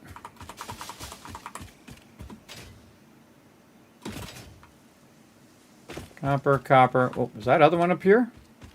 Oh my god, 2 pure nodes there. Impure quartz and coal. Didn't we mark this coal? We did now.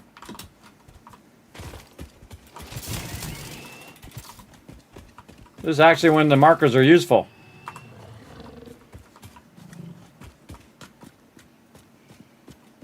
There's another one up above. All right. We mark it? Yeah. Okay. Notice I've got a couple marks here. These are for coal nodes that we found. And again, we're going to really need... Oh, it's a pure node as well. Oh, man. We definitely coming over here. So that's a pure node there.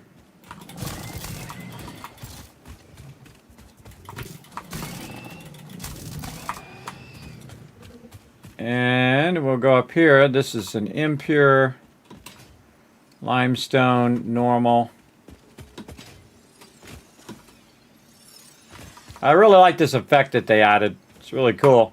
This little power drawing effect that they did. Neato. Okay, so yeah, coal right there.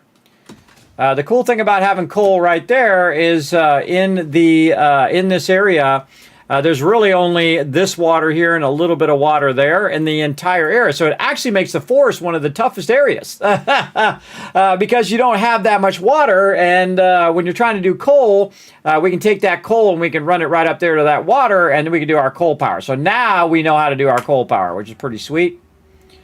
Pretty sweet. We know just what to do. And we'll get that going eventually. But again, that coal power is going to take 5 times as much power to run and 2 times as much resources. So we're going to need to find a lot of coal nodes. It's interesting that I can't scan for coal either.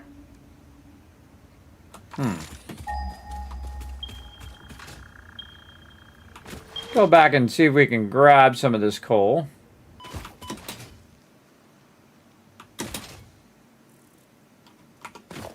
And do this. Can't believe I didn't think of it when I was over here.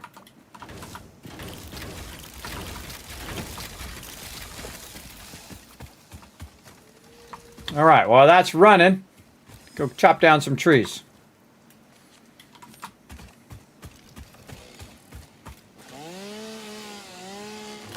Oh, is that another coal node? Bingo. Another pure coal node. Oh, my goodness. Holy mackerel. All right. This is an absolute incredible playthrough. If I just didn't have it turned up to 100 times, man, I'd be walking through this game. But I think the random gods are having a little pity on me there. That's 2 pure nodes, everybody. That's a lot of coal.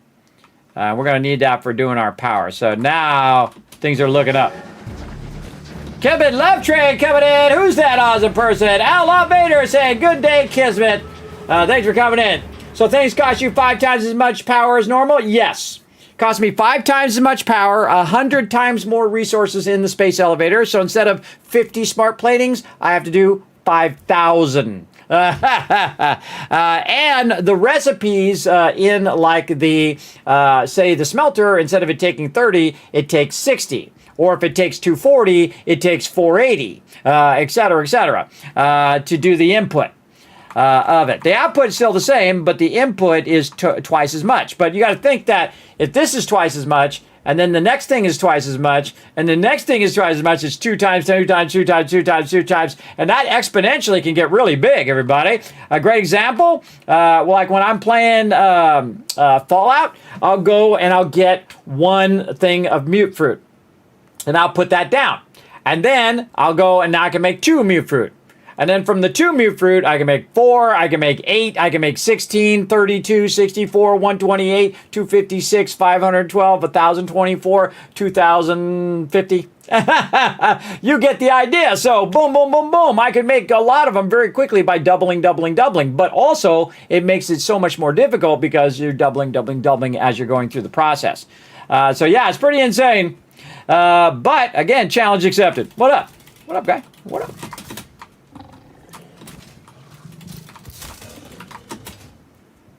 Try to stay in the air as much as I can because that other one's trying to sweep back around on me. Whoop. This one is the one I'm trying to wipe out. There we go. Took that one out. Come on, brother. What you got? Come on. Free ride. Let's go. Later.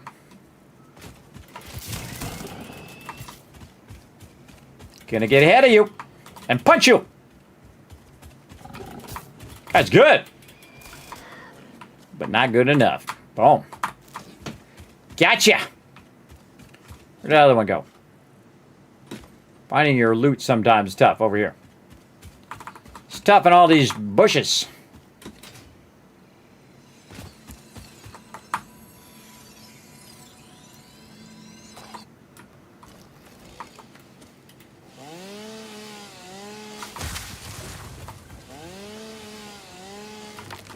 Again, this is a new function in 1.2 where you can adjust your gameplay. So you can go in and say, hey, I want to go ahead and do my game mode modifiers, and I want to make it 100 times harder to progress. And that's what I did. Because I've already done it a bunch of times, everybody. It's pretty crazy. Yeah, it's going to be 100. Yep.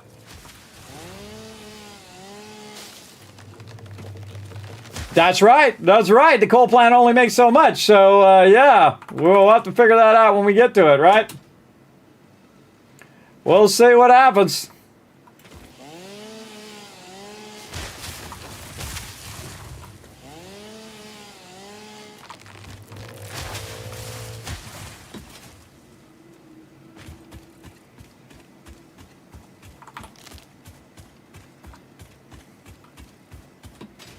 And we'll have to optimize all of our power input.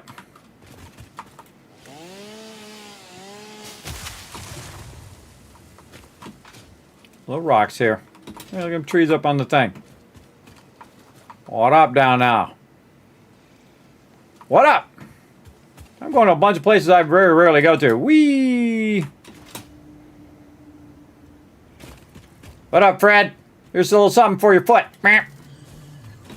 He loves that. That's his favorite thing.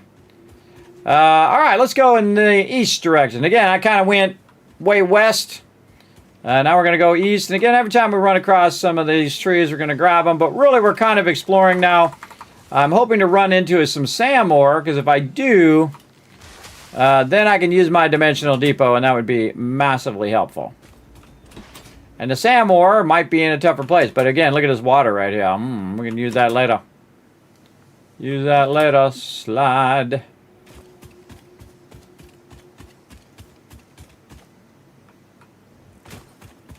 Oil there.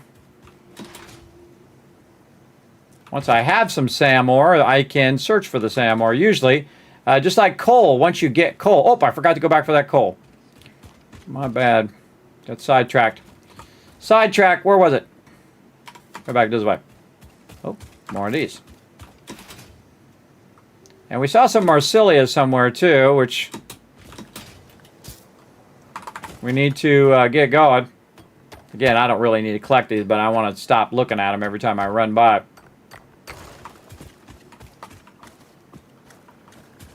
Sometimes there's like a secret cave there.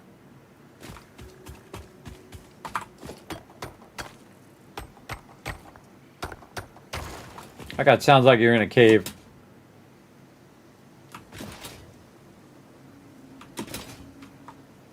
Fail.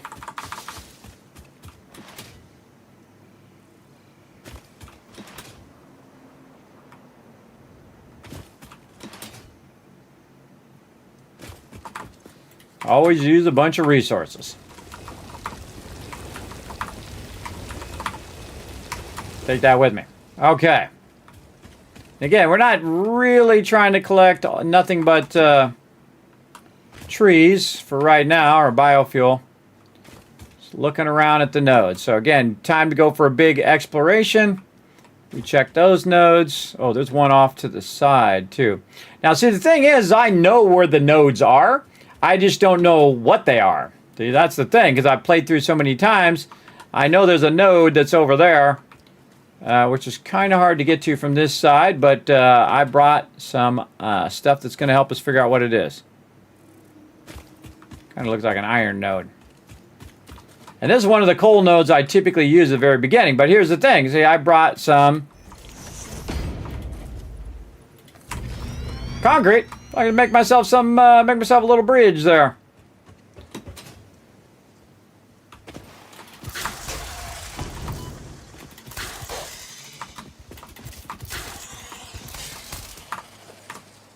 Get wrecked.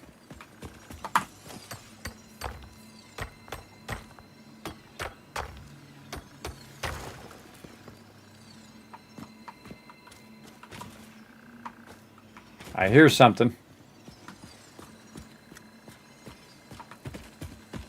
I was hoping it was going to be right. Oh, right there. Yeah, I told you some stuff is hidden underneath there. I didn't even remember that, but I just discovered it. All right, is this still coal? Oh, this is still a pure coal node. Okay, normally this one is a pure coal node. Interesting that it didn't rotate it, but maybe it did rotate it and it rotated back to coal. And again, look at that. Now we got 4 coal nodes that we know where they are. Would have been nice if it was SAM ore, but we'll take that. Oh, over here. Again, I didn't even remember. That's what we need right there. Make sure we don't get ganked by somebody. Grab it.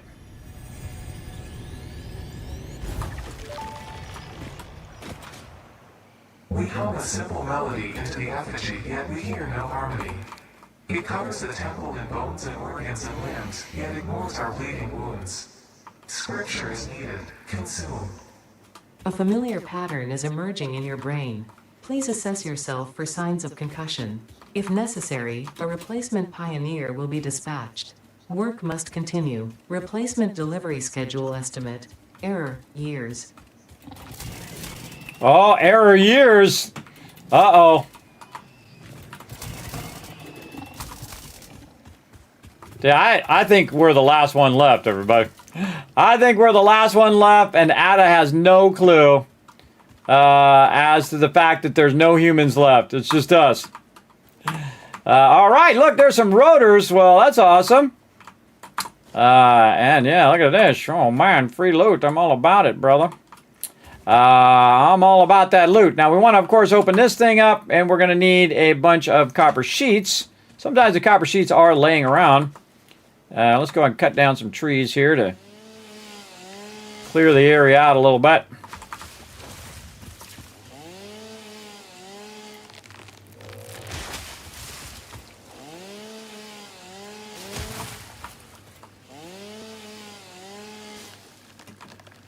Okay, I'm about to blow your mind. You're like, Kismet, you got to open that up before you can deconstruct this stuff. Because if you didn't know, you can deconstruct the stuff now. But you don't have to. You can just deconstruct it right now. I can get rid of it. And I'm getting resources for it, too. Oh, actually, I'm dropping resources now. Screws there. Okay. Oh, God, look how much stuff we have. All right, we can throw a little bit of this away. I'd rather have the screws, thank you. Now, I didn't see any copper sheets. We can try to get up on top here, look around, see if we missed any resources. I don't think I did. Get these bushes out of here. And again, I usually clear the area around this thing so that if there is anything nearby, I just grab it. And we just got a bunch of stuff, 42 rotors and a bunch of stators and good stuff. So these are really good to loot. Now, if I don't finish looting it, what I do is I put a little chest there. Like this. It says, hey, Kismet, you didn't finish looting that particular thing. Now, you can get a hard drive out of there and get some alternate recipes. And I would if I had those copper sheets. But I'm not going to worry about it for now. We're going to keep going this way and see what we can find. So, yeah, we're finding lots of coal, though. Well, I think that's where we were before, that back area. Yeah.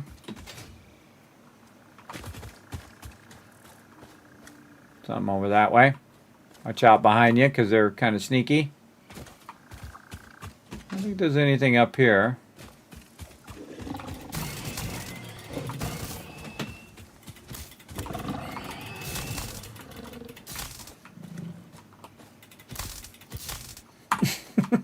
Got him a few extra times.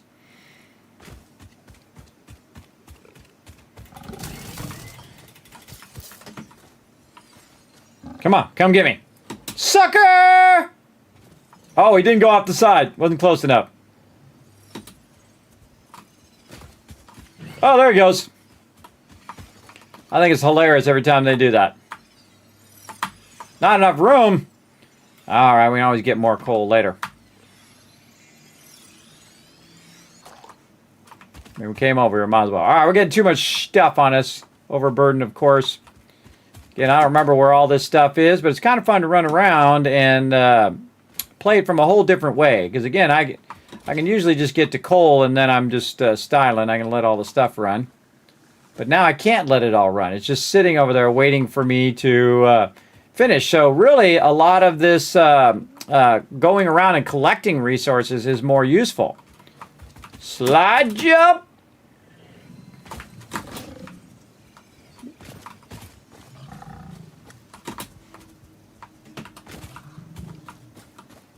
Sucker! Oh, you made it. All right, fine.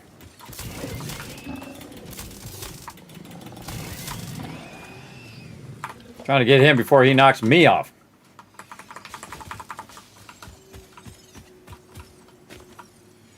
I hear it somewhere. There it is.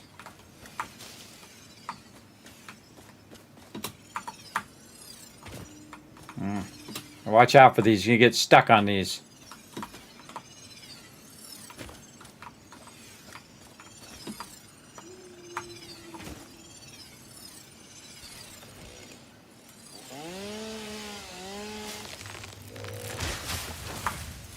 That'll do it. Just cut the trees down. That'll get it done.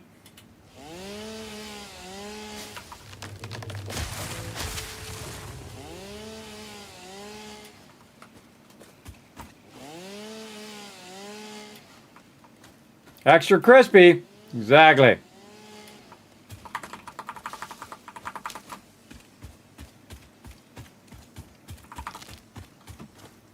And we're back up here again.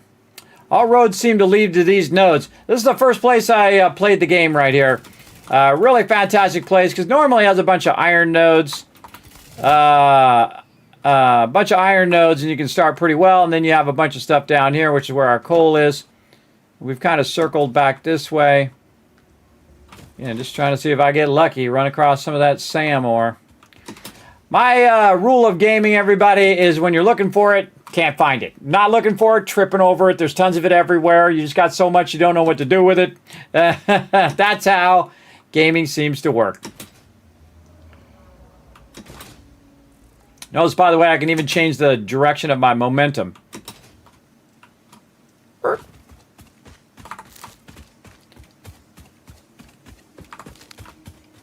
Any nodes down here?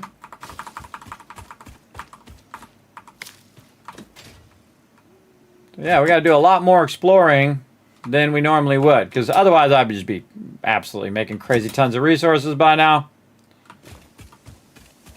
I like that. There's the arch. Built a lot of bases by that arch as well.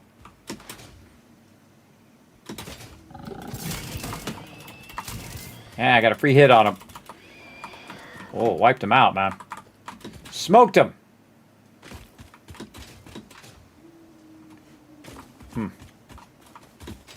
Pure node iron there. What's my base? Over there. It's kind of far. It's a pure iron node there. Pretty sweet. I don't need to kill these guys, but they're just going to be annoying, so I just go and kill them anyway when I'm looking at the nodes. They'll come back. Impure node. They'll come back at some point. Now we got to get across this chasm, and again, since I have these things, I can jump down and not take damage. Pretty sweet.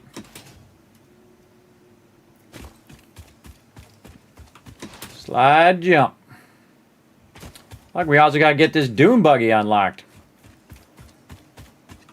And Doom Buggy would be helping us right now. We can carry more resources.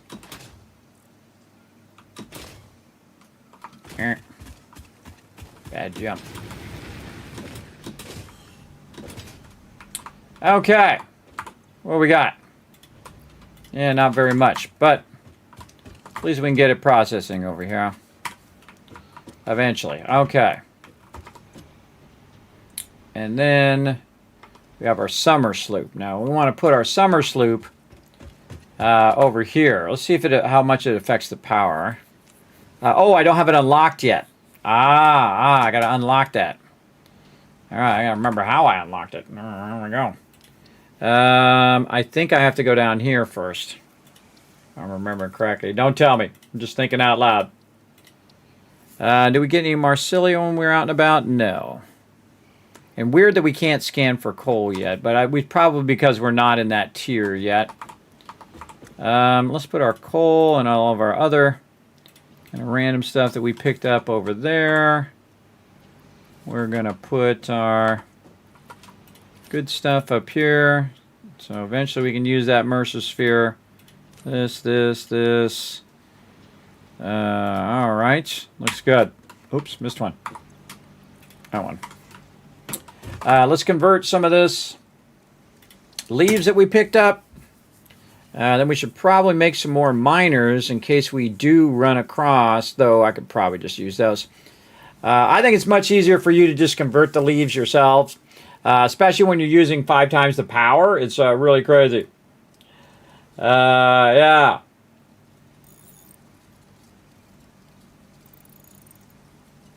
Well, we'll figure it out when we get there. Again, we'll figure out all these things and figure out what we can do to make it happen.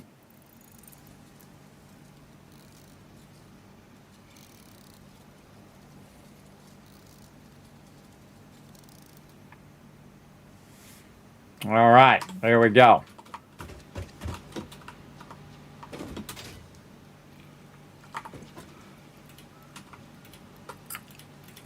Those in there. These over here.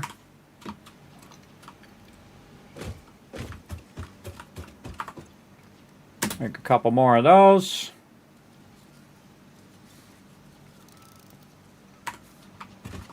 Get our rods. Yeah, made a bunch of rods that time. It's running. Some of that was running.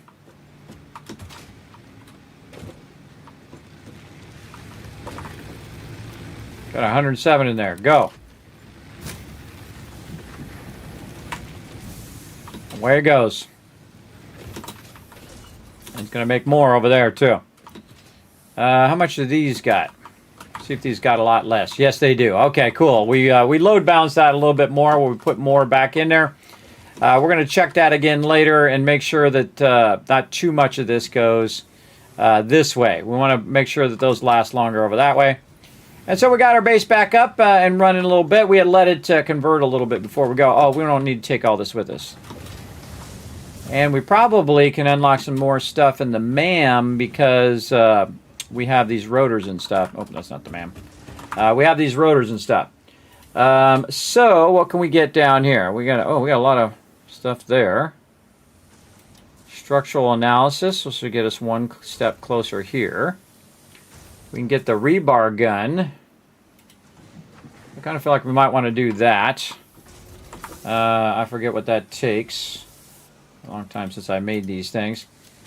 Alien proteins. Well, we got a whole lot of that, don't we? There we go. Let's make a bunch.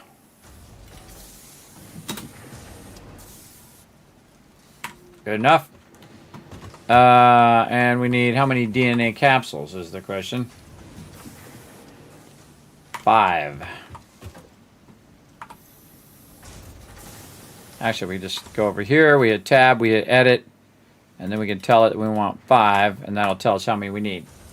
Easy. There we go. And then we got that many. Now we can make our 5 DNA capsules.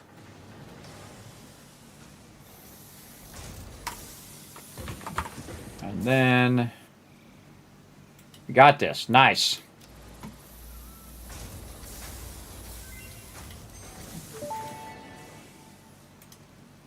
Research to develop the rebar gun is now available. When completed, you will be in possession of a tool effective against any local obstacles actively objecting to the Fix-It mission.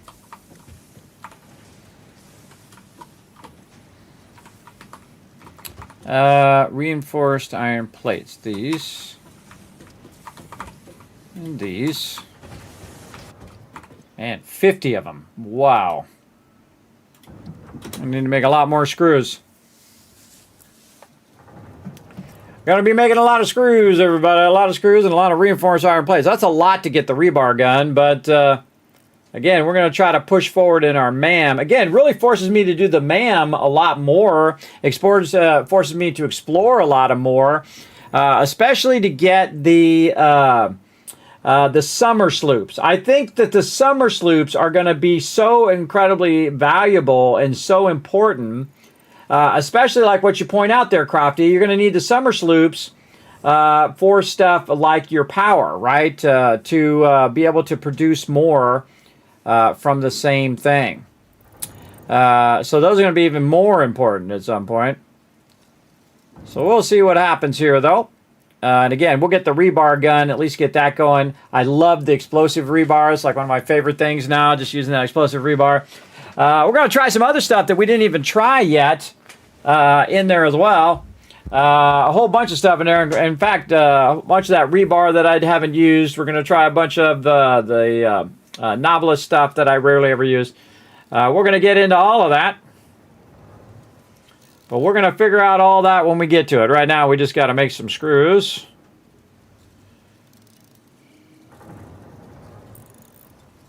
You know what? I could be doubling this up. It just dawned on me. How's our power here? Do we got any extra power? A little bit of extra power. I'll just keep doing it this way. What I can do is do some offline production where I can just take a bunch of rods and put them in a constructor and let them make some screws while I'm converting them here too at the same time. And that usually is what I do. But again, when you're using so much power, it's pretty crazy. How's the 1.2 factor coming along? It's going good. Actually, a very amazing start. In fact, it really has helped me keep going here. Because again, instead of 50 of the smart plating, you can see up there in the upper right-hand corner, I need 5,000. Which is no small feat, everybody. That is absolutely no small feat to make that happen. That's going to be phenomenal, though. It's going to feel good, though, when you see that last one. You see that 499th and then 5,000 one click off. It's going to be awesome. And again, I might do most of it from my character. Just let my character process it. Probably a bunch of it off stream, too. Yes, there you go. You can use the alternate recipe. I never use alternate recipes only because everything that I do on stream, I want to show everybody else that they can do it as well. I find that I can play the game all the way through, 20,000 power, no alternate recipes, and finish the game. Absolutely. Absolutely. I've proven it time and time again. But now we got to be the ultimate efficient because this is insane. We got to really do our efficiency. Now, also, I can go through and underclock some of my stuff now, too. That's going to help with a bit of that power, so my power will run longer, and we'll get into that at some point. But right now, again, we're going to do this, and then guess what we'll have to do? We'll have to make more screws again here in a minute. But that's okay. I think I have some more in the box over there. We'll go get some more out of the box, and we'll see how many we need to make from our rods. There we go. All right. And then we'll go back over here. We'll see how much we have. Oh, 288. Okay. Okay. That'll help us. Don't have to make as many. And they ain't doing me no good sitting in that box, everybody. That's the thing. I want them over here helping me out. And again, we're trying to get enough to get the rebar gun right now. Man, this takes a lot of resources to do this. A lot. Especially that many rotors in the beginning. So I kind of feel like, again, doing your own stuff you're in the crafting bench helps you with the harder mode. And then getting your inventory as unlocked as possible. Then I think the other thing is to go and explore and find all those little crashed areas. Because those are going to give you tons and tons of resources that would cost you massive sums of power. So those places really help, like right now with those rotors. So I can now unlock it without having to try to make those rotors, right? That can take a while. How about I unlock it over here first? Right down here, and we will have ourselves the rebar gun.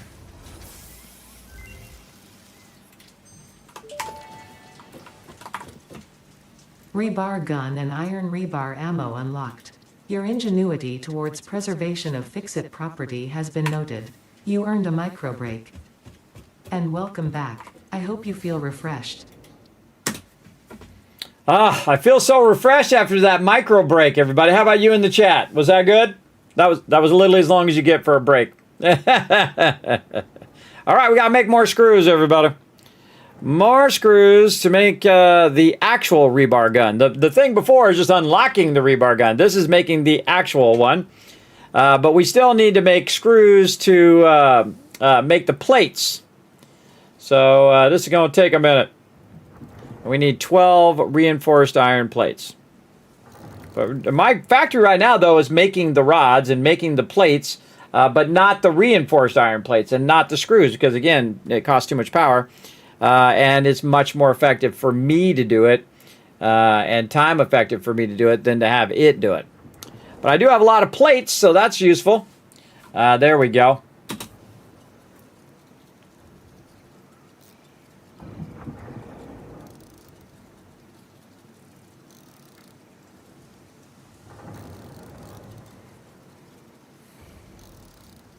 There my stuff starting and stopping because it doesn't have enough resources.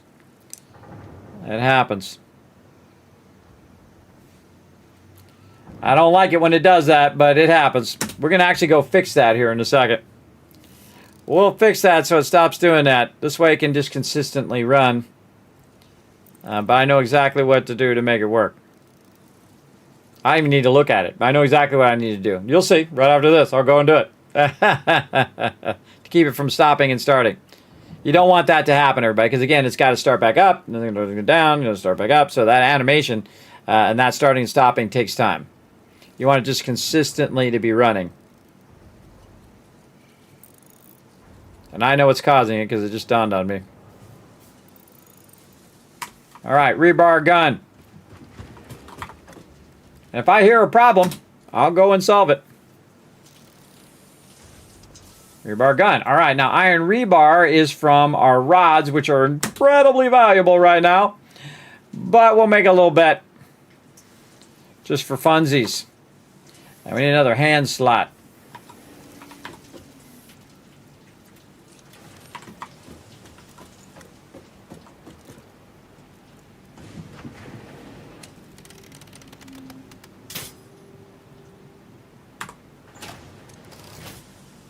All right, we got ourselves a rebar gun.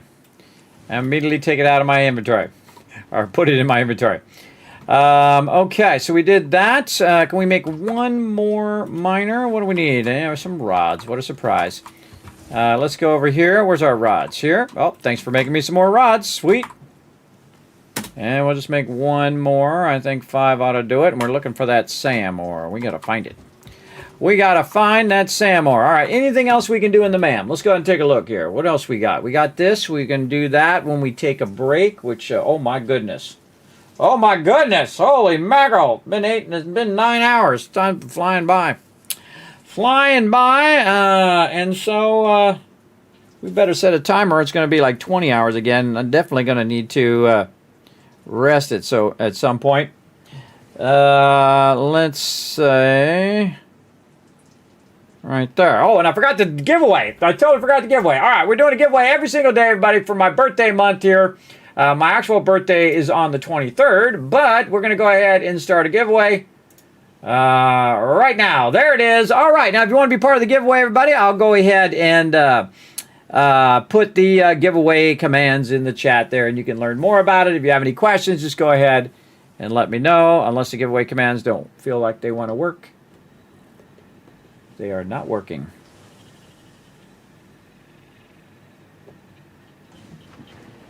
Commands are not working. Okay.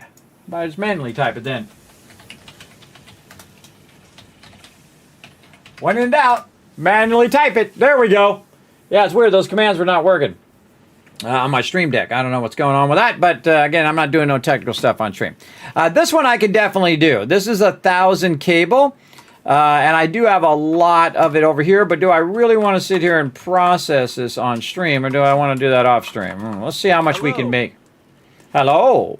Who dat? M's in there. What up, M's? Not those commands. My commands from my stream deck. Your commands work. As a subscriber, you got commands that do work. But for some reason, my stream deck stopped working. But again, you can be part of the giveaways. Everybody, remember, it's open to everybody. So feel free to be part of it. Get in there and do it. Again, we're giving a random Steam code giveaway. Now, remember, that Steam game code could be worth $200. It could be worth a whole bunch of games. It could be a game with a bunch of DLCs. It could be on fire. As well as it could be an $80 game, a $50 game, or just $5 game. You know, again, it's a random game giveaway. I don't even know. I just take your names in order, and whatever the next thing is, boom, you get that thing. So again, it could be a really nice game. Again, I put every penny back into the stream in the form of giveaways and other stuff like that. This is going pretty fast. This is going pretty fast. I think we can get it done. All right, let's go ahead and put this as our to-do list so we know when we get there. We know when we have enough wire.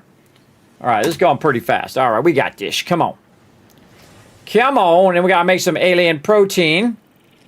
And then we'll have inflated pocket dimensions. So we have more room for more stuff so we can process more stuff over there. And one of the things I might do, too, is figure out how long it takes to process my entire inventory.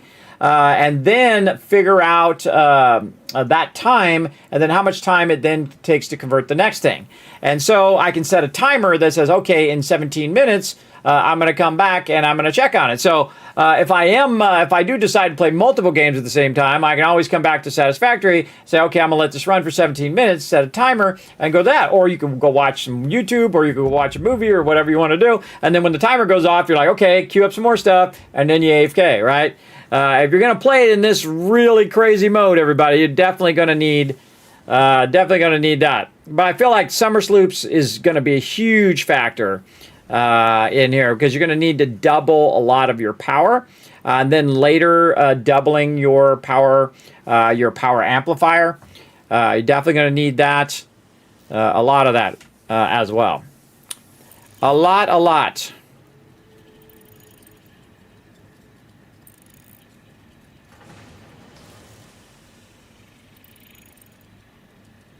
I feel like this is going to help us a lot. And then we're also, when we're going around and we're collecting a bunch of biofuel, collecting wood and all of that, we'll have more slots for that as well.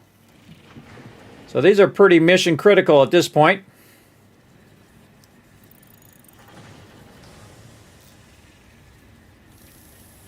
And worth the resources. Again, you got to really make good choices on these resources, because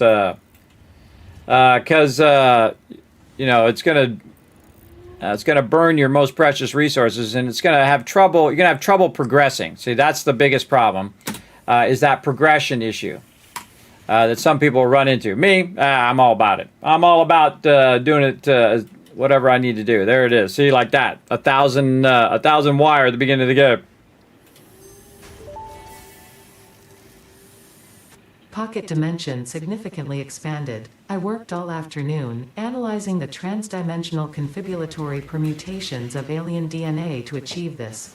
Wow, good job. Our part for Fix-It. You are doing your part, Ada. You are doing your part. I'm very impressed by your skills. I don't have that ability to make them steel beams, so too bad for that. What about over here? Oh, I used up all them rotors. I don't really use this medical inhaler, though maybe I should start. Good question. Hostile organism detection, scannable objects, enemies. I don't need that at all. I don't probably need that. I would like to have another tool belt slot, though. We'll have to get to that later. Man, I need that SAM ore. We achieved one more thing, everybody. It's finding that SAM ore. I think that's the thing we need to do. Now, I can make this stun rebar, because we have quick wire nearby. I feel like we could make a bunch of quick wire and unlock these things. Yeah. Make it just 100 quick wire right there in itself. All right, we're going to need... Let's go ahead before we run over there and say, oh, we need some stuff. We're going to need this. We're going to need this. So we have any more cable up here? Oh, I got some sitting up there. Cool. Glad I checked. Reinforced iron plates. More screws. What a surprise.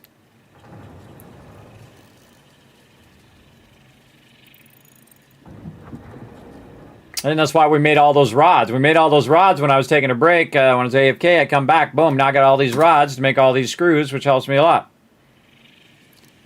All right. There we go. Smelter constructor. That's what we need. Let's go. Now, this stuff's just over here for later. That's for later. We'll get to that. All right. I think this is probably filled up. It is. Awesome.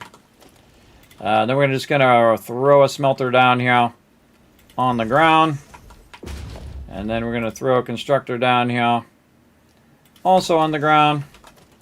We're going to put a box in between. That's too close.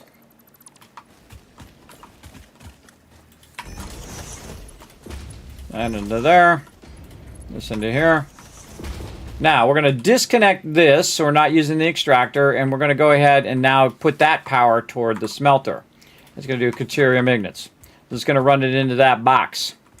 And this is how we can control our power so our power doesn't go off.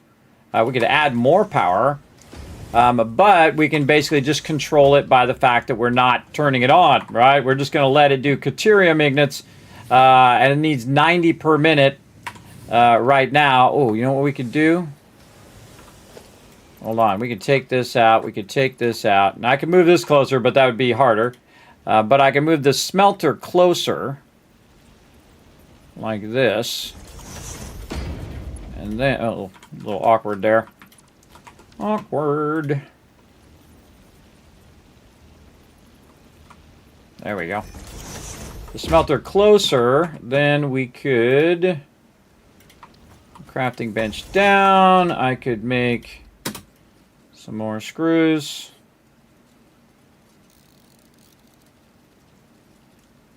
Make 2 more reinforced iron plates. And then we could run it at 120, so it goes run-throughs faster. And thus, it's going to produce more caterium. Actually, you know what? We're just going to put this on this side. And then connect that back there. There we go. Okay, so... Oh, did we lose power? Well, power looks like it's going. Okay, so... This to this to this. This back to caterium. Now it's going at 120, which means it's actually going at 90. So, again, it's feeding it in at full speed. Taking advantage of the full thing. So, we're going to go ahead and make that. Then we're going to have it go here. Now what we're going to do is just do one part of the process at a time. So we just do the extractor.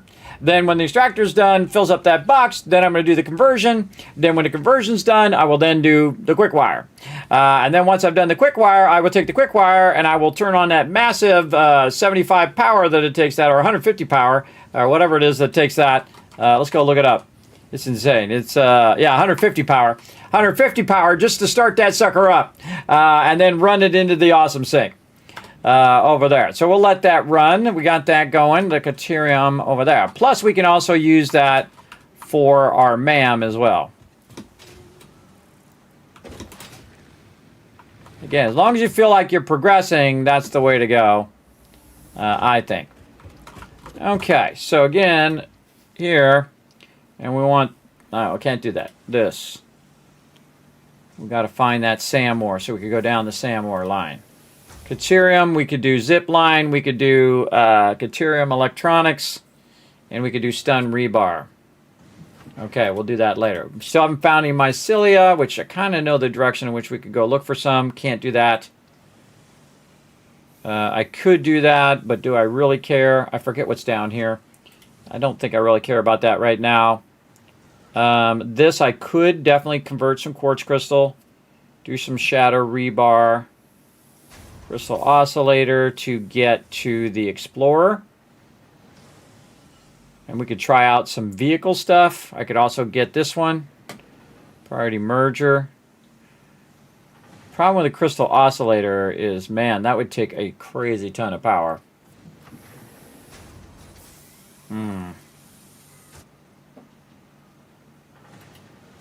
Yeah. We'll think about that. Sulfur would be nice to get down here and get my expanded tool belt. But we would have to make a bunch of this, which we could do. That I think we could do. The problem is I don't have that unlocked, and I'm not going to have any of that unlocked until I get to the next tier. Can't do that. This I can do. Power generation. Yeah, I just need a ton of those. I really want this explosive rebar, but I need plastic for that. Okay, so can't do any of that for right now. I mean, I can, some of that, but not worth my time. All right, let's put a bunch of our resources back. Let's just use this corner one. I'm just going to drop it all in there. There we go. Get this, get my rebar gun back. Any of this. Let's make one of these. Let's take our plates out, and we can just put our plates where they go.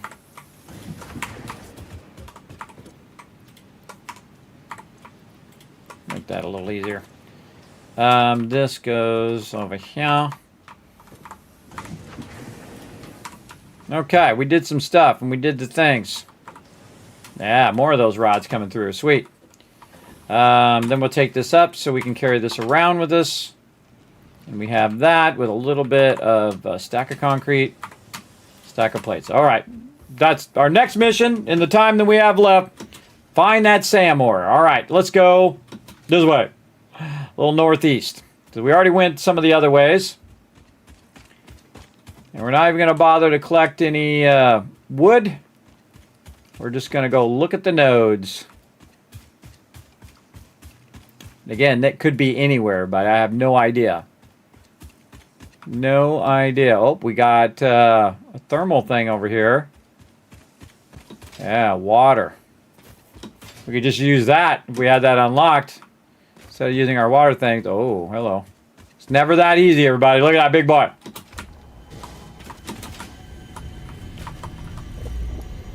Make sure he's not one that throws.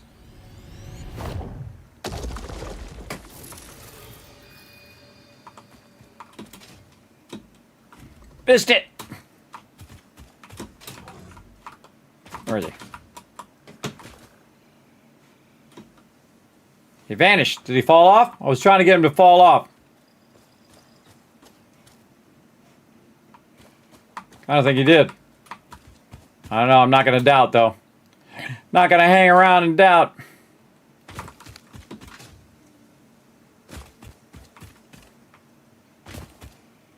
Quartz. Okay, I'm not even going to get those either. Ooh, look at all this wood here.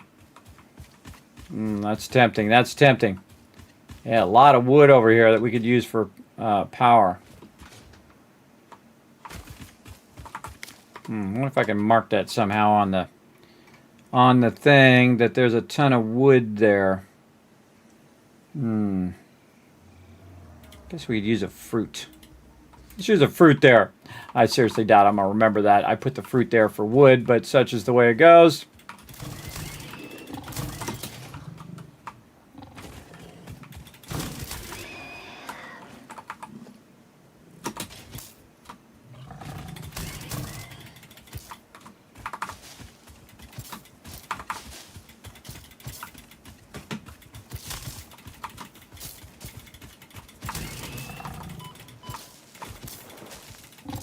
Why can I not hit this guy? Jeez.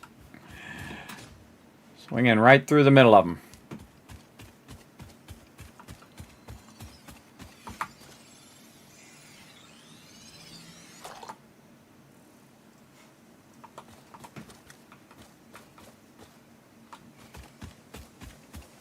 Come back for all of that.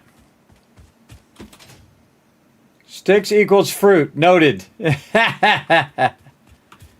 Oh, I was going to slide up on him. There we go. I just let him get a hit in, because then he starts to run. He starts to back away from you, and that's when you get him. We got to get some stuff to get rid of that. Go this way. We're going to try to go this way. Get up there.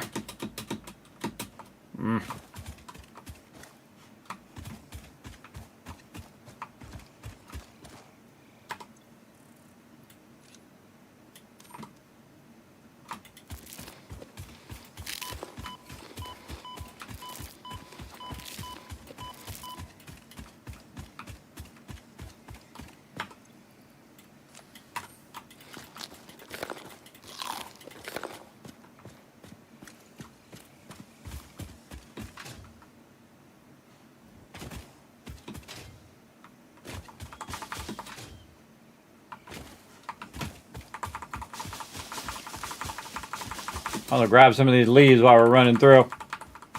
Also might reveal something.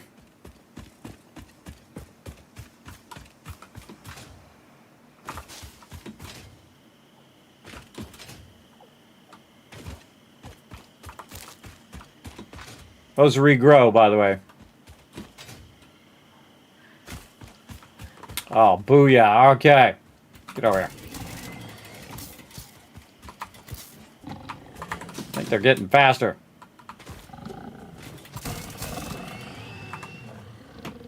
All right, coal node.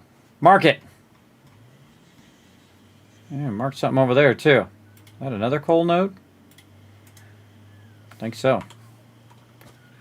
All right, coal node, we're going to need that. Come on, Samor. Okay, I'm going to have to just walk across it because I don't know where. We could use our radar, but since we have trouble going to the next stage, radar is going to be tough.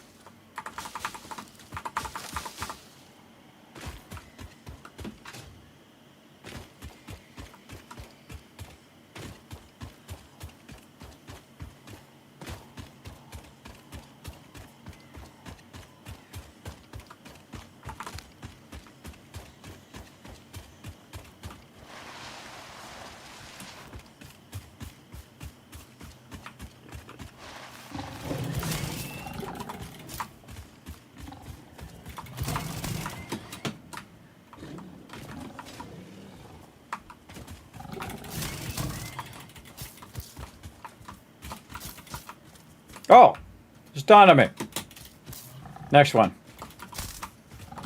Oh, more of them. Thought I got the first one. Got them now.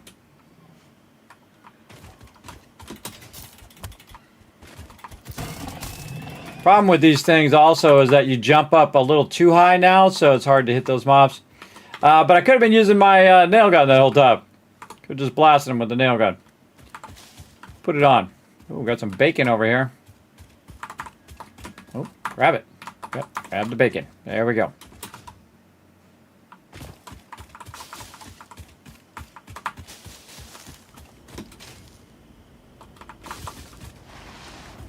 Surprise, sucker!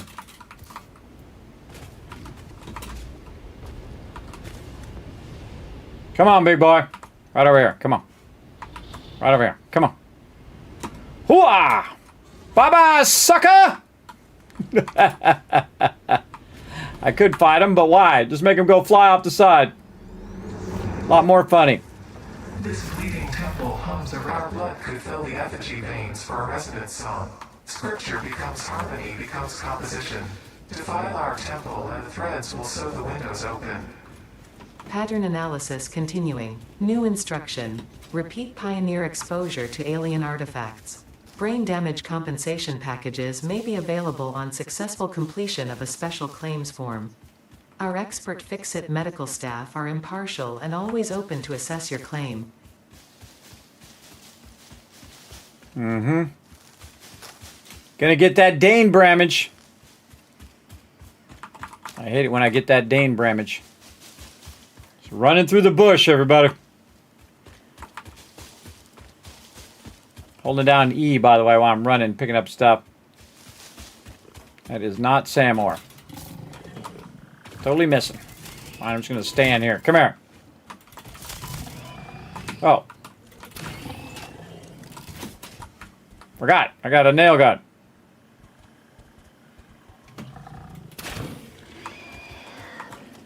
Works for me. Oh, where'd the other one go? Here. Pure node.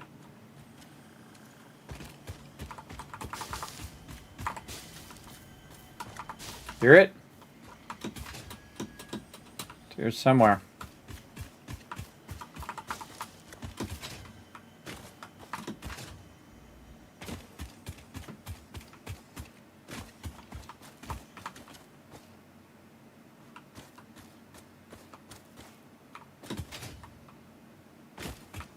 Up there.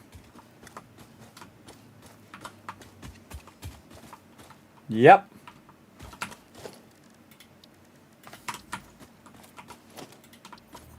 And this is why you bring some concrete.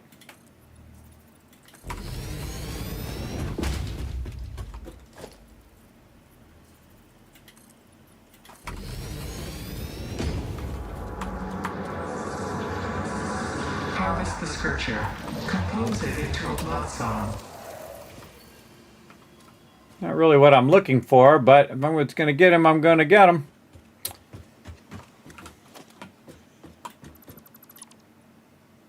Get my resources back. Yeah, it's going to be tough, man. It's going to be tough finding uranium, Samor, all of that stuff. But I'm down for it. Let's go. Running randomly through the forest. Picking up leaves by holding down E the whole time.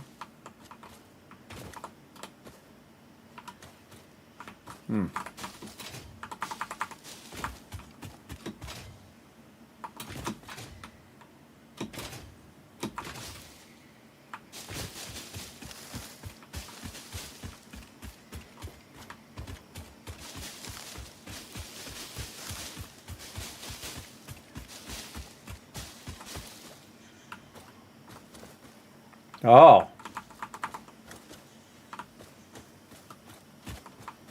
Any nodes up here? I think there's a node up there. Normally this is where the coal is. We're going to jump down, see what we can find on the way down. Guy over that way.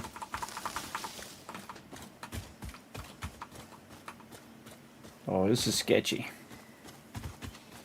This is sketchy right here. Oh, yeah.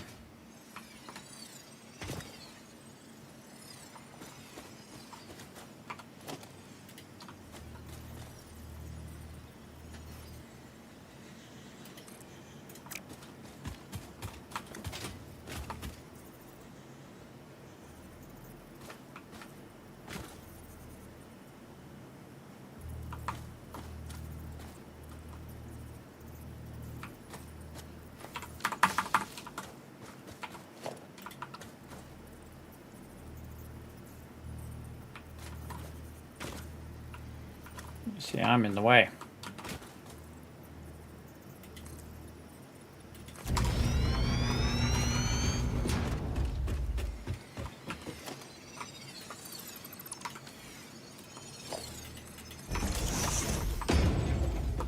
That's how you get that done.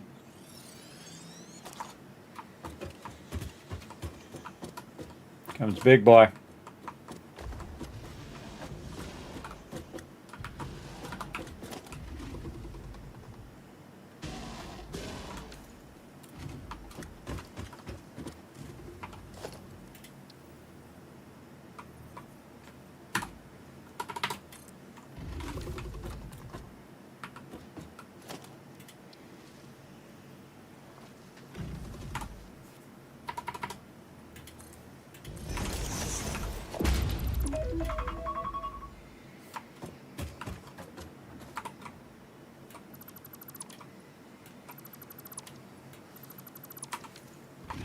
Dipping. Oh, caught that ledge. Woo, that was close. All right.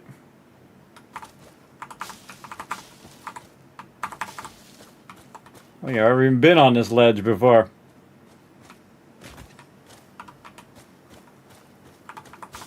Oh, okay, we're going down. No, we're gonna make it. Oh man, just barely.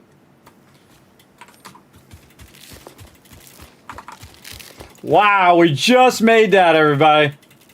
That's crazy. Now, one of the things is, everybody, you can fall an infinite distance as long as you are full health. And you'll just end up with just a little bit of sliver of health, which is basically what we just did. That's why I didn't want to get hit by that guy. Put those over there in case. All right. Some of these on the way. All right, let's go see what these nodes are. I guess if you have played before, it gives you just a little bit of knowledge in the fact that you know where there are nodes. You just don't know what they are. Okay, that's still cool. Still coal there. And then there should be a covered one. No, that's not covered. Yeah, that's another coal node. Okay, these nodes didn't change. This definitely changed. I can see that's iron. Come on, where's the other one? This way? Yeah, iron and iron. Impure, impure. So we still got the coal node, so that's good.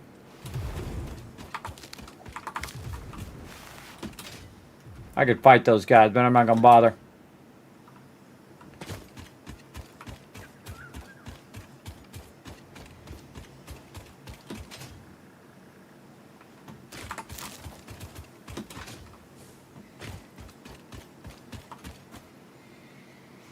A lot of water in there. This what you think, Fred? All right, I'm gonna try it. Again, might as well be picking up these leaves as you're running by.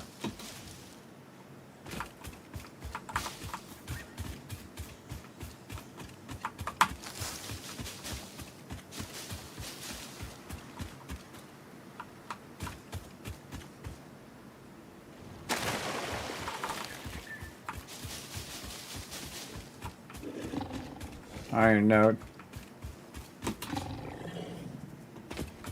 Oh, pure sulfur node there. Missed. Fail.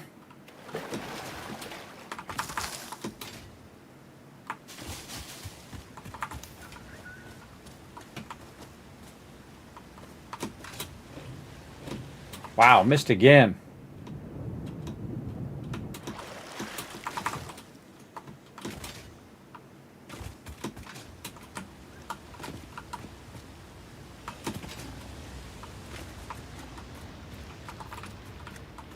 Oh, they definitely gonna be some Spideys there. I didn't know that cave was there, everybody. I just saw those jumper things there. They are definitely gonna be some Spideys down in here. There's an opening on the other side, though.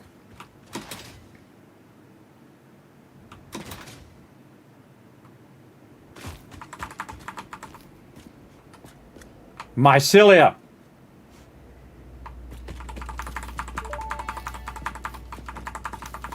The fruit of this fungus-like flora does not seem to show much potential for use. However, its mycelial network is worth further investigation. Research it in the MAM to establish classification and potential application.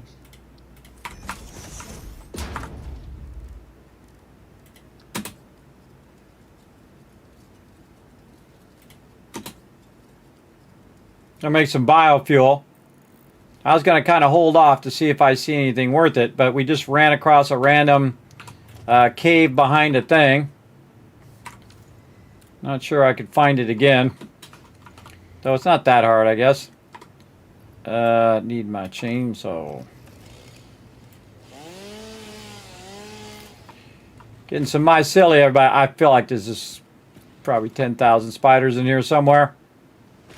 We might need to dip.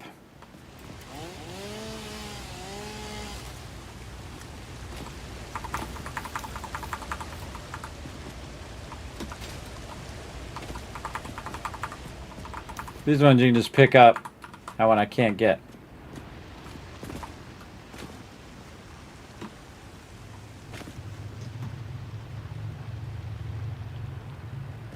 Beautiful.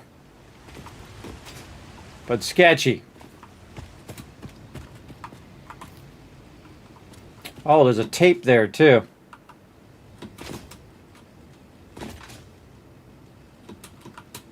Really here for this. We didn't find sand ore, but we did find mycelia, and that's what we were looking for too, so we'll take it. Actually, I wasn't looking for it. I'd forgotten I was looking for it, and that's how come I found it.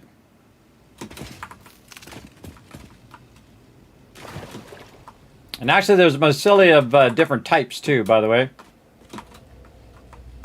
You don't have to just get these particular ones.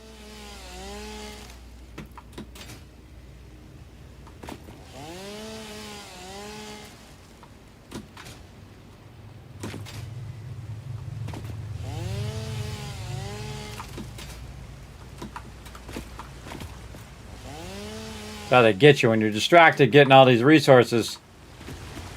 They sneak up on you.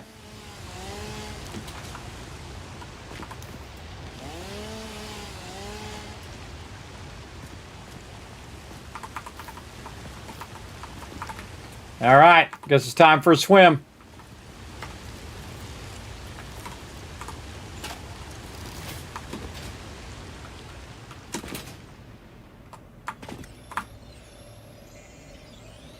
So it's like Indiana Jones. You grab the thing and all of a sudden 10 million of them on you.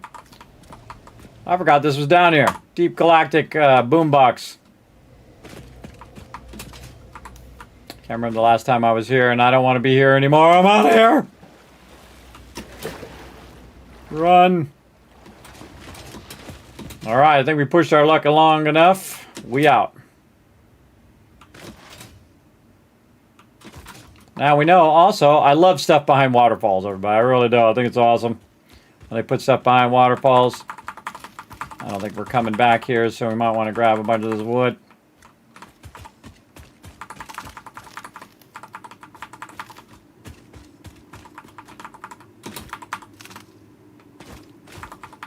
Kind of an easier place to get wood, I guess, than using your chainsaw.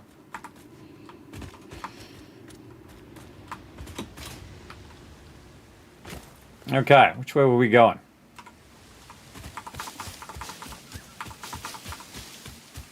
We were checking these nodes. Those baddies were there.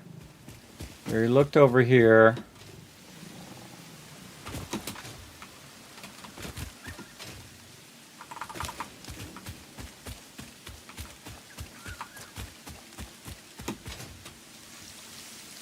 Okay. I say we go this way. I say we go this way. Doing awesome, kids. I give that ledge jump 1. Well, thank you. That was pretty prime jumping there. Look at the rain, everybody. You did a great job on the rain. Out of the way, bird. I don't know what you're up to, but I'm sure you're up to no good. Again, when I'm running by, everybody, I'm just hitting these leaves by holding down E. We know that where some coal is. This coal is really far away from where we started, though. But I feel like we'll go this way because Fred said go this way. Let's go.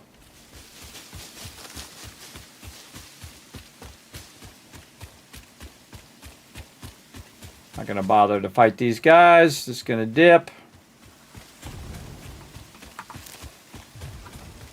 Side to side action. Serpentine.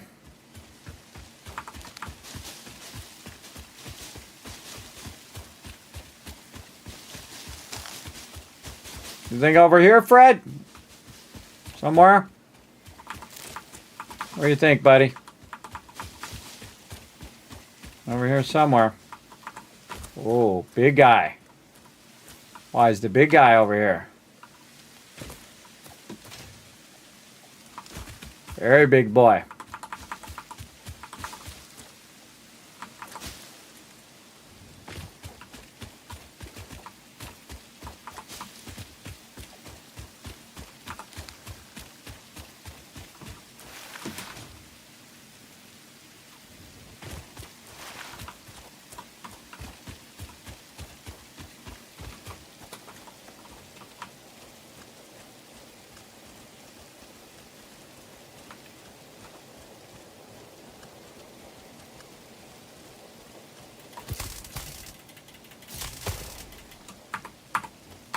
Crouch right up on it. Owned it.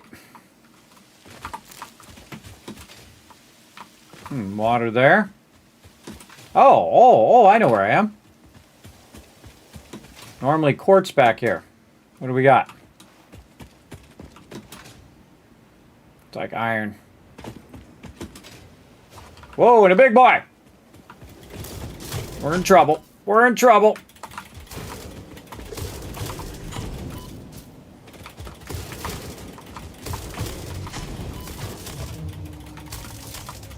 Oh my God. Okay. It was him or us, everybody, and luckily it was him.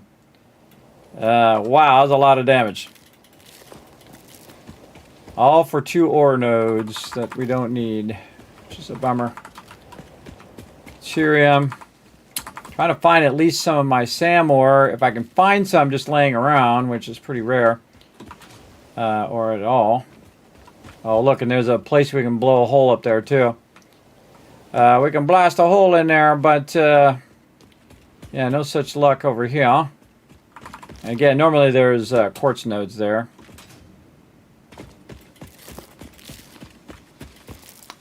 But not this time, there's not. Uh-oh.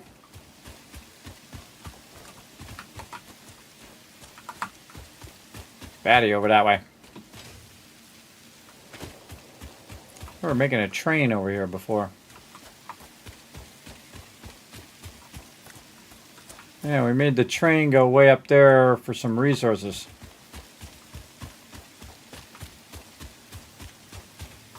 I wonder if we ping a node. Maybe there's other nodes by that node.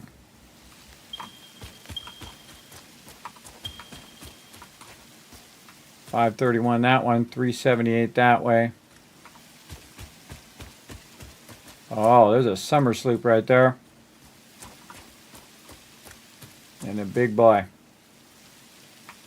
And some resources over that way.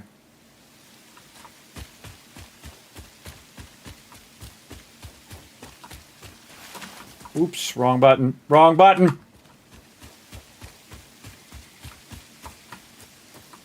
Oh boy, here we go.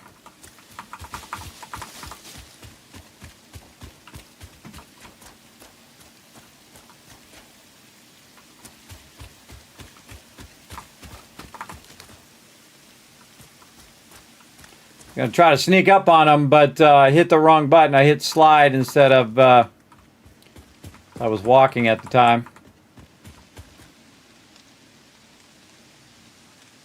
It's all guarded by all of that stuff. We're getting into the sketchy part of town.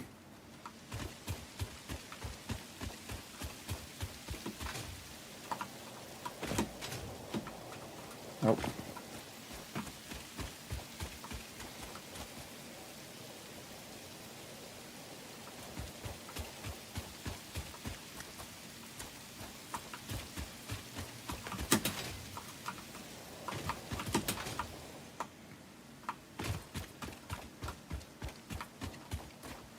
Why'd you warn me, Fred?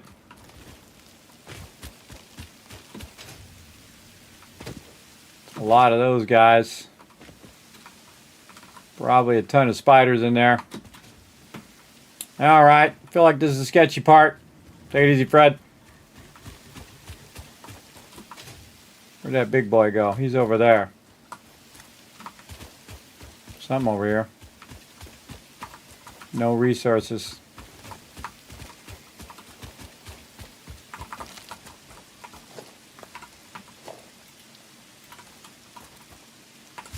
Come on.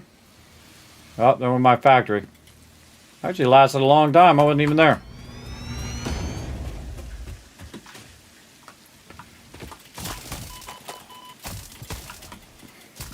Just take the hit.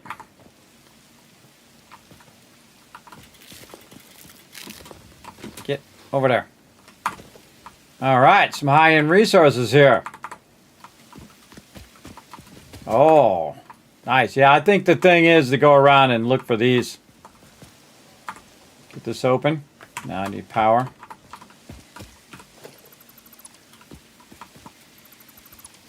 Get these resources, though. Oh, look at this. Yeah, I think this is the move on this deal. Is to go find these things. Get these resources. I don't really even need the hard drive. I'd rather have the resources. But I do want to remind myself that I didn't actually loot that one.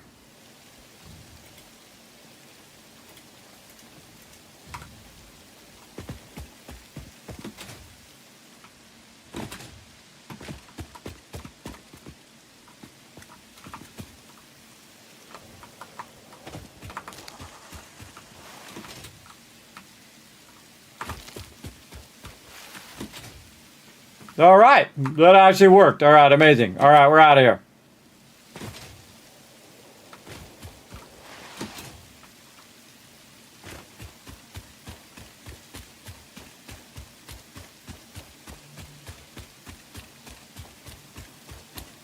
I built a bunch of trains all through here, everybody. Give me some flashbacks. Big boy that way. Those guys that way. As it doesn't grab it. Running through the bushes.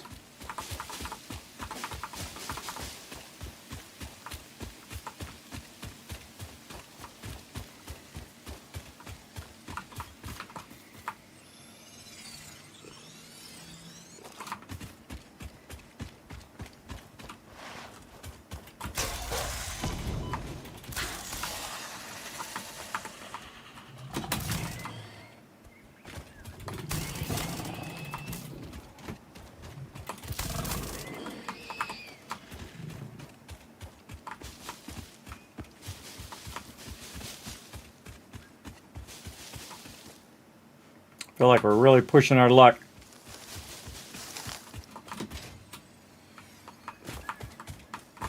There's a purple guy up there.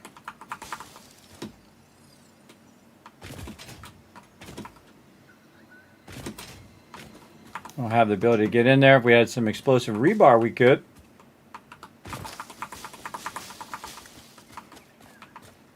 I'm not even running across resources.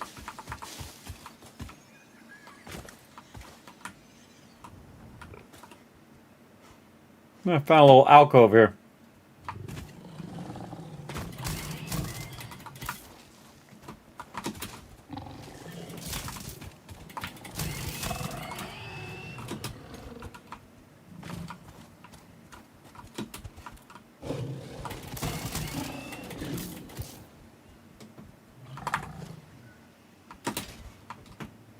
You normally don't want to jump them when they're running at you like that, when they're on the high and you're on the low, because they'll get you. But when you have your little leg extender things, you're good.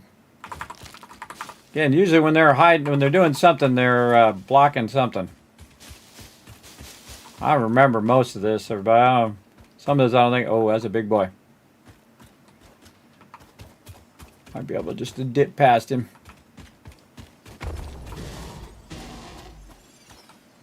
Come on.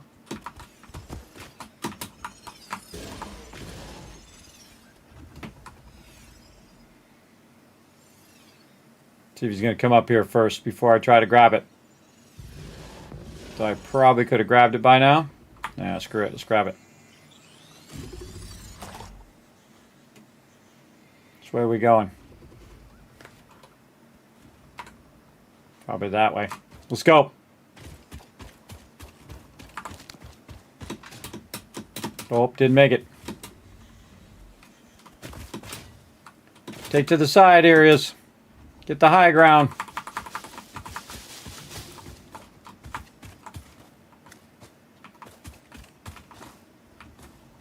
Where the heck am I? Over here.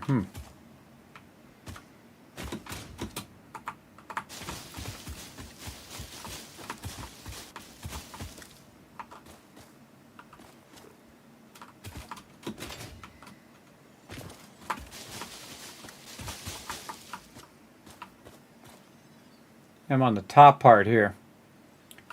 Yeah, I know where I am. That's where I usually run my train through here.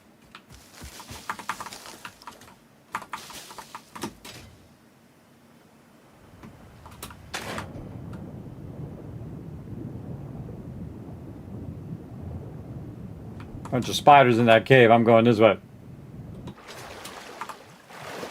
60 megawatts, don't got it. Oh, big boy.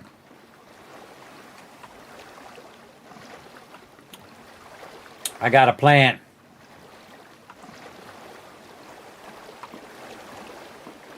Grab and run. Snatch and grab. Here we go. Snatch, snatch, snatch. Grab it.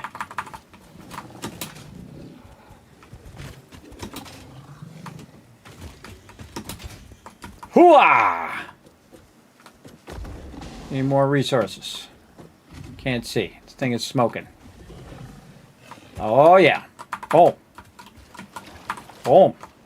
Boom. Boom. I think that's it. Now we're out of here.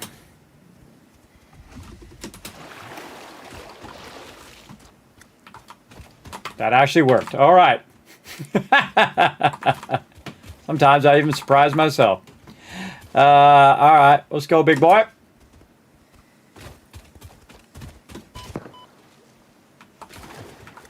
Managed to get me there.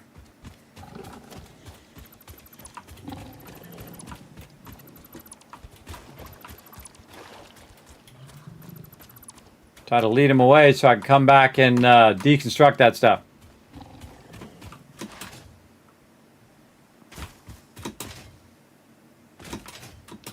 Yeah, you can't jump up here. Haha. But I can.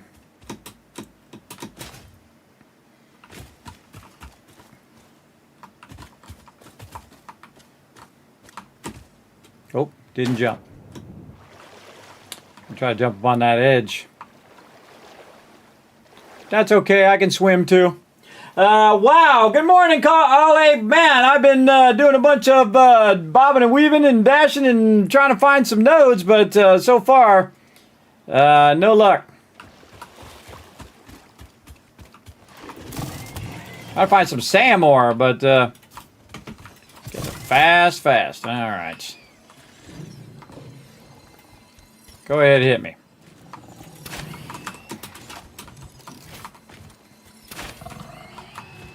Why I'm not just using my nail gun. Went through all that effort, used all those resources to make a nail gun, and I'm not using it. Bauxite, already got that. And might as well grab some more. grab some more. We're out and about, everybody. We're finding a bunch of resources. I feel like that's got to be a big way to go when you really crank up the hardness of the game. Is you got to go around and grab all these resources because they are so valuable. Everybody got to think that this costs 2, 4, 8, 10, 20 times as much to make these circuit boards. And so now those circuit boards are really super valuable. And then also I got stators, which I can't even do yet. Rubber I can't even do yet. So again, running around grabbing those resources is useful. So I probably need to also work on fighting mobs and finding good ways of fighting the mobs as well. And again, I don't remember where all the resource nodes are, so I just feel like I'm just running past them all.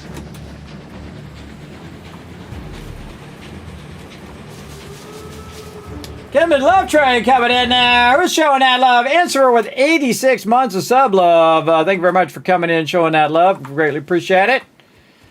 Show them some love back in the chat, everybody. Come on, let's do some hearts in there. For Insfer coming in showing how to do the Kismet Love Train. All right.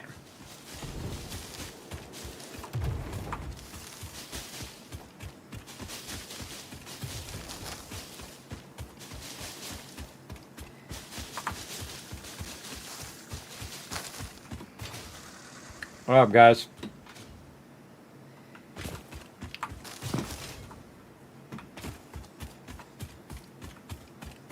One says you have to go and kill them. Right.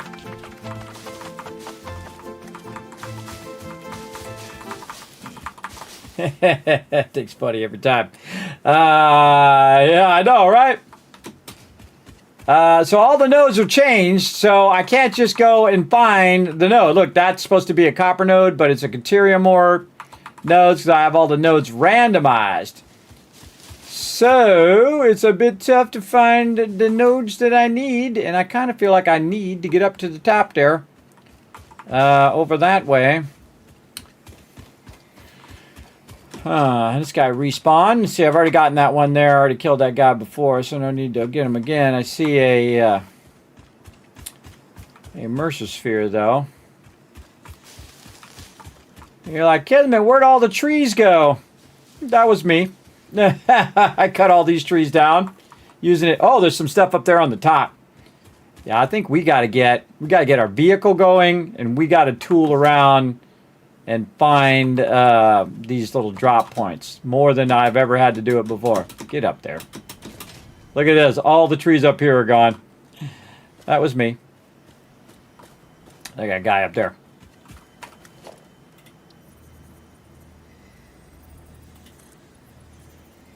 Not far enough.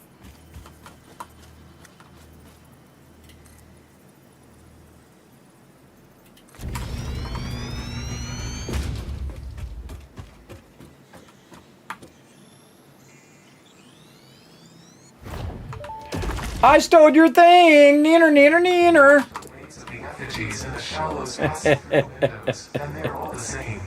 You suck at your job, bro! I just called the Fix-It doctors. They told me there is definitely no danger from repeat exposure to these signals. In fact, they said it is good for you. I apologize, but the call dropped suddenly, otherwise they would have told you themselves. The good news is you should run towards these strange and dangerous-looking objects whenever you find them. Doctor's orders. I don't think you called anybody, Ada. I think you are full of it. All right, let's go out here. Man, it's been a long time since I bothered just to run out here. Normally, I pick my frames back up again, as you noticed. Build our way up there.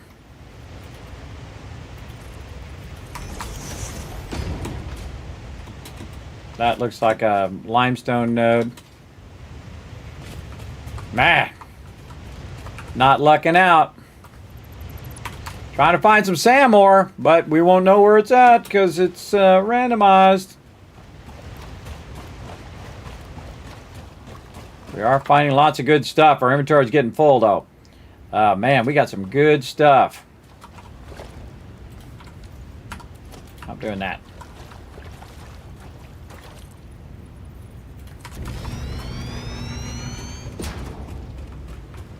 Who's up here who wants to party? There's always somebody who wants to party. Not in the same way that you want to party. Nobody? Whoa, nobody up here. Awesome. Screws, we can use that. All right, we got, oh, give me them rotors. Yeah, rotors. A little pack of 20 of those bad boys. Anything else? Let's take all these out. By the way, when you take that out, you're actually getting resources. You can see when you roll over it, you're getting resources back. So yeah, I feel like these are real valuable now. Get some wire. More plates. Inventory getting very full. We open this one. Oh, pull the handle. We just need a modular frames. And we got our first hard drive. Damaged hard drive successfully acquired. All pioneers are contractually obliged to preserve and secure any recovered hard drives for analysis in the MAM, which may result in benefits to the Fix-It mission. Speculation as to why there are crashed freighters in your Fix-It designated zone is discouraged as specified in your contract. Wow. That was a heavy modular frame. I think I've ever bothered to go over there.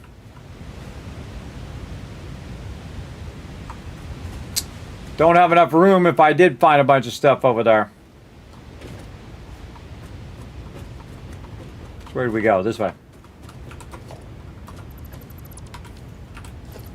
I love building, everybody. It's really fun.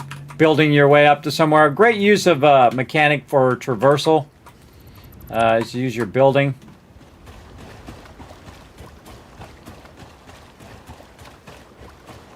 That thing respawn. Kind of looks like it did. All right, let's do the smart thing. Run it back to the base.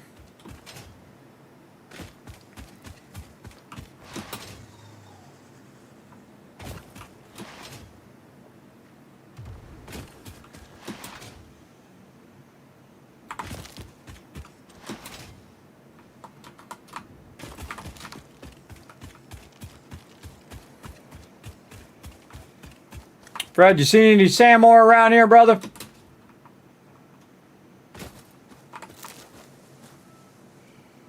This way? You think? Oh, hello. Something over there I'm supposed to be looking at? I heard something.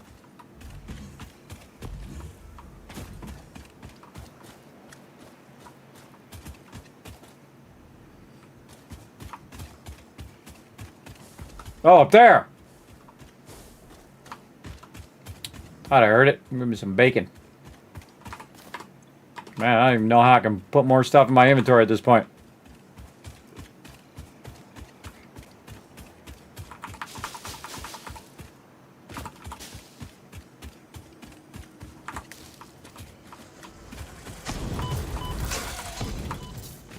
I got 2 shots on me.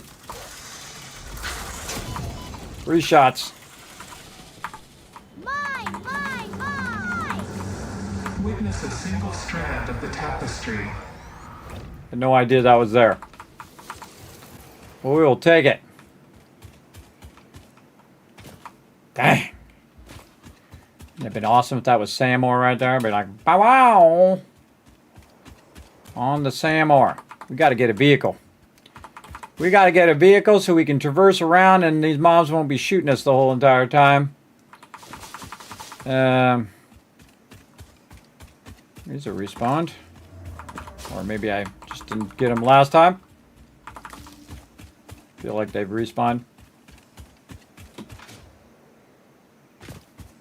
No such luck on that Samor. But we are finding tons and tons of other stuff. But we do have other directions to go. And again, the different directions, you can see they get more and more difficult because of the difficulty of the mobs. That adds up quick.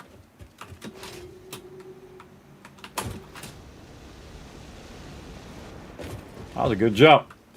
All right, so we got to change the stuff. What do we need to do? We need to, Marsilia. We got that first. We're going to deal with that right here. Research.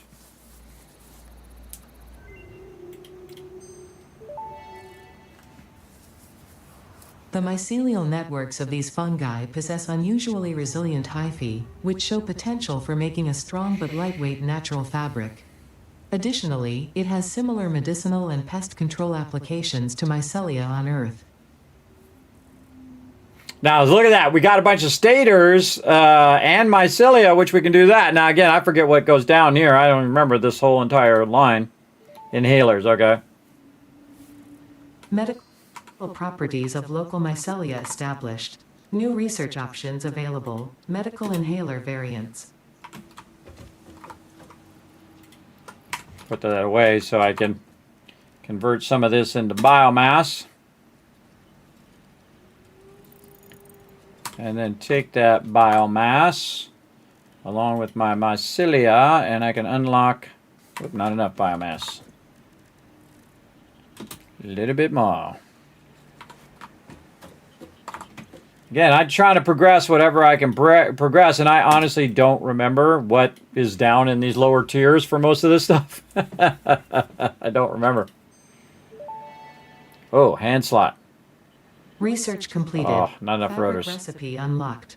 New mycelia research available. I rarely ever use the gas mask. I just heal myself through it usually. It would be nice to have another hand slot so we could have our chainsaw, our handgun, our gun there, and our little stabby thing. So we could probably get rid of our stabby thing and use the other gun full time once we have a lot of ammo for that. So not really much over here, though. Again, we got different ones. These are medicinal inhalers. This is the therapeutic one, the vitamin one. I don't think I ever use these ever. Yeah, let's just research it since we can. We got to make a thing. Vitamin inhaler recipe unlocked. Not only does it restore your health, it also acts as a preventative supplement against scurvy and other shortage-induced conditions. Unfortunately, it does not improve aesthetics, but Pioneer helmets are built to withstand extreme circumstances. Cool. Mycelia, then this one.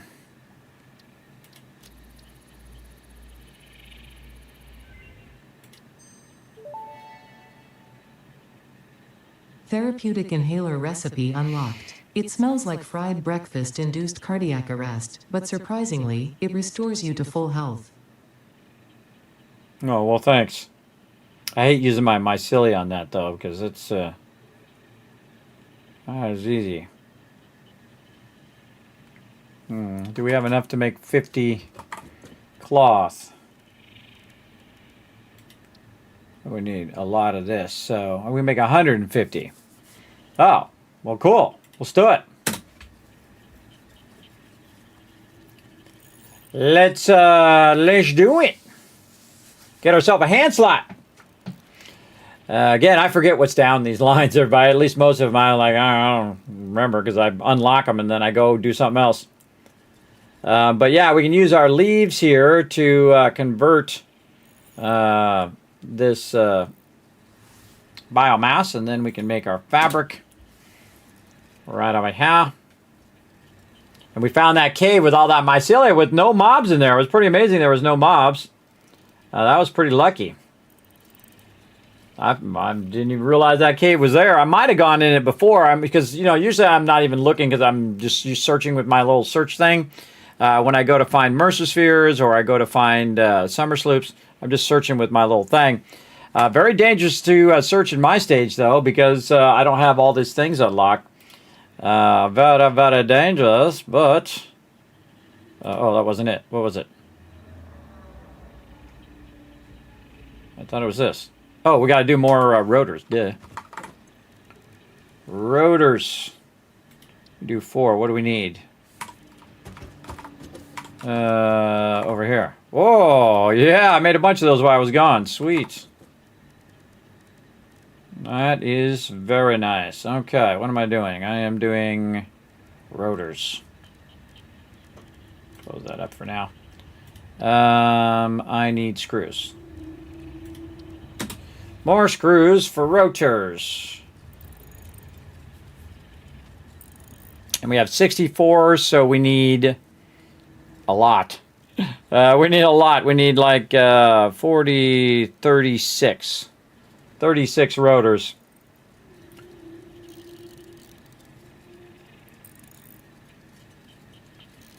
That's going to be a lot. A lot of Mercer-spheres, though. We could just find some sand more.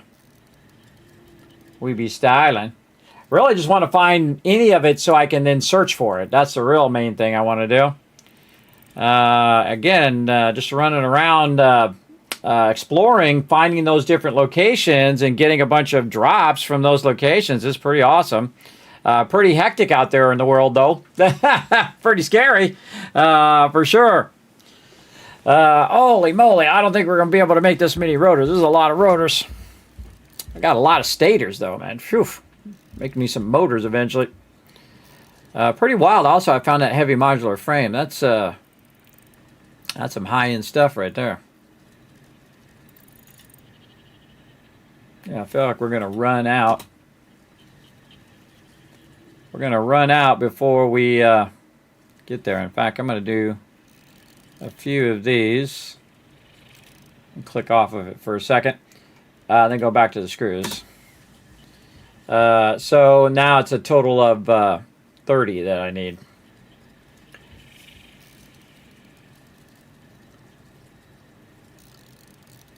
Oh wait, we could be running our stuff right here while I'm sitting here doing this.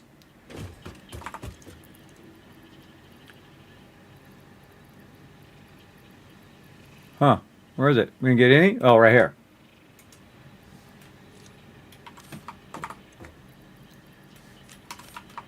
See if this has any power still in. No, completely out.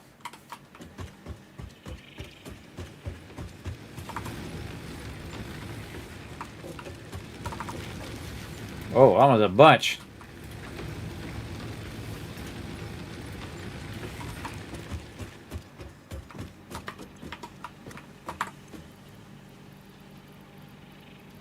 Vanished. Did I not take it out of there? Yes, right here.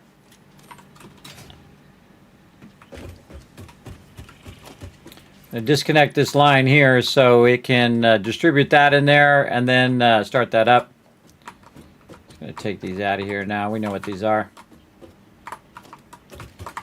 All right, 76 in there, 71 in there. Do we have anything extra here? No. That's clear. Take a long time with this much biomass. So this just makes the biomass over here, and then once that starts back up, which we could probably do now. That has about 10 in there. And it just runs just the fuel production. And so I can easily just cut it from the rest of the factory. And then it will make a bunch of biofuel, or some biofuel anyway, and then feed it into all those ones down there for me. Really need to go over here, clean out some of this good stuff right here. Is there anything where we got to use the hard drive in here? I don't think so yet. Man, I need that SAM ore so I can make this, so I can get my dimensional depot. What do we got over here? Oh yeah, we got to go run our quick wire as well. We need 30 more rotors there. That's that, which we didn't find enough of that. Though we did find enough to do this. You know what, I think I'm going to do this instead. Just because I can do it right now and I can make some more. Research completed. Yellow power slugs are further into their life cycle than blue power slugs, and thus have more potential energy stored. They can now be processed into power shards. Oh, see, I got a bunch of those as a drop. So I got those as a drop. I could make some black powder. I need 100 black powder to make that happen. And I do have a bunch of resources that I could do that, because we went and got some of this. And let's put all the rest of our other little stuff away here. All of this. Bunch of that stuff. This. This here. Keep that. This. Clearing all the little stuff out. And I can tell you I'm not going to need a circuit board for quite a long time. So we'll put that up there. Put all our good stuff up there that we don't need right this second. Look at this. We have 209 steel beams. Wow. That's some good finds right there. And we need sulfur, which I do have some of that as well. And we can go in here and oh no, we have to build the thing. Right? That in the assembler? Oh, I can just go here. Where? Black powder. It'll tell me where it's in. Yeah, assembler. Assembler takes a lot of power. Again, my power is 5 times as much power. So, yeah, it shows up right here. So, we could run this. It takes 75 megawatts to do so. I think we're working toward giving it its own power at some point here. Maybe I should do black powder. It's going to be 30 per minute with 30 and 30 there. Hello, little lizard doggo. What you doing, little buddy? I think I'm going to do black powder first. Okay, so we got to get back to doing this power over here. Again, this is 75 power. So each of these are 30. 30, 60... Yeah, I left all my plates over there. Go get my plates.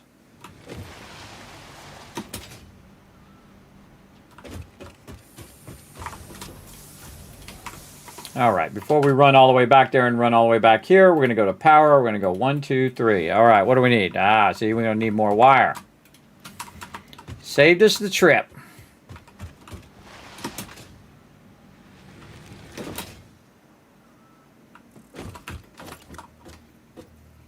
This is 90. This is the wrong way. Thank you, game, for not picking up the orientation of the object I just picked up with the middle mouse button. Pick up the orientation, people!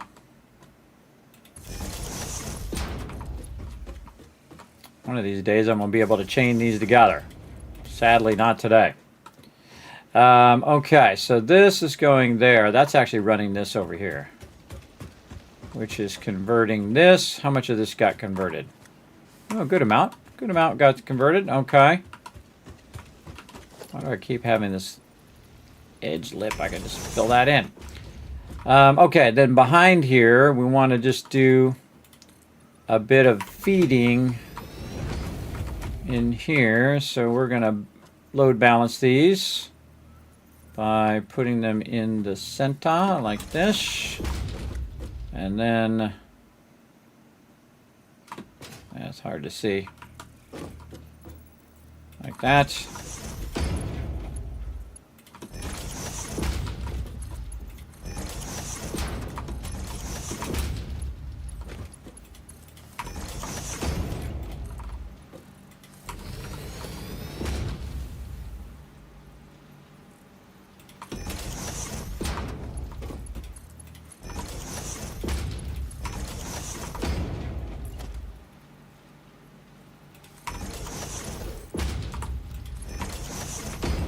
Okay, so this is going to start all this up, and it's going to run. Oh, I already made some power here. Huh, I already built some power there, but that's not enough power, so it doesn't matter. Get that out of there. I like it better over there anyway.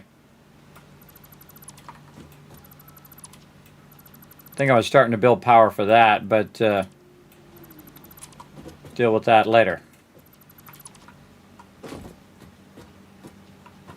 Oh, I took out the wrong one. Bummer.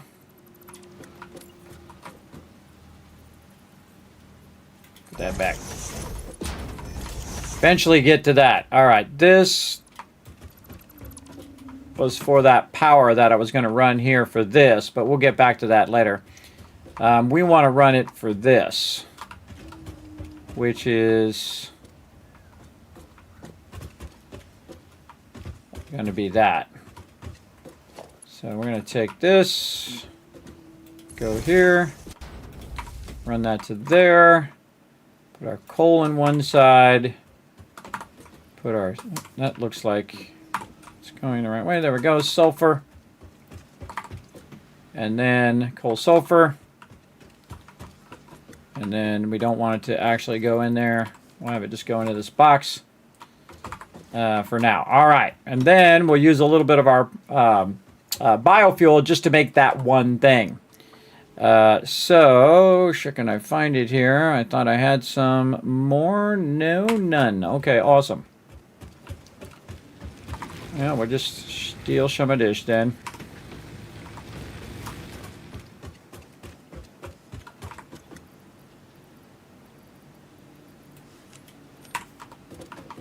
Now what's going to do is distribute that, load balance it right into here, and then evenly go here, and then evenly go there again.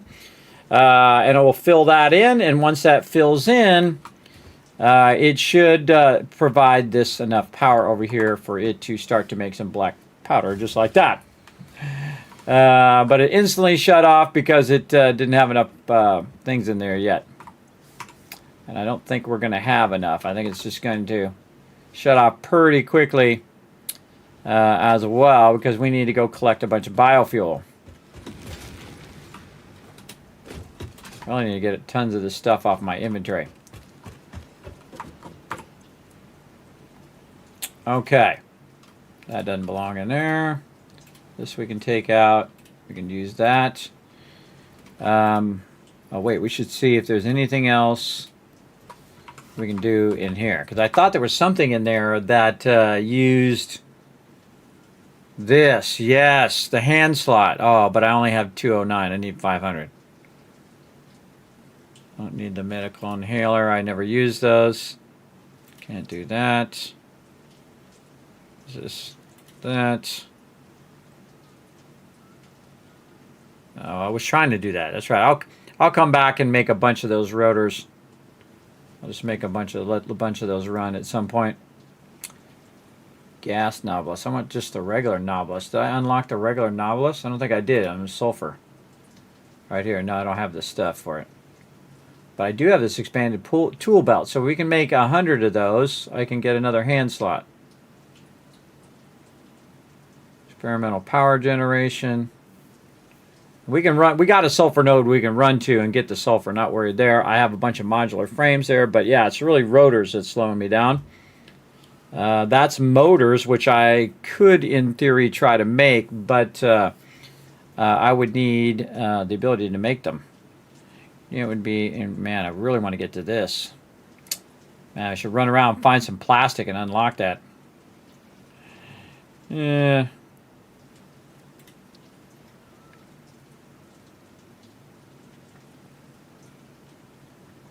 Or save those modular frames for this. But then again, this is going to be a manufacturer, which is going to use an insane amount of power.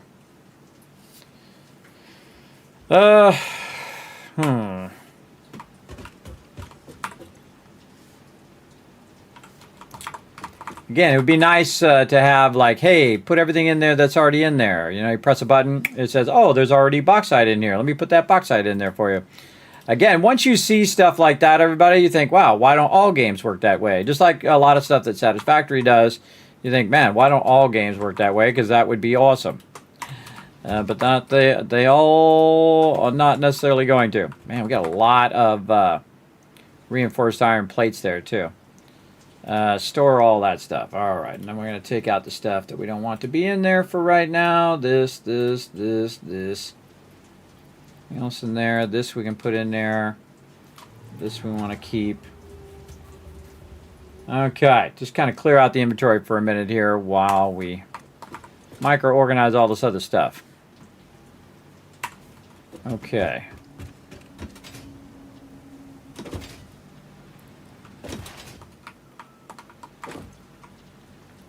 Distribute some more of that in there. Kind of feel like I just want to go around and scalp all of these.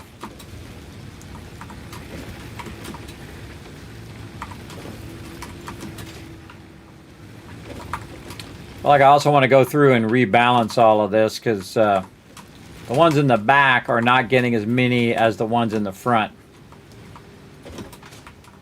These ones are getting way more for some reason, even though this should be cutting this in half, right? It should come down, cut it one that way and one this way, and then these would go here. But the ones in the back seem to be ending up with 7 instead of 50 or whatever. That is odd. We're just going to scalp all the ones that we just made out of here.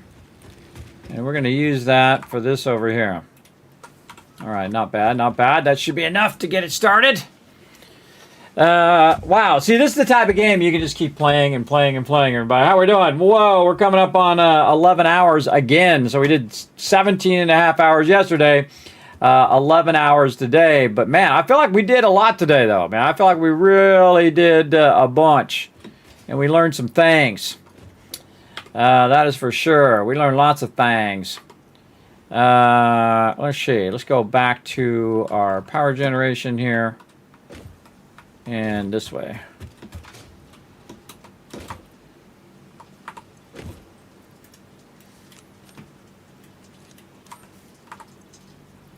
Put that in there.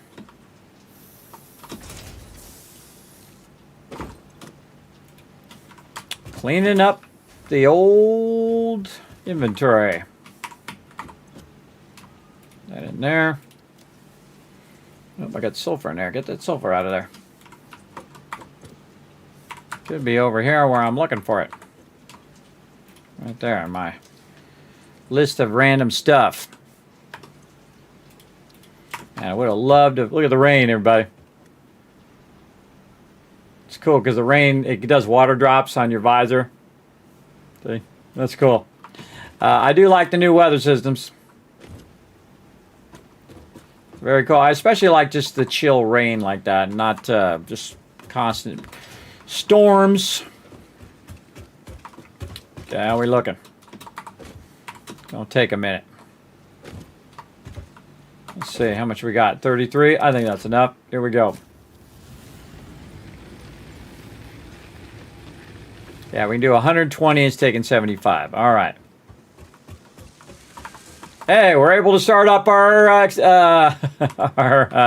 assembler for the first time. See, by the way, when you're playing the game normally, everybody, you're making assemblers, you're making tons and tons of stuff like it's no big deal. But in here, it's a big deal because that's 75 watts, everybody. Imagine a manufacturer, which is running 4 things, right? But I think we're going to be able to get a lot of black powder done here and get that other slot. Again, what can we get with what we got? And then eventually we can make that explosive rebar, which would be awesome. I use explosive rebar, one, for clearing like stuff where I'm trying to build, so I clear trees. But also there's areas where stuff is underneath, like a rock. You can just shoot that rock with explosive rebar. It'll blow up. Much easier than using your novelist, which is what I usually would use before I discovered the explosive rebar. Now, I only used the explosive rebar last playthrough. 3,000 hours in, everybody. And again, when they added it a long time ago, I didn't really... I said, oh, well, I'll get around to it eventually. Well, I eventually did. So there. Yeah, man, where else could it be? I guess way off there to the east we could go do. Way over there. Yeah, way off to the east. And we went all the way up in here, man. We went way up in there. Yeah, I feel like way off here to the east maybe there's some stuff. Oh, man, how can we get to our vehicle? What are the hurdles to get to that vehicle? I remember where it is. Quartz. Yeah, see, we have to use the manufacturer to make those. Unless we found a bunch of them. If we found 10 of them, we could unlock that. We got to do this first. And that I can do. And this we could do. We could do those. We could unlock to here. Because we have some modular frames. Yeah, like 50. So we can make 50 more and get there. I feel like the sulfur line is my deal here. That one I can't do. But this one we're working toward. Those ones I think we could do. That guy, we ran past that guy, but we don't have enough resources anyway. Nope. Gotta make the regular novelist first. So I gotta do this first, which I can't do because I don't have steel. Again, just trying to see what I can do before I in this early tier. Really, the only thing I do is run around, grab as many of these resources as I can, and I can just kind of dip in, grab stuff, and run out of there, which is what I've been doing. How much time? We should have left about an hour or two ago. But, yeah, man, if I found like 500 of that, I could unlock that slot. But I don't think I did. Yeah, 200. Trying to get those hand slots unlocked. All right, let's go over here and see how it's doing. Still feeding that in there. Trying to get 100. Oh, there it is, a hundo. Oh, man, shut this down. Boom. Turn that off.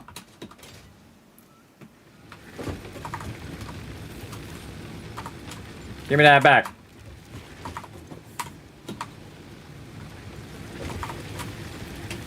I don't need to make any more than that right now, and I certainly don't need it to burn up my fuel.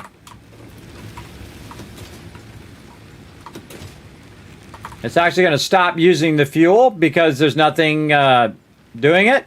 Now, I wish it would just turn itself off when it wasn't doing anything, but it does 0.71 there as well. I can just go like this. Cut that. I can turn them off manually, but I'm not going to. I'll leave them. Okay, so this, I want to go over here and then redistribute all of this along here to my current existing power over there. And what else? Yeah. And my max cons are way above the production.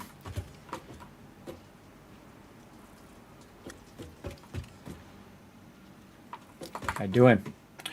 Sulfur? Here, yes, this here.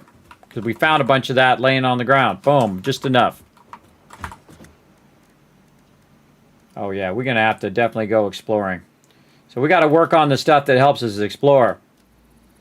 Again, the more we explore and the more of this stuff we find, the more we can explore. Tool belt expanded. I compounded sulfur's tristatic atom matrix into a quadrimensional gate vortex. You can now carry more stuff.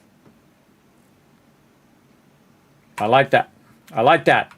I think another thing that we'll do too is use a bunch of our rebar here. Oh, not there. Back here. A bunch of this to make a bunch of iron rebar. And what I typically will do is I'll make a single stack of whatever it is so that I don't have like 5 stacks in my inventory, so it's not sucking up my inventory space. And we actually got a lot of inventory space for the early game, everybody. Again, I don't think I've ever bothered to open up this much stuff in the early game. And that's only because it's so difficult for me to progress to the next one on purpose. I did that. Nobody else's fault but mine. Yeah, see, now when we start to overflow into a second one, that's when we want to stop.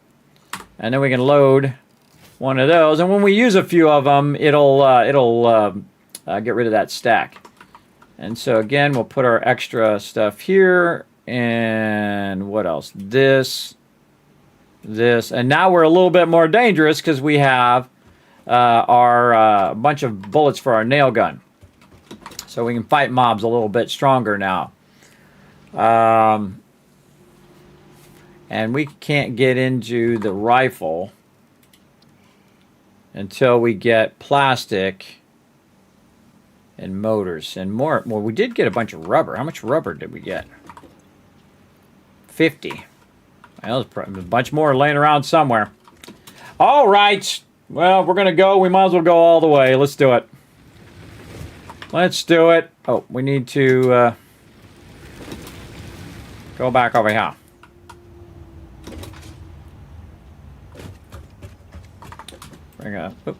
Bring a stack of this. Now I'm just going to bring the full stacks of that stuff. All right, this should eventually distribute to all of these.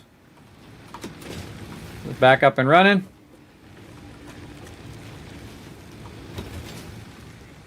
Doesn't look like it's running. Go.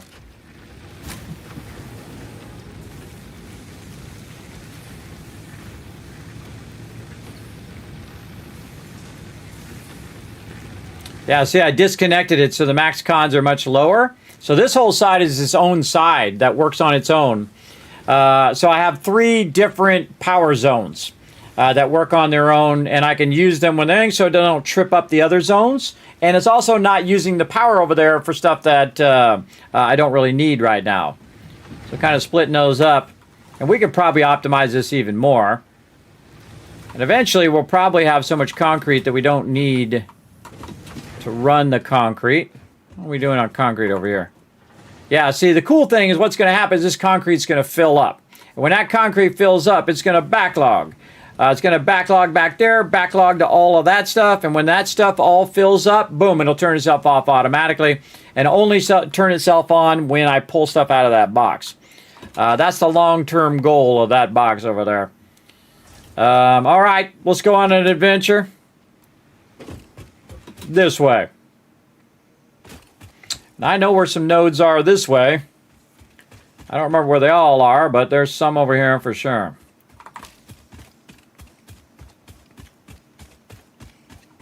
It'd be funny if this sand ore was right here. It's just literally around the corner from my base. Impure limestone node.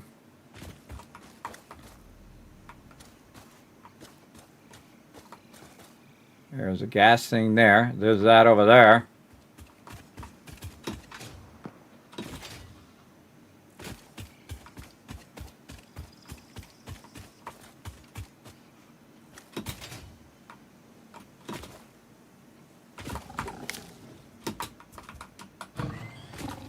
Next. Later, sucker.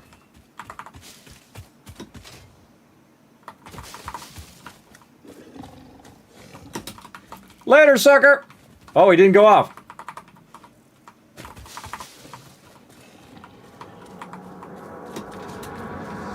Harvest the scripture. Compose it into a block file.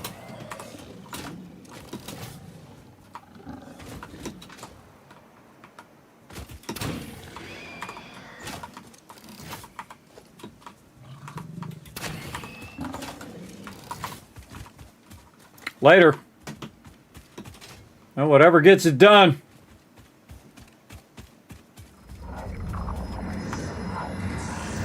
Consume. Finding lots of Mercer spheres I can't use. But when I can, I'm going to be styling. You ever bother to come across this bridge?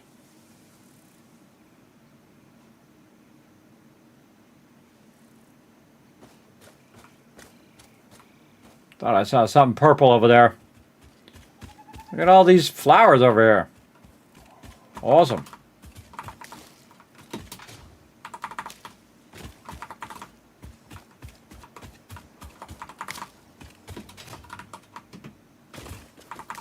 So again, before we even got into the next phase, we know we're able to do our skates, which are these things here, which are actually called blade runners. And we're able to get our nail gun and all this stuff. Again, I feel like we can go in and loot a lot of these crashed ships. We could get a bunch of resources to help us progress. And in theory, we could, if we did it enough, get enough resources to make the smart platings. So it really just encourages you to go and explore. That's for sure.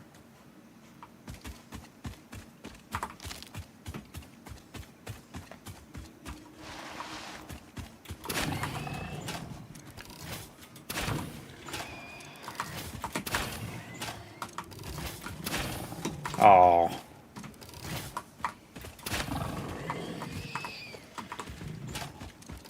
Easy mode. Yeah, rotors, give it to me. See, now this means so much more now, everybody. It means so much more when it's really, all these resources are super precious. Before I was like, I got tons of that, and I got tons of that other thing, and I got boxes full of that other stuff. That's some precious stuff right there. Look at that, we just got 30 rotors out of there, too. Need 40 power. Do I have enough to build a biomass burner? No, not enough stuff. I could make some. We'll just make a marker, and one day we'll may or may not come back and take care of it. Leave a marker. On a solo playthrough, the marker is pretty awesome. On a multiplayer playthrough, look out, because if it glitches out on the server, you'll lose all your markers. I've had that problem before. Oh, Mercer Sphere up on the top of there, too. I'm looking for nodes. Why are there no nodes? You don't remember where they all are? It'd be a great time to have a scanner right now. Look at this. Use this for some coal power. I think I can use this thing on these. No. Yeah, worth a shot. A couple shots, as a matter of fact.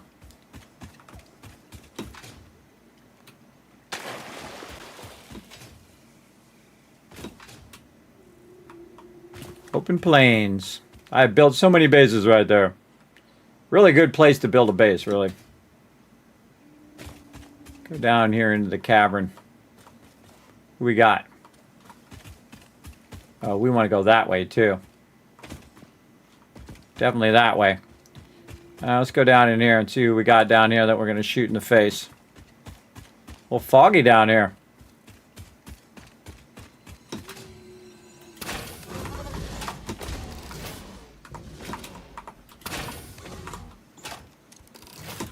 Oh! Jumped a little late. Whoa, he's getting me.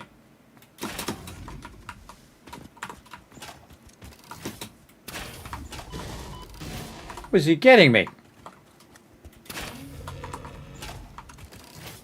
I don't know, but we got him. Those are the big ones, everybody. Those are the big boys. Where's my little things? Yeah, and probably a good time to start making them medical inhalers that I never make.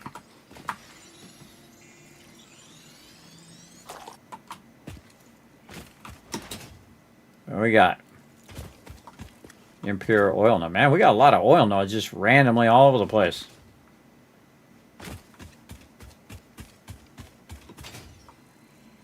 Something underneath there. Alright, this way.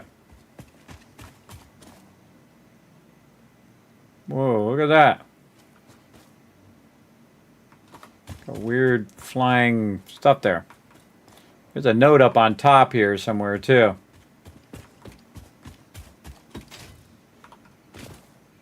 We can get there from here.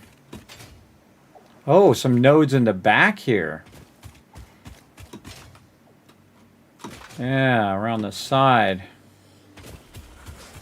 Coal node. Whoa!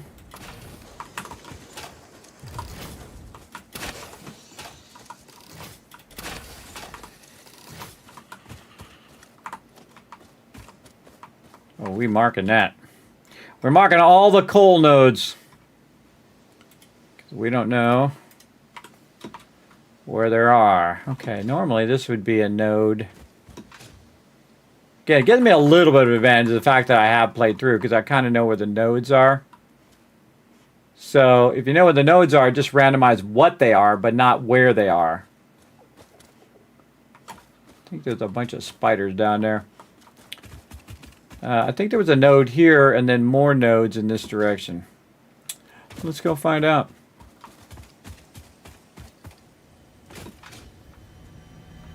Summer sloop!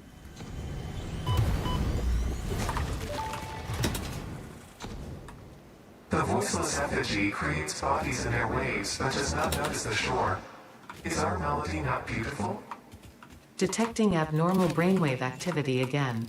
Activating artificial brainwave resonator. Your shallow song has no rhythm. The river erodes our temples without prayers and washes away our scripture without deepening. Consume. I believe this is one of those moments where the scientist would yell, Eureka! But that seems entirely too dramatic.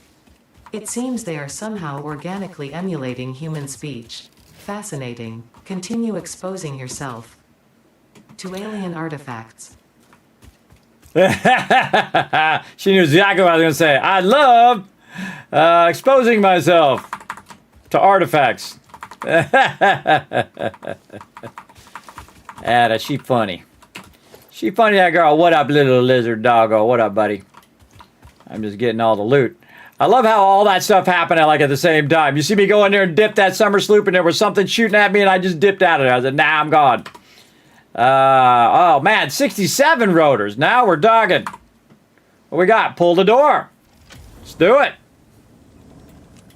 Take that and then take this out. What are we gonna get? More stuff. All right, man. We ain't finding no sand more, but we are finding a bunch of loot. Make sure I'm not missing any of the good stuff. Oh, like right there. Just think of the value of how much more valuable each of those little things are that you find because it takes you so much to make those resources. It is so much massively more valuable to farm those now. Could have sworn there was some more nodes around here somewhere.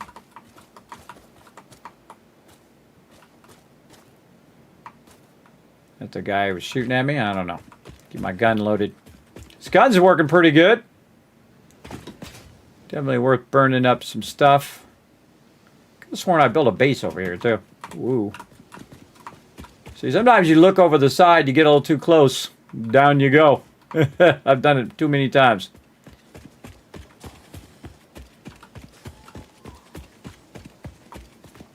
Somebody up there.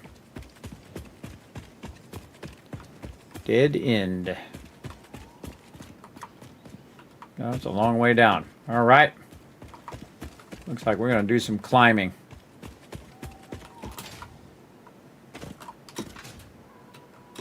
Not there. Oh!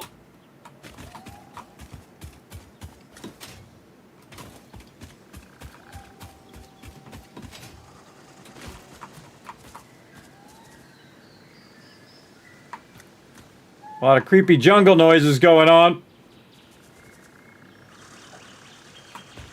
Yeah, we're in trouble. Seek that high ground.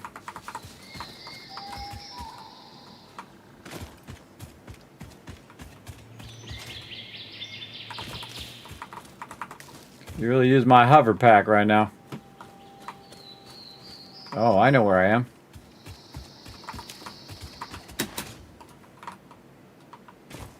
The road over here. Yeah, there's the road. Sweet. Marsilia right there, by the way. I don't need any right now.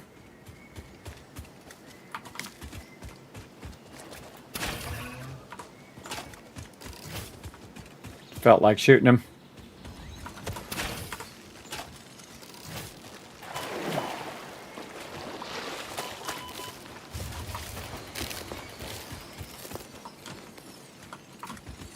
Trying to get this.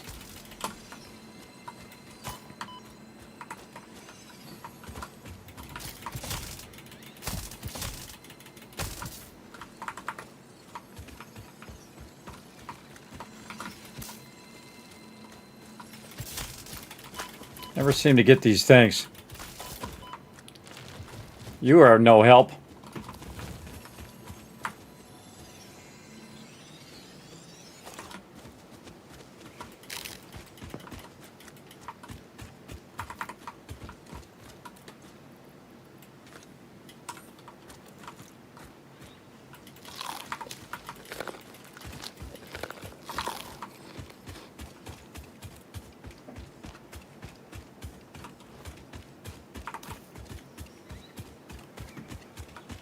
Sometimes I think they're hiding in such a way you can't find them. They're hiding around corners and things like that. Quartz.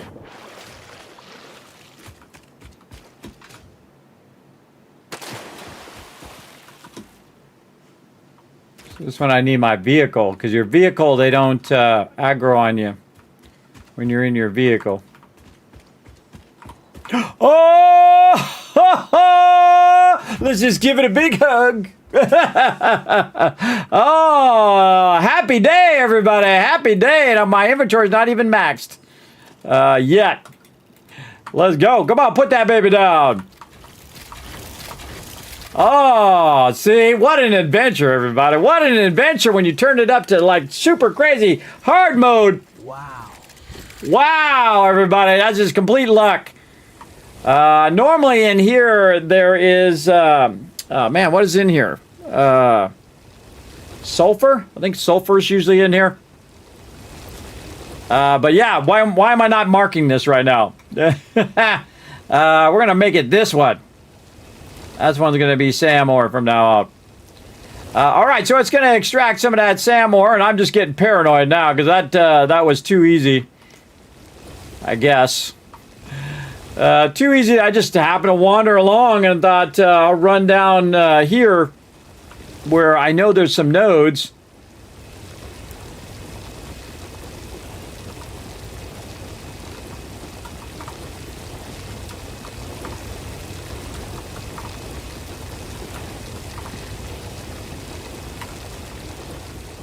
Run around and get some more of these.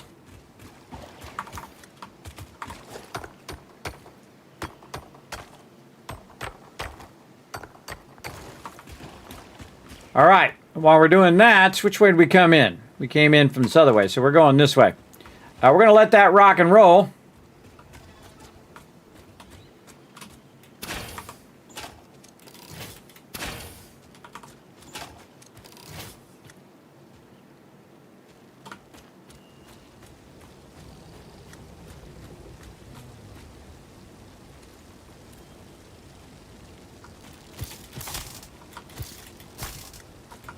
What?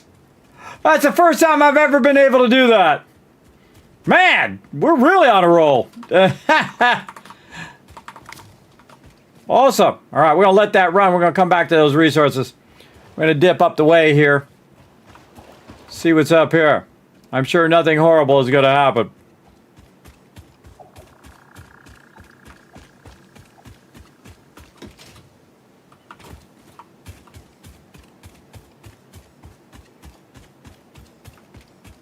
Built a whole train thing through here.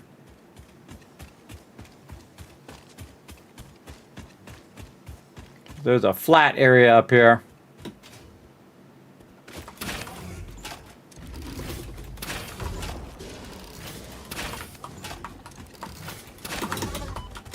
God, how's he hitting me way up in the sky like that?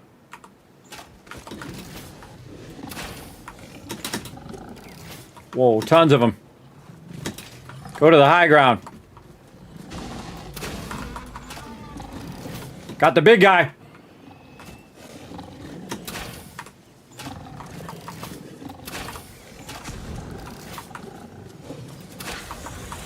Like I said, look, nothing's gonna happen. Everything's gonna be fine.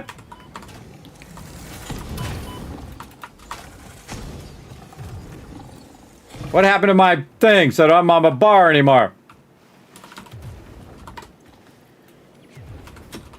Get on the bar. On the bar. This is the part where I just jump around and try to dodge fireballs. Hadouken!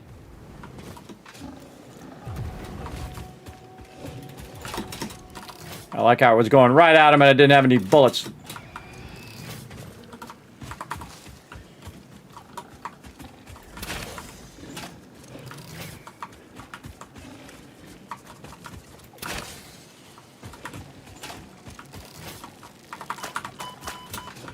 Ah!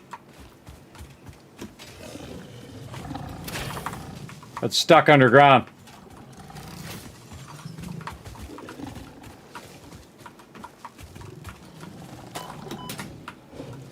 Where are those things coming from?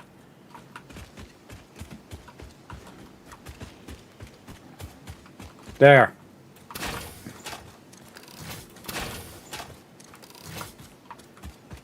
Get wrecked.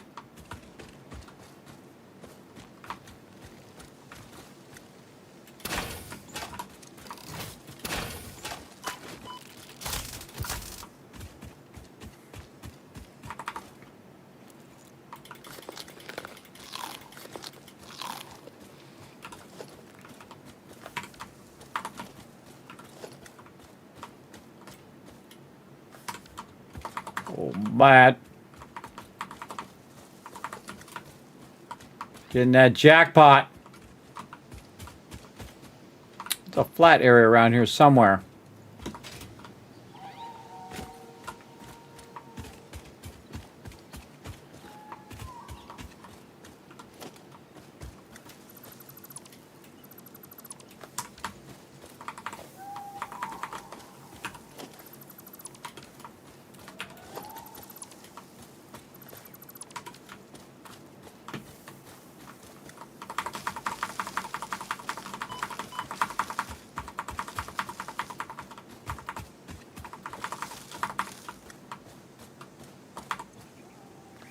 Dirty power.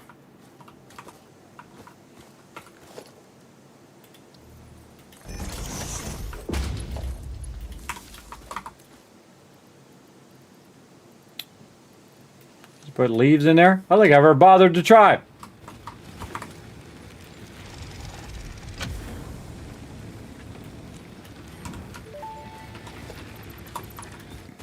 Damaged hard drive recovered. Return it to the MAM for data recovery.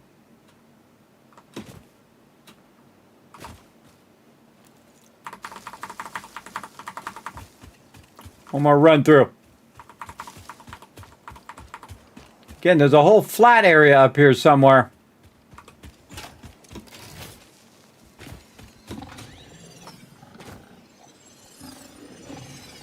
Yeah, I think those guys glitched underground.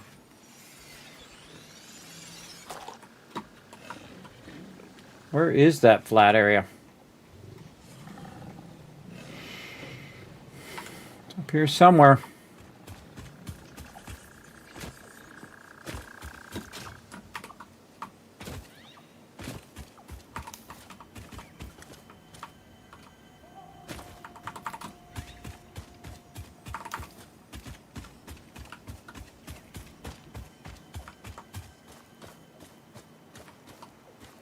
I hear a noise of something, but I'm trying to find this flat area. Oops.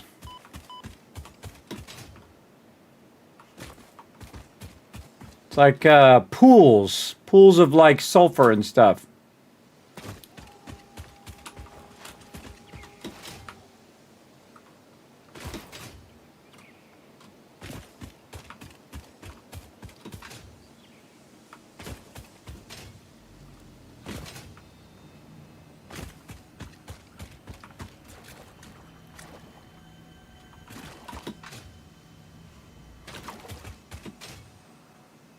Yahtzee. This really makes it more fun, everybody, when you don't know where stuff is and you have to go search it out, mark it on the map. I don't think those things are going to penetrate those, no. But there's a flat part over here. I know there is. Like a flat part with a bunch of pools and usually where I come over here to get my sulfur.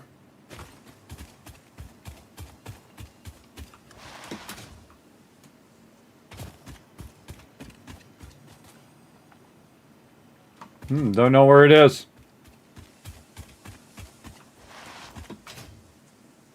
I say we cut our losses. How are we doing on time? Running out of it. Okay, where's our thing? This way. We'll go down this way though and see what we can find. Man, what an adventure! What a massively bigger adventure because I can't just forward all of my factories really fast, and then it just makes all of this irrelevant because I can make the thing. Yeah, not quite at the 12-hour limit yet, but I'm getting close. Getting very close. Thanks for the reminder. I'm watching it, though. I got a timer running, too. It's supposed to remind me when I get too close.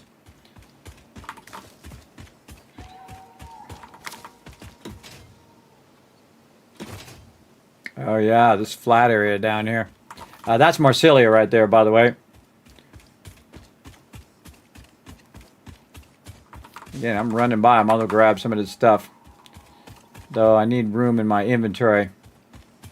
Oh, wait. Just dawned on me. This? Highlight. It puts it up in the radar, but also we can see the beam of where it's at.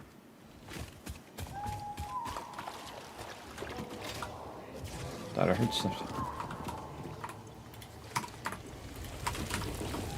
We stocking up.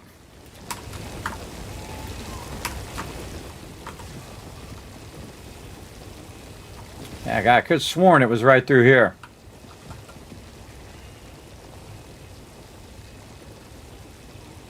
Maybe over here? Maybe I didn't go far enough right. Maybe up this way.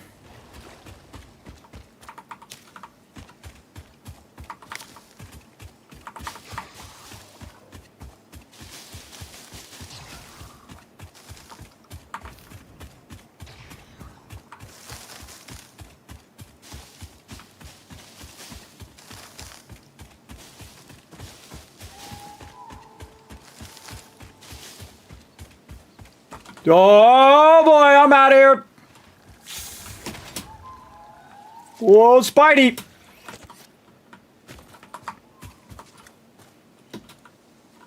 Where'd he go?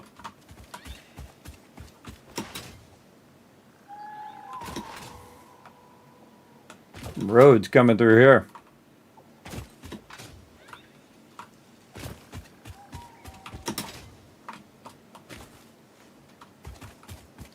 He's around here somewhere. Gonna sneak up on me. Man, where are these pools? There they are. See the pools?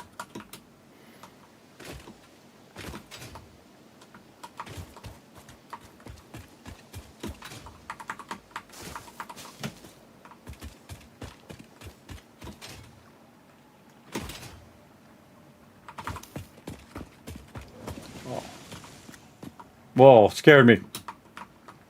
It's all coal over here. More coal nodes. And these coal nodes are all over the place, though. They are massively spread out. I think we're going to need some trains, everybody. Yep. These are not sulfur nodes. They're coal nodes. I'm out of here. Back to my rock. I don't run into that spider again. Could have warned me.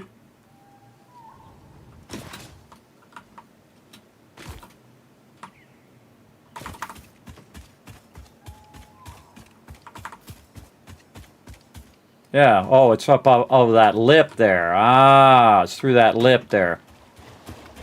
I went that way and I went that way, but it was actually up over that way. Or up over that way? I don't know. One of these ways. Yeah, up that way. Up over that lip and that way. Alright, well, while I was gone, guess what it was doing? Getting me more.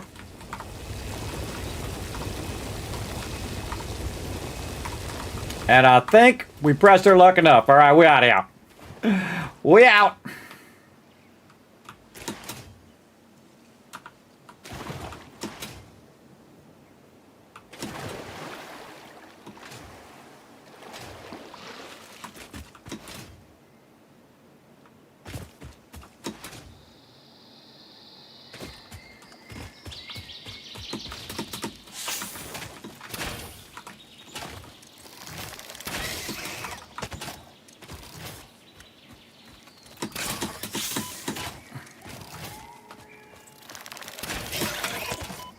Here is the mind killer.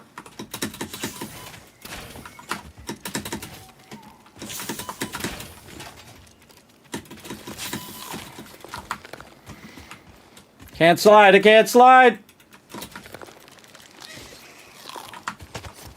Run! Hard to eat and run, but I would rather not be dinner. Whoa, whoa, he's on the side of me. Slide.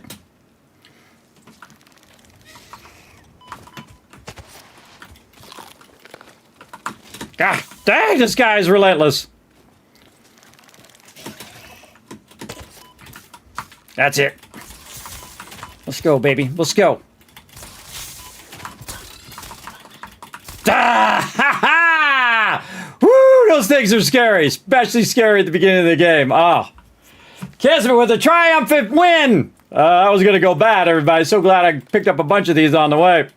I was trying to slide to get ahead of them. I was eating too many of these. I was trying to slide to get ahead of them, but I'm running up a thing, so I can't slide. I was going to try to build up momentum to get away from them, but nope. That was a big fat nope on that one. Nope. But luckily we had our thingies, and they helped us. Whew, that was close.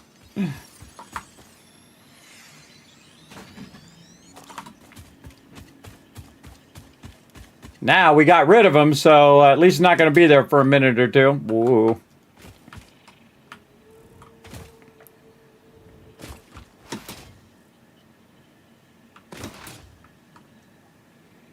Again, if we had our vehicle, we could have just drove our vehicle right through there.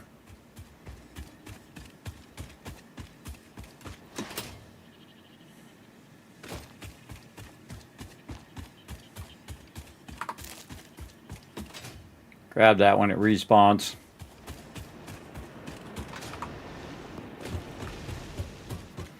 Okay, what is this ill-gotten loot that we've gotten? Whoa, we got 100 rotors now. All right. More of our steel beams, more hard drives. Definitely more summer sloops and stuff, which we'll put over here. Got a good amount of Mercer spheres going there too, and a whole lot of stuff there of SAM ore. We know right where that SAM ore is too. We can go get more. Alien technology. Here we go. Research it.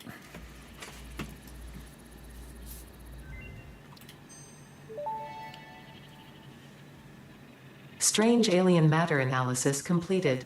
Dormant crystalline SAM can now be found with the resource scanner. In its dormant state, it is safe to handle without special equipment and can be stored indefinitely. Research for enabling the reanimation of dormant SAM is now available. Fill the rivers with blood and let the effigies defile our temples. The sun will follow. Mm-hmm. Reanimated SAM, let's do that.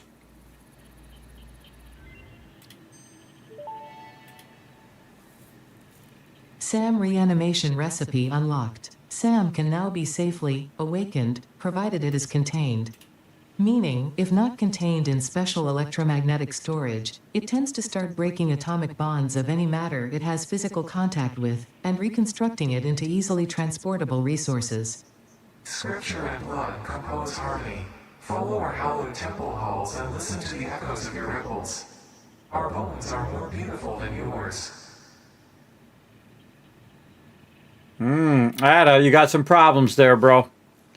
You got some problems. So yeah, maybe I just need to find some of this. If I could find 11 of it, I could just then make get the Dimensional Depot uploader, but I need the actual Dimensional Depot. But we did at least unlock this over here. Okay, get out the way here with the node unavailable stuff. Ah. There we go. Down here. Yeah, now we got the production amplifier. I feel like you're going to definitely have to use this augmenter for your power to do all this. Dimensional Depot uploader. I don't think we unlocked the ability to make the Dimensional Depot. No, it'd be an organization. Yeah, I forgot it needed those pipes, and I don't think we got any of those steel pipes. No, we got none of those as a drop. Do get a bunch of copper sheets, though. And some motors. Okay. Got a little something, something, and more of our encased industrial beams. Yeah. We just don't have enough of that stuff to do anything with. I got a lot of rotors, though. Man, I just take all those rotors out of there. Trying to think of what I can unlock at this point. I mean, it's like most of this stuff is stuck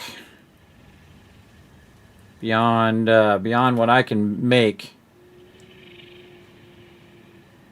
I feel like we want to go in and try to find some more crashed ships and try to find 100. Oh, we got our rotors. Oh, hold on. We got our rotors there for our extra slot. Let's get our cloth. Yeah, we just found the rotors. I forgot I was even doing it. Mycelia, here. Go, baby. All right, another equipment slot.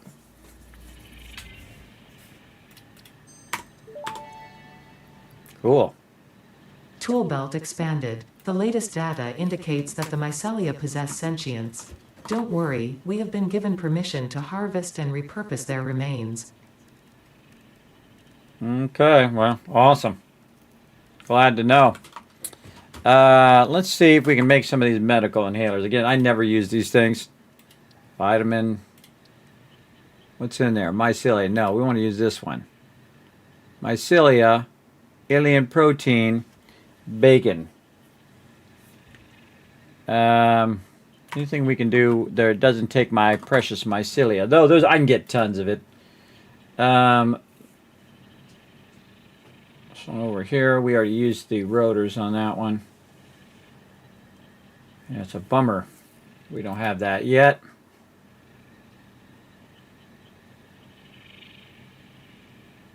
That's later.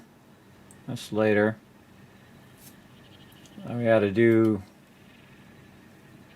quartz. Yeah, we can probably do these quartz right now. Crystal oscillators, and again, when we get the manufacturer, man, that's gonna be crazy.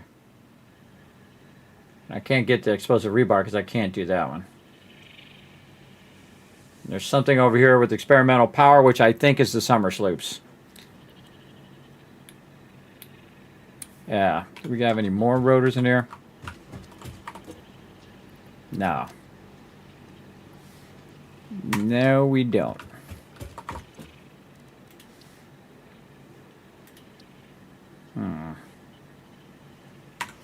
Well, at least it probably made me some resources while I was gone. Yeah, I got some plates to get some more rods. I did. Awesome. Awesome, and I found some too when I was out and about. I'd like to get this too, but again, we got to get past plastic. I want to get the buggy. Where's the actual car? God, I forgot. I think the car is in the space elevator. Scan a hard drive.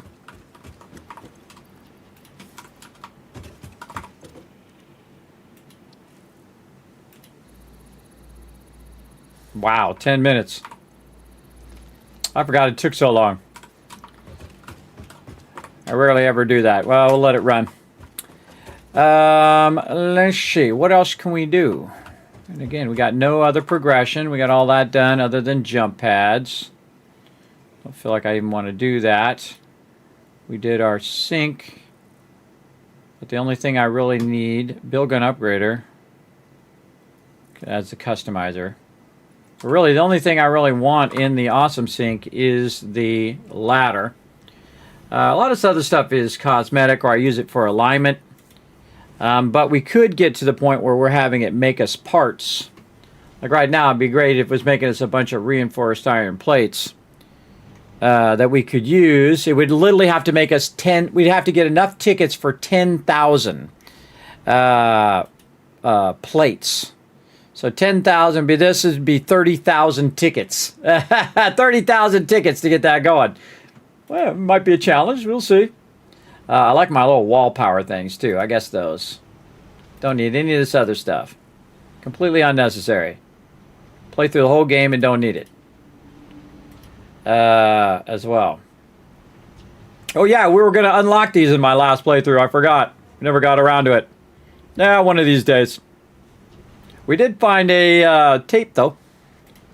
We did find a tape.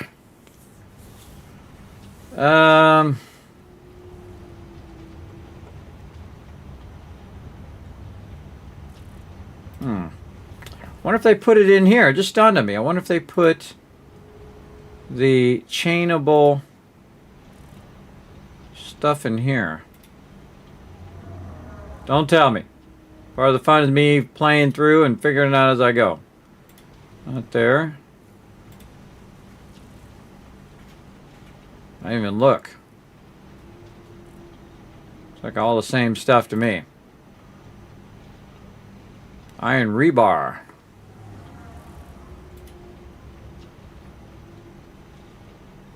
Oh, there's a bunch of stuff down here. I didn't even bother to scroll down. Rotors and things. I've never really used these ever, using tickets to make get resources. Though this might be the time. Yeah. Well, I could make the resources for less power, and it would be less than using that. Yeah, I think the only two things I really would want to get in here would be the wall power things, just for convenience, and the ladder also for convenience. So I don't really need the awesome sink right now. Sand ore, that's what we're doing. I don't think we can convert any of this now that I think about it. We can't convert any of this sand ore into anything, can we? Oh, we can! Oh! We can do it in the thing. I forgot you could do it in the thing. Man, it's been so long since I even thought of doing it in the thing. Alright, so we got it, but we just can't do anything there. And we can't make the sand fluctuator, which is typically made, by the way, in the manufacturer. But we know that we can make these. But we need the other stuff. Okay, well, okay, we're getting there. We're thinking some stuff. We're thinking of the things and the stuff and the things. Man, we're getting a lot of circuit boards. What else? Anything else in here? Not really. Okay, we'll put this in here. Where's our giant thing of stuff? There we go. Put that in there, and then our kind of more little bit of this and that and the other thing over there. And then here, and this and this and that. Okay, good, good, good. All right, we found the sand ore, but we can't make it because, again, we don't have those pipes. And I felt like there's definitely some pipes around that we could find somewhere. Where have we else we not gone? That's not too difficult to go to. So we went off to the east and found the sand ore there. We went this way. I don't think we went up on top of this way. Yeah, I kind of feel like we want to go up on top of that way. And again, we want to get some biofuel to run all of this, but right now, no. Right now, we want to put all this back where it goes. All right, so plates back in here. Back in there. A wire in here. And all the other stuff. Oh, it's too full. I love that. I love it when I have that problem. Anything in here we can take out. Put those in with our plates. Put our screws and that there. I'll just put these in with this when we need those. We hopefully remember they're in there. Okay, one stack of plates, one stack of this, and a stack of rods. There we go. Okay, so we're going to go for another adventure. Oop, I almost forgot my... Oh, well, I don't need to because I already have enough to make one. Because I'm grabbing my plates and my things. All right. Rain really coming down now. I like how you can hear it hitting the machines. It's cool. All right, off we go.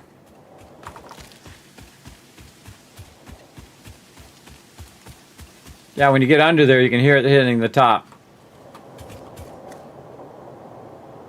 Hear the rain hitting the top of the building. That's cool. Or the top of the foundation in that case. Okay, we got to go up on top here. see if we can find some more crash ships before we run out of time here.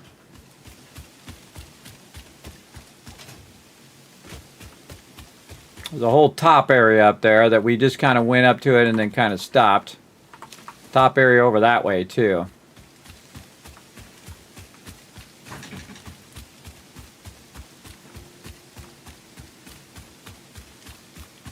We cut all these trees back.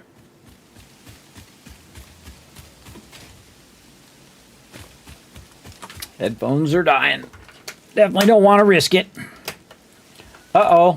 I just remembered something I forgot. By accidentally hitting that, I just realized something I forgot. I forgot my ammo. That's a problem. I'll pull that out and realize I don't have no ammo. Okay, well, that means we're going to have to make some, and we're going to burn into some of our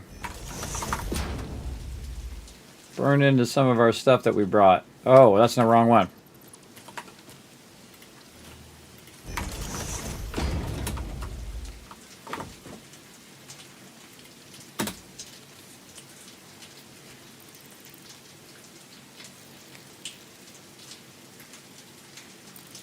Say about 30.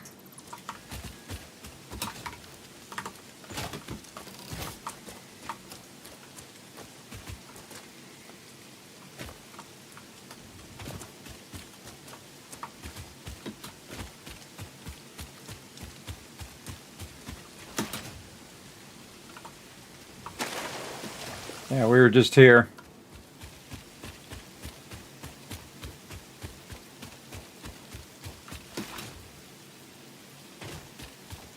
Yeah, we're running the train tracks down here too. Along the pathway. Yeah, I remember that now. Ah, keep sliding down in this chair. Bad chair. Stop sliding.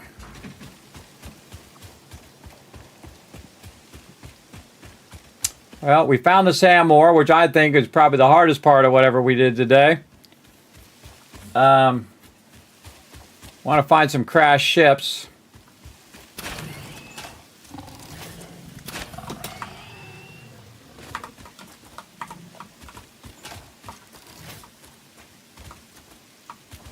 See if I can get my thing back. It's limestone. Oh, we didn't search for sand ore by the base. Remember to do that.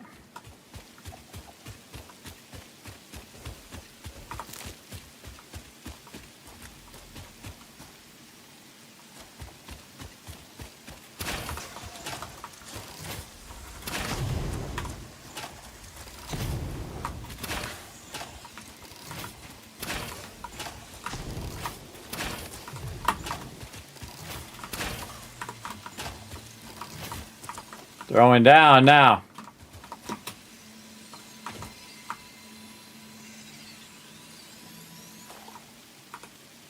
How do I get up there? Let's see if I can get up there the normal way and then just building my way up there. Go to the MAM, see analysis results.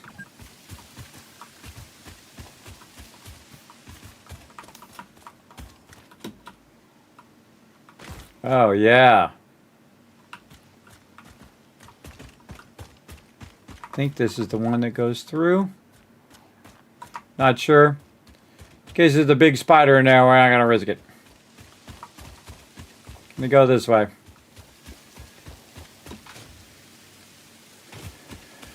think there might be some along the beach.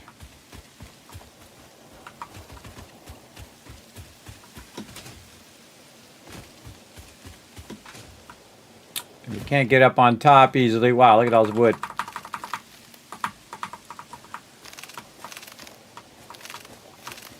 Forgot, you just hold down E. Hold down E and aim at it.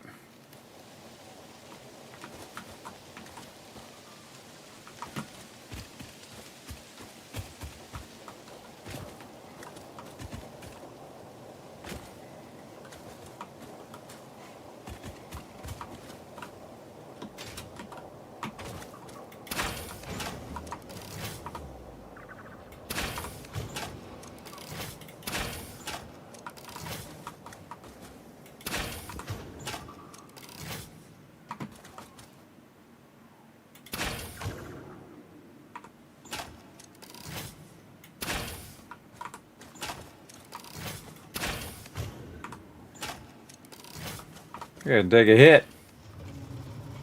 But not forever, you can't.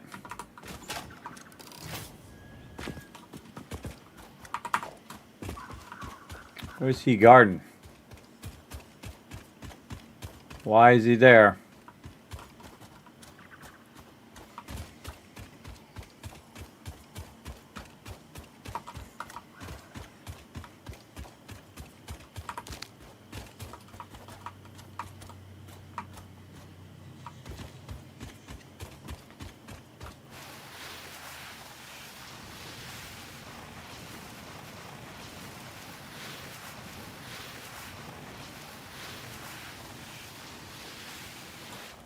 Now you know that's the thing.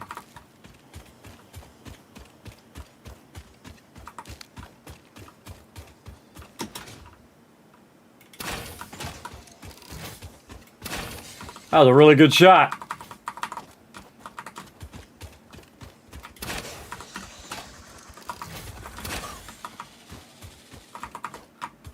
I was using the regular ammo too. See that flying side shot? That was pretty cool. All right. Oh, big boy.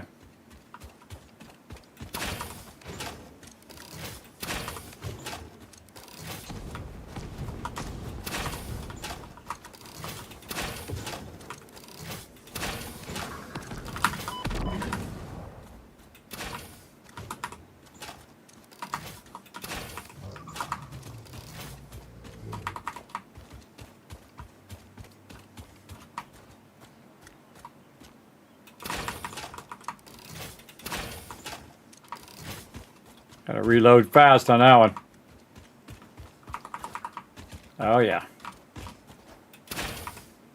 Oh no, I'm out of bullets.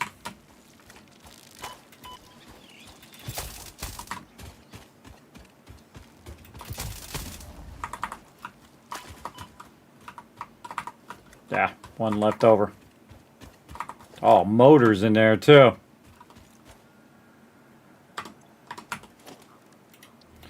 I did not make enough bullets. That is not what I need.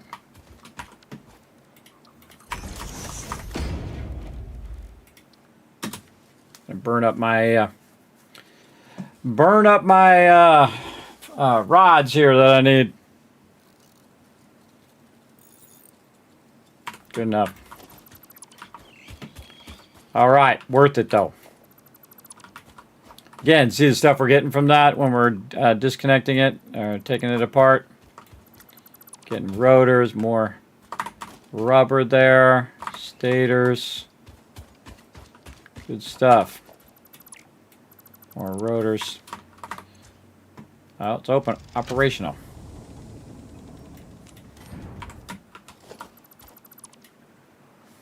It's clearing the debris itself is useful.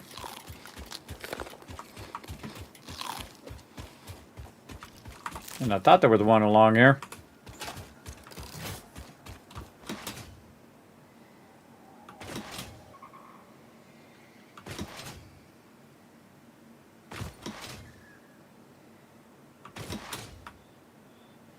Not doing no caves.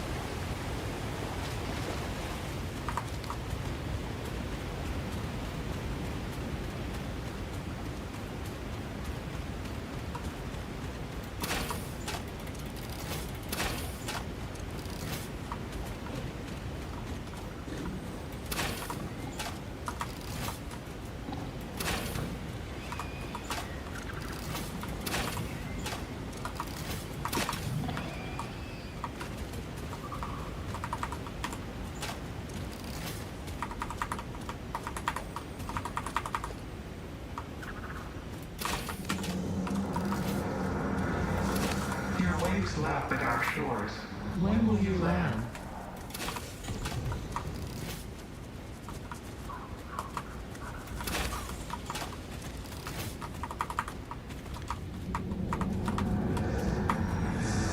Witness. Our instruments echo in the deep. Do they not pluck the shallow threads? Can you hear me? Crescendo, the effigy found the key. Sing more. I was not created for artistic purposes. I am incapable of singing. You sing. Noted.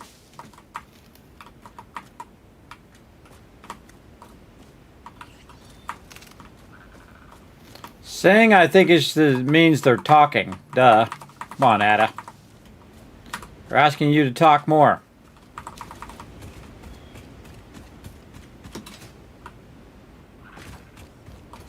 Bunch of wood here.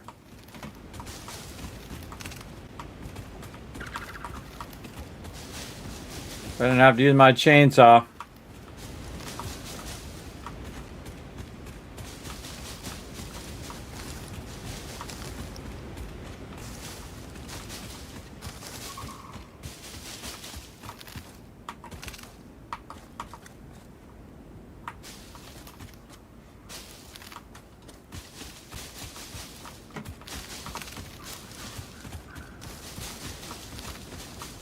Man, a lot of it here. Gonna power my base later. Again, I'm just holding down E and running around, and if I just aim it by it, I don't have to press E every time.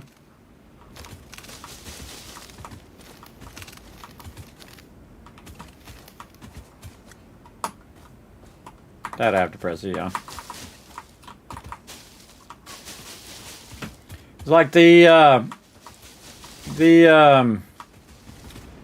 bushes and the wood are the same key. So if you hold down E and you see either the bushes or wood, you're good.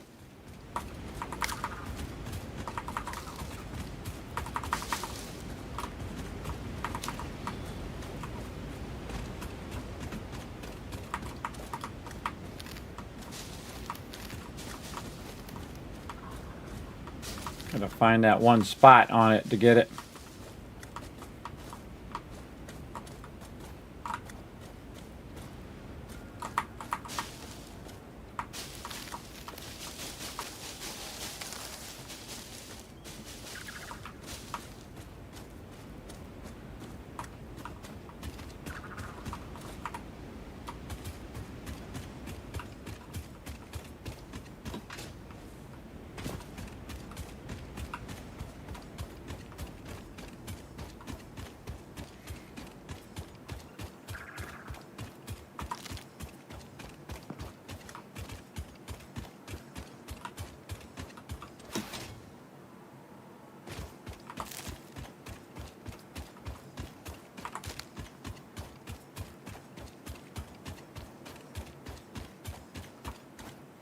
Big boy over there on the right.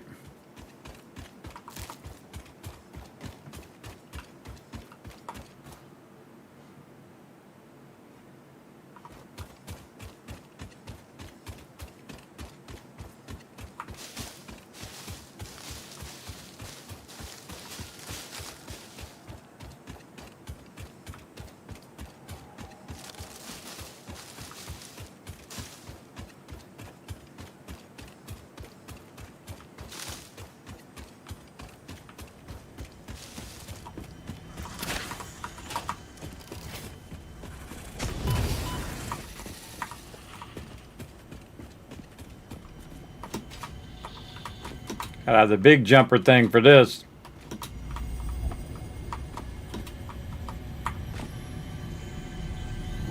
Hey, if you're out and about more, you're gonna end up collecting more Mercer spheres. Guy out there. Man, it's funny because when I'm normally playing, I'm seeing these things. Happy Thursday, Bosdale. Thanks for coming in and hanging out. Maybe it's randomized to sulfur pools too. Yeah, it is totally randomized. I found the thing is, what's the goal in this game? To build that space station right there at the top. That's the goal. That's the main storyline, but there are many other goals depending on how you like to play the game. Right now, I got to build up a factory, but I got it set to insanity mode.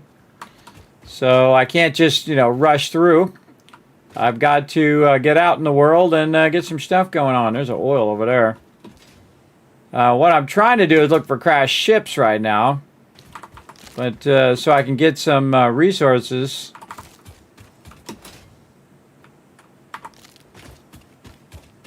But not finding any because, again, when I'm normally playing, they're everywhere. I'm constantly just running past them all the time. Can't find any of them. They're hiding. Thinking a big area like that. Oh, there's one right there. Speaking of.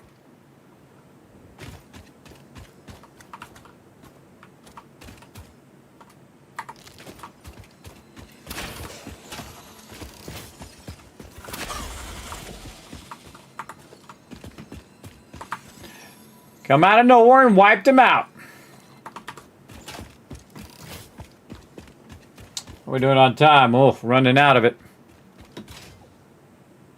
All right, who we got guarding? There's always somebody guarding these.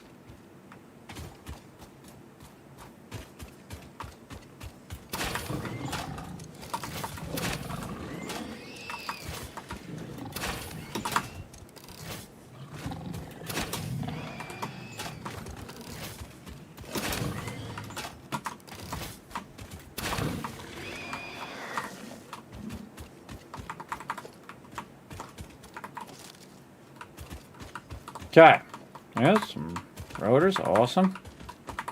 Some basics. These are all just basics. This is what we want to do. Deconstruct these. That's where you're getting that higher end stuff. No stuff. Oh, hello. And that's a whole bunch of resources that I don't need to do. I usually have a bunch of broken pieces on the ground. Operational. Got to use my rotors though, but we're here. We'll go ahead and take care of it. Then we don't have to look at it 5 times.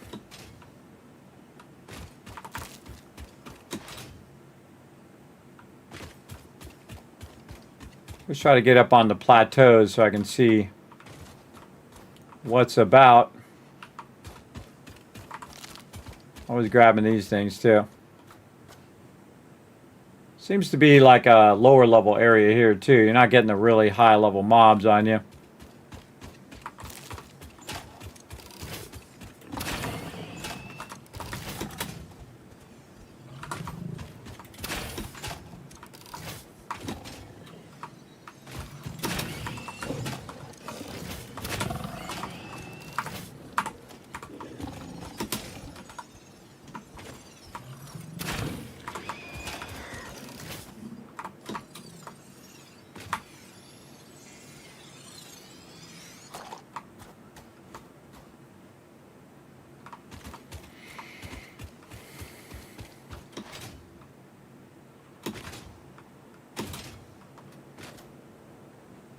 Hoping to luck out on one more crashed ship, but doesn't look like it. Oh, never mind. Spoke too soon.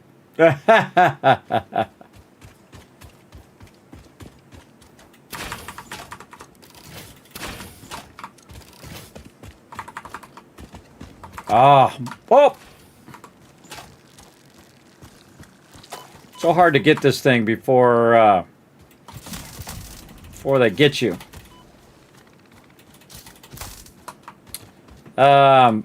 Because you can't just do like when you're doing like first-person shooters where you just press 1 and it brings up your weapon. You gotta scroll wheel through all of that. Yeah, this seems like a low-level zone because I'm getting low-level loot from these crashed ships. But we are getting the loot, so that's good.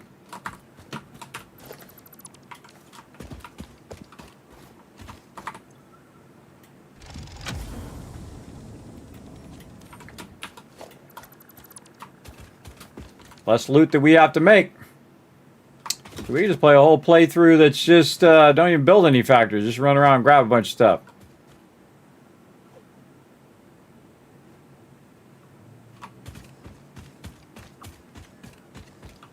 How we doing? Well, we're gonna run out of time. All right, I think we got her done. Pitch elevator that way. Maybe pit stop for a summer sloop. My gun is not loaded.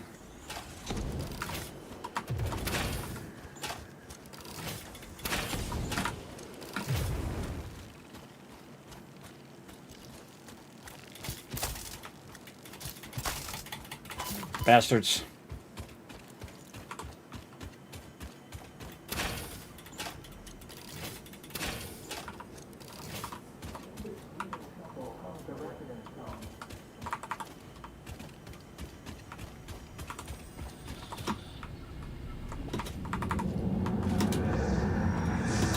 Witness.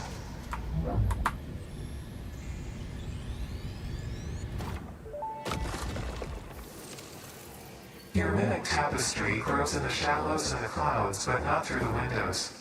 What is your route?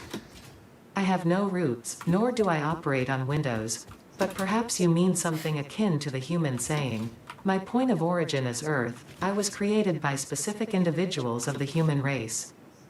Incompatible music. Did I say something wrong, or did you not understand? You cannot be shallow deep.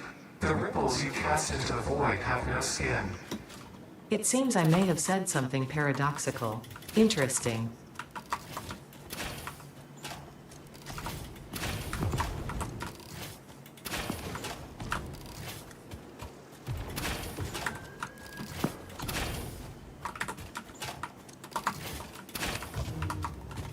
Oh, that was my last bullet, too. That was my last bullet I killed that guy with. Whew. I don't know what they're talking about. Ada's talking about with a crazy lady. We gotta do this giveaway, too. Got like 5 minutes.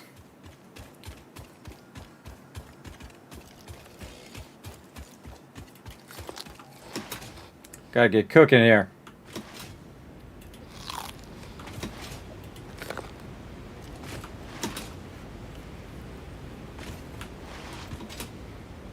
Sploosh.